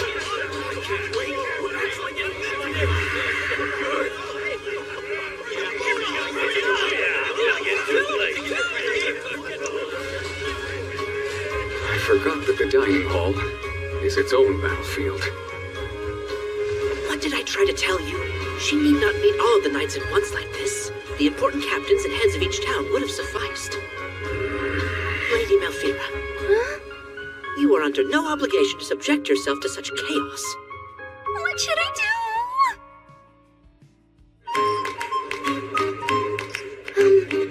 If I may ask, is it customary for you to eat alongside your men like this, Your Grace? But of course. I could take meals in my room, but this way is much faster. And besides, dining with the men here helps build a stronger sense of camaraderie. That's true. Sharing a meal with someone is a special experience. It has a unique way of bringing people together. Just like when those knights tried different monsters with me. Or that time when the Blanchecourt and I shared that screenwood fruit. And of course, all of my meals with the Duke. All of the seats will soon be taken, Your Grace. Let us hurry. What do you say, Melfi? Oh, indeed. I'll do my best. Now everyone, settle down. Oh, are you joining us, Your Grace? The meat today is exquisite. Greetings. Apologies for interrupting. Please lend me your ears for just a moment.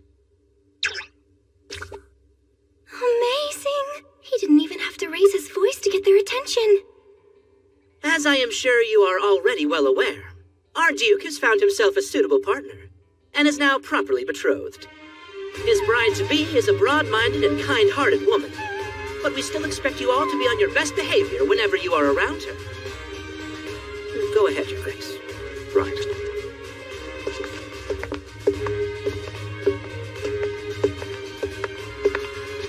Good evening, men. As you all know, I have asked a woman to come here and fill the seat of Duchess, a seat which has long sat empty, and I am pleased to say that she has accepted.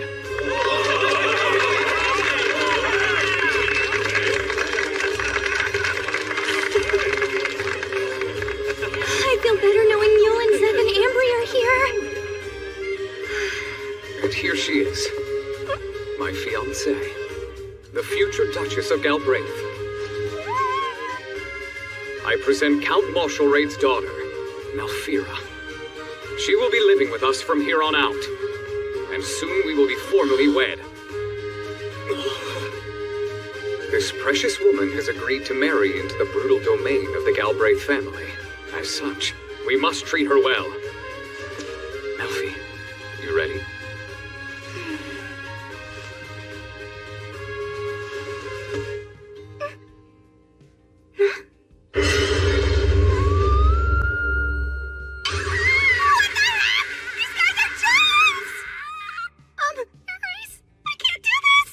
Something wrong. I don't think I'll be able to see the people sitting in the back. Would it at all be possible for me to stand on something? I see. Will this suffice? You picked me up so easily! I didn't even have time to resist! Didn't I tell you? You were right. She is cute. Wow. She sure is regal, isn't she? Lovely. Your Grace! Tell us what sweet nothings you used to seduce her! Enough of that! I followed all of the proper steps to formally propose to her as a duke should. Melfi, do not pay any mind to these hooligans. Your Grace, stop showing off already! We already know how much of a man you are. I'm honestly so embarrassed right now. I suppose it's nice that they're so welcoming. As His Grace previously stated, I am Malfira. When the Duke asked me for my hand, it was with great honor and happiness that I chose to grant his request. I am not yet familiar with the customs and lifestyles of your people, but I do intend to make this land my home, as well as my final resting place. I would never want to be an embarrassment to the Duke's family, and I want nothing more than to be a proper Duchess. That said, I am sure I will need lots of help. Please lend me your support. Yes! I was actually able to finish!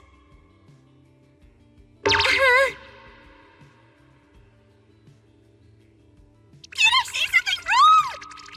Cheers to the new Duchess! Let's all drink to her honor! Well, I guess they liked my speech after all. Your Grace, come have a drink with us! No, not just a drink. Please, come eat with us too, Lady Malfira. Lady nothing. She's more like a princess. Oh, sorry. But are you certain that you'd be comfortable with me joining you for dinner tonight? I wouldn't want to spoil the occasion by making everyone fuss over me. Please, it's totally fine. After all, we've already had the pleasure of sharing a meal with you. There's no need to be nervous. Oh, do you really mean it? Of course they do. You have nothing to worry about. Besides, the dishes made using you-know-what have been prepared. Let us go ahead and share them. Oh, yes! Princess, please have a seat. Thank you. I will.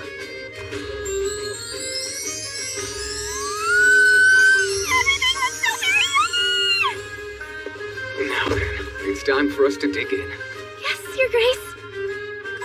Although, I'm not sure I'll have enough space to try everything. Don't you worry. Every day from now on, you'll be taking your meals right here. If there is something you don't get the chance to try today, you can always have it tomorrow. Then that way, every meal is a discovery. That's so true. We're going to keep having so much fun together. I feel so lucky. As do I. Wow, it's so soft. It looks so beautiful. And also, so thick and tasty!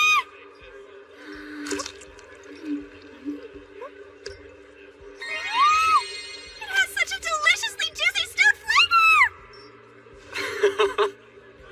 It looks like that was made to your liking. Do you enjoy eating vegetables? Yes, I love them.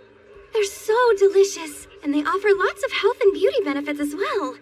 And with that in mind, make sure you're eating your fair share of vegetables too, Your Grace. Not to worry. Aside from sour foods, I'm not a picky eater. I always eat my veggies, see? Oh my, that's so good!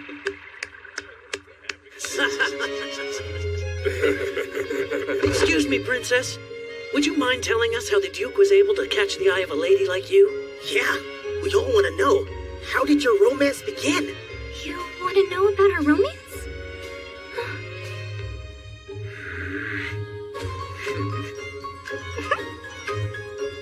Alright then.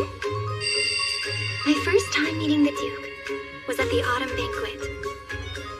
I found myself captivated by him when he was able to behead a mad backhorn with a single blow. His skill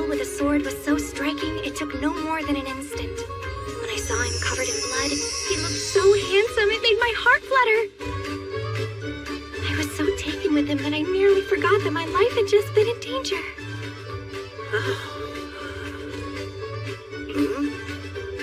Why are you looking at me like that? I didn't make her say any of those things. Oh, so that's how it all happened, huh?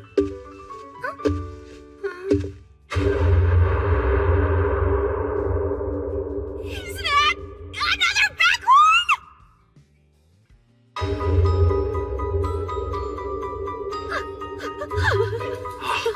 Did you hear from Blanche and decide to come, Galileo? That's about the size of it, yes. Greetings. I am Galileo Lucible, and I run the blacksmith workshop here in Middlelag. So this is him. Pardon my intrusion, Your Grace. Please, have a seat. I spoke with my Blanky. She had high praise for you. I just wanted to come and meet the future Duchess personally. Did he say Blanky? Is he talking about Captain Blanche? Please allow me to congratulate you both. Everyone at the workshop is very excited about your engagement. Your Grace, I wish you a long and happy marriage. Come on now. Surely you didn't stop by just to tell us that. What do you mean? I am simply out on delivery. Sure you are. Well, I knew this would be happening eventually. I'm not going to try to convince you not to do this right now. But I must request that you do not do anything too mean to her. Captain Blanche did mention that her husband could be quite difficult to deal with.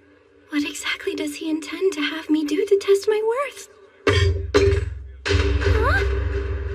What? Don't tell me. You actually intend to make Belphira drink something like that?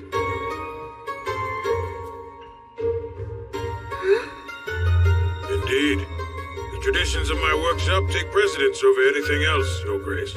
They do not break for you, your knights, or some strange lady from the north. So first things first, we'll be sharing a drink. Oh my. Is this Keel still snake wine? You know it? I'm quite familiar. Keel still snakes can emit waves containing magic power from the hood on their neck. This ability allows them to quickly and easily incapacitate their prey.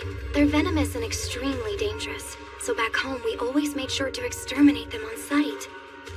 I've never seen one pickled in wine. I'm quite curious how it tastes. Elfie. I must say, you do live up to your reputation, Lady of the North. My that is to say, my wife. She's told me a great deal about you. And your taste for monsters. You would do well to watch what you say to her, Galileo. It doesn't bother me in the least.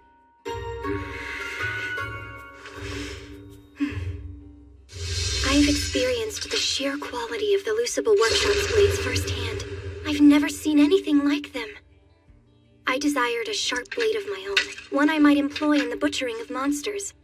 So I asked Captain Blanche if she could introduce me to you. Sir, any monster I butcher, I intend to gratefully consume. This, I promise you. Well, that certainly is honorable of you. Now then,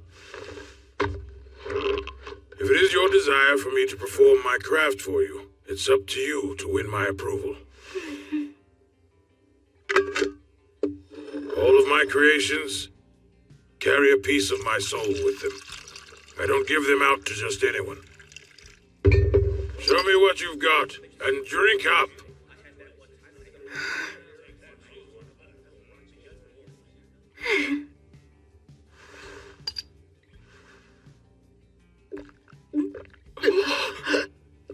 Wait, milady, that's a little too fast. Take your time. That was really tasty! Keel Still Snake Wine is great! It is? I guess so. Elfie, slow down. Don't overdo it now. I'm just fine. There's a lovely flash of heat when it first touches the mouth. It's not nearly as harsh as it smells, though there is something, like an aftertaste. I wonder if that's what Keel Still Snake tastes like. All right, let's keep on going. What? You want to have more? Well, this is a drinking contest, right? Now, wait a moment. Please, Lady Belphira. Oh, Sir Chaos, did you want to join in with us?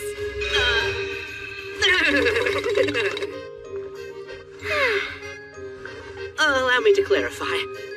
That wine is far too strong to be drunk straight. You're supposed to mix it with hot water to dilute it. It seems your tolerance is quite high. What is this? It's really tasty. Do you find that meat to your liking?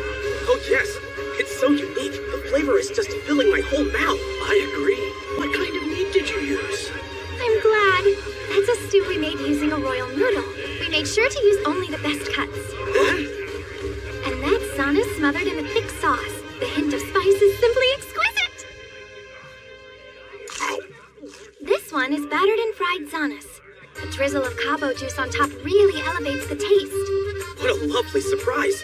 Who knew zanas could be so delicious? Yeah, no kidding. And I always thought Moodle was too gamey to actually enjoy eating. Want to know the trick? It's because Lady Melfira extracted the magic toxins out of them.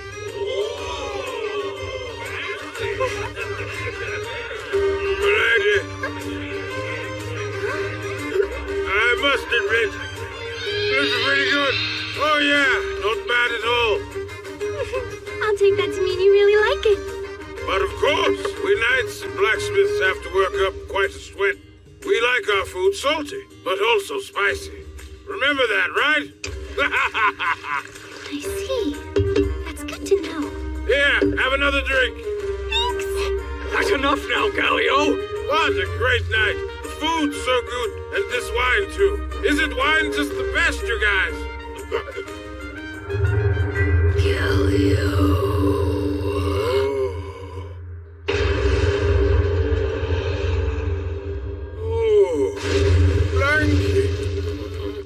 I should have known you were up to something when you said you were making a delivery! Your Grace, my princess, I'm terribly sorry.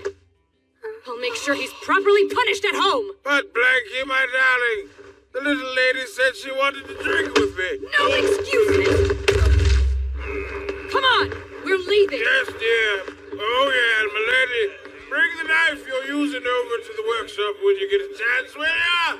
I will! I'm so happy! The people of Galbraith have accepted me. I feel so welcome here.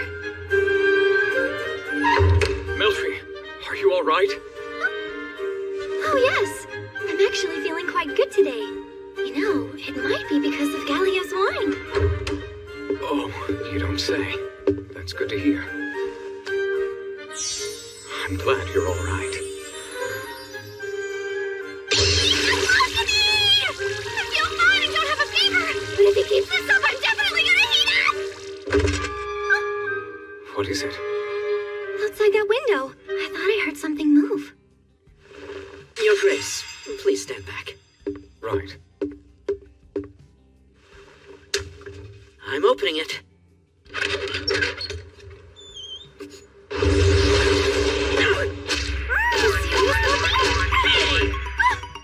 those magic rainbow wings? I remember reading about this. The Serious Beast magic wings. They're so cute! What's the matter? I thought you were supposed to be living in the kennel.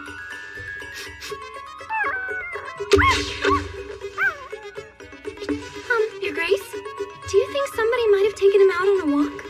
I doubt it. I didn't see anyone with him. Hey, you. Don't go running around by yourself, you hear? Looks like he's enjoying that. Down, you cur! Get away from Lady Melfira! Try to be more careful, Chaos. He's still just a baby, and he scares easily. A baby? That's not a baby. It's a wild monster just waiting to pounce. You can't be serious. I know it looks all cute and cuddly now, but we're releasing it the moment we find its mother. Did you hear that, huh? We're going to do our best to find your mother. Then we'll return you to the woods, and you can be free again.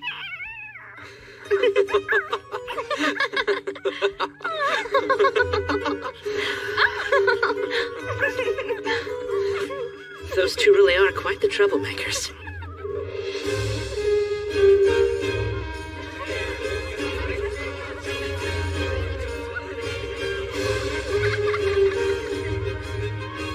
All right. I'll be heading out to Erzinye Woods to look for the serious puppy's mother. What do you think, Melfi? Care to join? You mean you'll take me with you? I finally get to go to the Holy Land of Monsters? I'm not sure that I'd call it a holy land exactly, but I would be happy to show you around. Yes, please! I'd love to go with you! There are gargantuses, giraffes, glacial dragonlings! I can't wait! There's so many new monsters I'd like to try! I suppose giraffes look somewhat edible, but gargantuses. Right! Then how about we try some jet spits? Not so strange. I bet they would be so delicious if we made them into a well-seasoned jerky. Oh yes, that sounds quite lovely.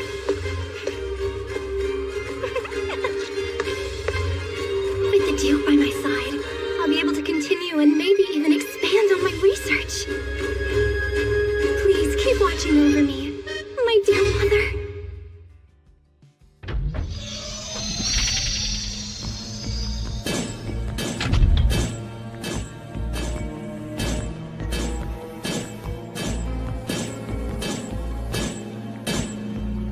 O great leader of our secret society, Agostia. Lady Akashic, for your request, I am here. Thanks for coming, Absolute Zero Chief Megistus. How is our progress on taking over the world? Our plans are proceeding right on schedule. Just on schedule? Not ahead of it? I was hoping for a bit more urgency. I shouldn't need to remind you, but there are other organizations pursuing world domination. What if one of them was to beat us in that goal? If you would, please allow me to present a detailed summary of the state of our competition. It's over, Shark! Your sinister plan ends here! Space-time warrior, Evil Iger! The evil army known as Jark, which sought control of Ibaraki Prefecture, was eliminated by space-time warrior Evil Iger. The Phoenix God, Yatsurugi, is on the scene!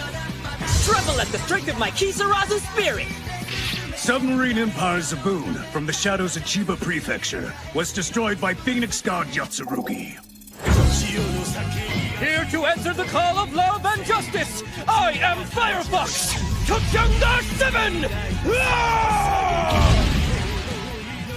The Serpent King clan, which once ruled Niigata Prefecture, was stamped out by Firefox Tochiongar 7. I protect the seas, the mountains, and all of Akita! Akita Zone, Super God Nagar! And the Jajaku Guild Monster Association of Akita Prefecture was laid low by Super God Nagar. All of these groups have been stopped cold by the respective heroic rivals. You can rest assured they posed minimal threat to us. All right, that's good news. So then, Megistus, what actions are being taken to ensure that Agostia does not come to exactly the same fate as them? I'm very glad you asked. At this moment, our development department is in the process of preparing a new monster. Is that right? Then I hope to see it soon. And see it soon you shall. A monster so terrifying as to shake the world to its core. Doctor, are you serious about this? I mean, this is going too far. You have nothing to be afraid of. Remember to trust in the process and have faith in the power of our monster. But I understand your objections, but this is how it has to be. You see, our mission must be completed at all costs. Oh, Doctor! Why are you doing this to me? You're making me present this proposal you banged out in 10 minutes and it's just not ready! I know, but sometimes inspiration just passes you by. It's up to you, Miss Kuroitsu. I have faith in you. Give that presentation.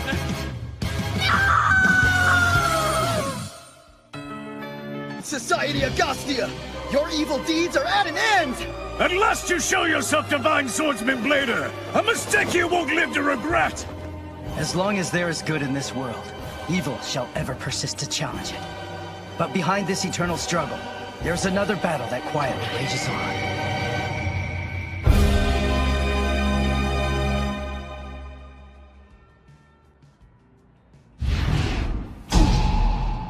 We will now review the Monster Development Department's latest proposal.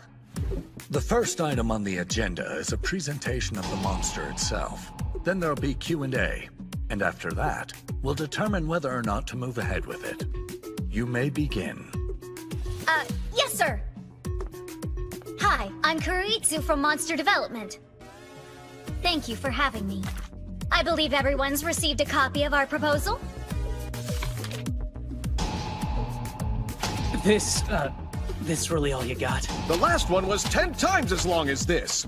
So glad you noticed. This proposal sticks to the basics and eliminates all the usual hot air. Your proposals are usually full of hot air. Moving on. This monster will be the one to finally put an end to our enemy, Divine Swordsman Blader. Why did the doctor have to keep pushing his deadline back? It's so last minute. It didn't have to be like this. Did you ever notice? A deadline's kind of like a rubber band. You can stretch one so much farther than you think, but still, if you stretch it too far, it'll snap on you like an angry temper, right? Then get to work so that doesn't happen! If I want to win him over, I'll have to spin this mess into some kind of halfway decent presentation. Otherwise, it won't be Blader, but my career that gets put to an end. So, as I was saying, we've gone back to basics and come up with an extremely simple concept. No complicated features or gimmicks here. Simply a form so horrifying, so utterly fearsome, that Blader's fighting spirit will instantly crumble away in his abject terror. Just take a look. We call it Nesuo, the Nessie Monster!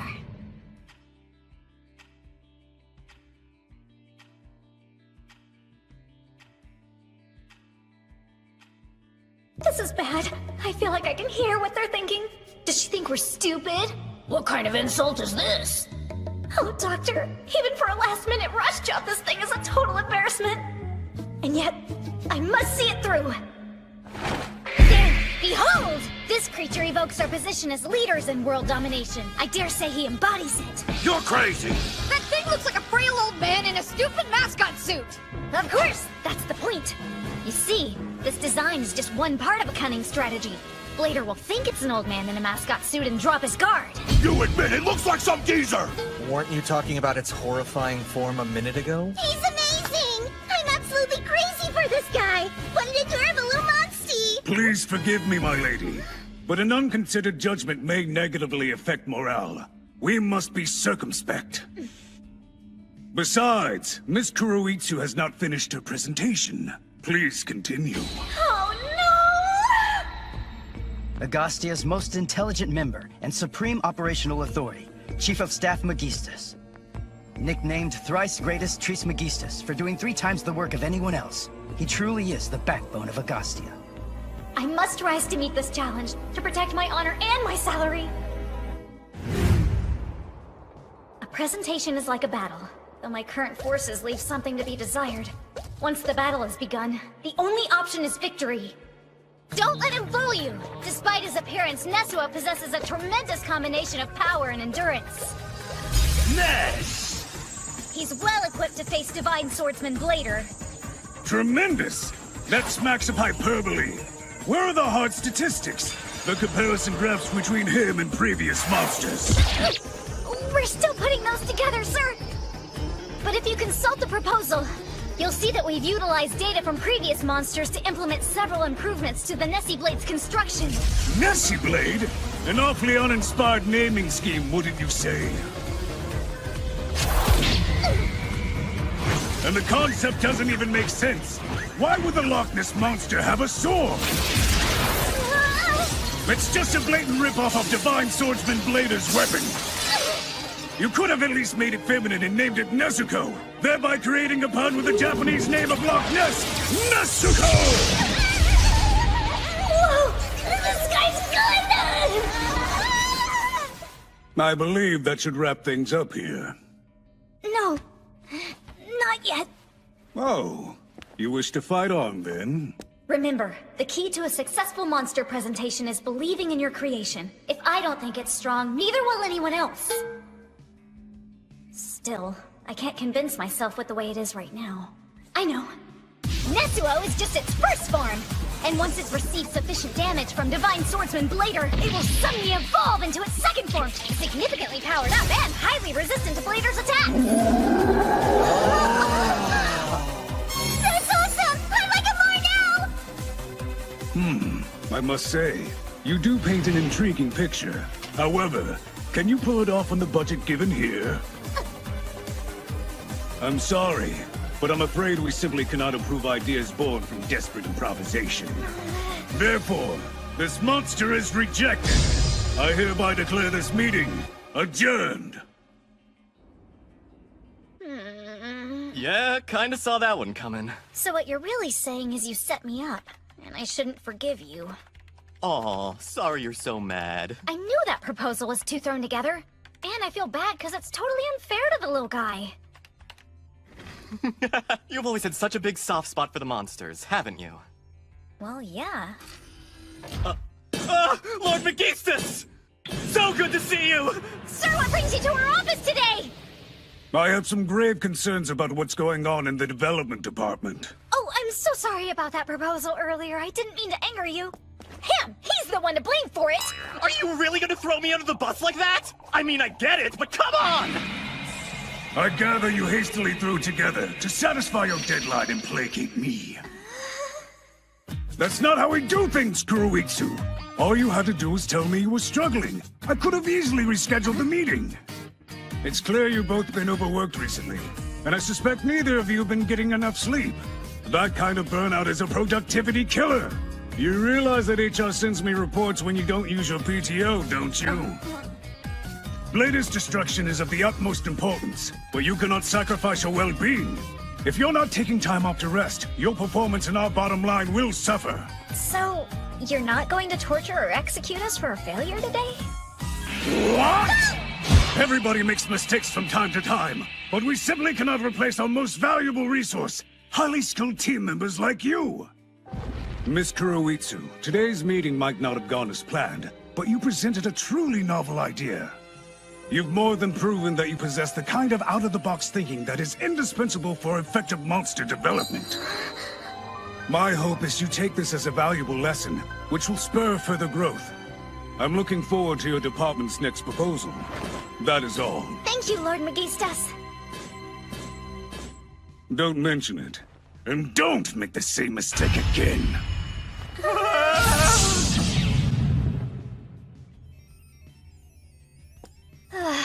Am I glad that's over? Same. But how do we deal with Divine Swordsman Blader?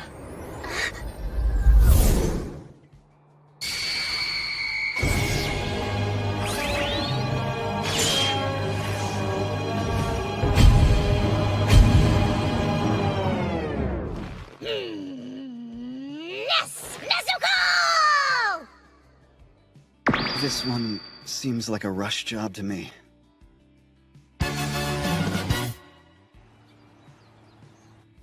Two bowls of pork rice. Ready to go? That's me! Thank you much, sir. Well earned you a ray of sunshine. Guess you're having a good day? Can't usually say this, but work is kind of sweet right now. Oh really? I'm glad things are going so well for you. Me too. I'm excited for my next project. Think I'm gonna knock it out of the park. Nice! What do you do anyway? Sorry, can't tell you. Company had me sign a pretty strict NDA. She can't even talk about her job?!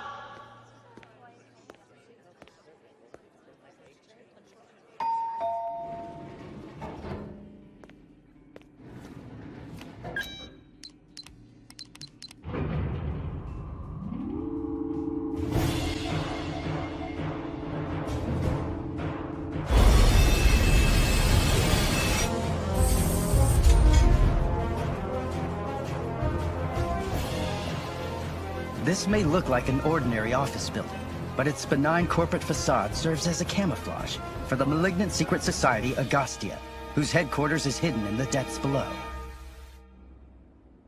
Hey, Doctor. I picked up some lunch for us today. Wow, thanks, Miss Kuroitsu. I'll be free once I wrap this up.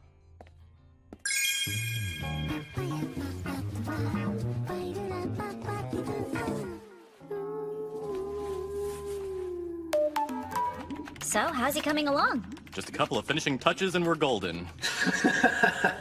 Divine Swordsman Blader, I can't wait to tear off your flesh with my claws and feel your warm blood in my mouth. Oh yeah, like hearing that, Wolfie boy.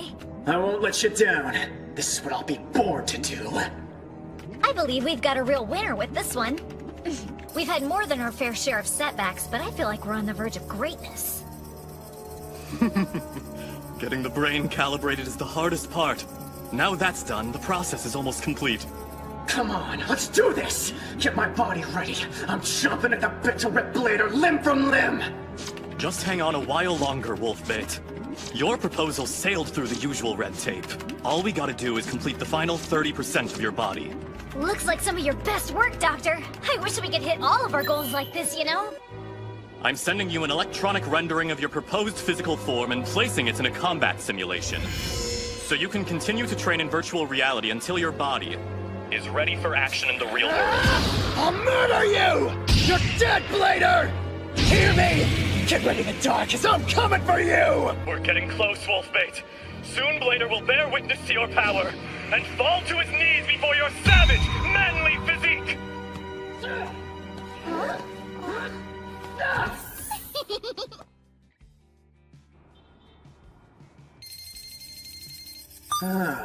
Sounds like my body's finally ready to rock. I've been waiting my whole life for this. Happy frickin' birthday to me!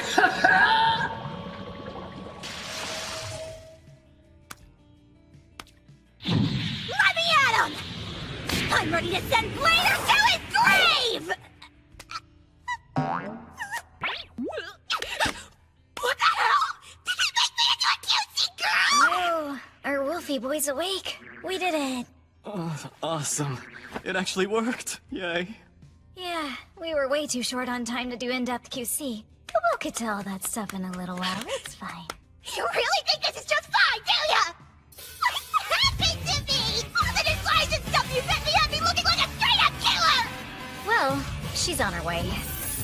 Yes! I'm so glad she's ready! So cute! My little Wolfie girl! Way to go, development team! Great, Peter. Do you mind telling me what exactly is going on here? You see, just when we were about done creating your body, our leader came down to check things out. What? Well, he's not very cute, is he? Sorry, my lady, but you did approve this design. I wanted the thing to be more feminine and 100 times cuter!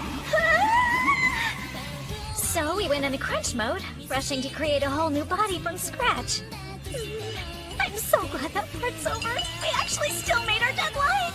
You should be really proud of all we've accomplished here today, Miss Kuroitsu. What accomplishments? Look at me!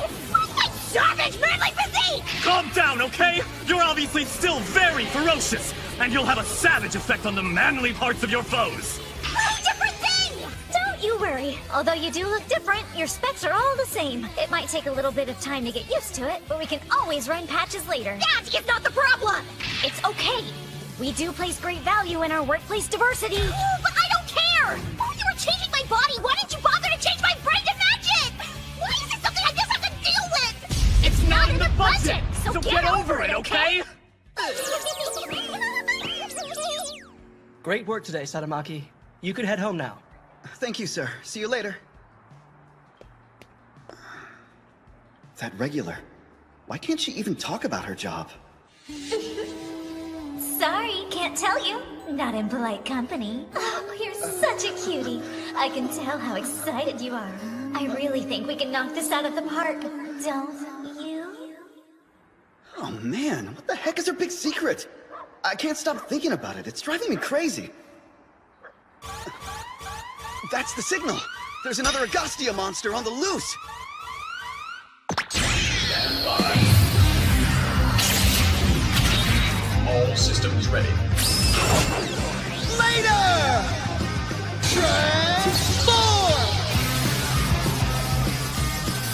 Kenji Sadamaki uses the Tamahaganium Yoroi armor secretly mounted inside his Kenshin bracelet to transform into the invincible warrior, Divine Swordsman Blader. Divine Swordsman! Blader! You actually showed up later.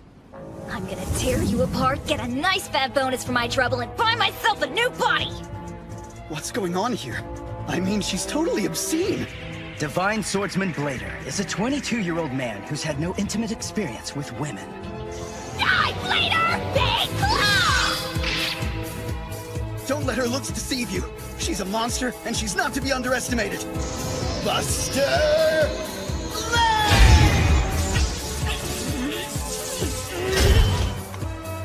I have the advantage in strength. I overpowered her, but she still dodged the Buster Blade.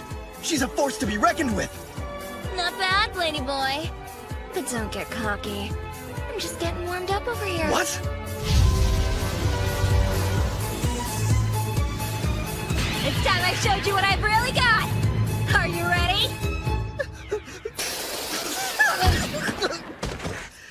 Divine Swordsman Blader, 22. Quite vulnerable to women. Hey, what the hell is your problem? I came here to fight you! Hang on there, Wolfie. Can't you see I'm in the middle of a fight right now? We noticed a flaw in your armor's integrity. You're not just a fighter. You're kind of more of a streaker.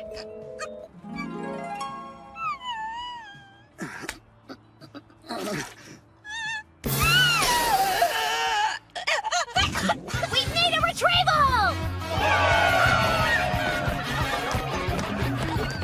That wasn't a bug, by the way. It was definitely a feature. Oh, yeah?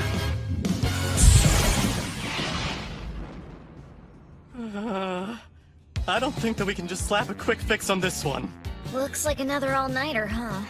Please just do whatever you gotta do to fix me!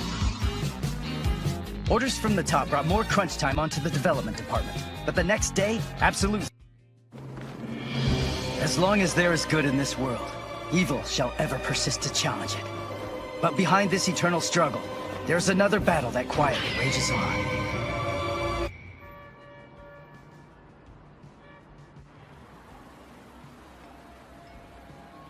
They sprang this business trip on me at the last minute.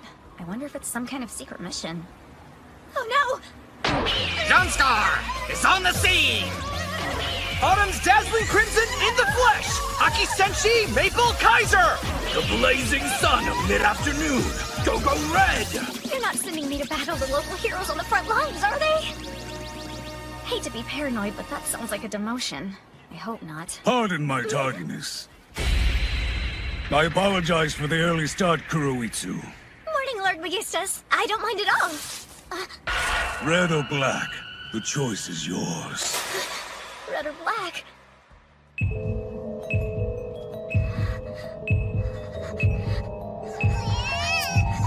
Did we come here to defuse a bomb?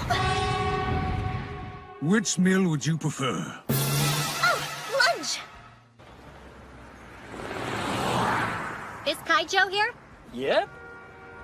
What about Sakurai? Here. And where's Den? Here. You're a Mizuki? Is Mizuki here? Come in! I'm Mizuki!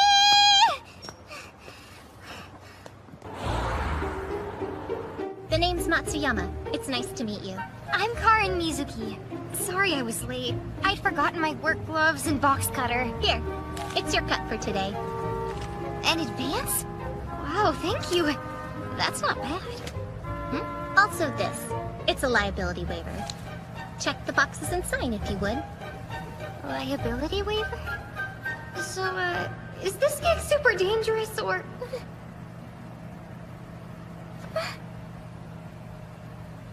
We're getting on the highway?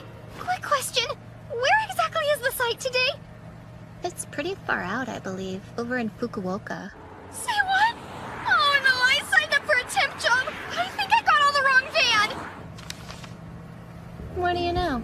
We should have a Mizumoto, not a Mizuki. Well, I'm good though. I just have to hit my head count. I really don't want to do any kind of dangerous work!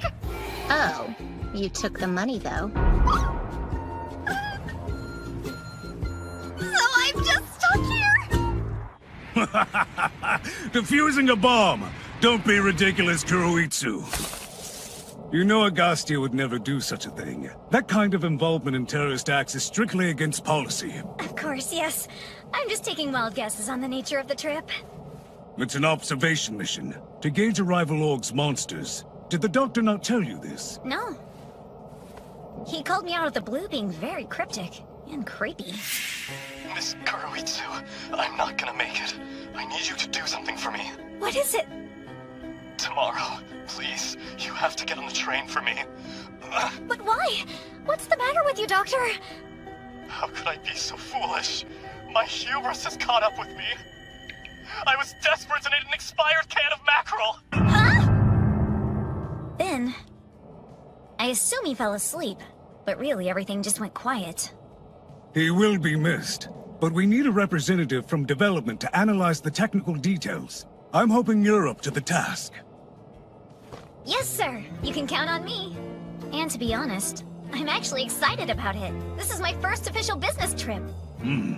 Although I appreciate your enthusiasm, please try to keep in mind that we're going to work, and this is not a vacation. Right. Looks like picking red was my first good decision. Oh yeah. Man, it's delicious. What are you doing, Lord Magistus? Working, of course. Transportation time must be used efficiently.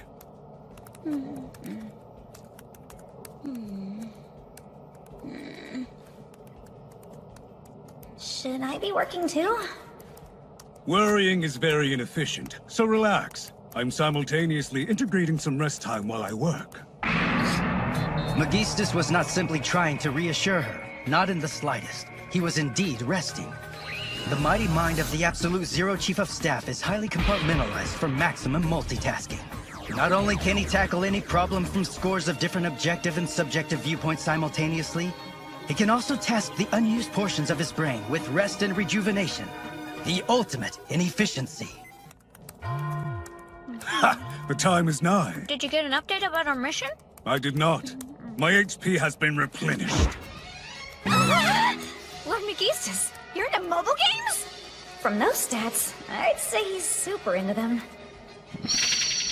Behold, this game was produced by one of our front companies, and it has been quite a successful venture. As part of management, it is my duty to play and identify where there's room for improvement. And, as one cannot ascertain the strengths and weaknesses of a game without experiencing both the casual and hardcore perspective, I run multiple builds with multiple mindsets and strategies, from run and gun to resource hoarding!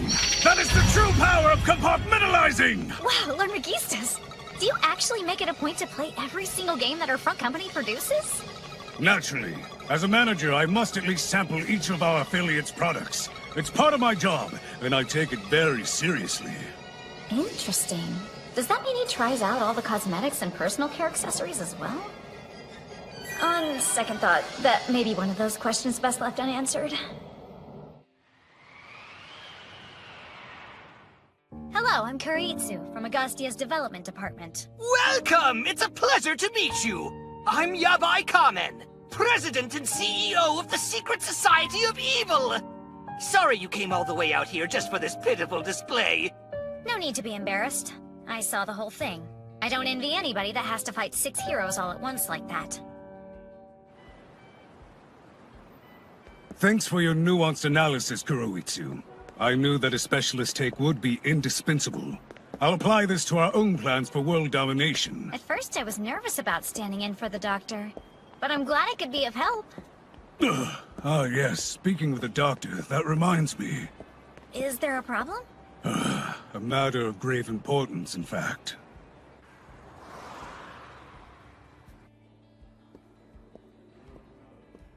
Since the doctor was originally my traveling companion, I'd booked a single room with 2 beds. I can hardly imagine what those guys sharing a room would be like. Oh, by the way, Lord Magistus, feel free to wash up first, of course. No, thank you. I'm looking forward to a long hot soak in a tub, so you can go ahead. As you wish, sir. Sounds like a match made in management. Unfortunately, this hotel has no more rooms available. And it should go without saying, my sharing a room with a woman would violate our code of conduct. Okay, I can try to find a room in another hotel. After all, it's kind of my department's fault for the cancellation. No, that's unacceptable. I shall continue my negotiations with the hotel staff. You will take the room I originally reserved. But sir... There is nothing more shameful than management resting before one of our valued employees. Or perhaps you've forgotten the true scale of Agastia's power and influence. Obtaining a hotel room shall prove to be a trivial matter. If you insist, sir. I'll head straight to the room and rest up for tomorrow. Our next product is one. The boss is surprisingly easygoing, but I'm not sure I'd want to be on the other side of that negotiation. It is I. Oh, Lord Megistus. Did you manage to find a room for the night? The issue has been resolved.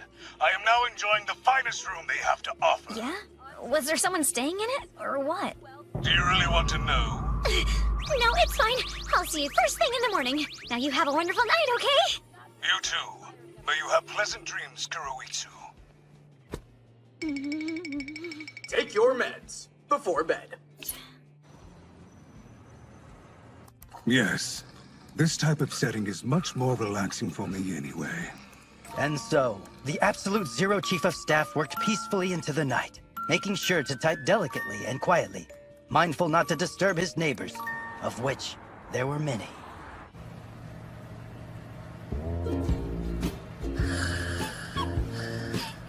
Tokyo's such a scary place. You were right, Mom!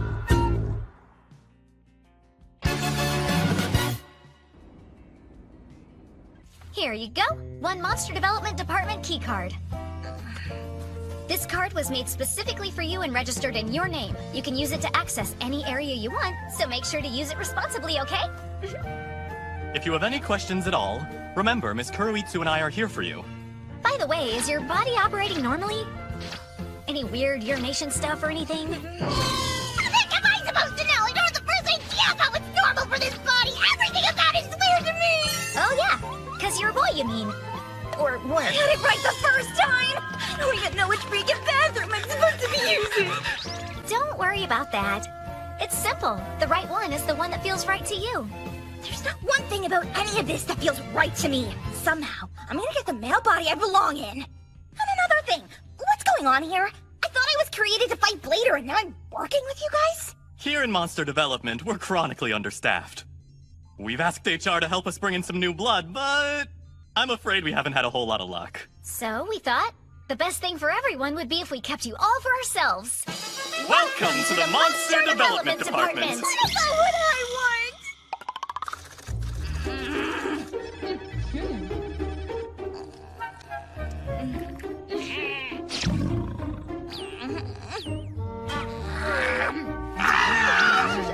Why are you so annoyingly happy?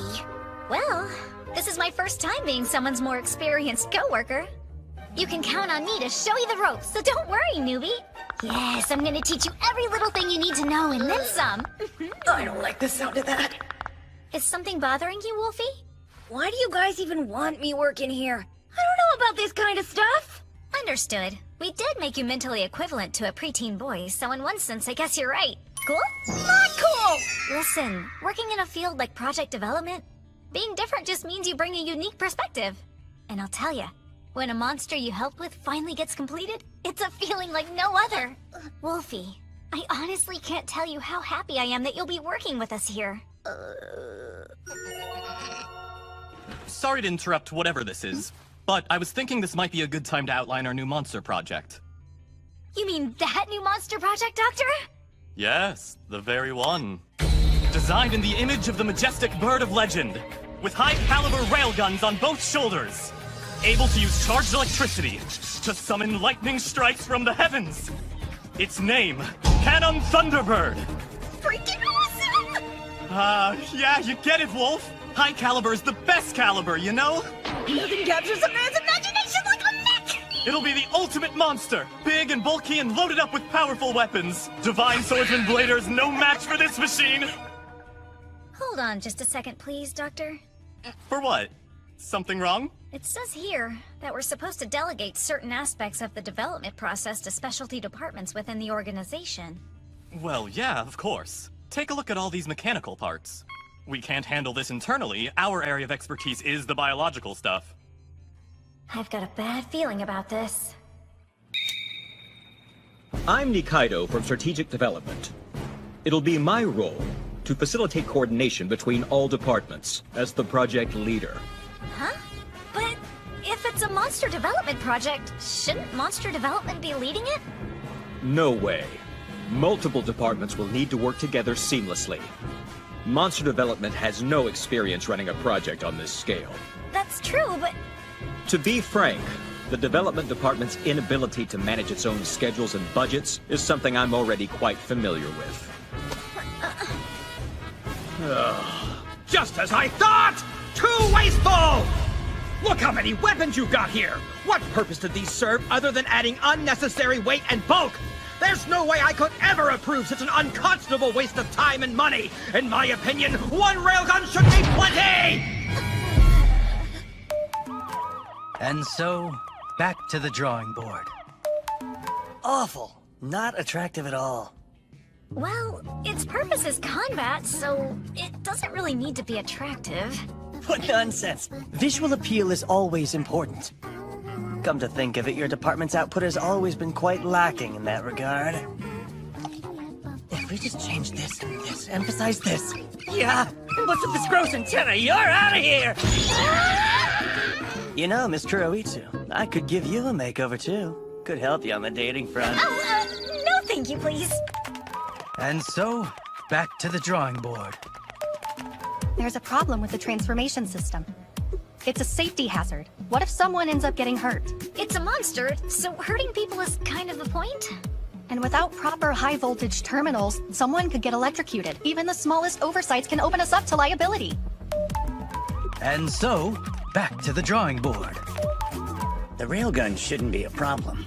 But when I look at the design as a whole, I got no idea how to put this together. Couldn't you give me something just a little bit more realistic? And so, back to the drawing board.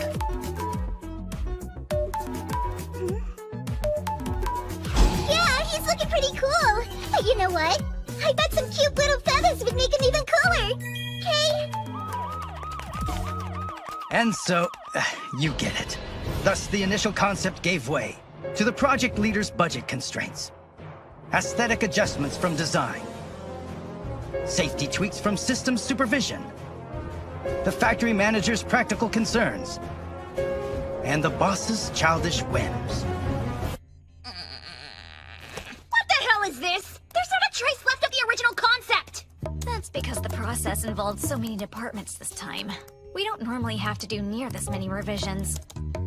Oh, that's right. Speaking of revisions, we'll be going over them at the factory today. Guess this never ends, huh?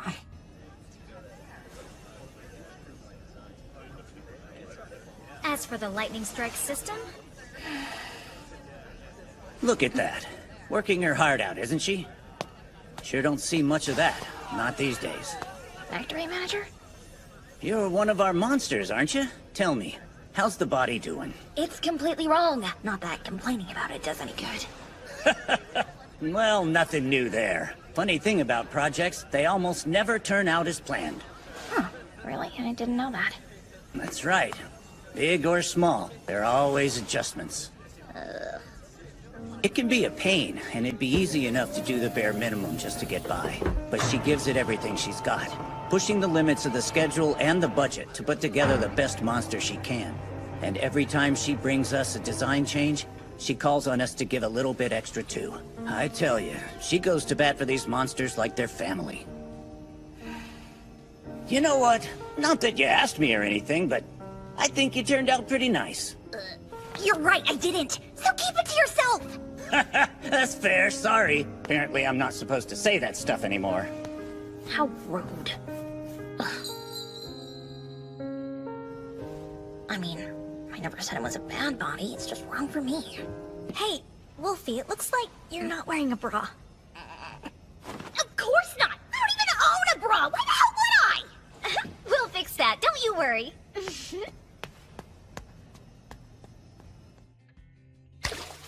At last, Cannon Thunderbird is complete! Oh boy, that turned out to be a real marathon. I'm not gonna miss running to the chief of staff for approvals, that's for sure!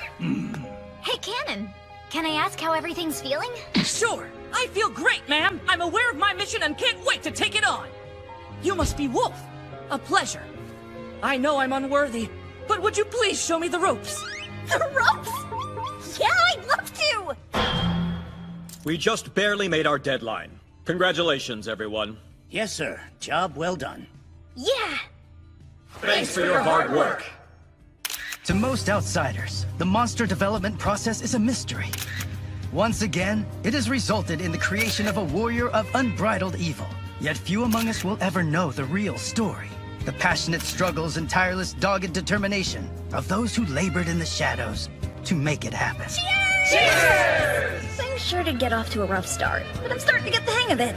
Thanks, Miss Kuroitsu. Monster development really can be fun after all. All that's left now is to defeat Divine Swordsman Blader! Yeah, that's right, Cannon. It's all you. Man, don't worry! Crash! Cannon, no! What the hell do you think you're doing? Do you have any idea how hard we work to make that thing? You suck, Blader! Yeah, you hurt me! The fault here lies not with me. I ask you this. When you were designing and building this monster, did it ever occur to you to make it big and bulky and load it up with lots of powerful weapons? And the final step in the process, customer complaints. Next time, Episode 3, The Monster in a Perpetual Cycle of Death and Rebirth. As long as there is good in this world, evil shall ever persist to challenge it.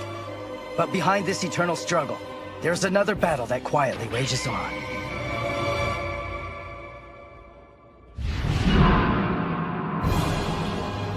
Now you've really met your match, Blader. Tremble before the lethal and overwhelmingly wide reach of Hydra. Run! Regenerating Monster Hydra, a creature with 8 extra heads, is what the proposal imagined before they cut that number to bring costs down. Beware, for she carries a powerful venom, the proposal continued. But venom is surprisingly expensive, so... This meager monster poses no threat to me. I'll make short work of it by attacking with all my might! That wind is intense! Looks like Blader's not in the mood to mess around today!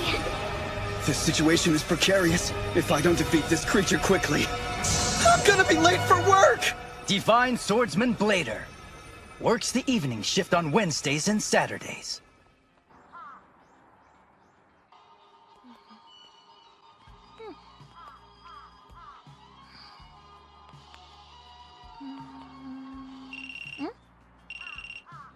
Mizuki here. Hey! How are you, Mizuki? It's Matsuyama. You know, from the out-of-town gig the other day, remember? How could I ever forget? Anyway, we're short tomorrow. So I thought I'd call to see if you're free. Well, that sort of depends. Same deal as last time? Why? Do you have some kind of objection? Don't know if I'd put it that way. But I don't think that kind of work is the right fit for me, so... Ah, I see what you mean. Yeah, that job didn't really play to your strengths, did it? Totally with you there. Thanks for understanding. But tomorrow's gig is going to be a different thing. It's real light work, I promise. Oh, I almost forgot. Lunch will be provided. High-quality seafood if that's more your thing. Yeah? So, can you make it? Whew, I'm beat. I did manage to make it here in time for the start of my shift, at least. But if I want more hours, I gotta step it up. Being an undercover superhero with a part-time job is harder than I thought. Well, it looks like you two saved the day once again. You got that right. Magical girls Talia Magia will never let the forces of evil emerge victorious. We'll keep the city safe. That's the promise that we A made. licensed magical girl duo. Boy, are they lucky. Full-time heroes get to list the job on their resume. Plus, they get sponsorships. Anime adaptations, merchandise, pachinko slot machines, live shows with crowds of adoring fans. So awesome! But now that I think about it, what's with the magical girl trend recently? Are transforming heroes on the way out? Could this whole Blader thing be the hero equivalent of a dead-end job?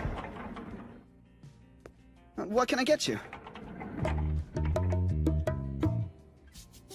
How about a bowl of pork on rice, with a double helping of pickled ginger? 1 pork on rice! Heading home for the day, huh? Are you tired? Because you look kind of tired. I just had a bad day at work, you know how it is. She had a bad day? At the job she can't talk about?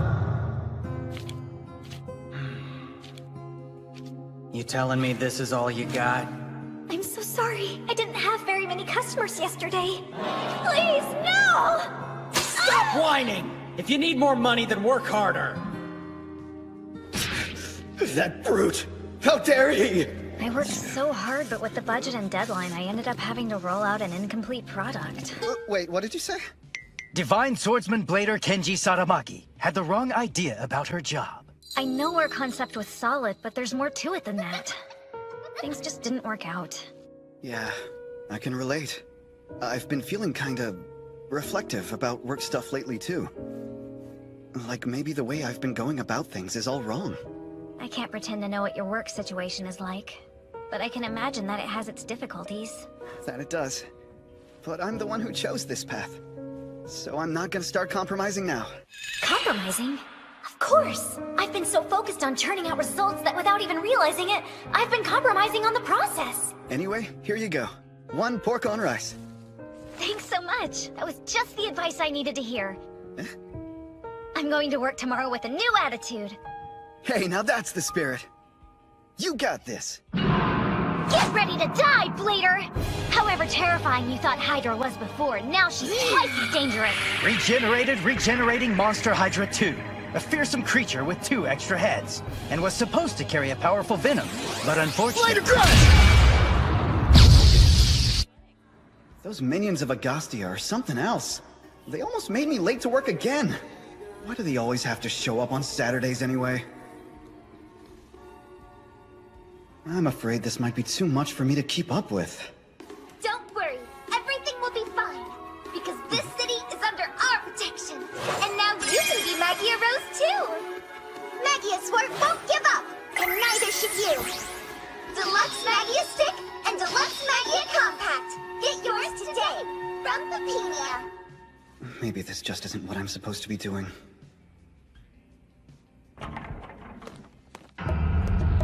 Pork on rice. And with a triple helping of pickled ginger this time. Hey, I hate to say it, but you look even worse than last time. I decided to look over some old documents. But they only had paper copies. Once again, I let myself be ruled by budgets and deadlines at the expense of the big picture. Hydra's still not at a level I can be satisfied with. I'm so sorry, Miss Kuroitsu. It's all my fault we lost to Mr. Blader back there. Lost is an understatement. He beat the ever-living crap out of us! By the way, why do you call us Hydra when we only have 3 heads? You making fun of us or something? Please, Sister 1, Sister 2, that's enough, okay? Now that it's quitting time, why don't you take us to a cafe and treat us to some good grub? I'd rather go to Ginza or Akasaka and grab a beer. Hey, listen, Miss Kuroitsu. I think real hard before I give this thing any more heads. Shut up, you filthy animal! Say that again! I dare ya! Stop! I don't want to fight! Gotta step it up already. This was the Hydra I had in mind. First, she paralyzed Blader with her venom, then hit him with a barrage of attacks with her multitude of heads. He wouldn't stand a chance.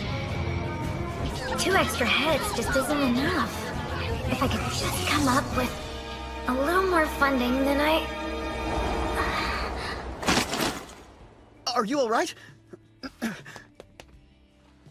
I'm fine. Sorry about that. This is a lot of stuff. You're taking all this home with you?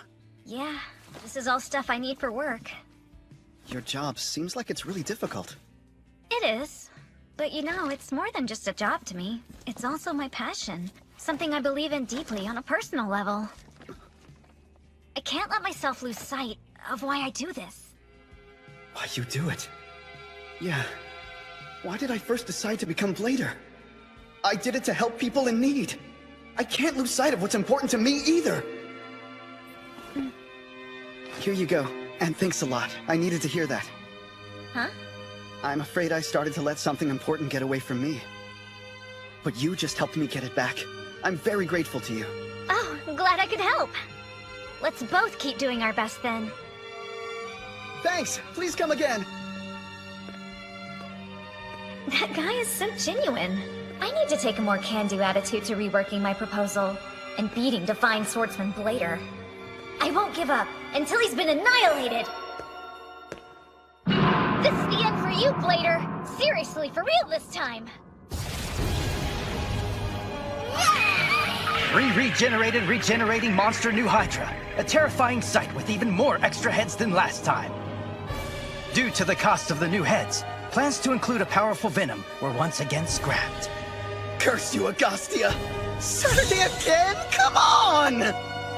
Fight on, Blader. Your opponent struggles as well.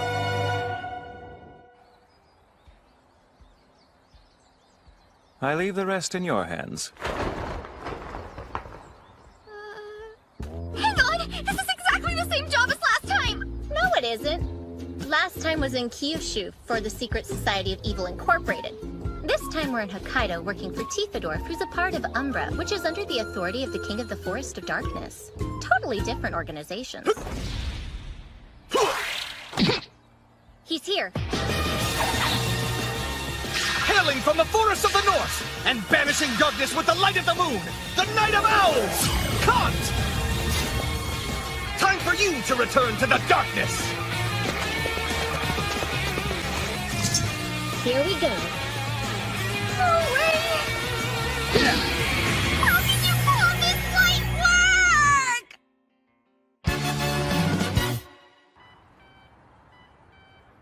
Well, let me start by emphasizing the importance our company's president places on face-to-face interaction. In that spirit, all job applicants are interviewed in person without resume pre-screening. Now, having said that, may I assume it's your belief that appropriate attire for an interview such as this includes an animal costume? Oh, please allow me to clarify. This isn't a costume, it's my real body. Which would mean you're naked. Well, I did put on a tie. Yes, I suppose naked with a tie is much better.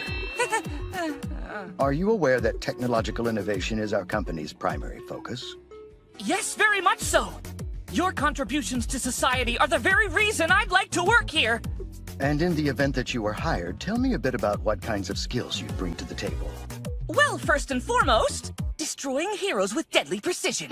Just to be clear, that's murder, basically. If that's how you wish to characterize it, then yes! I will murder for you! That's good to know. We regret to inform you. Rejection letter. Saw that coming. Not that it makes any difference. Even if I did get a new job, I'd still be a monster. Still, though, I know there's no point dwelling on it. But when I imagine myself in the same job 10 or 20 years from now, I'm not sure how I feel. Is this really what I want to do with my life? Yay! Thanks for stopping by! For now, though, I guess there's nothing for it but to keep doing what I'm doing. Working as a cast member at an amusement park run by Agostia's front company. Hey, how you doing? Want a balloon? Yes, please. Thank you. And it's pink, my favorite color. Really? That's wonderful. I'm so glad you like it. Bye, Mr. Bird. Thanks again. Yeah, thanks. That was nice. Alright. Yeah, right. Are you kidding me or what? That bird took me for some kind of baby who'd go gaga over a balloon. How embarrassing! And why didn't you just go along with it? Do you think I'm some little balloon-loving kid too? Is that it? No, that isn't what I think of you at all. I guess you just looked short next to that bird and I got temporarily confused. Uh-huh.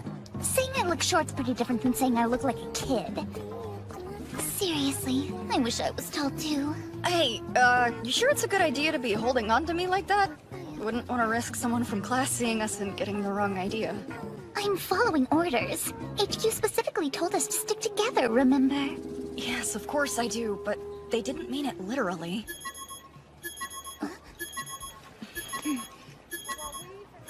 Monster Monitor detected! Monster Monitor detected! Yuto! Let's go. Magia Break! Ryo Shikishima and Yuto Higawa may look like ordinary school children, but in fact, they are a pair of superheroes with an official license to protect the city. Magical Girls, Pelia Magia.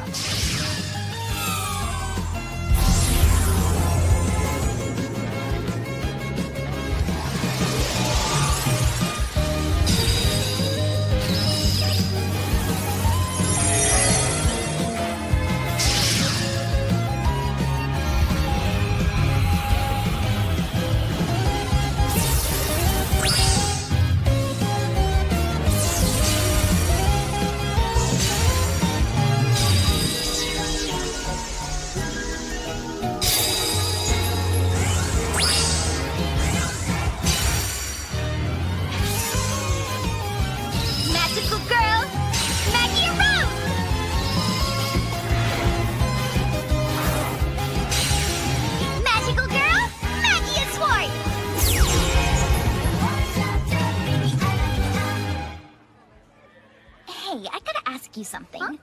When the two of us transform, have you noticed you end up shorter than me? Oh, you know, that may be true. Everything around me does seem to be bigger now. What is it? Your body gets shorter, so...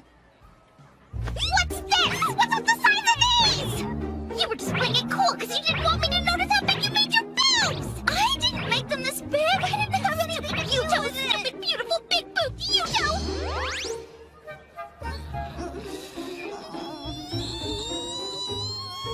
Yeah! Feeling much better now! Come on, Yuto! There's a monster on the loose and time's a-wasting, so what do you say? Let's get to it! Real, your mood swings are honestly the worst, you know that? Sister 1, Sister 2, please try to get along. It's not my fault. She's always picking fights. You're the one who said, and I quote, being an action star is easy as long as you're hot. Yeah, and I stand by it too. The hard stuff's done with stuntmen and CGI. Well, if hanging off a landing cargo plane's so easy, I'd like to see you try it. This is such a stupid argument. Everyone knows what really makes a good movie is the quality of the screenplay. Hey, did you guys see the one with the snowman? What was it called again? No one cares! Sisters, please! If you keep carrying it on like this, a hero might find us! Monster detected. Let's take it out with one shot! Right! Follow my lead, Rose! Maggia Ball I was born into this world as a monster. It's the only thing I've ever known how to be. Maybe I can find something within this identity to be proud of.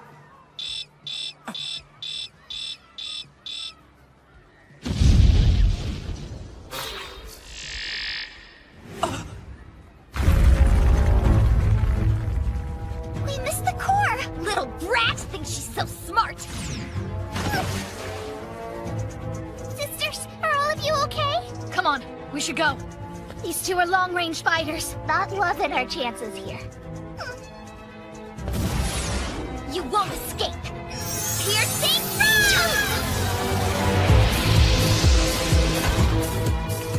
Broadly speaking, monsters exist for a single purpose. So it should come as no surprise that they tend to be pretty inflexible. But Miss Kuroitsu's designs are different. She affords her monsters the breathing room they need to develop on an individual level. So perhaps I have her to thank for the feelings of indecision that have plagued me, and for the sense of confidence that comes from finally being able to set them aside. In the knowledge that all I have to do is choose my path, and follow it wherever it may lead.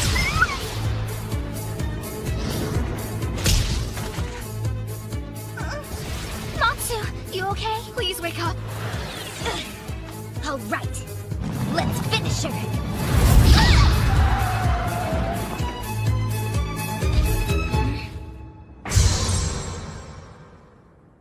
The balloon bird? Don't be fooled by its looks. That's a monster.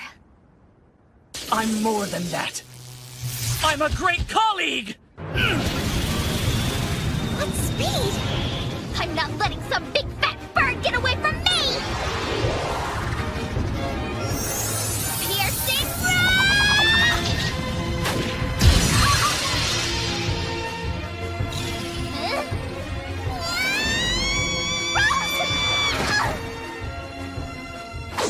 Rose, are you alright?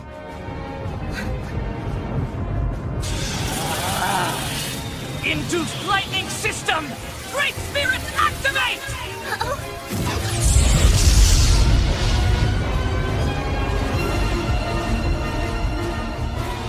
Are you hurt, Rose?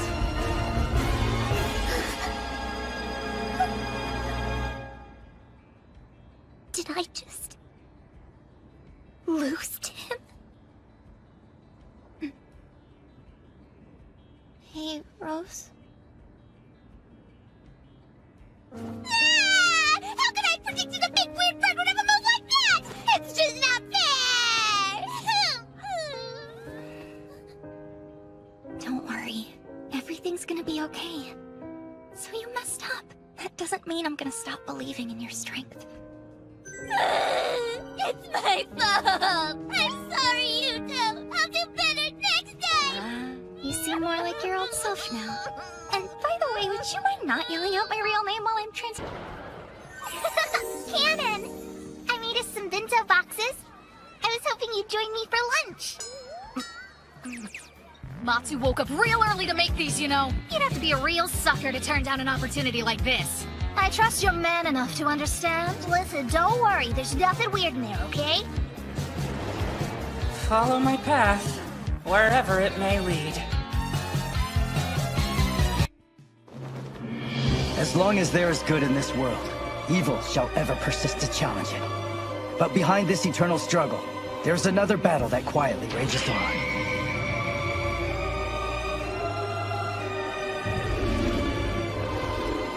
What is this power? You're feeling the effects of my magnificent magnetic force field, rendering that buster blade of yours as useless as a lump of scrap iron. Now, time for you to meet your end. So long, Divine Swordsman Blader! Blader punch!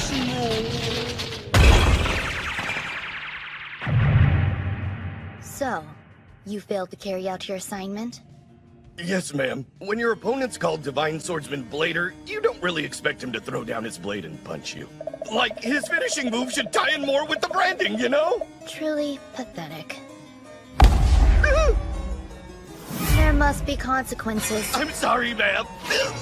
Now, start writing. Describe in detail the lessons this experience has taught you. Every word counts, so I don't want you going easy on yourself. It'd be sweet to be an executive, huh? You think? That's hard to say, considering I've never met one. It seems like a pain in the ass to me. I mean, there's a ton of responsibility involved for sure. Gotta navigate the meritocracy. But it's about time there were more women in the field. I guess it's my dream job in a lot of ways. Plus, most importantly, you can bag the big bucks! Yeah, this is all starting to make sense now. I tell ya, this strikes me as being pretty practical for a dream. Well, thanks for sharing. But there's another battle with Blader around the corner, so we better concentrate on coming up with a new monster. Hey, did we hear anything on my proposal yet? The mighty eternal flare cosmic dingo monster enveloped by the power of everlasting flame! These insane scribbles are worthless, you know? If you ask me, we should make scaling up our development capabilities our top priority. I've got a huge backlog of ideas that are on hold due to technological constraints. Development capabilities, eh? That's easier said than done. We've needed new research materials for a while now. Taking it easy, are we?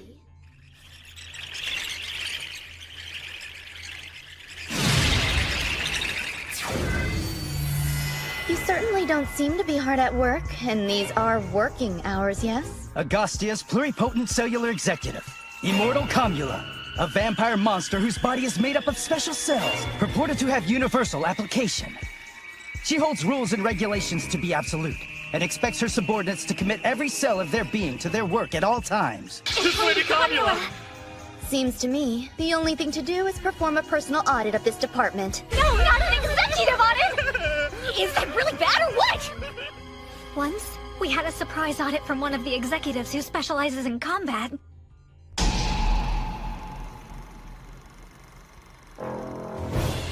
He chewed us out, but it was super vague. Then we got so-called suggestions, a bunch of generic management speak irrelevant to our work. And then, by the time we submitted our report to him, he didn't remember any of it.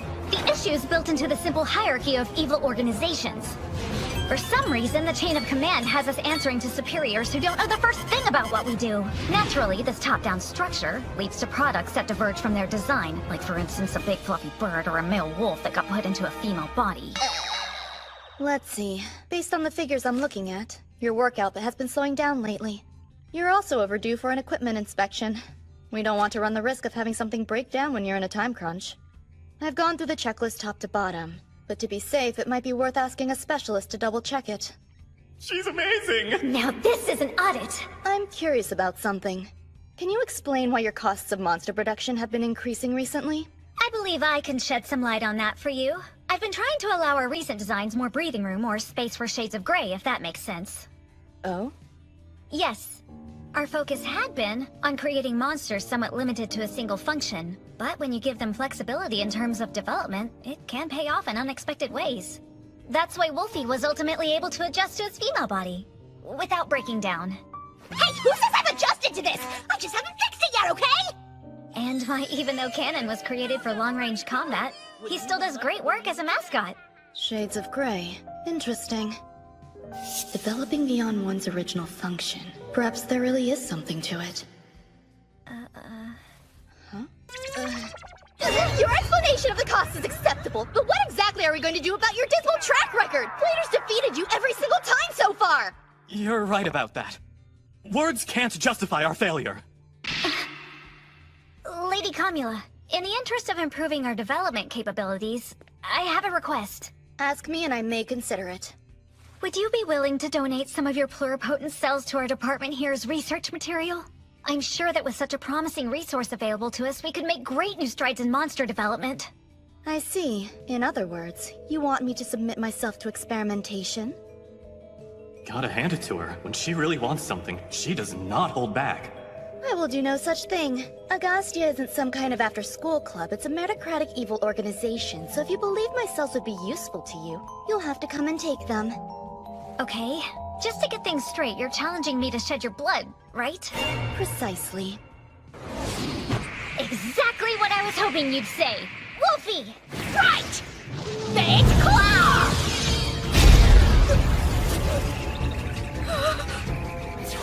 Wolfette. No doubt a reference to Francis Labette du Gévaudan. You must be that wolf monster who was designed as a man and then placed in a woman's body at the last minute. Wolfie! Your spirit is admirable, but you've got a long way to go. So maybe the best thing to do is provide a demonstration of why I'm the only executive here. Lady Kamula, that's enough. We get it now. Try to second-guess my decision-making, will you? No, not me too! Lady Kamula, this is going too far! You want to be included? I'm bored now. Try to work on the areas we talked about. Till next time.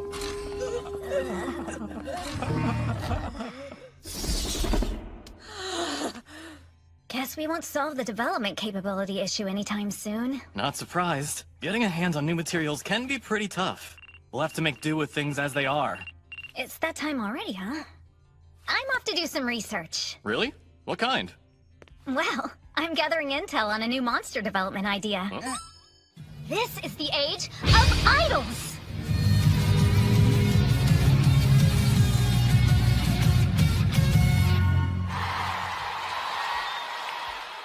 That's one thing about idols. They sure are charming. Developing an idol monster with the ability to touch people's hearts might allow us to repackage our existing technology in a whole new delivery system. But I'm definitely going to have to figure out the right approach.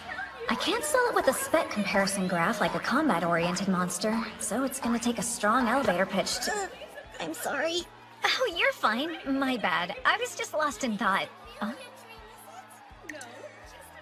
The idols moved her to tears with their performance. They really do have the power to touch people's hearts, don't they?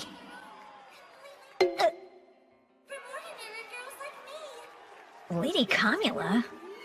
What are you doing here? I'm not here! No way! You didn't expect me to fall for that, did you? You don't have to run away from me, you know. It's no big deal. So you like idols. I do not, okay? Wanna hear another one? Back when we debuted, this song was all we had, and even now it still means a lot to us!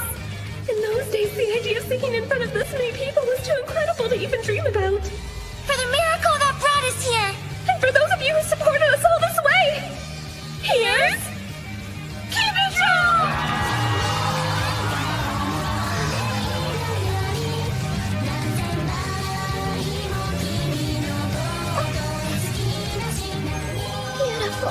Now that's love! I've been a fan of theirs pretty much since their debut, but this was my first time seeing them live. It didn't seem right for an evil executive to fangirl out at an idol concert, so I never really considered it an option. But then, after what you said about giving monsters more flexibility, I decided I'd finally try it and see how it felt. There's absolutely nothing wrong with that. Monsters deserve to have lives of their own, too. Between finally getting to see them live and thinking about everything they've been through, it's just kind of overwhelming.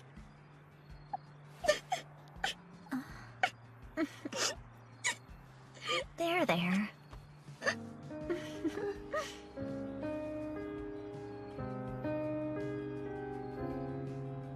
Thank you, Miss Kuroitsu. Please forgive me for losing my composure. No worries. Nothing to apologize for. I'm kind of new to idols, so maybe you could teach me about them sometime. You mean it? Sure thing! I have every single one of their albums in every edition they've ever made. I've got DVDs, Blu-rays, UHDs, you name it, I got it! So excited to finally have someone to share her interests with. I'd appreciate it if you'd keep this quiet around the organization. Of course. Well, I'll see you tomorrow then.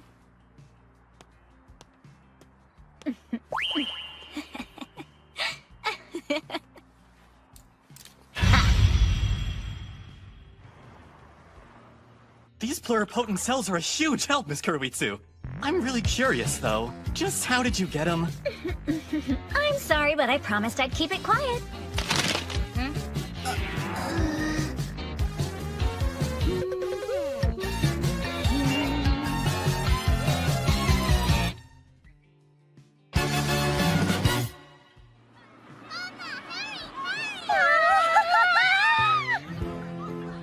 Hey, Wolfie Pooh, look how many shots they've got over there! Wait a second, Great Leader. Can't just go rushing in without establishing a plan of attack first. Try to remember what we said about running, okay? Oh boy, it's like babysitting a couple of little kids. A routine inspection? Yes, just looking things over at the park run by Agastia's front company and doing some maintenance as needed. What do you think? Can you help us out with this? No problem. It'll give me a chance to check up on Cannon and Hydra. When you finished your inspection, you can leave. Or if you'd like, just enjoy a day at the park. Thanks, but I'm a little old for amusement parks. And I definitely feel awkward wandering around the place all by myself. Ah, jeez. We came here to work, not to play. We're not playing. The two of us are completely focused on inspecting the park. Yep, we're dedicated to making sure every single attraction is running properly. Fine, knock yourselves out. Just don't put any purchases on the company tab. Okay!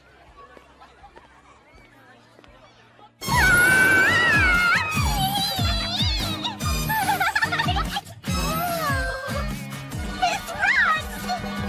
Fluffy Poo, we've still got lots of checks left. Hey, Great Leader. The thing is, despite what I look like, I'm actually a guy. And Fluffy Poo's kinda... If your name should reflect the fact that you're a dude, how is... Mr. Wolfbro? Wolfie Poo it is.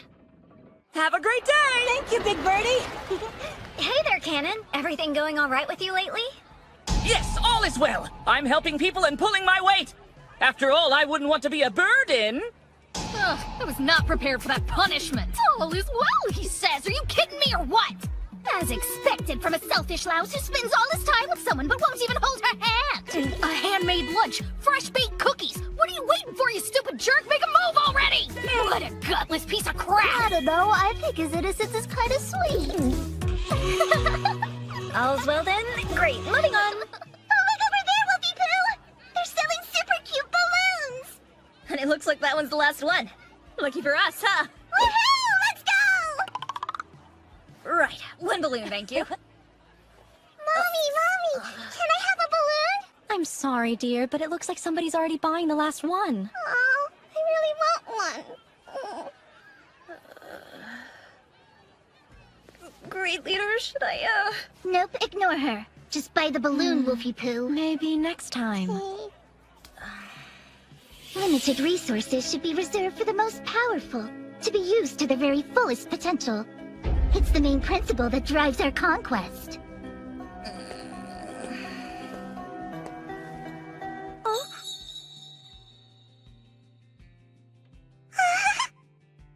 Thank you for your kindness. Bye! What were you saying about limited resources? Once I had it, I didn't want it anymore. I've been dealing with gallstones for a while, and recently I've developed an ulcer. I'm not seeing any issues with your physical specs, but I'm sorry to hear you haven't been feeling well lately, Sagine. Some days are better than others. Like, okay, my job is to jump out of the water and scare people. But the other day, all I did was make eye contact with a kid, and she started bawling her eyes out. Oh, well, little ones can get overwhelmed easily. Ever since then, I've done my best to avoid making eye contact with anyone, but it's so demoralizing, you know? I'm starting to think listening to you vent is the best maintenance I can give you. Okay, great leader, here you go. Not here. I thought for sure she'd be back from the bathroom by now. Ugh. What? Why don't you watch where you're going, you little brat? Thanks to you, I dropped my limited edition mint caramel. Well, why don't you say something, huh?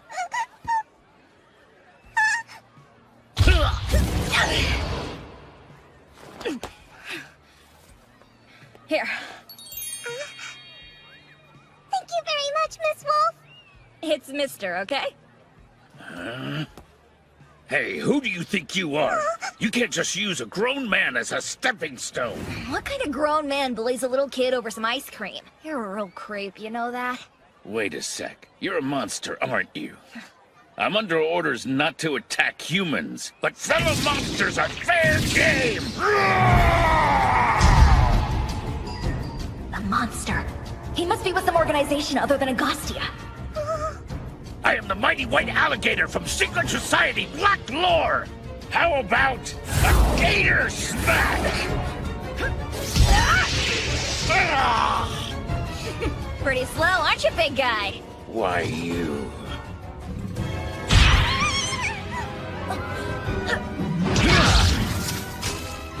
Really? Dirty trick! Get over it, Wolf. There are no rules in a monster fight.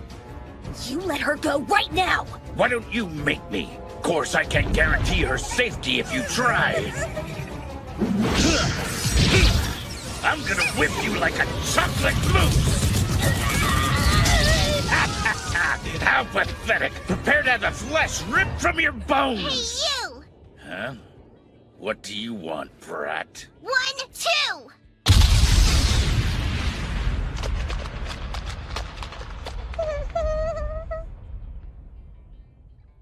Thank you!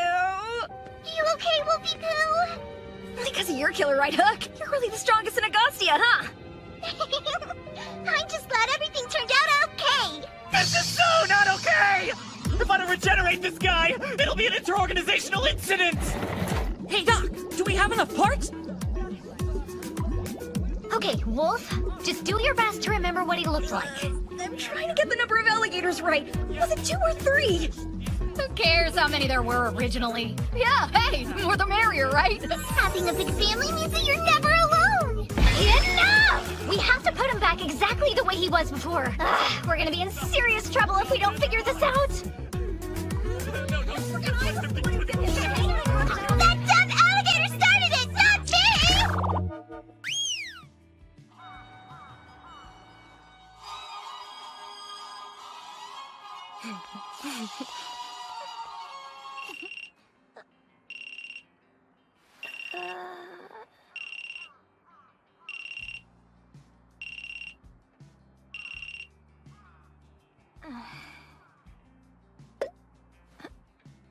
Hey, are you free tomorrow, Miss Mizuki? I'm free, I'm just not available for whatever this is. We've got a pretty good gig coming up. That means it'll be awful for sure. No commute required. This one's actually gonna be in Tokyo. Yeah, right. Not falling for that one again. Liability and health insurance provided. That probably just means it's gonna be dangerous. Great pay and all totally under the table. She's so desperate she's promoting tax evasion. I'd love for you to join us, Miss Mizuki. It's always such a sausage fest. You're the one who chose this weird line of work, Miss Matsuyama. I don't really have any other friends, you know. Okay, well, I don't either, but that's not... I was so glad to meet you in Tokyo that first time. Huh? What in the world? I get this is rough work, but I can't think of anyone I'd rather do it with than you. Hey, come on now. I sure hope you're free tomorrow. I'd love to see you. As long as there is good in this world, evil shall ever persist to challenge it. But behind this eternal struggle, there's another battle that quietly rages on.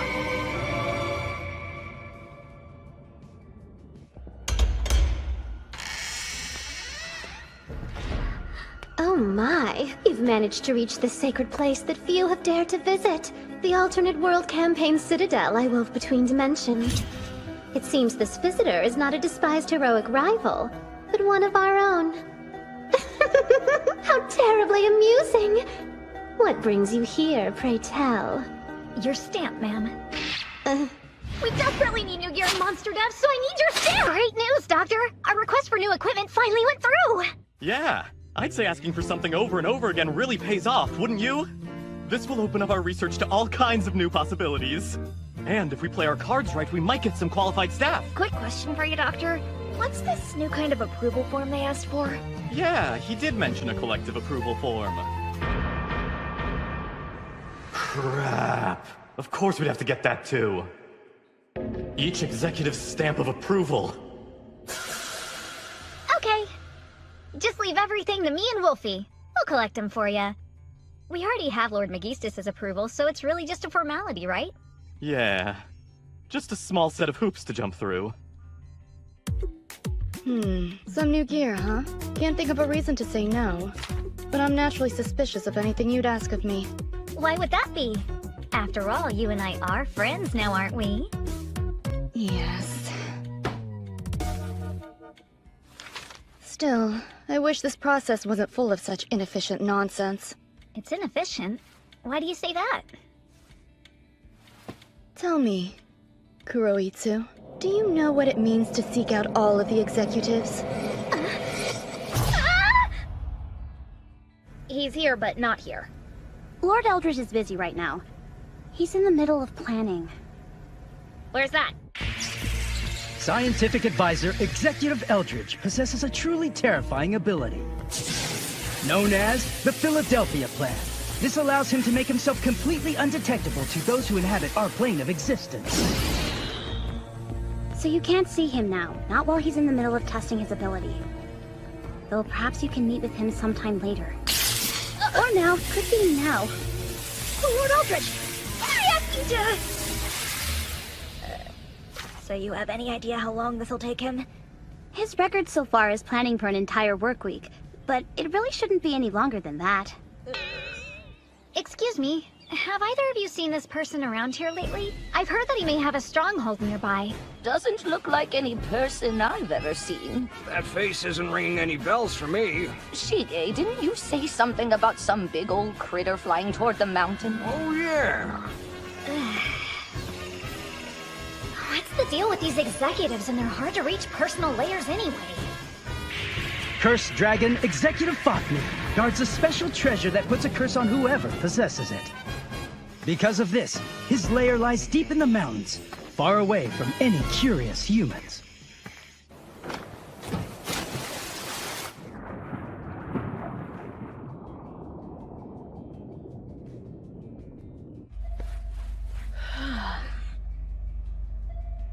When I grabbed your surveillance station's location from HQ, I didn't fully realize it was going to be so deep underwater. The fact that you were able to survive the journey without any special equipment is proof you're a monster. But how can I be sure that you're one of Agastia's monsters? You know, if I could just get your stamp on this... Throughout the halls of Agastia and beyond, I, Kraken, have a reputation for being incredibly cautious. That is why I've been entrusted with overseeing this crucial observatory.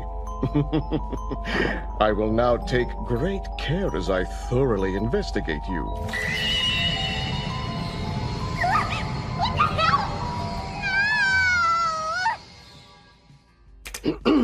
Now, I'll just need you to provide your name, address, age, blood type, ID number, and production code.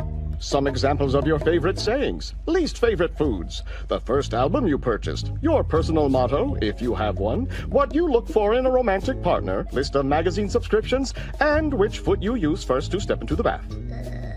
I'll cross-check this against our database to verify your identity. If that checks out, we can discuss work. Okay, but do you think you can at least let me get changed real quick? The approval stamp was given. 2 days later.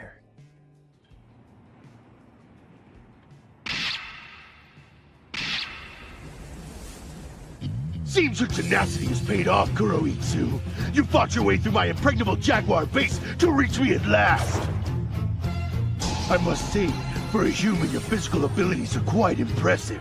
You could count yourself among the few I admire. Thank you, sir. But according to our sensitivity training, you can't say things like that. What? I'm so sorry! Still though, I'm afraid my stamp isn't so easily acquired. To receive my approval, you must first land a single blow against me in combat! Alright then, I've got a lot of stress built up that I'm ready to get out.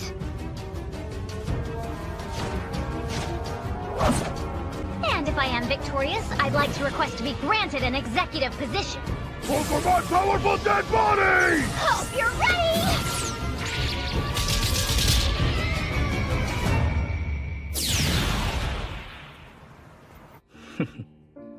I've made everything perfect for you. The champagne even matches your hair. The only thing I need from you is your stamp on this form. There's no need to rush now. In fact, I reserved the whole restaurant so we could have this delicious private moment together. Sweet bet. Are you kidding me? You're one of the most connected people in Agostia. You should know I'm not sweet. I know who you are and why you're special. I find it intriguing. I see. But enough about me. Let's focus on you now. I'm aware of who you are, too. You've had conquests with nearly all the lady monsters in the company, is that right? When you say conquest, do you mean this? What was that? Touch me! But I can't move all of a sudden! You see, the muscular system is highly interconnected. And in man-made beings, a monster like you, for example, it's unbelievably easy to control. Oh, if this keeps up,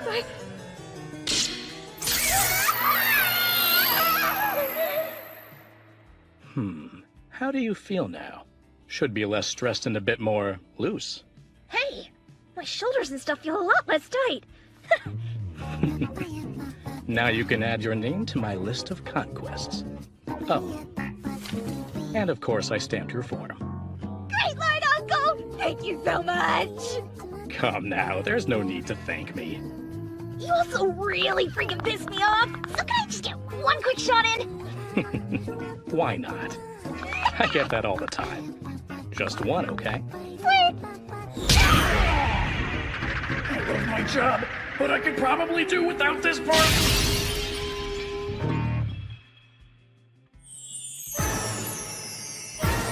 We did it, you guys! We collected all our stamps like a couple of pros!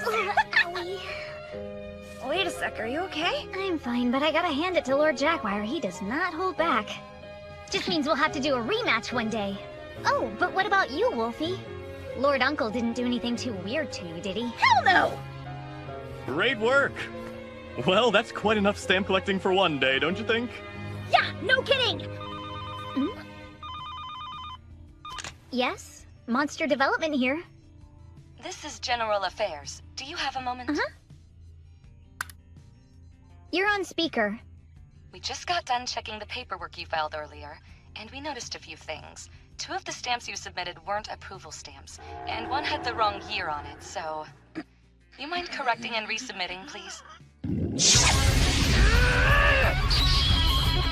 Hell no!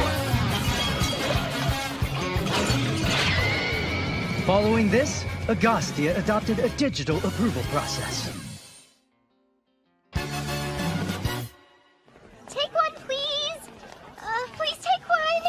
Just one, please! Please take... Honestly, will nobody take one little tissue pack? At least a hero's punch would count as an acknowledgement. Please take one!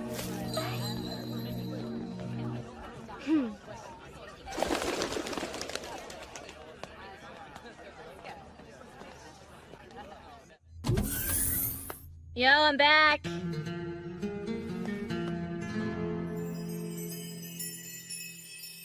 Hey, where are you?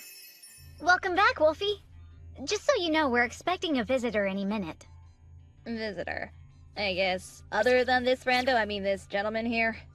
That gentleman's the doctor. Ow!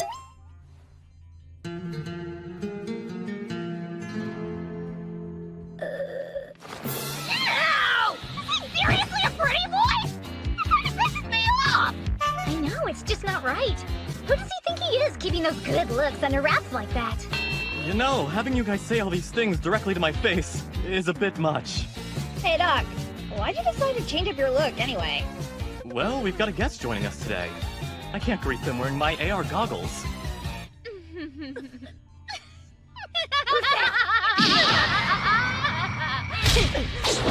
Okay, who the hell are you? Such a disappointing welcome, Augustia. Don't make me regret gracing you with my presence. We are the secret society known as Black Lore. We hold the future of world domination here in our hands. Bow, lowly swine! It certainly is a pleasure to have you with us today, Dr. Hoenn. I'm Kuroitsu, Monster Development Assistant and Combat Supervisor here at Augustia. Dr. Hoenn, we're so happy you could join us. Doctor, talk about embarrassing, Mew. Your great big entrance was a total dud, Mew. Hi! Listen, Wolf Girl, about before, Mew. I didn't want to come in so aggressively, but the doctor insisted, and then she kept making me rehearse it with her. Stop that, Bucky! We're part of an evil organization. No polite introduction! My name is Dr. Koharu Hoenn of the Black Lore Society. Make sure you remember it. And my name's Elbaki! A pleasure, Mew! Did she just say Black Lore? I am the mighty white alligator from Secret Society Black Lore! You guys made that dumb alligator! You brought that jerk back to life, so... Wolf, let's try to choose our words carefully here. Don't want to say something we might regret, right? You think that sloppy repair job and memory wipe would fool us? It's laughable. We realize what happened instantly. So what then? You here for an apology or something? Nah, Mew. Telling the higher-ups he got demolished picking a fight with a rival organization would be bad for us, Mew. We're here to get our story straight, Mew. That's the gist of it, yes. It's in our interest to save face if possible. By the way, it's been a while, Sadamaki. Yes, it has. About a year since we last met. Oh, the two of you know each other? Of course we do. Dr. Sadamaki and I went to school together. If you went to school with him, then you're older than me. I don't want to hear what else you're about to say! Augustia Development Department. By some chance you bested one of Black Lore's elite monster creations, but I would advise you not to let it go to your heads. Allow me to formally present my magnificent new creation, Elbaki! With her advanced physical ability, she's a close-range menace. But her deadly eye beams make her a terror from a distance as well!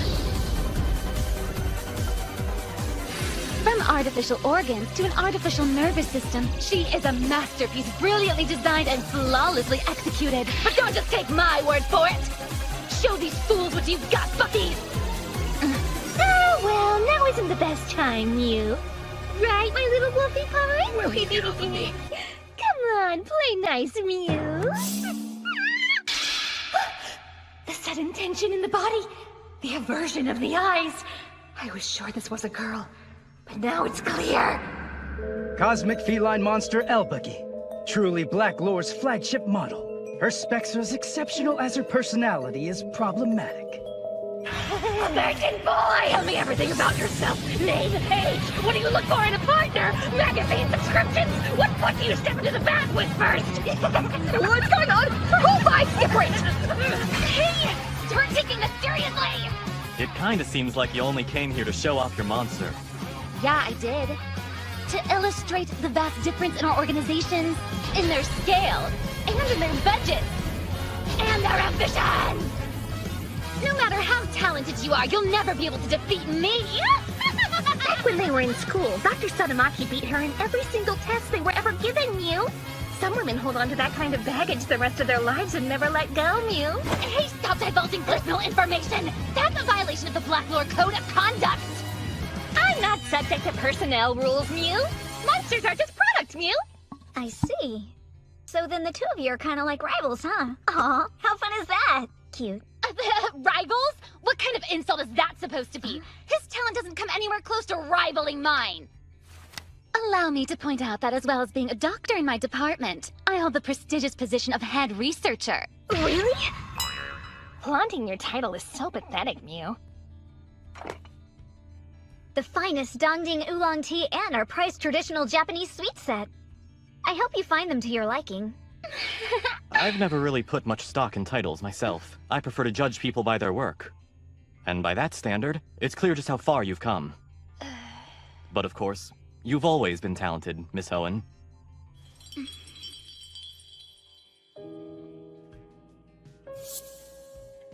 Every time I see her, she's all alone. You know, Maybe one of us should you go have more over there and talent see than what's any up, of them. you think? Don't you worry. Things are gonna be a lot different once you get out of school.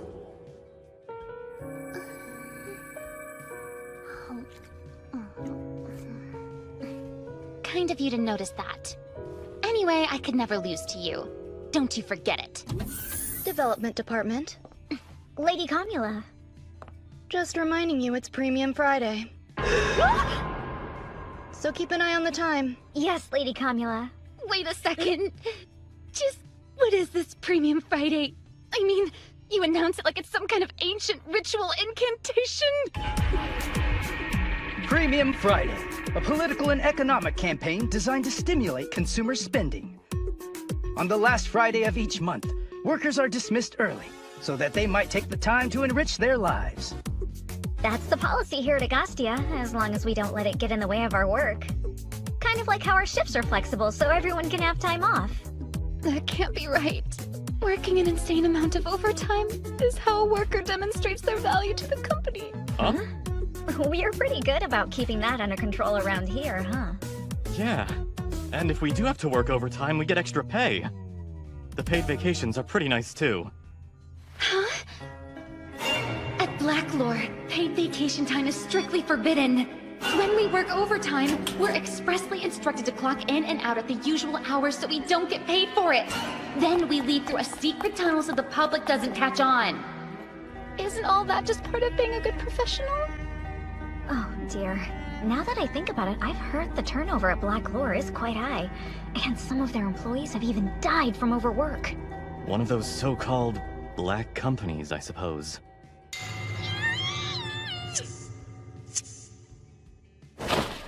No! You two don't understand! Blacklore is a wonderful organization to work for! The very fact that I work for them is what makes me a winner in life! As long as I work hard and remain loyal, victory will always be within reach! By clinging desperately to my faith in the company, I will pave the way to my future! Hey, so, are you alright? Bucky, let's go! Premium Friday. Just so you know, that won't be enough to defeat me! The next day. Hey, Kuroitsu! Turns out all those things you heard were only rumors! Our president told me repeatedly with a huge smile on his face that hard work really is what matters most! So everything I believed in was right after all! People who join a company right out of school sometimes find comfort in pretending its faults don't exist. Spirit Link! Let's get going! Ooga! Possessed of the dragon's power, and slaying evil with a righteous heart.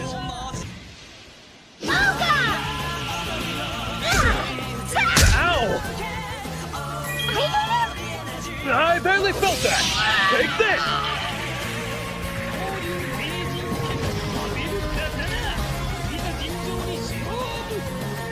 It's okay!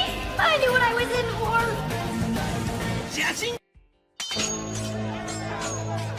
One of history's most horrifying rituals.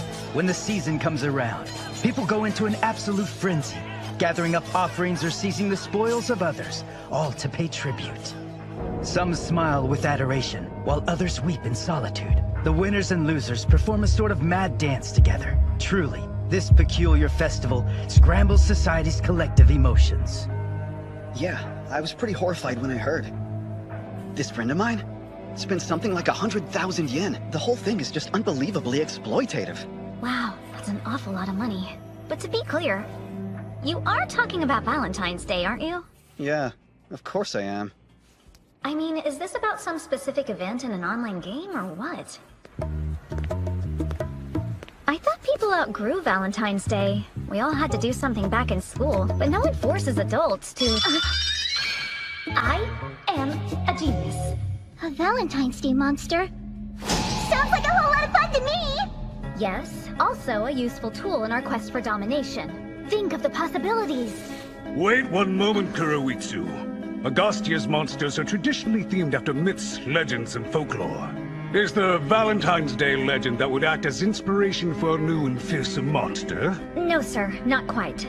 But still, online games set in fantasy worlds have Valentine's Day events. And nearly every store has some sort of Valentine's Day promotion. So it's not about the day itself. What we're really celebrating is our deep love of profits! Profits, you say? Are monsters just merchandise? Presentation successful! Yeah? Wow, I'm so glad they listened to you, Miss Kuroitsu! Let's make a Valentine's Day monster! Our special gift to the world! Sounds good? Poor Miss Kuroitsu. She's finally succumbed to the siren's call of limited-time monsters. Soon to have her hopes dashed on the rocks of disappointment. Ideally speaking, I really want it to look like it's just dripping in gooey melted chocolate. But with budget and spoilage concerns, that's gonna be kinda tricky. Well then, maybe we could pull it off by using a chocolate-colored polymer. Not a bad idea, but wouldn't we get in trouble for not using real chocolate in a chocolate monster? We could integrate a small amount. It won't be the dominant ingredient, but we'll skirt any false advertising claims. Maybe, but I'd like it to be a little bit more truthful, you know? It's not like anyone's actually gonna eat this thing. So what's the big deal if we don't use real chocolate? No way! You will not skimp on the chocolate! Valentine's Day chocolate is an expression of pure love! Hello, Lady Akashic. Obviously, it's been a while since you've had a reason to make any, huh? You need to take all that bitter loneliness inside and use it to create your chocolate monster! Right in the pride. I am a grown woman, you know. Making chocolate for a boy at my age seems kind of desperate. Like I'm just asking for pity. No, that's not true, Miss Kuroitsu. I would never think that was pitiful. Especially if she gave it to me. Aww. The heart of a maiden is beating inside of you! But it needs a dose of chocolate boot camp. Do we have to wear these dumb skirts? They usually have you do this kind of stuff, Wolfie. That doesn't mean I like it! But I gotta say, it looks great on you. I mean, not bad. Really? I never knew you were such a sweet talker, Wolfie. Ready to make magic? Now start off by picturing someone you have a crush on. The most handsome man you can think of. If he's too handsome, I might get a little performance anxiety. And no offense, ma'am, but dudes really are my thing. First, you chop up the chocolate. Wait, are we using store-bought? Seems like we can't really say it's homemade if we don't make it from cocoa butter, cacao mass, lecithin, trehalose, and all this other junk. Don't bother me! What is trehalose, and where would we get it?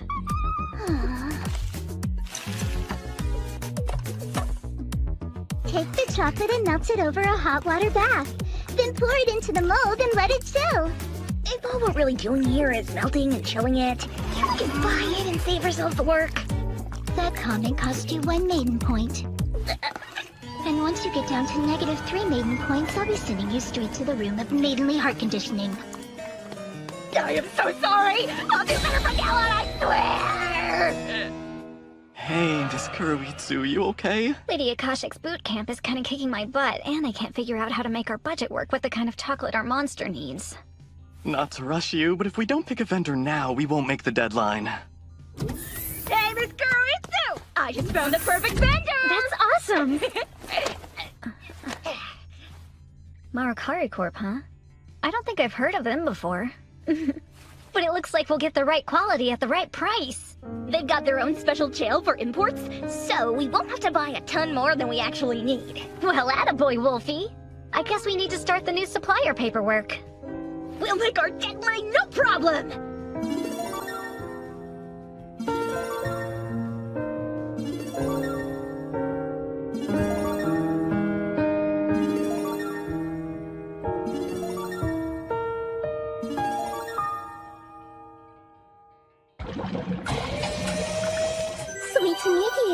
just can't wait to suffocate Blader with my chocolate of love. Look at us go! Melty Girl is done and looking good enough to eat! Thanks so much for your help, Lady Akashic. If it weren't for your boot camp, there's no way we could have gotten her to turn out so perfectly.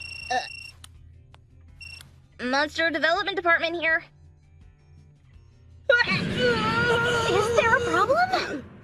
Afraid so. The board of Marukari Corporation held a press conference today regarding the scandal that's been rocking their company. As you're all well aware, there have been fragments of metal found in our chocolate. And for this mistake, we wish to apologize to our customers and shareholders. We are truly sorry.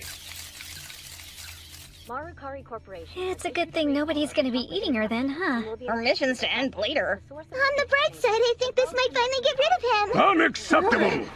Lord Megistus!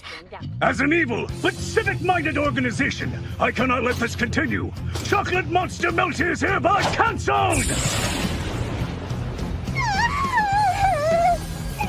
Oh, please, merciful Lord Chief of Staff! I promise that even if I did contain foreign objects, I can still fight for you! We cannot knowingly release contaminated food products to the public.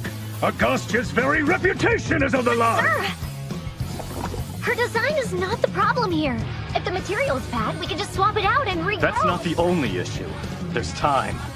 Even if we start regrowing her today, she won't be ready for action on February 14th! If we release a chocolate monster after Valentine's Day, it'll be obvious we don't have control of our schedule. Plus, sending her to face Blader at that point would guarantee her failure. Once they get past their expiration date, their power's cut in half. And therein lies the true horror of a limited-time monster!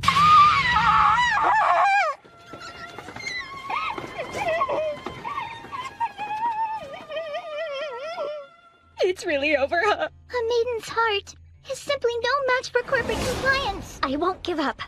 No, even if she's not ready in time, I refuse to let all our hard work and struggles amount to nothing!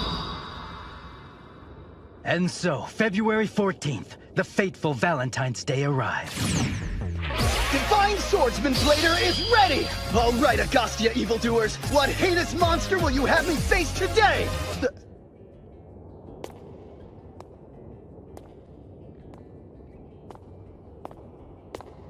This is the product of our love, made with blood, sweat, and tears. Huh?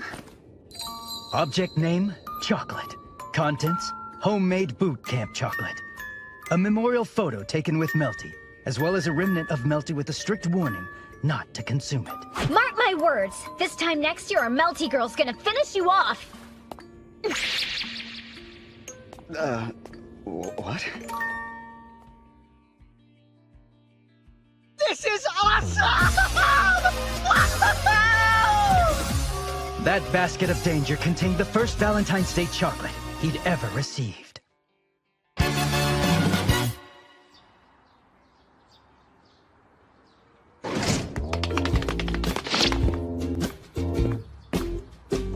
Salutations. I'm Great Leader Darkcrow of the Bakuro Darkness Army. I'm with the Death Staff Temp Agency. Thanks for bringing us in. We appreciate the help. It's getting harder and harder to find enough combatants. We've been hearing quite a lot of that lately. Yeah. In this economy, a lot of us are struggling to hire full-time fighters. Well, we've got a lineup of veterans for you today, so you don't have anything to worry about. I've seen a lot of these people at previous jobs, so they are veterans in that sense, but they're also socially awkward shy guys, gamblers who don't talk about anything else, shady types who don't even try to hide it, people who claim to make money day trading, senior citizens who aren't suited for the job. Hey, after this, how about you and I go get a drink or something? And losers that'll hit on anything female. All the tip-top stereotypes. Now, let's beat Toshima, right? Who's with me? Long as you pay. And just like that, we're done for. Today's oath leader, go! Greetings, everyone! Do it louder, please. Greetings, everyone! Thank you! Now listen very carefully! I am the Monster Red Room! I noticed something at the convenience store the other day! The daikon pieces in their packaged Odin had been reduced from 2 to 1! Even so, the price remained the same! Clear evidence that the economic recession continues! This illustrates the important nature of our core mission, that the reins of this world must now be taken by our great leader! Our great leader, Lord Kaiser. I find myself troubled. Did everybody hear that?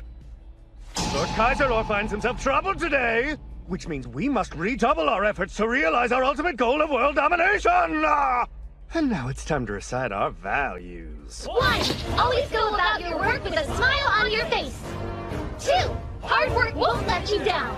Put in enough effort and you'll meet with success every time. 3. Faithfully serving the organization and letting the organization be your guide is your ticket to a future of happiness and Morning fulfillment. meetings at Black Lure. Usually clock in at just under 1 hour.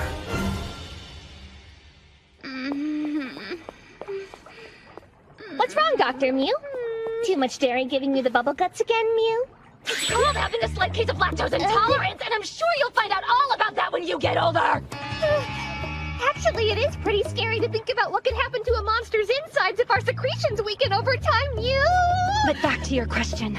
I'm worried about this month's poor research and battlefield results. What if they demote me? Or what if I'm in for an even more terrifying fate? What if they just send me off to the Enhanced Training Center? The Enhanced Training Center, Mew? It's technically part of the organization, yet for some reason it can't be reached through our internal phone lines. And it isn't even accessible from the main building. According to rumor, those who end up there spend every day watching videos of the vice leader reciting the company rules and writing extremely detailed interpretive essays about them. Listen, pull it together and give yourself a little more credit, Mew. Excuse me, Doctor. Bullhead. I'm sorry.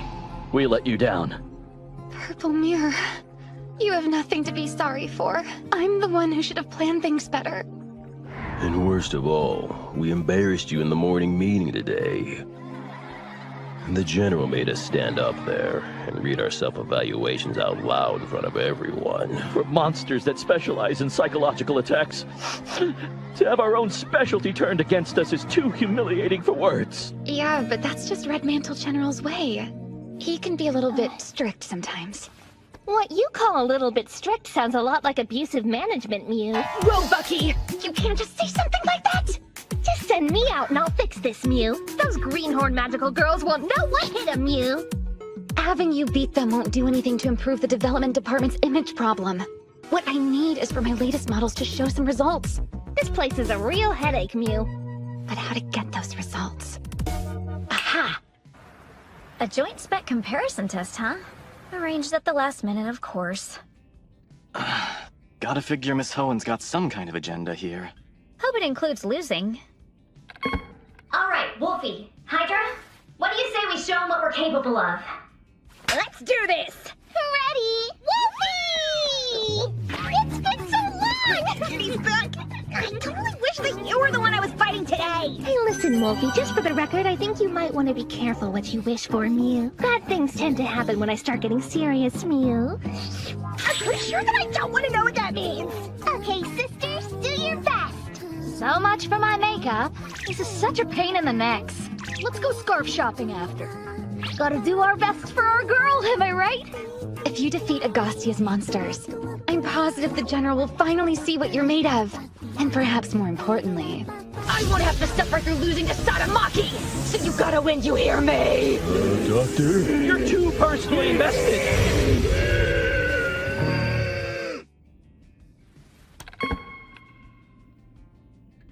Ready? Begin!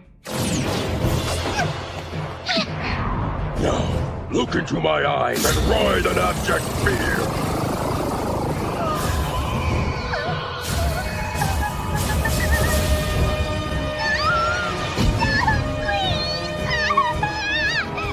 Psychic erosion monster Bullhead. Simply by making eye contact with its opponents, it can induce hallucinations of their greatest fear to put them in a state of sheer terror. I've got you now. No one can escape the specter of their darkest fears. My victory is guaranteed. How dare you bully a sensitive little girl! Just seeing the cover art of a horror movie gives her nightmares! Before we can even go into the video store, we have to plan a route that avoids the horror section no way he can possibly target all of them at once. Impressive, Satomaki. That was a rather prescient countermeasure. Thank you, but that's not exactly what I'd call it. So these are the kind of monsters that go after your mind, is that it? Hate to break it to you, but that's not gonna work on me! Keep thinking that. Poor Wolfie Meal. Ha! We'll see about that. I, Purple Mirror, am the perfect complement to Bullhead.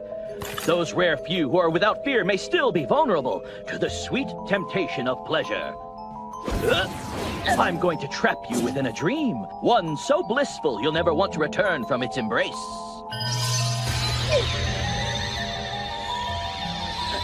What? Great work as always, Wolfie Poo! Our wolf just can't be stopped! Did you see that, Mr. Oitsu? I wrecked him! Of course you did! And now, well, I guess I should tell you. I've wanted to share these feelings with you for a while.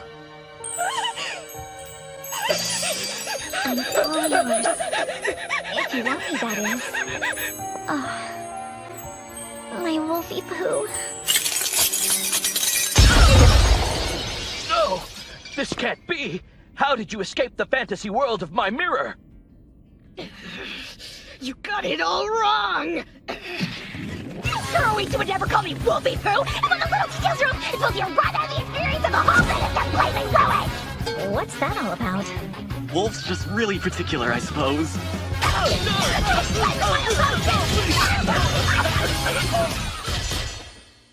You dare come crawling back to me after that embarrassment? To be so roundly defeated by those fools at Acacia, even in a test scenario. Red Mantle General, I truly apologize. You brought shame on our organization. I'll have to discipline you myself. Don't please spare me!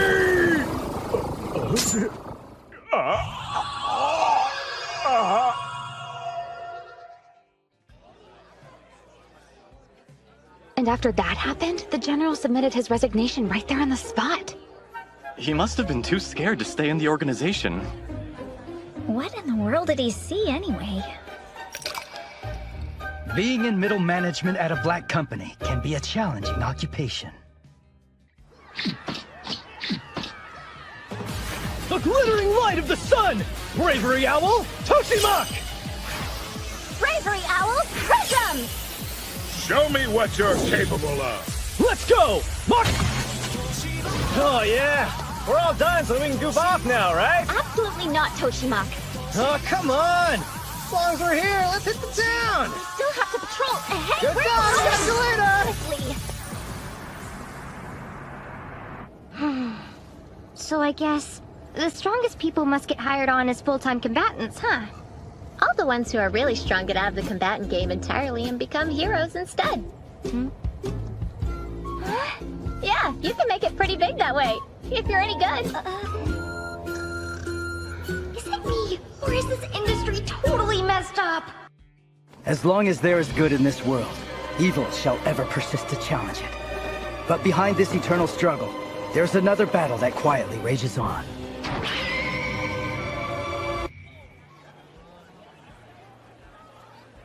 Glad you all could make it. We had quite a productive day.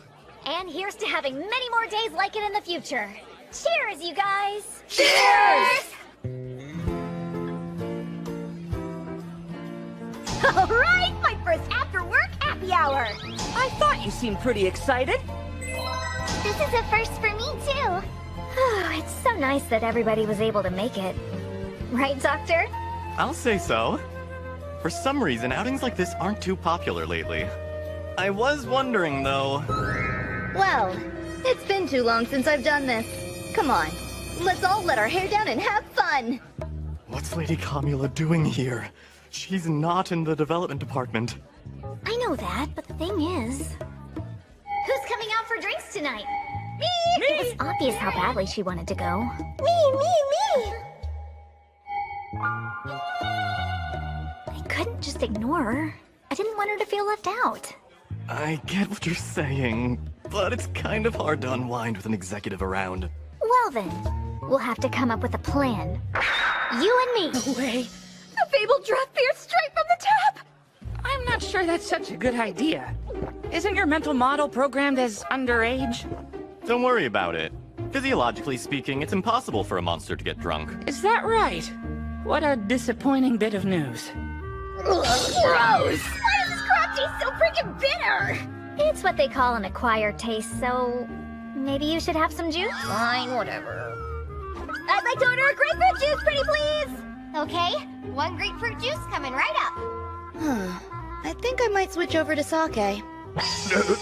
Maybe you should take it easy, Lady Camula. It's quite the opposite, Adamant. I have to let loose so everyone else will feel free too. I see. Of these choices, I'll take 1 Daiginjo 23, please. Great! 1 Daiginjo 23 coming up. You're not messing around. A seasoned drinker knows you never start with anything but the very best. Here again, I must lead by example. Okay, so what's your analysis on Lady Camula? I'm still working it out, but there are 3 main categories of executives who drink with their coworkers. First, the type that tells everyone to let their hair down and then goes crazy themselves. Second, the type that tells everyone to let their hair down and acts like they're cool with everything that night, then gets all judgy back at work. Third, the type that tells everyone to let their hair down, then just sits there, leaving you terrified you've offended them, when really they've just dozed off. The last type is a one-man category consisting solely of Lord Megistus. That was so scary. If I had to guess, I wouldn't peg Lady Camula as a party girl. But for now, I say we just keep an eye on her and see what she does. 1 grapefruit juice and 1 Daiginjo 23. Sorry, who had what? Juice right here! I had the Daiginjo. You know, I kind of want to keep my distance from that table. Hey, that chicken wasn't a relative, was it? I have had it with me all day. Yeah, that's it. Together. That's my favorite quality of you. Hey, Cannon! I haven't told you how I helped put together your frame, have I? Yes, many times, actually. It was scary to hear since your work can be a little sloppy, but so far so good, I guess. Say what? I'll have you know I didn't cut a single corner working on you, okay? Keep talking crap about me, and you'll end up like your buddy on that Good, so calm down! By the way, Cannon, should a bird monster like you really be eating yakitori? As a matter of fact, I'm a legendary god! No relation to chickens! You're the one who's made out of food products, Miss Melty! And yet, I'm inedible due to the foreign objects within my body. I'm so sorry! I didn't mean to be insensitive about it! Oh, that's all right. Cutie pie! Could you be a bit more careful with those things? I never realized how nice and fluffy you are. If you want to, I'll let you take a bite of me. Are you guys seeing this? That big bird's an even bigger player! Rubbing it right in our poor sister's face, the stupid creep! Say, I could go for some wasabi octopus and a sip of sake. Hey, keep the alcohol intake to a minimum, if you please. Whatever you drink goes right to Matsu's liver. But the doctor already told us it wasn't a big deal, remember? You guys are sweet to worry, but I'll be fine. Seriously, girls, just order anything you want, okay? This could get annoying. Oh no, I'm sure it'll be fine. My sisters are all very nice. They're just a little unfiltered. Doctor! When will you start aiming higher? We can't just meet standards, we have to exceed them! No, what we have to do is keep costs down. Besides, the burden on the suspension is dispersed by the bioframe, so it's negligible. Think so, huh? Then take a good look at these charts. Due to the frequency of replacements, your approach actually costs more. Tell them, Cannon! Your system's like this too! Oh, well, Look closer, Miss Kuroitsu. That data only goes up to last year. That means you're not accounting for the renovated 30 Blue, which, as you and I both know, is integral to Cannon's makeup. This is bad. Somehow I ended up in the middle of a conversation that's way over my head! And I can't back out of it because it's my hardware they're discussing! You guys really need to get your heads out of your ass, you know that? What did you just say, you Weasley whacked-out wolf? You just wait and see what happens. And now when they Wolf's finally busy fix getting my his body. buttons pushed, so I can't even count on him to jump in! Come on, Wolf, jump in! Save me from this conversation, I'm begging you! Hey, as long as the man's got his You're dignity, right. The you don't direction need of the money AP or is anything still else. very... All of you, just shut up! You're being too noisy! No! Oh, crap! We started arguing and... Oh, well, I never. I can't help it. I'm so strict, even in a situation like this. I guess I shouldn't be surprised that everybody avoids me, but still, I'm doing everything I can. What else is there? She's a weepy drunk? I thought monsters couldn't even get intoxicated. Lady Comula gets drunk on the atmosphere. It happens all the time, actually. Hey, what else going on? What you made Lady Comula cry? Whoever did this to grab the to me, alright? Did he get drunk on the atmosphere as well? He's been acting pretty strangely for a while now. Look here, jerks! The plate represents our organization. The chicken is the development department, and those lemon slices on the side there, that's us monsters! Now Cannon's turning random objects in the room into metaphors! And for the life of me, I can't figure out what point he's trying to make! Yes, you're so right. I couldn't have put it any better myself. And Melty's over there nodding along and vaguely agreeing to be polite! I feel so lonely! Listen to you, it's hilarious! Hey, listen to me! Well, none of you ever ran a problem but drinking cause don't! Weepy drunk, happy drunk, angry drunk, and nasty drunk all in one! Hydra's got all the faces covered! Why do I have to feel so lonely? What can I do? Everyone hates me so much! I'll go ahead and get the check. Bill it to Agostia, if you wouldn't mind. You're doing just of course. So now that Lady Comula's been sidelined, he's charging it to the company! And I set up in my one shot!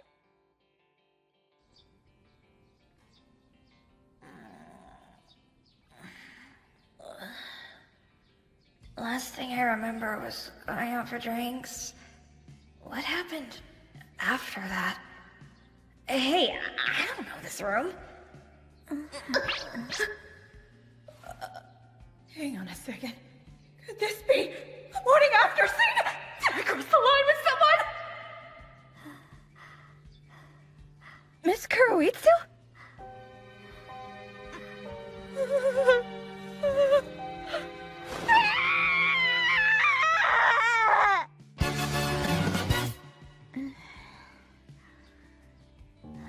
Hang on. Did Miss Kuroitsu take me home last night?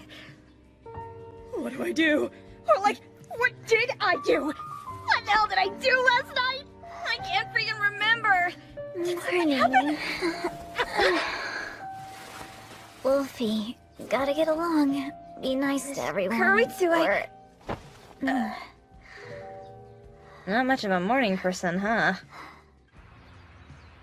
You were pretty passed out, so I decided to take you home. Someone had to. My place was the closest, so... I really don't know what to say, except... I'm sorry. You should be. You gotta learn how to control yourself. You monsters are extremely strong, you know. So I'm guessing that these must be your jammies? Cause Yeah, I kinda had to dress you. And clean you up, too. Really? Come on! Relax, it's not a big deal. I saw you naked a bunch when you were growing in the tube. That's not the issue, okay? Just calm down, there's no harm done. No, there's definitely been some real harm done to my blind lady! What was I supposed to do? Your clothes were filthy. Anyway, since we have the day off, why don't we head out and grab a bite or something? I don't really want to say no, Good. but... I can lend you an outfit. Gotta admit, lately, I've kind of been wondering, exactly how does Miss Kuroitsu see me? Are you really gonna make me go out in this dumb skirt? I just thought that this look would be cute on you, Wolfie. I appreciate the thought, but I still don't like it! So open and stuff, really freaking me out. Well, bud, we're not cutting holes in any of my pants, okay? You couldn't at least let me pick! That's not how hand-me-downs work. I'm an only child, and even I know that much. In fact, it's almost like I'm a big sister. Seriously? Yep, that's right. Why don't you give your little brother an old skirt? Now, let's go. It's not really the clothes that get to me, but I just kinda hate it when she treats me like a little girl. It gets under my skin. A rooftop garden? Never been to one before. The fresh air is pretty nice, huh? This place has the best udon. Are you feeling hungry? Yeah. Here you go. Now that I think about it, I don't know a single thing about Miss Kuroitsu's life outside of work.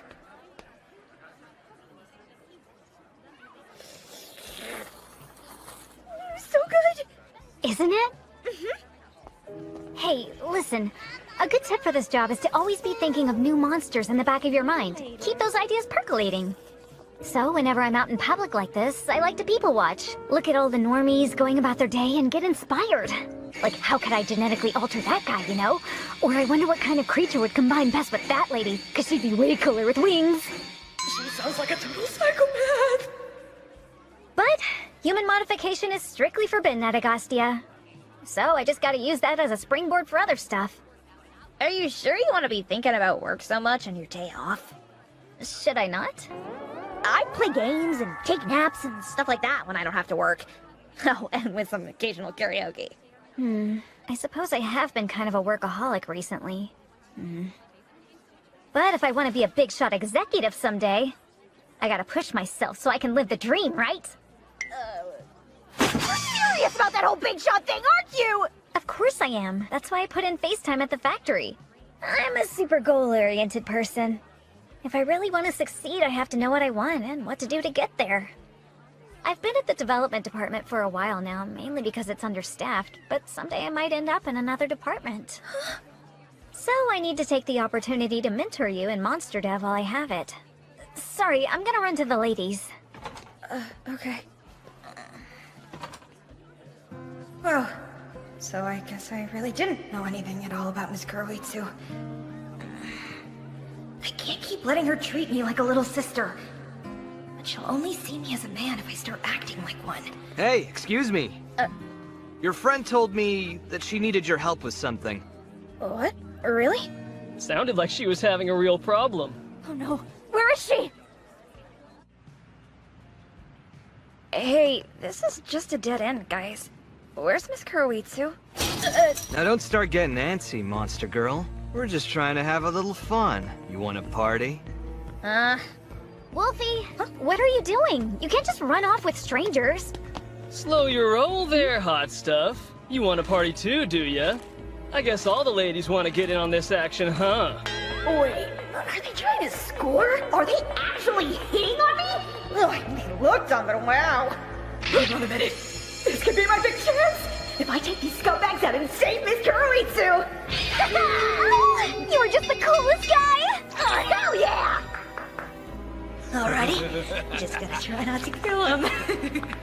Well, you ready for a good time? Here I come!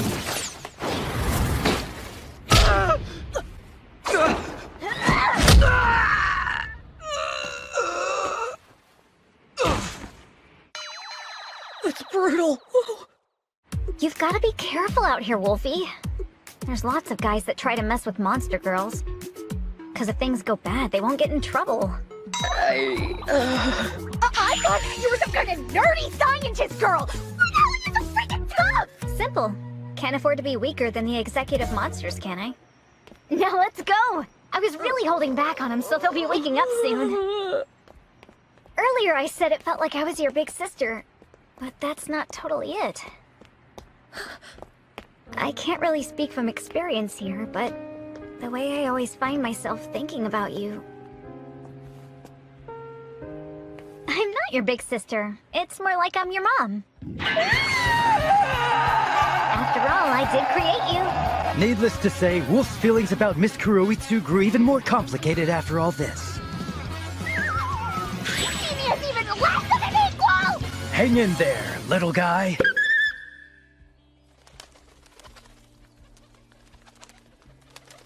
So, Miss Matsuyama? Yeah, what is it?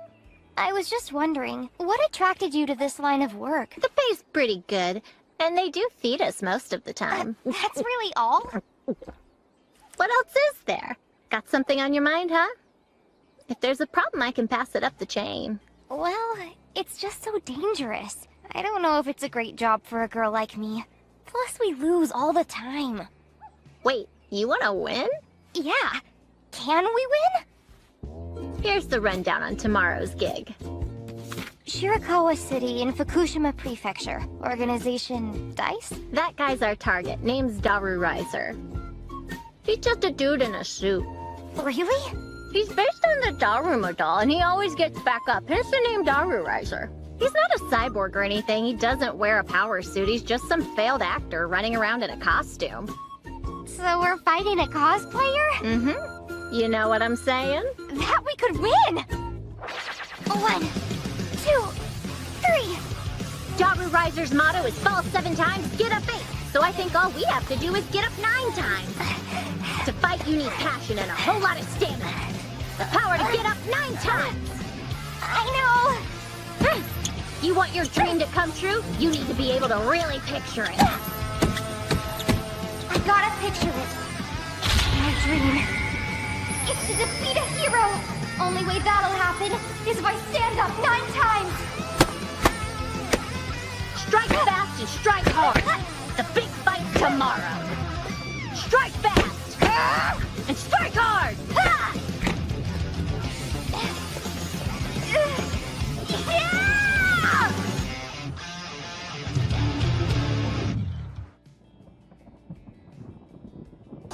Dice, dice, dice, dice, I'm so sore I can't even move. Whoa, did we win? No matter how many times I fall, I'll rise again.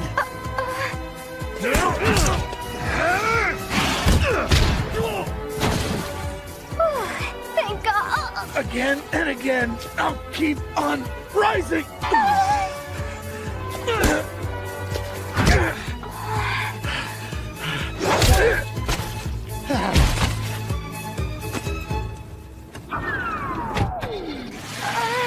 I think he's down for good.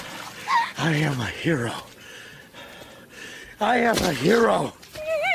I won't give up. Never. No matter how many enemies or how strong they may be. He is a real hero. No matter how many times I fall. There's no way I'm staying down. Heroes are nuts. Because I'm a hero! I couldn't get up even once. As long as there is good in this world, evil shall ever persist to challenge it. But behind this eternal struggle, there's another battle that quietly rages on.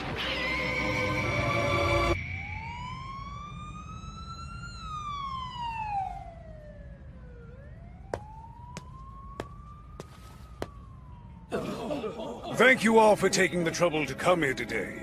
I'm Chief of Staff Megistus of the Secret Society Augustia. We appreciate your interest in the opportunity we listed in the classified section. Think that's one of Augustia's executives? Looks that way to me. He doesn't give off a very tough vibe, though. This should be easy enough. Let's take him on. And with that, let the screening... Several hours before the preceding events. Hey there, you two. Hope your classes went well.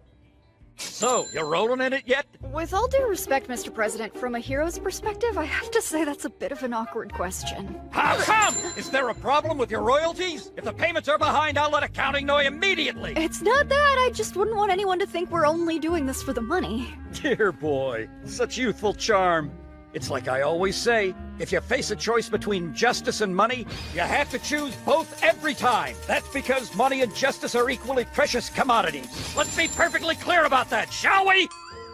By the way, This guy doesn't have an inside voice, does he? Your ability to transform using the female setting is quite impressive. That isn't something most boys your age would be capable of. I know you had your concerns, but it turned out great. Your sales figures have been absolutely through the roof. My concerns had nothing to do with sales. You have such an incredible business sense, Mr. President! Have you considered doing an online workshop series? You read my mind. Mitsuru Sansyu's Money and Justice. All for under 2,000 yen a month. Now that's a bargain! Anyway, you didn't call us here just to share your wisdom, right? Yes, down to business. Tell me, do you two know of Agostia? Yes, the evil society we ran into at the park. Apparently, they've developed some powerful monsters that pose a significant threat. But that's about all we know! It seems they're your typical under-the-cover-of-darkness kind of operation. And that's why I'm going to send the two of you on a reconnaissance mission. And I'm calling it Operation Magical Girls Undercover! So is the infiltration of an evil secret society really an assignment suited for magical girls? Once we're in, we'll have to take out any monster executives that catch on to us. I don't think anyone else could handle that. The way you describe it makes it sound like a hit job, which would be even more inconsistent with our image. Stop worrying. We'll be fine, because we're on the side of justice. Let me reiterate how grateful we are to... The longer I look at this guy, the worse I feel about him. Let's show him what we've got. Hope he doesn't suspect anything, though he has plenty of reason to. Will you please explain why we had to transform if we were gonna put disguises on anyway? Maggie on break!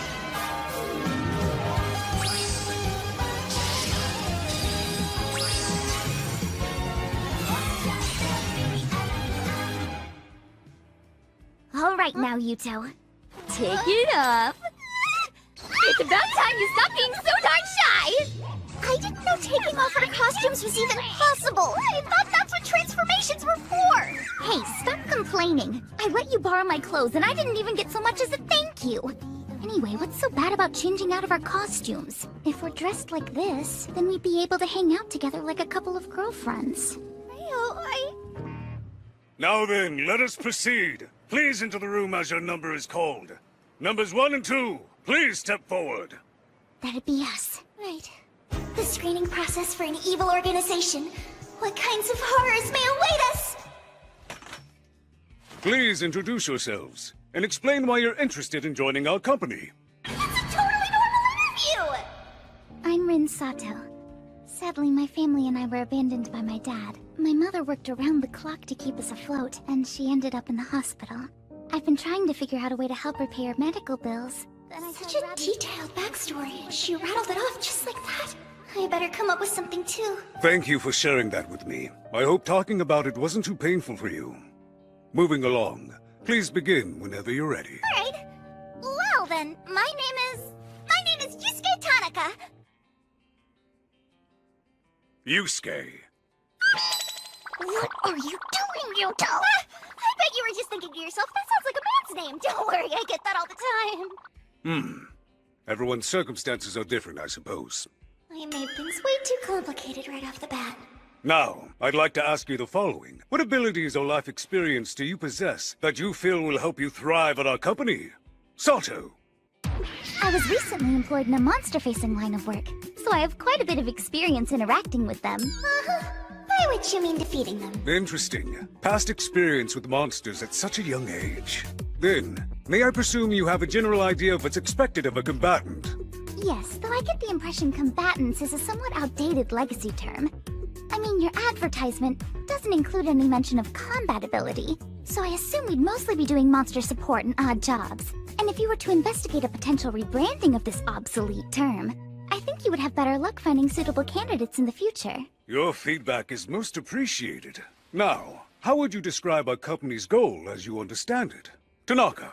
To achieve world domination through the development of monster technology. Given that's the big picture, what might our short-term goals be? Go ahead, Sato. Let's see. Aside from fighting heroes, your company doesn't engage in overtly evil activity.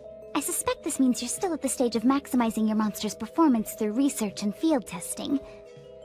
In other words, your current priority would seem to be solely the development and expansion of your monster production. But if your ultimate goal is world domination, you'll want to ramp up those efforts considerably.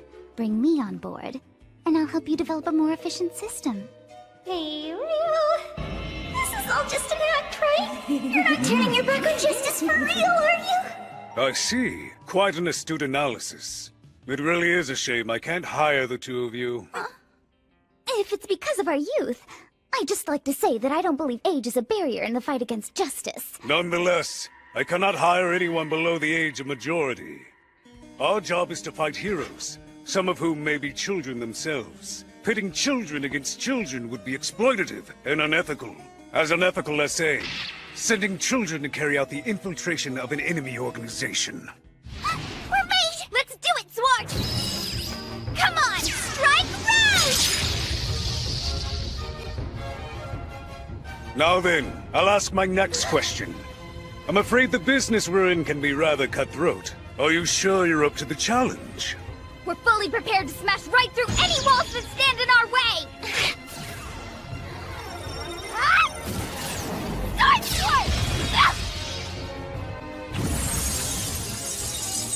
One final question.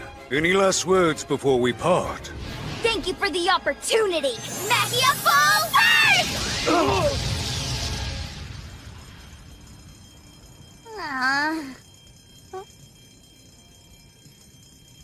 Looks like he got away.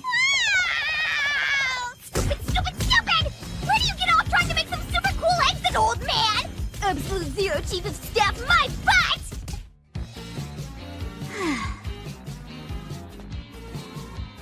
It's fine, Swart. We're gonna crush him next time, right? Of course we will. Wait, who was the villain here again? Those two were formidable opponents. We may have to move faster than I anticipated. So be it. Next, please! Quickly! And so the interviews continued. Man, talk about a screw-up! We should have prepared some special costumes for the infiltration mission. Then we could have sold them as limited edition merchandise. Justice means something different to everyone. But in the end, it's defined by those who can afford it. A gem of wisdom from Mitsuru Sansu's online workshop. Buster Blade! How disappointing. This might be your weakest monster yet, Agostia. Are you sure about that?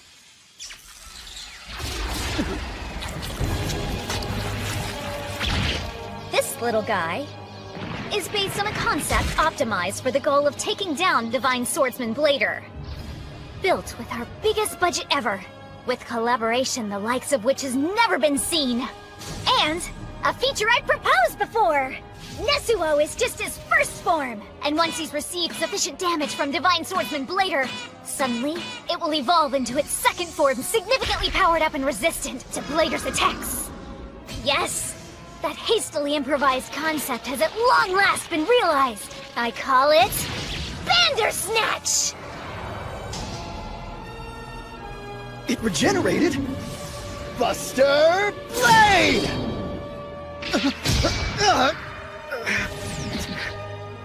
It dodged my blade? Knock him dead! Doctor, we did it! It's a total success! A reviving monster that can learn Blader's attack patterns and make on-the-spot adjustments for them. This is definitely an interesting concept you have, Miss Kuroitsu. Still... we have to get it right in one shot, though, don't we? If we discover a flaw on the battlefield, it's not like we can troubleshoot and patch right there on the spot. You do have a point there. Then again, we've been struggling against Blader for some time now. So I think some outside-the-box thinking is just what we need. I'll do multiple operational tests and simulate all possible scenarios beforehand. Good grief. I guess I'll do the best I can, then. After all, we do have to keep trying new things, don't we? Oh, you won't regret this. Thank you. Well then, Blader Crush! Look at that, Miss Kuroitsu! We finally got that jerk Blader right where we want him! Thank goodness. This is such a relief. If that development hell marathon had been all for nothing, I don't think I could live with it. What speed? He's faster than the Blader Crush. What can I do? Yeah, it's the end of the line for you, Blader!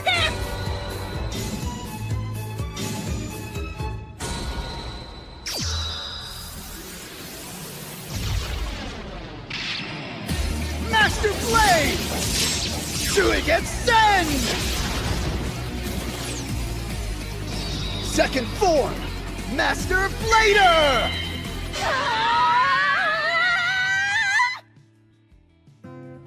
I never expected him to bust out a second form.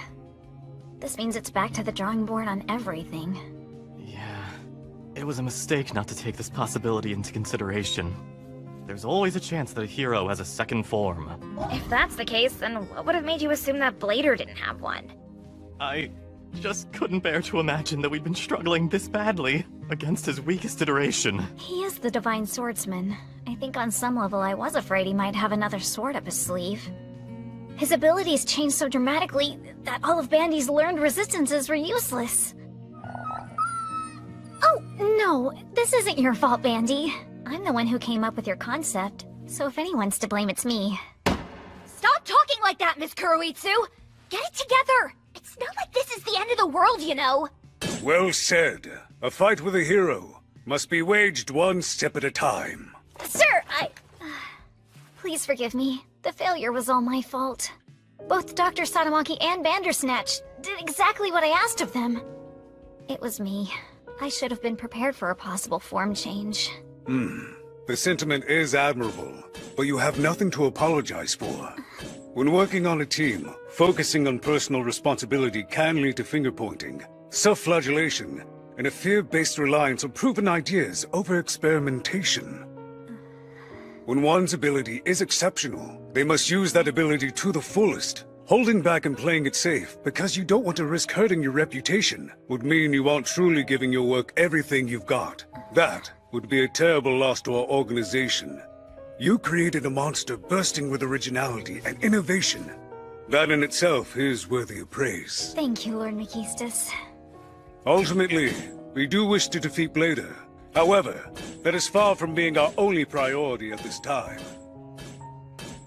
I'll leave you with this thought. We are not the ones who are fighting a battle that we cannot afford to lose.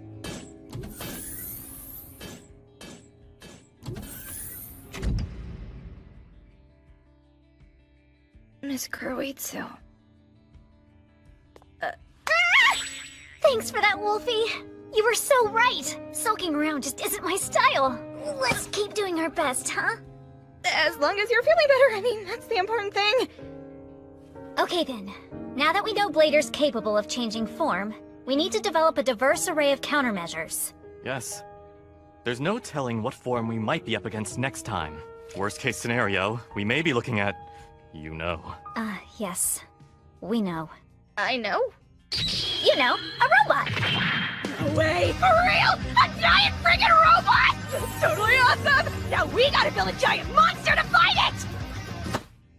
Wolfie, let's suppose you're talking about a monster 50 meters in height, 25 times taller than our standard.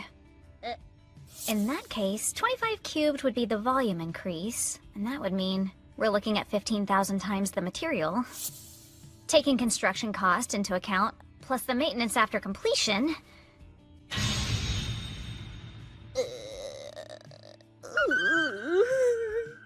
No way! Really? Why do heroes always seem to have unlimited funding for these kinds of things? Good question. They must be set up with some serious financial backing. Heroes really are frightening!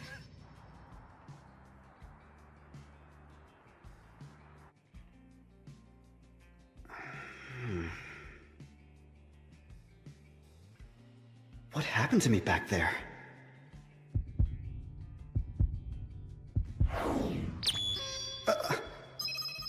Next stage, Master Blader.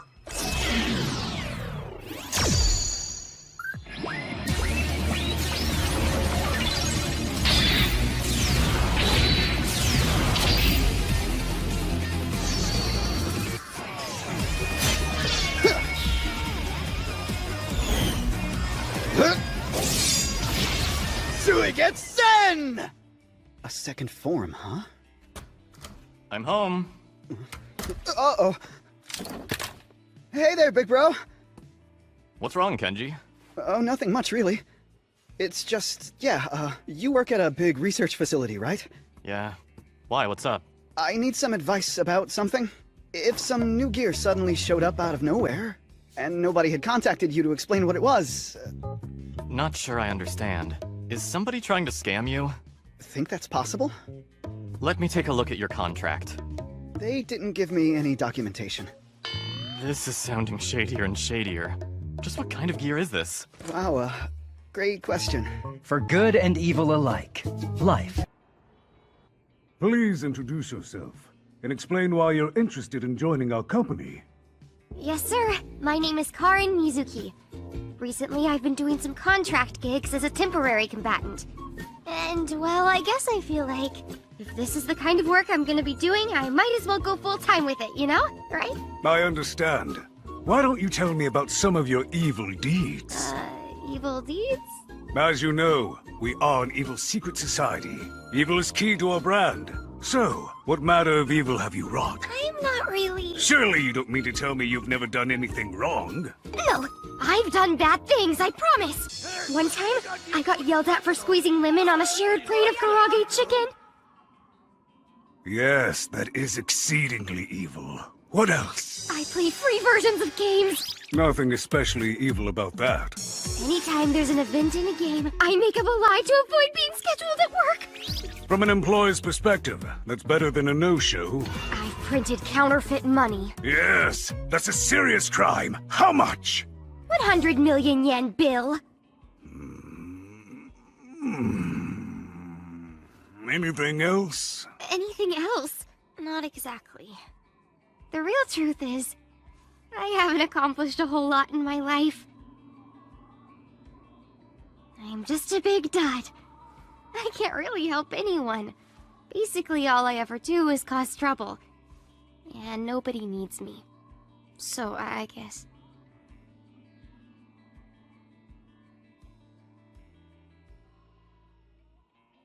Hey! I've been looking for you. Miss Matsuyama. Weren't you listening when I told you we had a job? What are you doing all the way out here? Oh, well, you see... Come on! The job starts early, so we gotta head out right now. Hold on, though. Won't someone as useless as me be in the way? What are you saying? It wouldn't be the same without you, Mizuki. Let's go. You mean it? Uh-huh. We'll be taking our leave now, sir. Let's get out of here. Run! Wait, slow down a little! Hey! When, from the bowels of an evil secret society, the cry of a newly born monster rings out, it sows destruction, chaos, and a madness which gives rise to the birth of further monsters. This is the story of those who make such terrors their business. The Monster Development Department. As long as there is good in this world, evil shall ever persist to challenge it. But behind this eternal struggle, there's another battle that quietly rages on. Aquatic combat, you say? Uh-huh. I've given it some thought, and this could be how we finally get a leg up against Blader. Would Blader fight underwater? Doesn't seem like he'd be able to swing his sword very well. But that means if we could drag him underwater somehow, his attack power would take a huge hit. I suppose you have a point there, but... Up to now, we've designed monsters who can exist underwater but can't do much beyond that, like Sagine. If we can create an underwater fighter, it might just be the game changer we need. Then the question is whether we can figure out a way to get Blader underwater in the first place. I couldn't help overhearing your combo. Underwater monster combat, huh? Very interesting. Lady Akashic! When ideas have potential, we must explore them. That's what I say. So, let's go to the beach! The beach?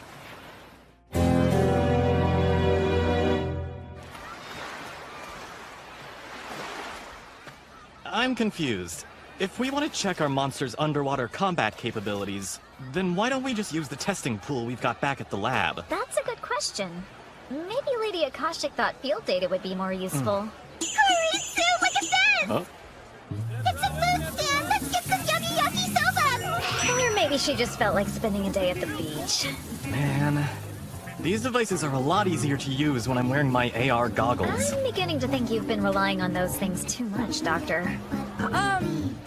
We're not really sure why we got dragged along. Could you tell us what we're doing here? It's really hot. Technically, we're here to test your performance in the water. Honestly, you can probably just do your own thing. I've never taken a trip to the beach before. What should I do? You know, the truth is, it's my first time at the beach too.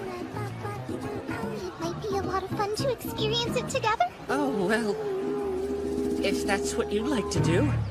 Out of my way! The beach is calling my name! Be generous with the sunscreen, alright? I'm going to burn to a crisp out here, I just know it. I'm ready to take on some sharks! Come and get me, you toothy jerks! Frequency sea slugs? Spending the day with your sisters sounds pretty exhausting.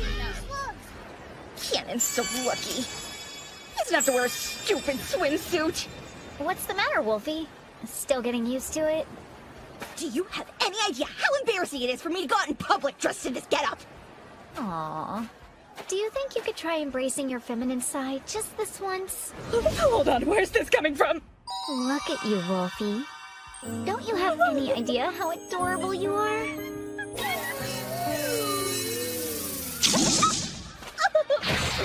Huh. Maybe I overdid it. My goodness, Miss Kuroitsu really goes for it. Well, that's it. I'm melting. Are you alright, Melty? The chocolate Melty is made out of is best refrigerated. Hey, come on already. It's good to see you, Lady Kamula. You too, Lady Arachne.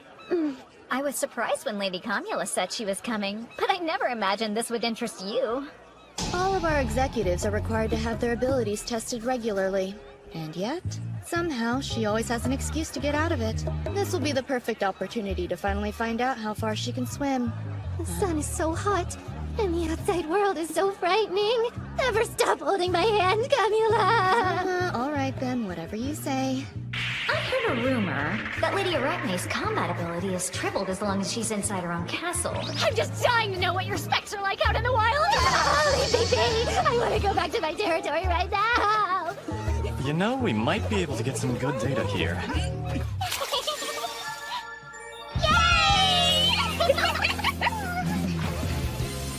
From the looks of it, she's having a bit of trouble swimming. Our sis is having a hard time, and it's our job to get in there and help her out. There's a reason we're named Hydra, you know. I didn't realize the auxiliary heads had swimming functionality. Guess they turned out to be super versatile. I didn't have any idea that the ocean was gonna taste so salty. Wanna give me a lick to cleanse your palate? You seem to be feeling better. I just had to cool off. Now then, how are they doing? Gotcha! How's that? The capabilities test is just a contest of skill. Don't let your guard down and start thinking, oh, she's doing. I'm not sure what to say, except... right back at ya! Not bad for a chicken. You won't beat me in swimming! I was the second best swimmer in my class when I was at monster school! Is that true? Well, as far as he knows it is. During development, we give the monsters virtual reality memories so they feel like they have a past.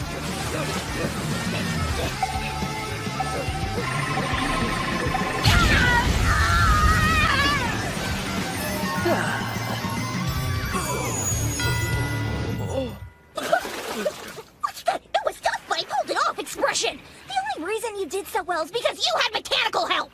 I happen to be proud of my mechanical side. Takes a lot of energy to keep Cannon's body going, but he can expend that energy on his various mechanisms, all of which apparently function well in the water. He's doing great, isn't he? Hey, Bird Boy! Our fight's just heating up, you hear? All right. I'm ready when you are. One question, Arachne. Is this behavior truly befitting an executive?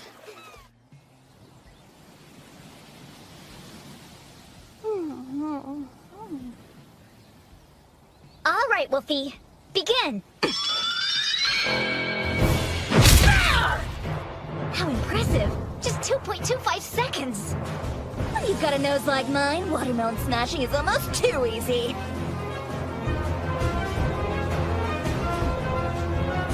3D mapping based on electromagnetic reflection. Now, ready, Cannon? Begin! 0.89? Cannon, how dare you! What's the problem? It's a contest of skill, right? Is something wrong, Miss Hydra? Cut it out, you waterlogged wool! You're getting too close! Have some compassion for our poor sister's complicated feelings! Stop it! Why it's so hard, okay? There, that's much better. You know, building your own territory is a truly beautiful thing. You can protect yourself from all the dangers of the outside world. Yeah, I hear ya. I suppose a beach trip was a bad idea.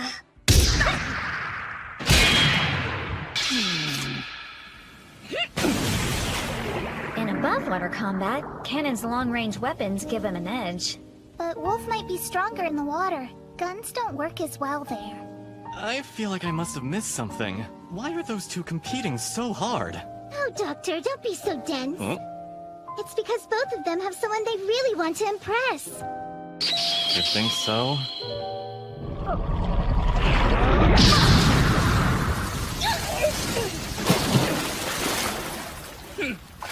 I think it's safe to say the question of who's better suited to the water has now been...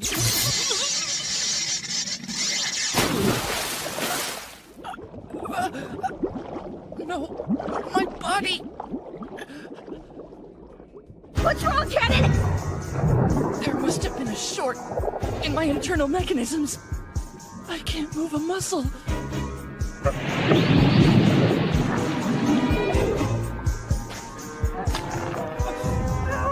Stop! It's no use. I'm too heavy for you to lift. You get completely flooded back into the end of you! You can't. I won't leave you behind. We're a team, you got that? A team? Cannon!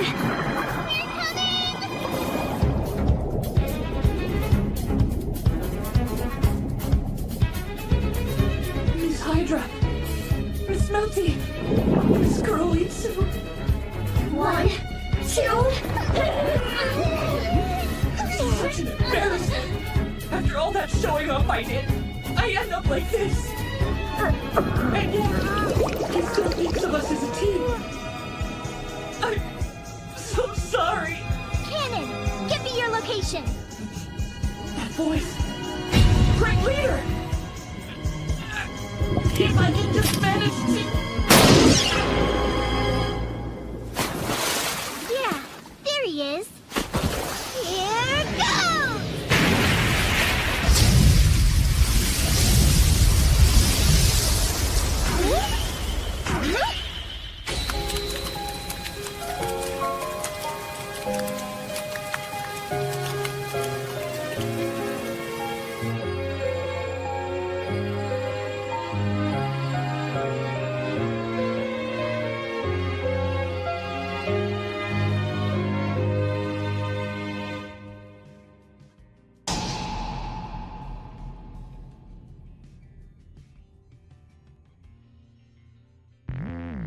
Great leader, when I gave this excursion my approval, I do believe I asked you to be as inconspicuous as possible.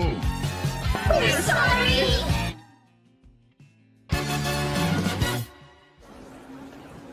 It's Kuroitsu. I just finished up. And how'd it go? The new electromagnetic joints look pretty good. They should be in testing by the end of the month. Now that's some welcome news. Let's touch on that tomorrow. We're getting ready to wrap things up here for the day, So you can head home. Right. See you tomorrow morning, then. Good work today. Same to you, Doctor. Yes! Our next monster's reaction speed is gonna be through the roof! With this development, we may finally be able to take on Blader's second form. Whoa, I feel like I'm starving. Actually, now that I think of it, I haven't stopped to eat since breakfast. Huh? I didn't know there was a pub around here.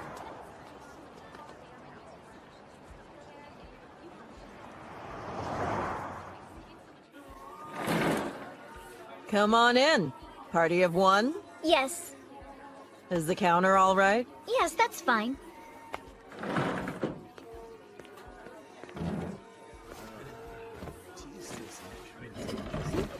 Here's the menu. Draft beer, please. 1 draft beer. Sure, coming right up. Let's see, what looks good?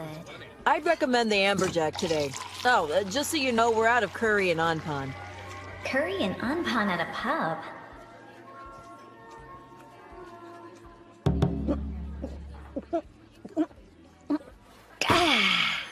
Nothing like a nice cold beer after a hard day's work.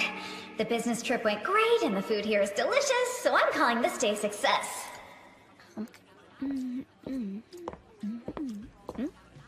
Mama, I'm out. You got one to spare? Sure, Hachi. Got your brand, too.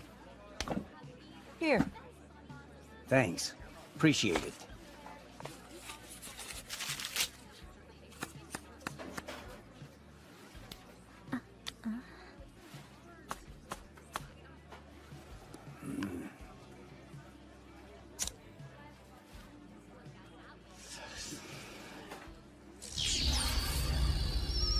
I know that smell. Polarized ozone created by ionizing hafnium. But hold on. Without a plasma control rod, that shouldn't be possible. No way! It may be camouflage, but that's nuclear reactor coolant! Talking about the past always manages to get me heated up. Maybe I'll go outside and cool off. You do that, hun. No doubt about it. That man's got a miniature nuclear reactor inside his body. Which would mean... he's a combat android? Been long enough that I guess I can talk about it now. The day I was assigned here, there was an accident. I came out of it all right, but the other guy died. I am so sorry to hear that. He happened to be in my line of work, so I took on his identity and covered it up. In the end, it was like he had never died. No one ever found you out? My superior was my big brother. He helped me hush it up. How was he able to do that? When he came to relieve me, he had the foresight to bring along a spare life with him. That story, it's practically a legend in our business. Wait a minute. Does that mean this guy's a member of the Intergalactic Defense Force? I'm telling you, he was supposed to have been my masterpiece. Not only my first creation, but my greatest. He was going to be absolutely unbeatable, you hear me? We could have had the entire world in our hands by now. It's not fair, you know? I should have been hailed as a genius and promoted to the highest levels. But no, because of one little mistake, all of that went up in smoke forever. Don't get so worked up. Just leave the past in the past where it belongs. I gave him the ultimate body. His prowess in combat was beyond compare. And then, he got away before his brain was finished, and in the end, we had to fight him. But why? Why'd you do such a thing, Grasshopper Man? When developing a new monster, we always start by giving them a loyal brain so they won't try to escape. This practice was put in place as a direct response to the incident he's describing, which is a famous cautionary tale in our industry. Why couldn't I have started with the brain? That one tiny misstep has utterly doomed every subsequent iteration of our organization. In that case, he would have to be one of that renowned Legacy Secret Society's white combatants, which means... A driver operates a car, right? And an engineer operates a train. So without a motorcycle... Apparently even his transformations are micromanaged. In my opinion, overloading a mini nuclear reactor in your legs and fire-kicking a guy might just be a little unfair. This must be a hangout for retired heroes and evil organization staff! Uh-oh, I'd better keep a low profile so no one figures me out!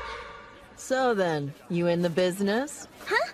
Well, you see, It's fine. The answer's right there. In your eyes. Hey, wanna hear my story? All right then, you just listen to this. I used to fight this gang, see? Oh, really? Every time I sent one of my little old soldiers to take him on, 5 of those jerks would dogpile on the poor guy. 5 against 1, can you believe that? With all those fancy moves and whatchamacallit combos of theirs.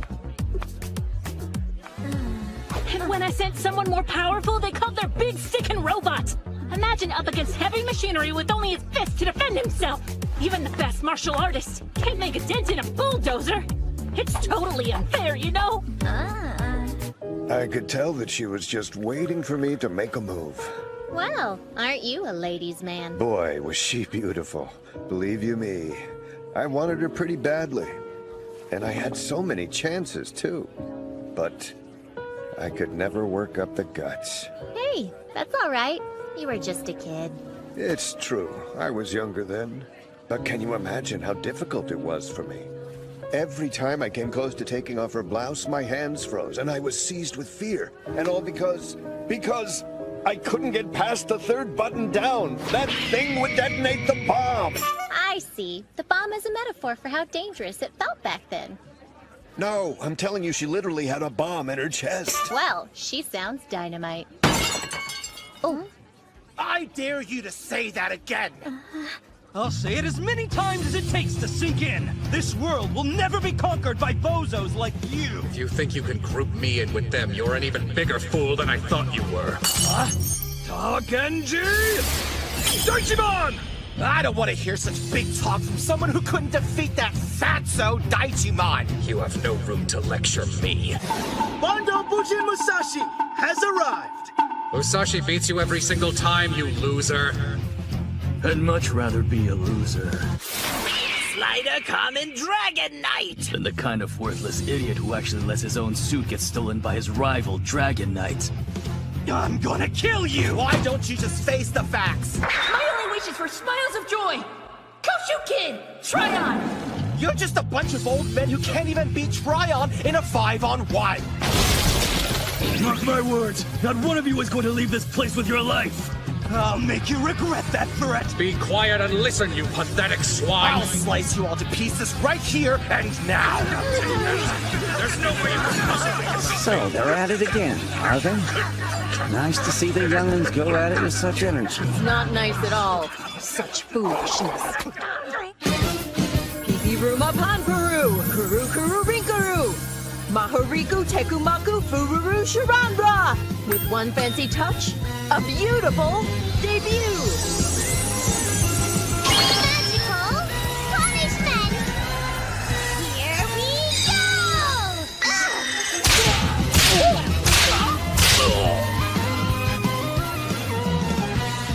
If you jerks want to fight, you're gonna have to take it outside. We're sorry, ma'am. So I guess you're a former magical girl? For heroes and villains alike, it can be hard to adjust to retirement. As long as there is good in this world, evil shall ever persist to challenge it. But behind this eternal struggle, there's another battle that quietly rages on.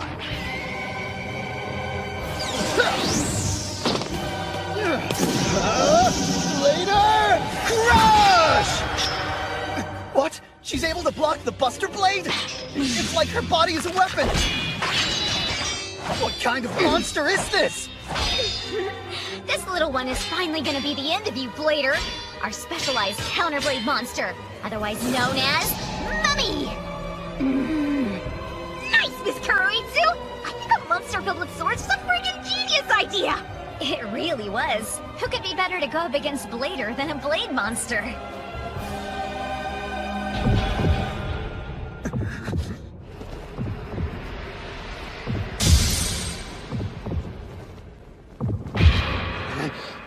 Here goes! Second form! Master Blader! Master Blade! Suri gets dead!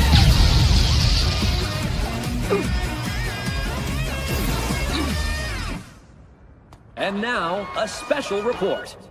They're the idol duo that everyone's talking about, Baba Lua. From their recent concert success to their TV appearances, we'll be providing you with an intimate look at this popular pair. There he is, Wolfie! Master Blader! We've got you now! Hey, did you see where Mummy went? Well, She left?! What would make her run off without any warning? Did it seem like she was malfunctioning? Actually, she was performing extremely well. It looked to me like she had a real chance of taking him down. It makes sense. I mean, we designed her specifically to fight against Blader. True, though. I did have reservations about designing a monster too narrowly focused on defeating Blader. Remember what happened with Bandy? And even if such a monster did defeat Blader, they'd kind of be making themselves obsolete. Also, due to Mummy's inner mechanisms, we couldn't give her full vocal capabilities. I feel bad about that. I'll say this, she's not quite built for the kinds of side jobs our monsters tend to get. But right now, it's for the best that we explore new avenues of development. Well, there you are. Good timing. We were just talking about you. In preparation for your next fight, we were... Fighting is boring? You want to be an idol? What the heck are you talking about? Idol is serious business, you know? Yeah, I kind of figured you'd feel that way. I'm glad you've recognized the excellence of Baba Law, but theirs is an unforgiving world to those who would enter it lightly. That sounds right, too. Honestly, how'd you even come up with such an idea? I really don't know. The virtual memories that we gave her during development didn't include a single thing about idols.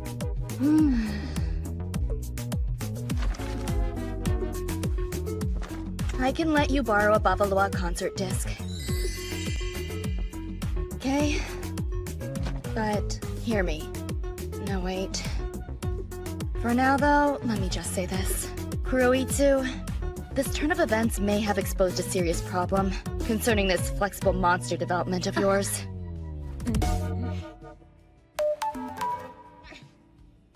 I understand that you want to support her idol dreams with this dance practice. Why can't ask me to help out with it, huh? Come on. I mean, what other monster could I turn to? Not Canon. Not Hydra either. Definitely not Melty. So, what do you say, Wolfie? You big, incredible athlete, you.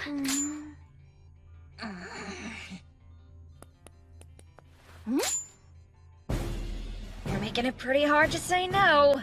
All right, then. Did we come here to have dance practice or what? Come on! We'll make an idol out of you yet!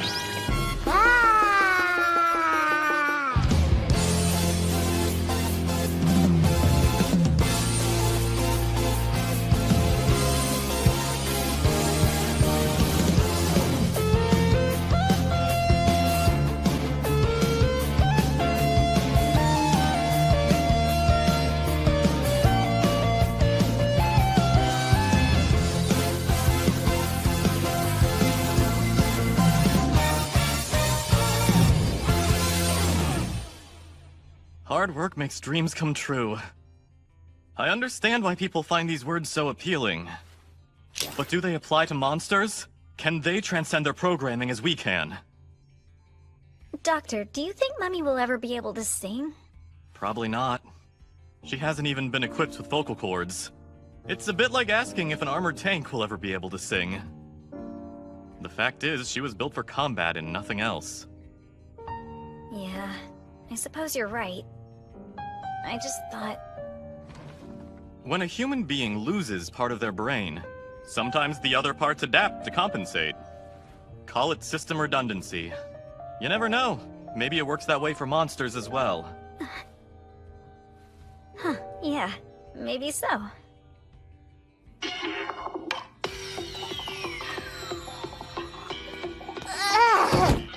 Hey, you alright? Do you want to take a break? We could always adjust the choreography. Just a quick rest. Fine, we can keep going, okay? Where'd this song come from, Wolfie? Oh, it's from an industry golden boy with ties to Agostia. He did all the music, lyrics, and choreography. You really are a go-getter, huh, Mummy?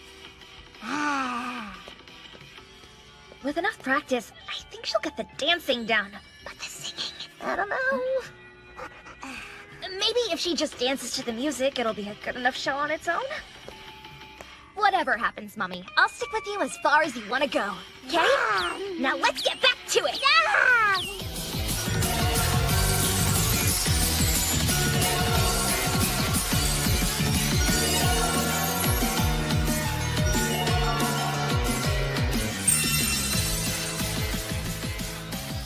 For a monster to work so hard to reach a different path. Up to now, I'd presumed their adaptability was a function of Miss Kuroitsu's designs, but... This is quite the mystery indeed.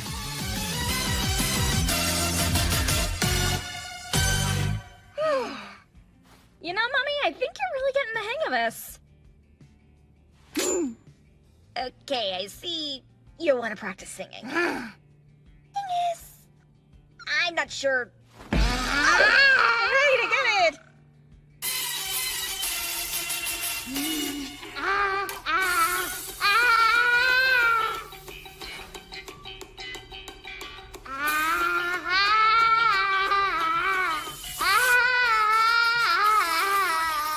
It's okay, don't feel like you have to force anything.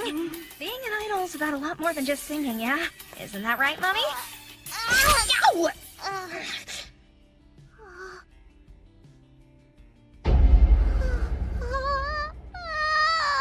Hey, don't worry about it. I'm fine.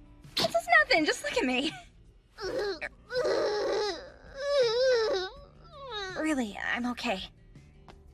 Hey, Mommy! Come show me your wound, Wolfie. Don't worry about me, just do it. Why'd you design Mummy to be like this, anyway? The gap separating her from her dream is huge. Well, that's a pretty common occurrence with humans. There's often a disconnect between what they start out wanting and where they end up getting. I honestly never expected I'd be watching a monster experience the same thing. But I think if she placed her strengths like you do, she'll be perfectly fine. Like I do, huh? Did you forget that I'm a combat monster or something?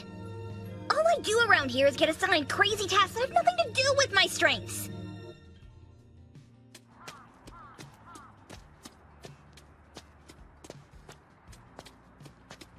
Huh?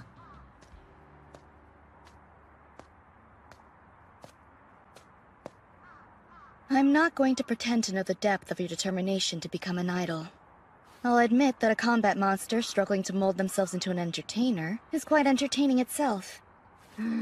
Still, if it is truly your wish to keep going, then I shall test the strength of your resolve. Mummy.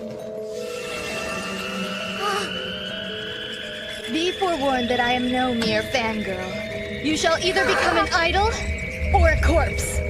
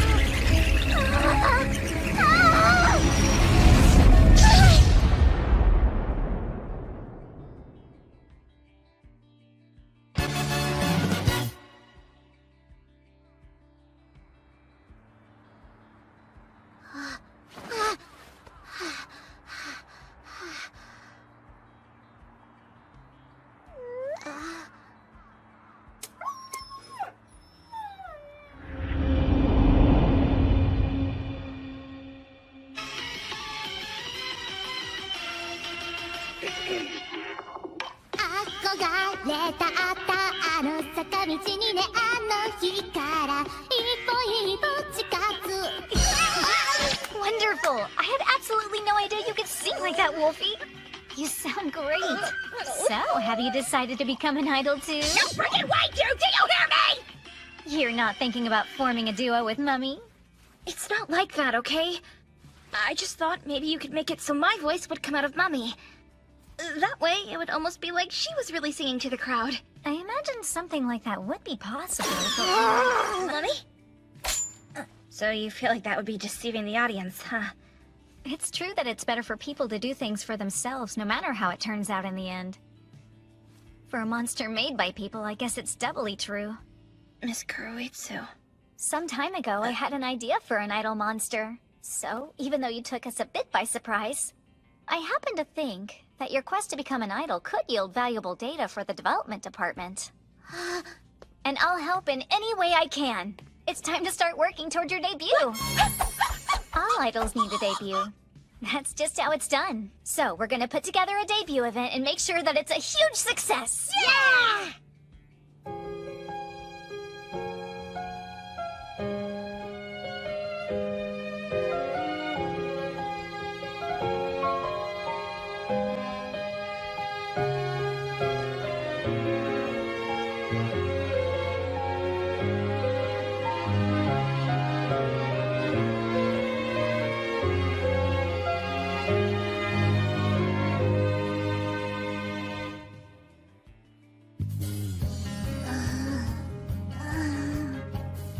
Hey, Mummy! Your debut's all set up! It's just an event space in one of Agastia's affiliate shops, but it should be just fine for our purposes. How exciting, Mummy! Man, you've really got the dance moves down pat, so I just know you're gonna be amazing! Thank you. Thank you so much, Miss Kuroyu and Big Brother. Hey, Mummy, did you just... Hold on a second. You can talk? Big Brother, thank you so much, Big Brother! Darn right, I'm your big brother! I can believe it!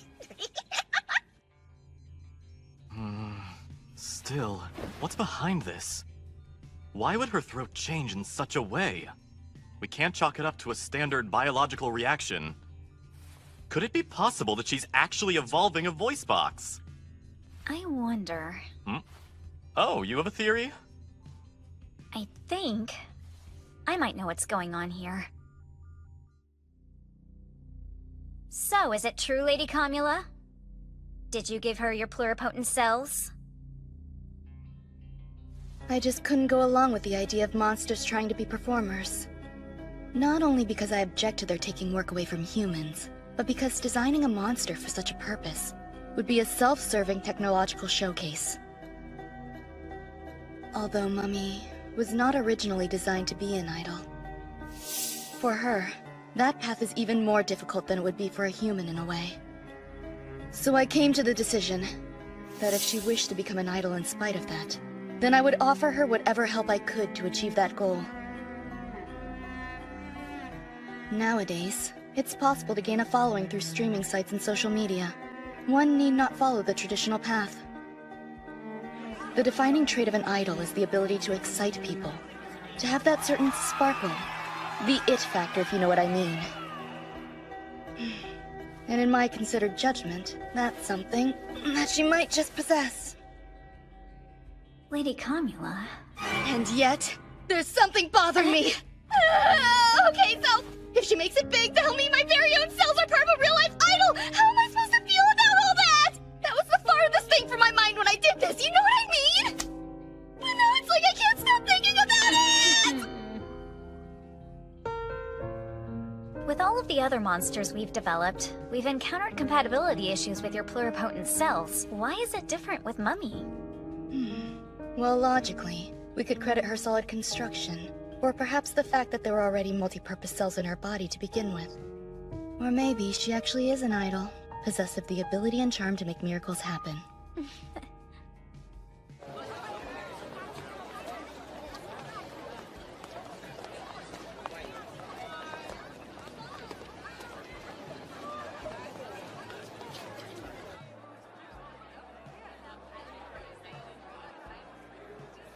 So, what do you think we should expect from Mummy's voice? Her speaking voice keeps getting better, so that's a good sign. But she still hasn't let me hear her practice the song. She's really given the dancing her all. So at the very least, I'd say we can expect things to go well on that front, but otherwise...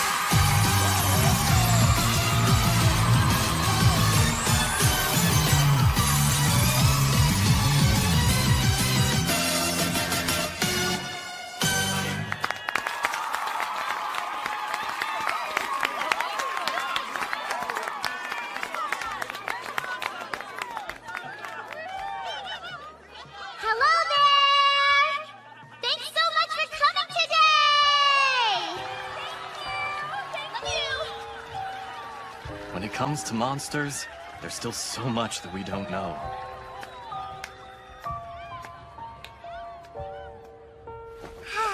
Great job! There you are!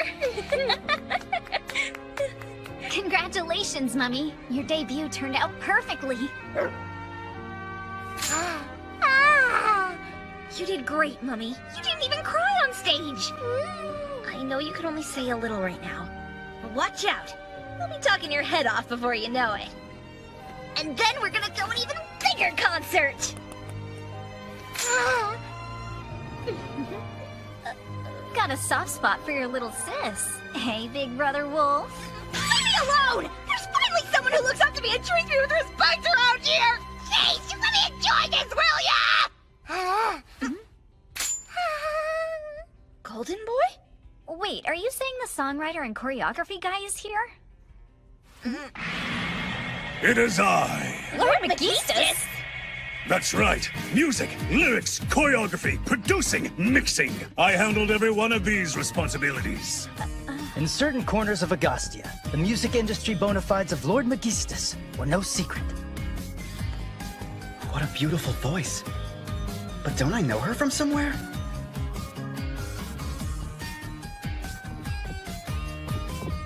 How strange. My heart is pounding. Could it be...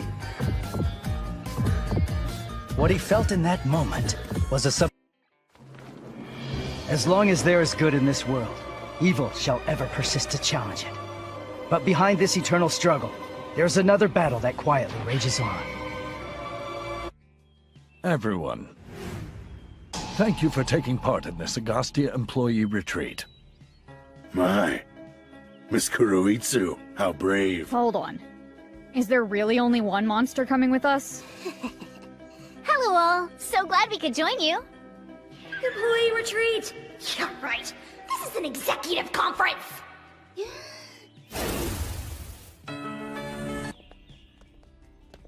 Kuroitsu's been a part of several meetings, but no monsters came other than Wolfbed, eh?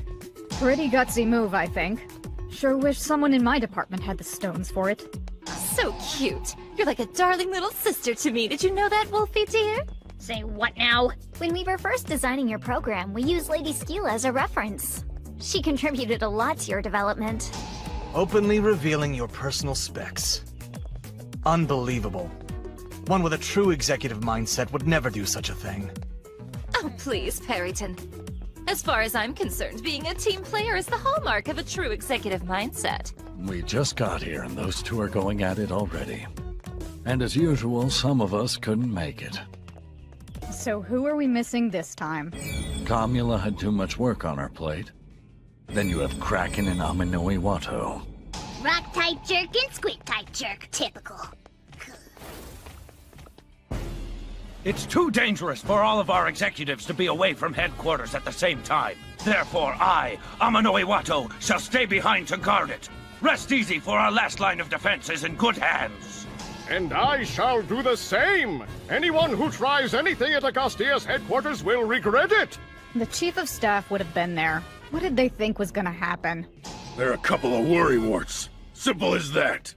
It's crazy. I can't believe she signed us up for this executive retreat. How was she not terrified?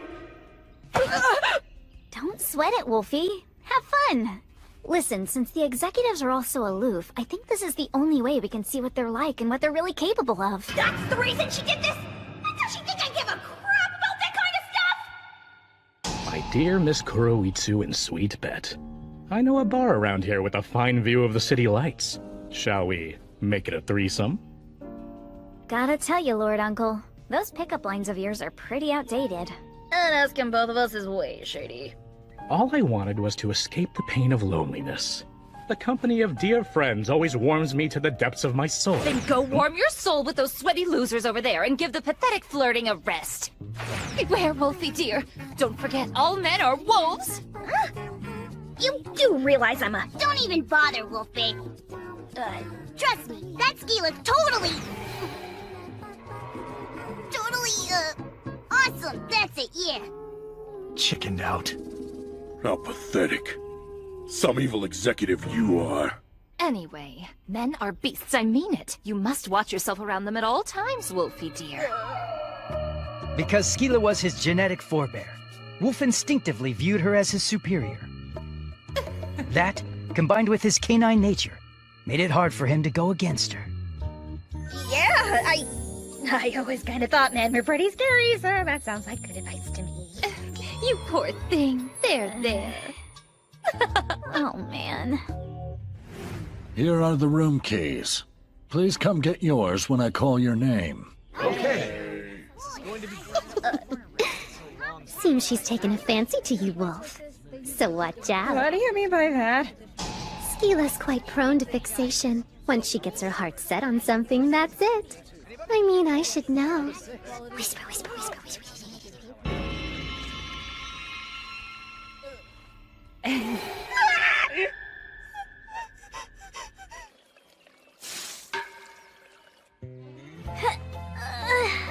Traditional inns sure are lovely. I literally just stepped foot in my room, and I've already been through so much. Hey! This is my room, right? Yeah, that's right. Oh, I'm so... Oh, Wolfie, look at it this way. I'm here to protect you if any big, scary men show up. Huh? Wolfie, dear, let's go have a little fun. Sure, Lady Skeela! Bye, Wolfie. Have fun. Now then, enough playing around. I've got work to do. Observing the executives? Well, you've got initiative. Guess I'll give you that much. Oh, thank you. But as a secret agent, I can't have someone spying on me. I don't think it's such a big deal if she watches us for a while. But listen up, Kuroitsu. Executive ain't a title to give to just anyone. We don't go around showing off our skills so easily. And if you do manage to catch a glimpse of them, it might be the last thing you ever... Get out of here, you brats! I ain't some kind of toy! Still, he sure is cute. Wow, that shop has pretty good dumplings.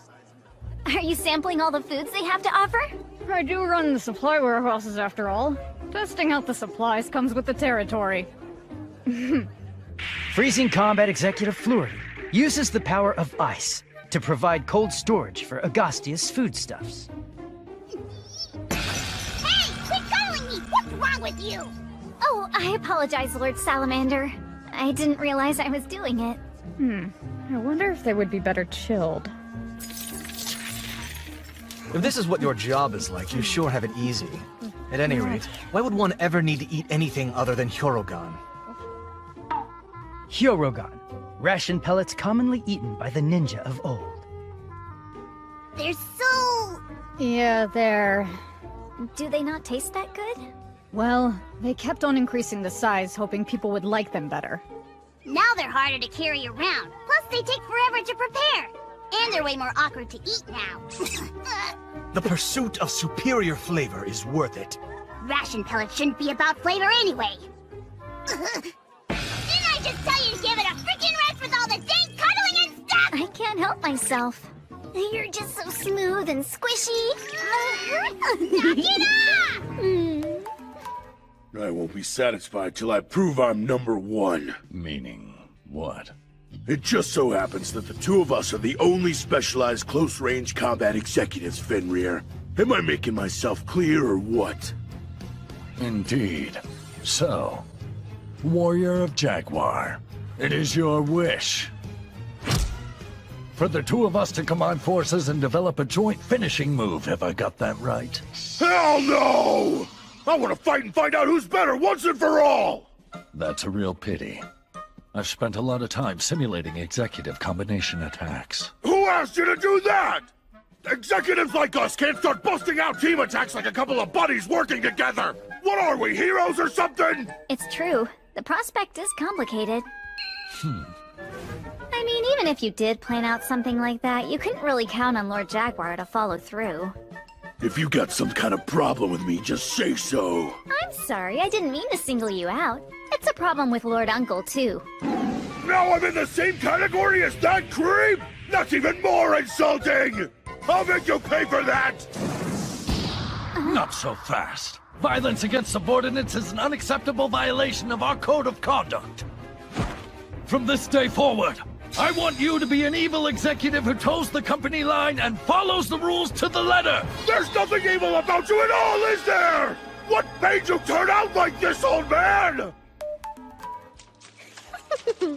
Wow, Eldridge, you're actually pretty good at this game. You're not bad either. Obviously, you spent all your time holed up in your castle playing this crap. I'm pretty impressed that you decided to come along with us on this excursion, Lady Arachne. I figured you were probably gonna sit it out, you know? Well, I love hot springs. I must say, the characters in this game are so intriguing. It's mind-blowing! Whoa!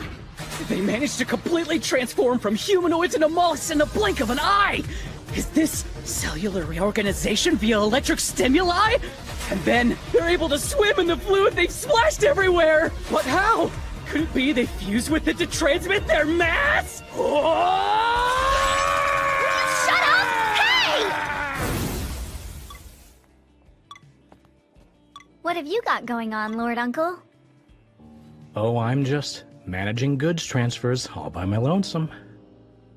Miss Arachne declined my company, you see. Hey, listen. Be careful, Lady Arachne. It looks like Lord Uncle's got his eye on you. There's no cause for concern, Miss Kuroitsu. Both literally and figuratively. I am Miss Arachne's captive. That creeper is super annoying. Always putting on an act, you know what I mean? How you wound me!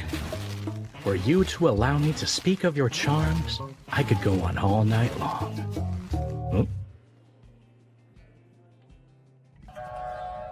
So those reports about Agastia's executives being here today were true. If we take them all out right here and now, we'll finally be recognized as heroes on a national level! We've no choice but to see it done! We are the Assassin Rangers Juyushi! There's nothing we won't do to put an end to evil! Wolfie dear, come join me. I'm happy to wash you off. Yeah, I think I'm good right where I am. Thanks anyway, though. Please.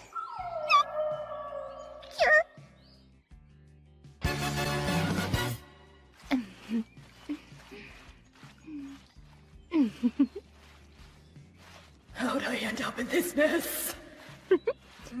Wolfie dear, you have beautiful skin. I'm jealous. No, it's really nothing. Your skin is much prettier, Lady Skua. Did you just say you think I'm beautiful? Just relax and leave yourself in my hands, Wolfie dear. I promise I'll be gentle with you.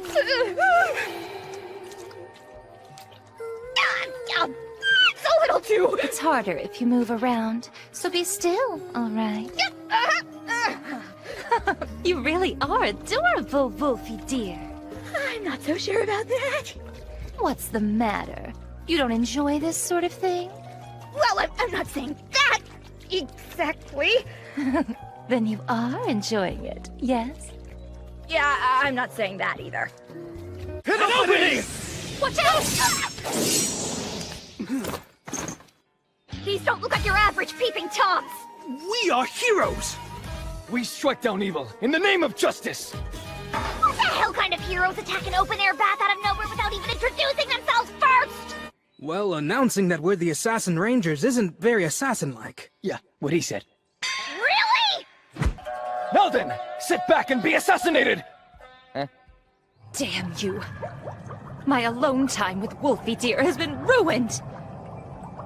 And now you'll pay! I'll tear you to shreds! Where'd they come from?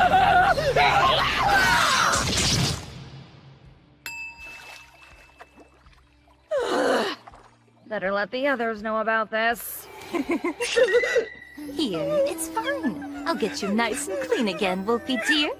I forgot about the real enemy I'm up against! Now this is nice. True bliss, wouldn't you say? Should our freezing combat executive be warming up in a footbath? Mind if I join you two? What are you doing? This is a footbath. This is the only way I'm able to get my feet in. Could stand to be a little hotter, though. Maybe I'll heat it up a bit. Ha ha ha ha! It worked! Assassin Ninja Technique Inferno Escape! A little hotter, I said. Huh? Don't you think this is just a bit much? What? Fortunately, I'm built for extreme temperatures. This little fire of yours can't hurt me. What? I'm stuck! We're done for! Damn! What's up with these wannabe ninjas? Is this some kind of comedy act? I received a report from Uncle. It seems they're a minor hero gang. You call yourselves the Assassin Rangers, but you're unworthy of that name! How amateurish, emerging to boast seconds after your trap's been sprung! Even worse, you completely failed to mask your presences. I was able to sense you from the very beginning. So, in other words, you knowingly sat back and let me trigger their trap? Better you than an innocent civilian. Now, line up before me! I'm going to instruct you on the fundamentals of espionage. You might want to take notes. We didn't bring notepads. Then go buy yourself some at the souvenir shop. Be quick about it. This guy sure is a pain in the rear. Yes, of course. Sorry.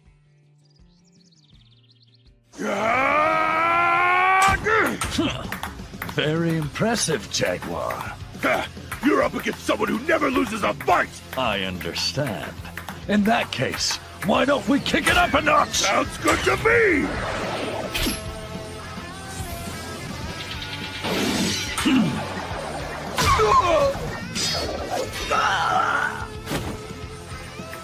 Oh, seems like you can keep up after all. I'm no longer the same Jaguar I used to be! You guys are getting awfully fired up over a little game of ping pong. What's this? Who are they? Uncle looked into it. They're a group of lesser heroes, with a headquarters nearby. Assassin Rangers Juyushi, huh? From what I can tell, they're a fairly radical organization. Can't really see people getting behind assassination-based heroes. True justice demands the elimination of evil! The methods you use don't matter! That's just wrong. Running a major organization is expensive. If people don't like your methods, then they won't finance you. An evil agent has no business speaking such just words! Die!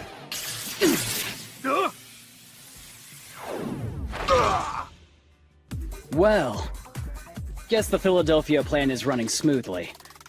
You alright? Lord Eldridge, do you know how awesome you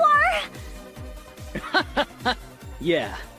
But hey, I think the plan may have given me selective amnesia. Now, who are you again? I see. Guess it's safe to say we haven't quite worked out all the bugs. Curse you! You haven't won just yet! We still have an ace up our sleeve!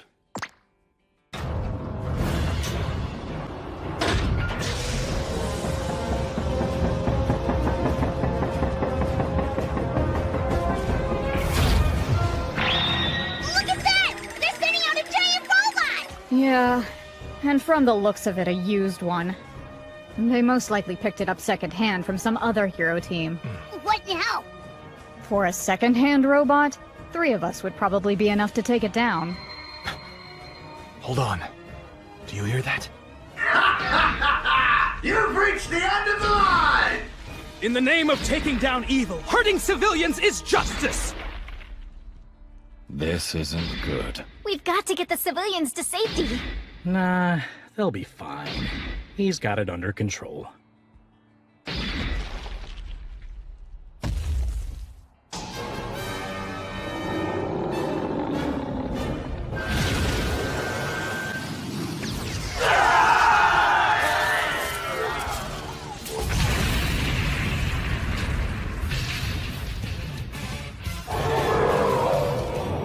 Fafnir!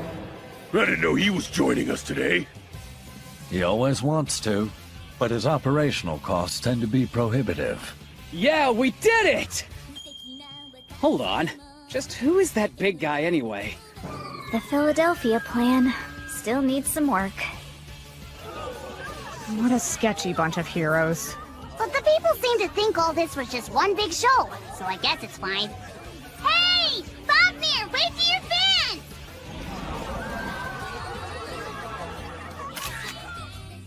And so, despite a few bumps, the Agastya Company retreat was a huge success. Well, mostly. Screw you! Please, don't ever make me go to one of those again! Maybe next time, we'll take a trip, just you and me. Yes! You mean it?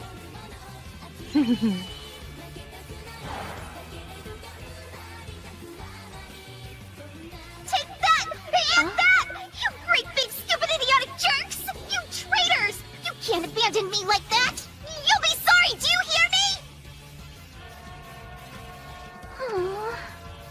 Game over, huh? Who are you? Oh, sorry. I just recognized that game. Left behind? Yeah, all alone.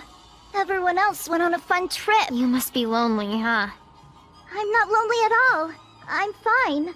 It's just, I don't like being left out. You're strong. You got that right. The strongest there is. I'm jealous of that. How come? Well, I'm lonely a lot. Wish I could be strong. Do you not have any friends? Oh, look out! Hurry! Yeah, okay. There's a woman I work with, who's kind of like a friend, I guess. And she's nice? Yeah, kind of. All right, this is great! I've never gotten this far before! You're good at this! Oh, yeah. Huh? Wanna share with me?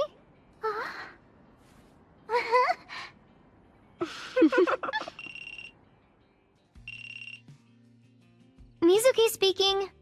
Hey, Mizuki, you available? I got an opportunity for us with a new employer.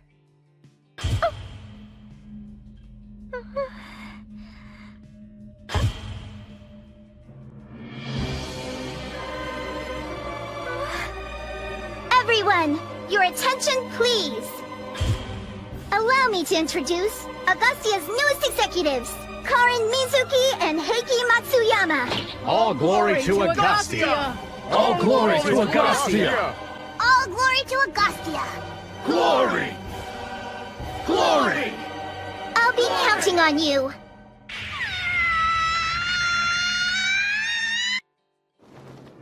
As long as there is good in this world, evil shall ever persist to challenge it. But behind this eternal struggle, there's another battle that quietly rages on.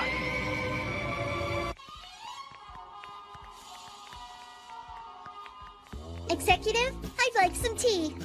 Yes, ma'am. Executive, some sweets too. Yes, ma'am.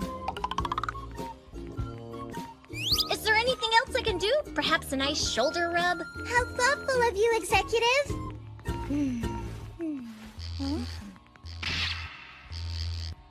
Hello?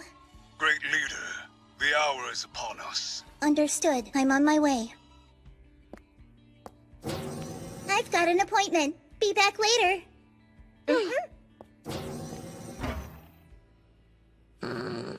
Miss Matsuyama, about all this executive stuff. Listen, Mizuki. Just don't think about it. Bull is correct. To be fair, we all thought the idea seemed cool. At first. Based on all the data we've collected up to this point, I'd say this monster concept is definitely an interesting one. But considering our resources, it's probably gonna take us a while. No way! How many more times are you gonna put me through all this crap? But if we had more funding, then... Pretty soon, you may get your wish. Lady Kamula! However, things might also get a little more complicated around here. I don't like the sound of that. At this point, it's still in the rumor stage, but I heard. What? Agastya's getting bought out by a foreign investor? So you see, if he were to become a part of our secret society, Zet Arc Group, we could easily enhance Agastya's potential for domination. We will take your offer under consideration. I see no reason to hesitate. A mutually beneficial deal, is it not? Perhaps you're right. We'll reach out when we've made a decision. Very well. However, I will point out that important decisions such as this one are best made ASAP. That is the accepted global standard. That stupid jerk pushing us around? Such companies tend to believe their level of influence should be commensurate with the capital they control. Still, you must make a decision. There'd be no restructuring at the executive level or below. It would be good for our funding and our overall financial situation.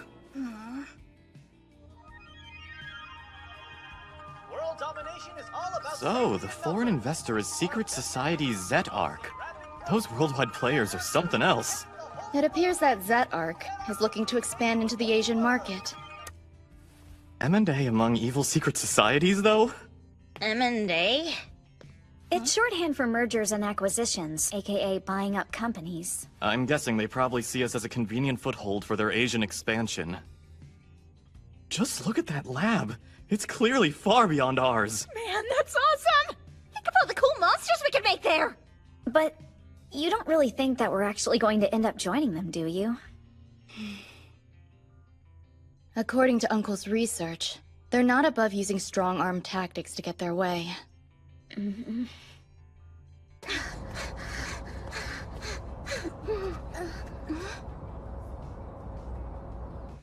Good afternoon. 3 pork on rice, with 2 helpings of pickled ginger apiece. In other news, according to a recent announcement from Marukari Corporation, they have entered into an agreement to be acquired by foreign investor Amajin Corporation. Huh. The one who worked with us on Melty. I guess you can't expect a company to stay the same forever. So, does your lunch look okay? Looks delicious. You're such an unbelievably good cook. So, it's all this fuss I keep hearing about M&A! Be honest, is Agasti in trouble? I don't have any idea what M&A means. Maybe it's some kind of chocolate?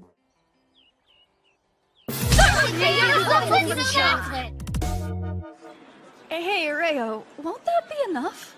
Absolutely not. With my claw skills, I can just keep on winning. You can go ahead and keep all those plushies, though. Well, that's very generous. But if you don't want any of this stuff, then why are you playing the game? The sensation. Could it be a monster? I'm not picking up on any mana. What's that? It doesn't feel like one of Agastia's monsters.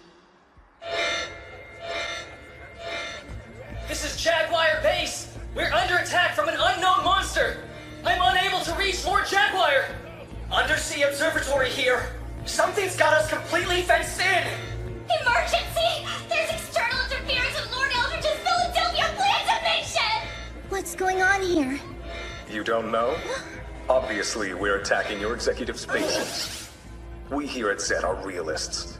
It is our wish to achieve the seizure of your assets as efficiently as possible. Oh, try as I might, I can't seem to recall giving you our answer. In a manner of speaking, you might say we've already made that decision for you. It would be best for you to accept it. I take it this is what's called a hostile takeover. In other words, an invasion. Such outrageous exaggerations. As a minor organization that for so long has failed to achieve any measure of domination, we simply thought you might be interested to see what true power looks like.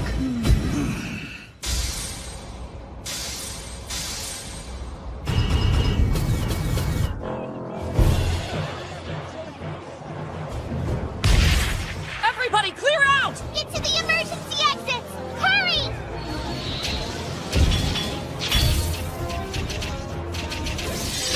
Big claw! What's with these things? Are they machines? Yes, but with monsters integrated into them. It looks like they take the monsters from the companies they buy and reformat them, forcing them to work against their will. So they pretty much turn them into slaves? That's crazy! I may not have room to talk, considering I work for an evil organization myself, but I don't like this at all. Same. Hey, Miss Kuruitsu.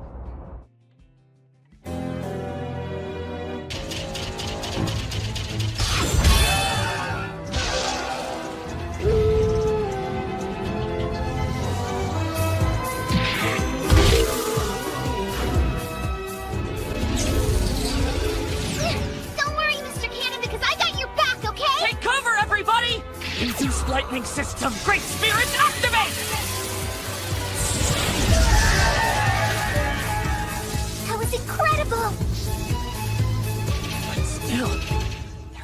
many of them. Reinforcements. How the heck do these mecha jerks just keep on coming? Did you think I'd fail to evaluate your combat ability correctly? I've calculated exactly what's needed to win, and that's what I've prepared. You're with Zedark? My name is Zedark, and I will soon be your superior. Take this pointless resistance any further, and your post-merger assessment may be adversely affected. Who says that there's even gonna be a merger? What would a meager employee know about it? Go! Z-Killer Army! Bring down all who stand against us! Don't think you're irreplaceable. Zedark has a coveted #1 ranking among prospective monster employers.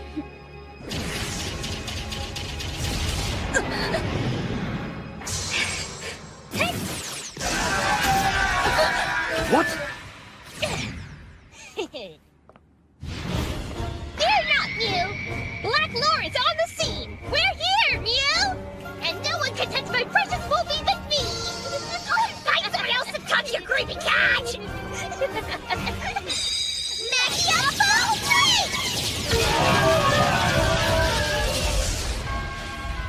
3! We understand the situation, Agostia.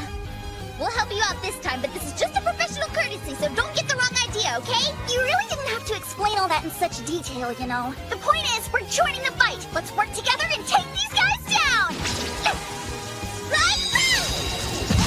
Sword, sword, flash! No. According to my research, they're supposed to be enemies. Yes, that's true, we are enemies. But right now, we're all united. Against you! Power plays are still outdated, Mew. Why don't you just get out of here, Mew? I seem to have miscalculated. Well then.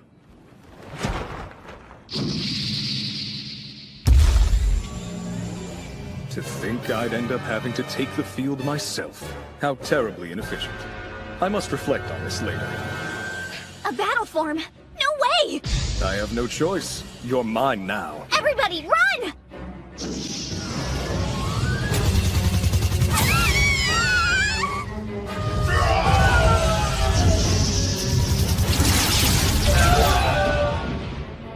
He's taking out his own guys, Mew! Just look at how friggin' strong he is! And he's got such powerful equipment. Those foreign investors really have it good with their R&D budgets. But of course. My annual income alone is $12 million. Your nation's so-called major corporations could never compare. Damn it, this fight isn't over! Full power bank claw! Ah! What the?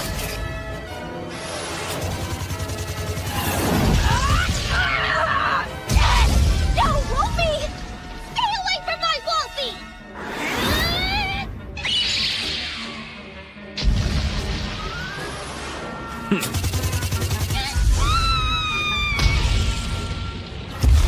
How pathetic. You should know. My decision to engage with you here and now was in service to a much larger purpose. You don't mean... I have deployed flying columns. As of right now, they will have destroyed your major facilities and should be heading our way.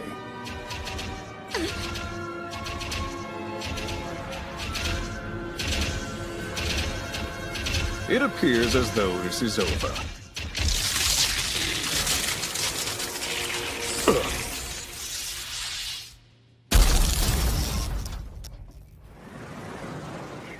Sorry to have kept you waiting.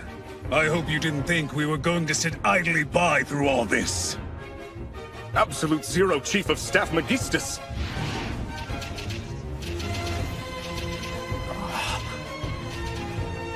I've used up the area's low-pressure system. There's no electricity left.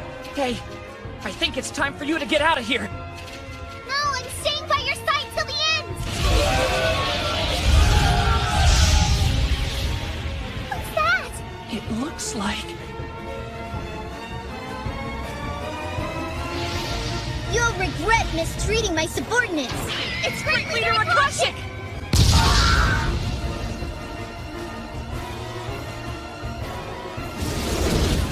Sorry for arriving so late. I was enjoying retirement, but... when justice calls, you have to answer. They destroyed our main fighting force! Of course we did. Don't underestimate the power of the members of the board. No matter. Forget your measly company. Our new ambition is to take over the entire country, and you haven't got the personnel it would take to stop us. It appears that information network of yours isn't telling you the whole story. What? Behold this country's true power!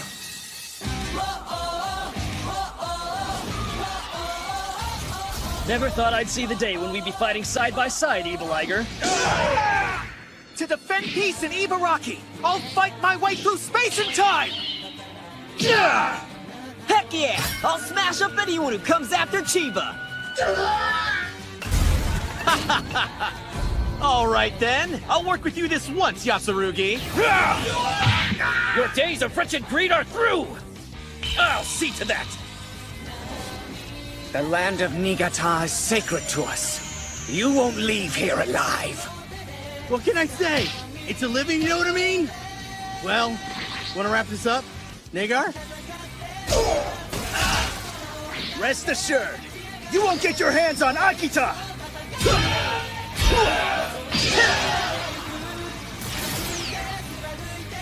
Those who go against the will of darkness, no matter who, simply have to be purged. You'll be sorry you ever set foot here in Hokkaido and crossed my path! Yedo River will see another day of cropping! I'm gonna put you out of business for good! All you are is a detestable eyesore to the beautiful lands of Tokushima. Ha! Baba will put an end to the wickedness in your hearts! Let's go, Toshimog. Time for Mach Speed! Better get ready! Mess with Koshima Ward, will you? A foolish mistake! All the minor local villains and heroes? We pride ourselves in our flexible policies. If need be, even coordinating with rival organizations is on the table! Hello. Is this Secret Society of Evil Inc.? This is Matsuyama. We met the other day. Yes, we have a proposal for you. Hey! Dyson Daru Riser! They're in! Yeah! You and I are gonna call every connection we've got. We'll unite enemy with enemy. Okay. Kyushu will be protected! You can count on that!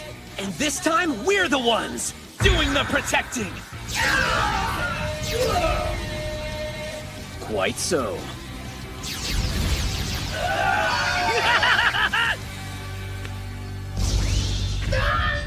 Even if we're knocked down, as long as we get up, we'll never lose! The perfect way to shake off a hangover. I was hoping a little action would come my way! All those who want to die, step forward. I'm gonna grind them into powder.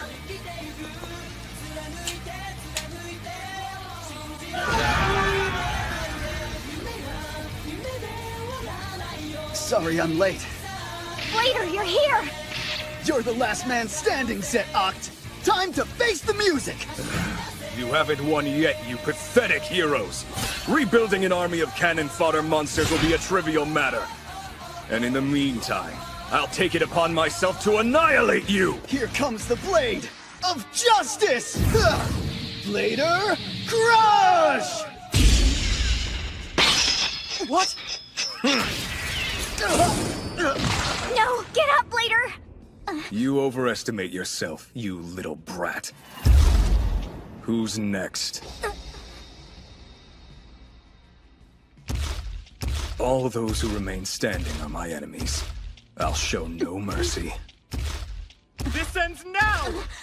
Doctor! Good news, Miss Kuroitsu! I finished your research! Though, I never could have done it without Miss Hoen's help. Hey, listen up, Satomaki. I didn't do it for your sake. Is that clear? Enough with the tired rom-com routine, Mew. If you have something for us, whip it out already, Mew. Wolf! Cats! Yeah. All right. Now, Wolfie, what's wrong? You're hurt, Mew. You can't handle it, Mew. There isn't any other way. Wrong. I can do it. it's not safe, Miss Kuroitsu! What are you gonna do if that thing explodes again? It'll be fine. I trust the doctor and Miss Hoenn. This item is actually a monster whose form changes in response to the monster that equips it. No reason humans shouldn't be able to equip it too. We'll settle things between us later, Agent of Agostia. But for now... He's going down. Here goes. Transform!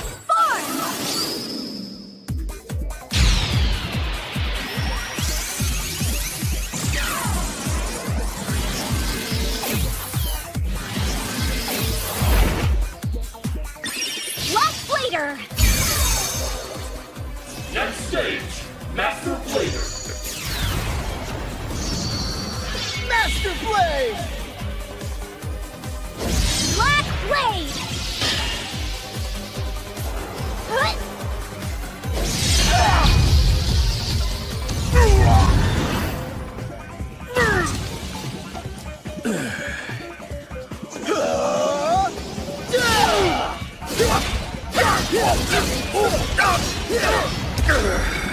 But how? It's so inefficient. This is no way to make a monster! Don't ever underestimate the one-off monster! Monster development is a realm full of possibility! Your measly company has no possibility! Here you go, Black Blader! We'll give you some of our power too! We're behind you, Black Blader!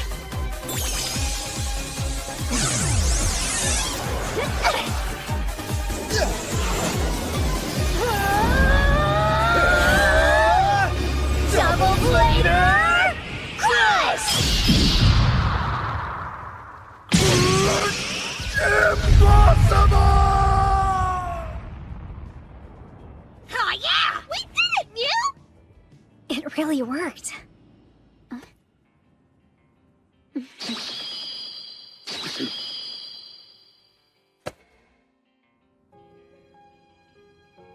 In the end, it's not the capital that matters. It's the people. That's all.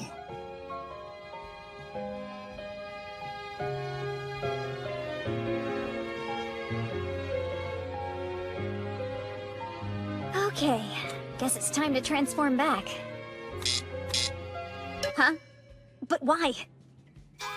What's the deal? It won't come off. What do I do? Blader! I think it might be stuck at the back. Could you help me? Oh, sure. I can help you take off your... your...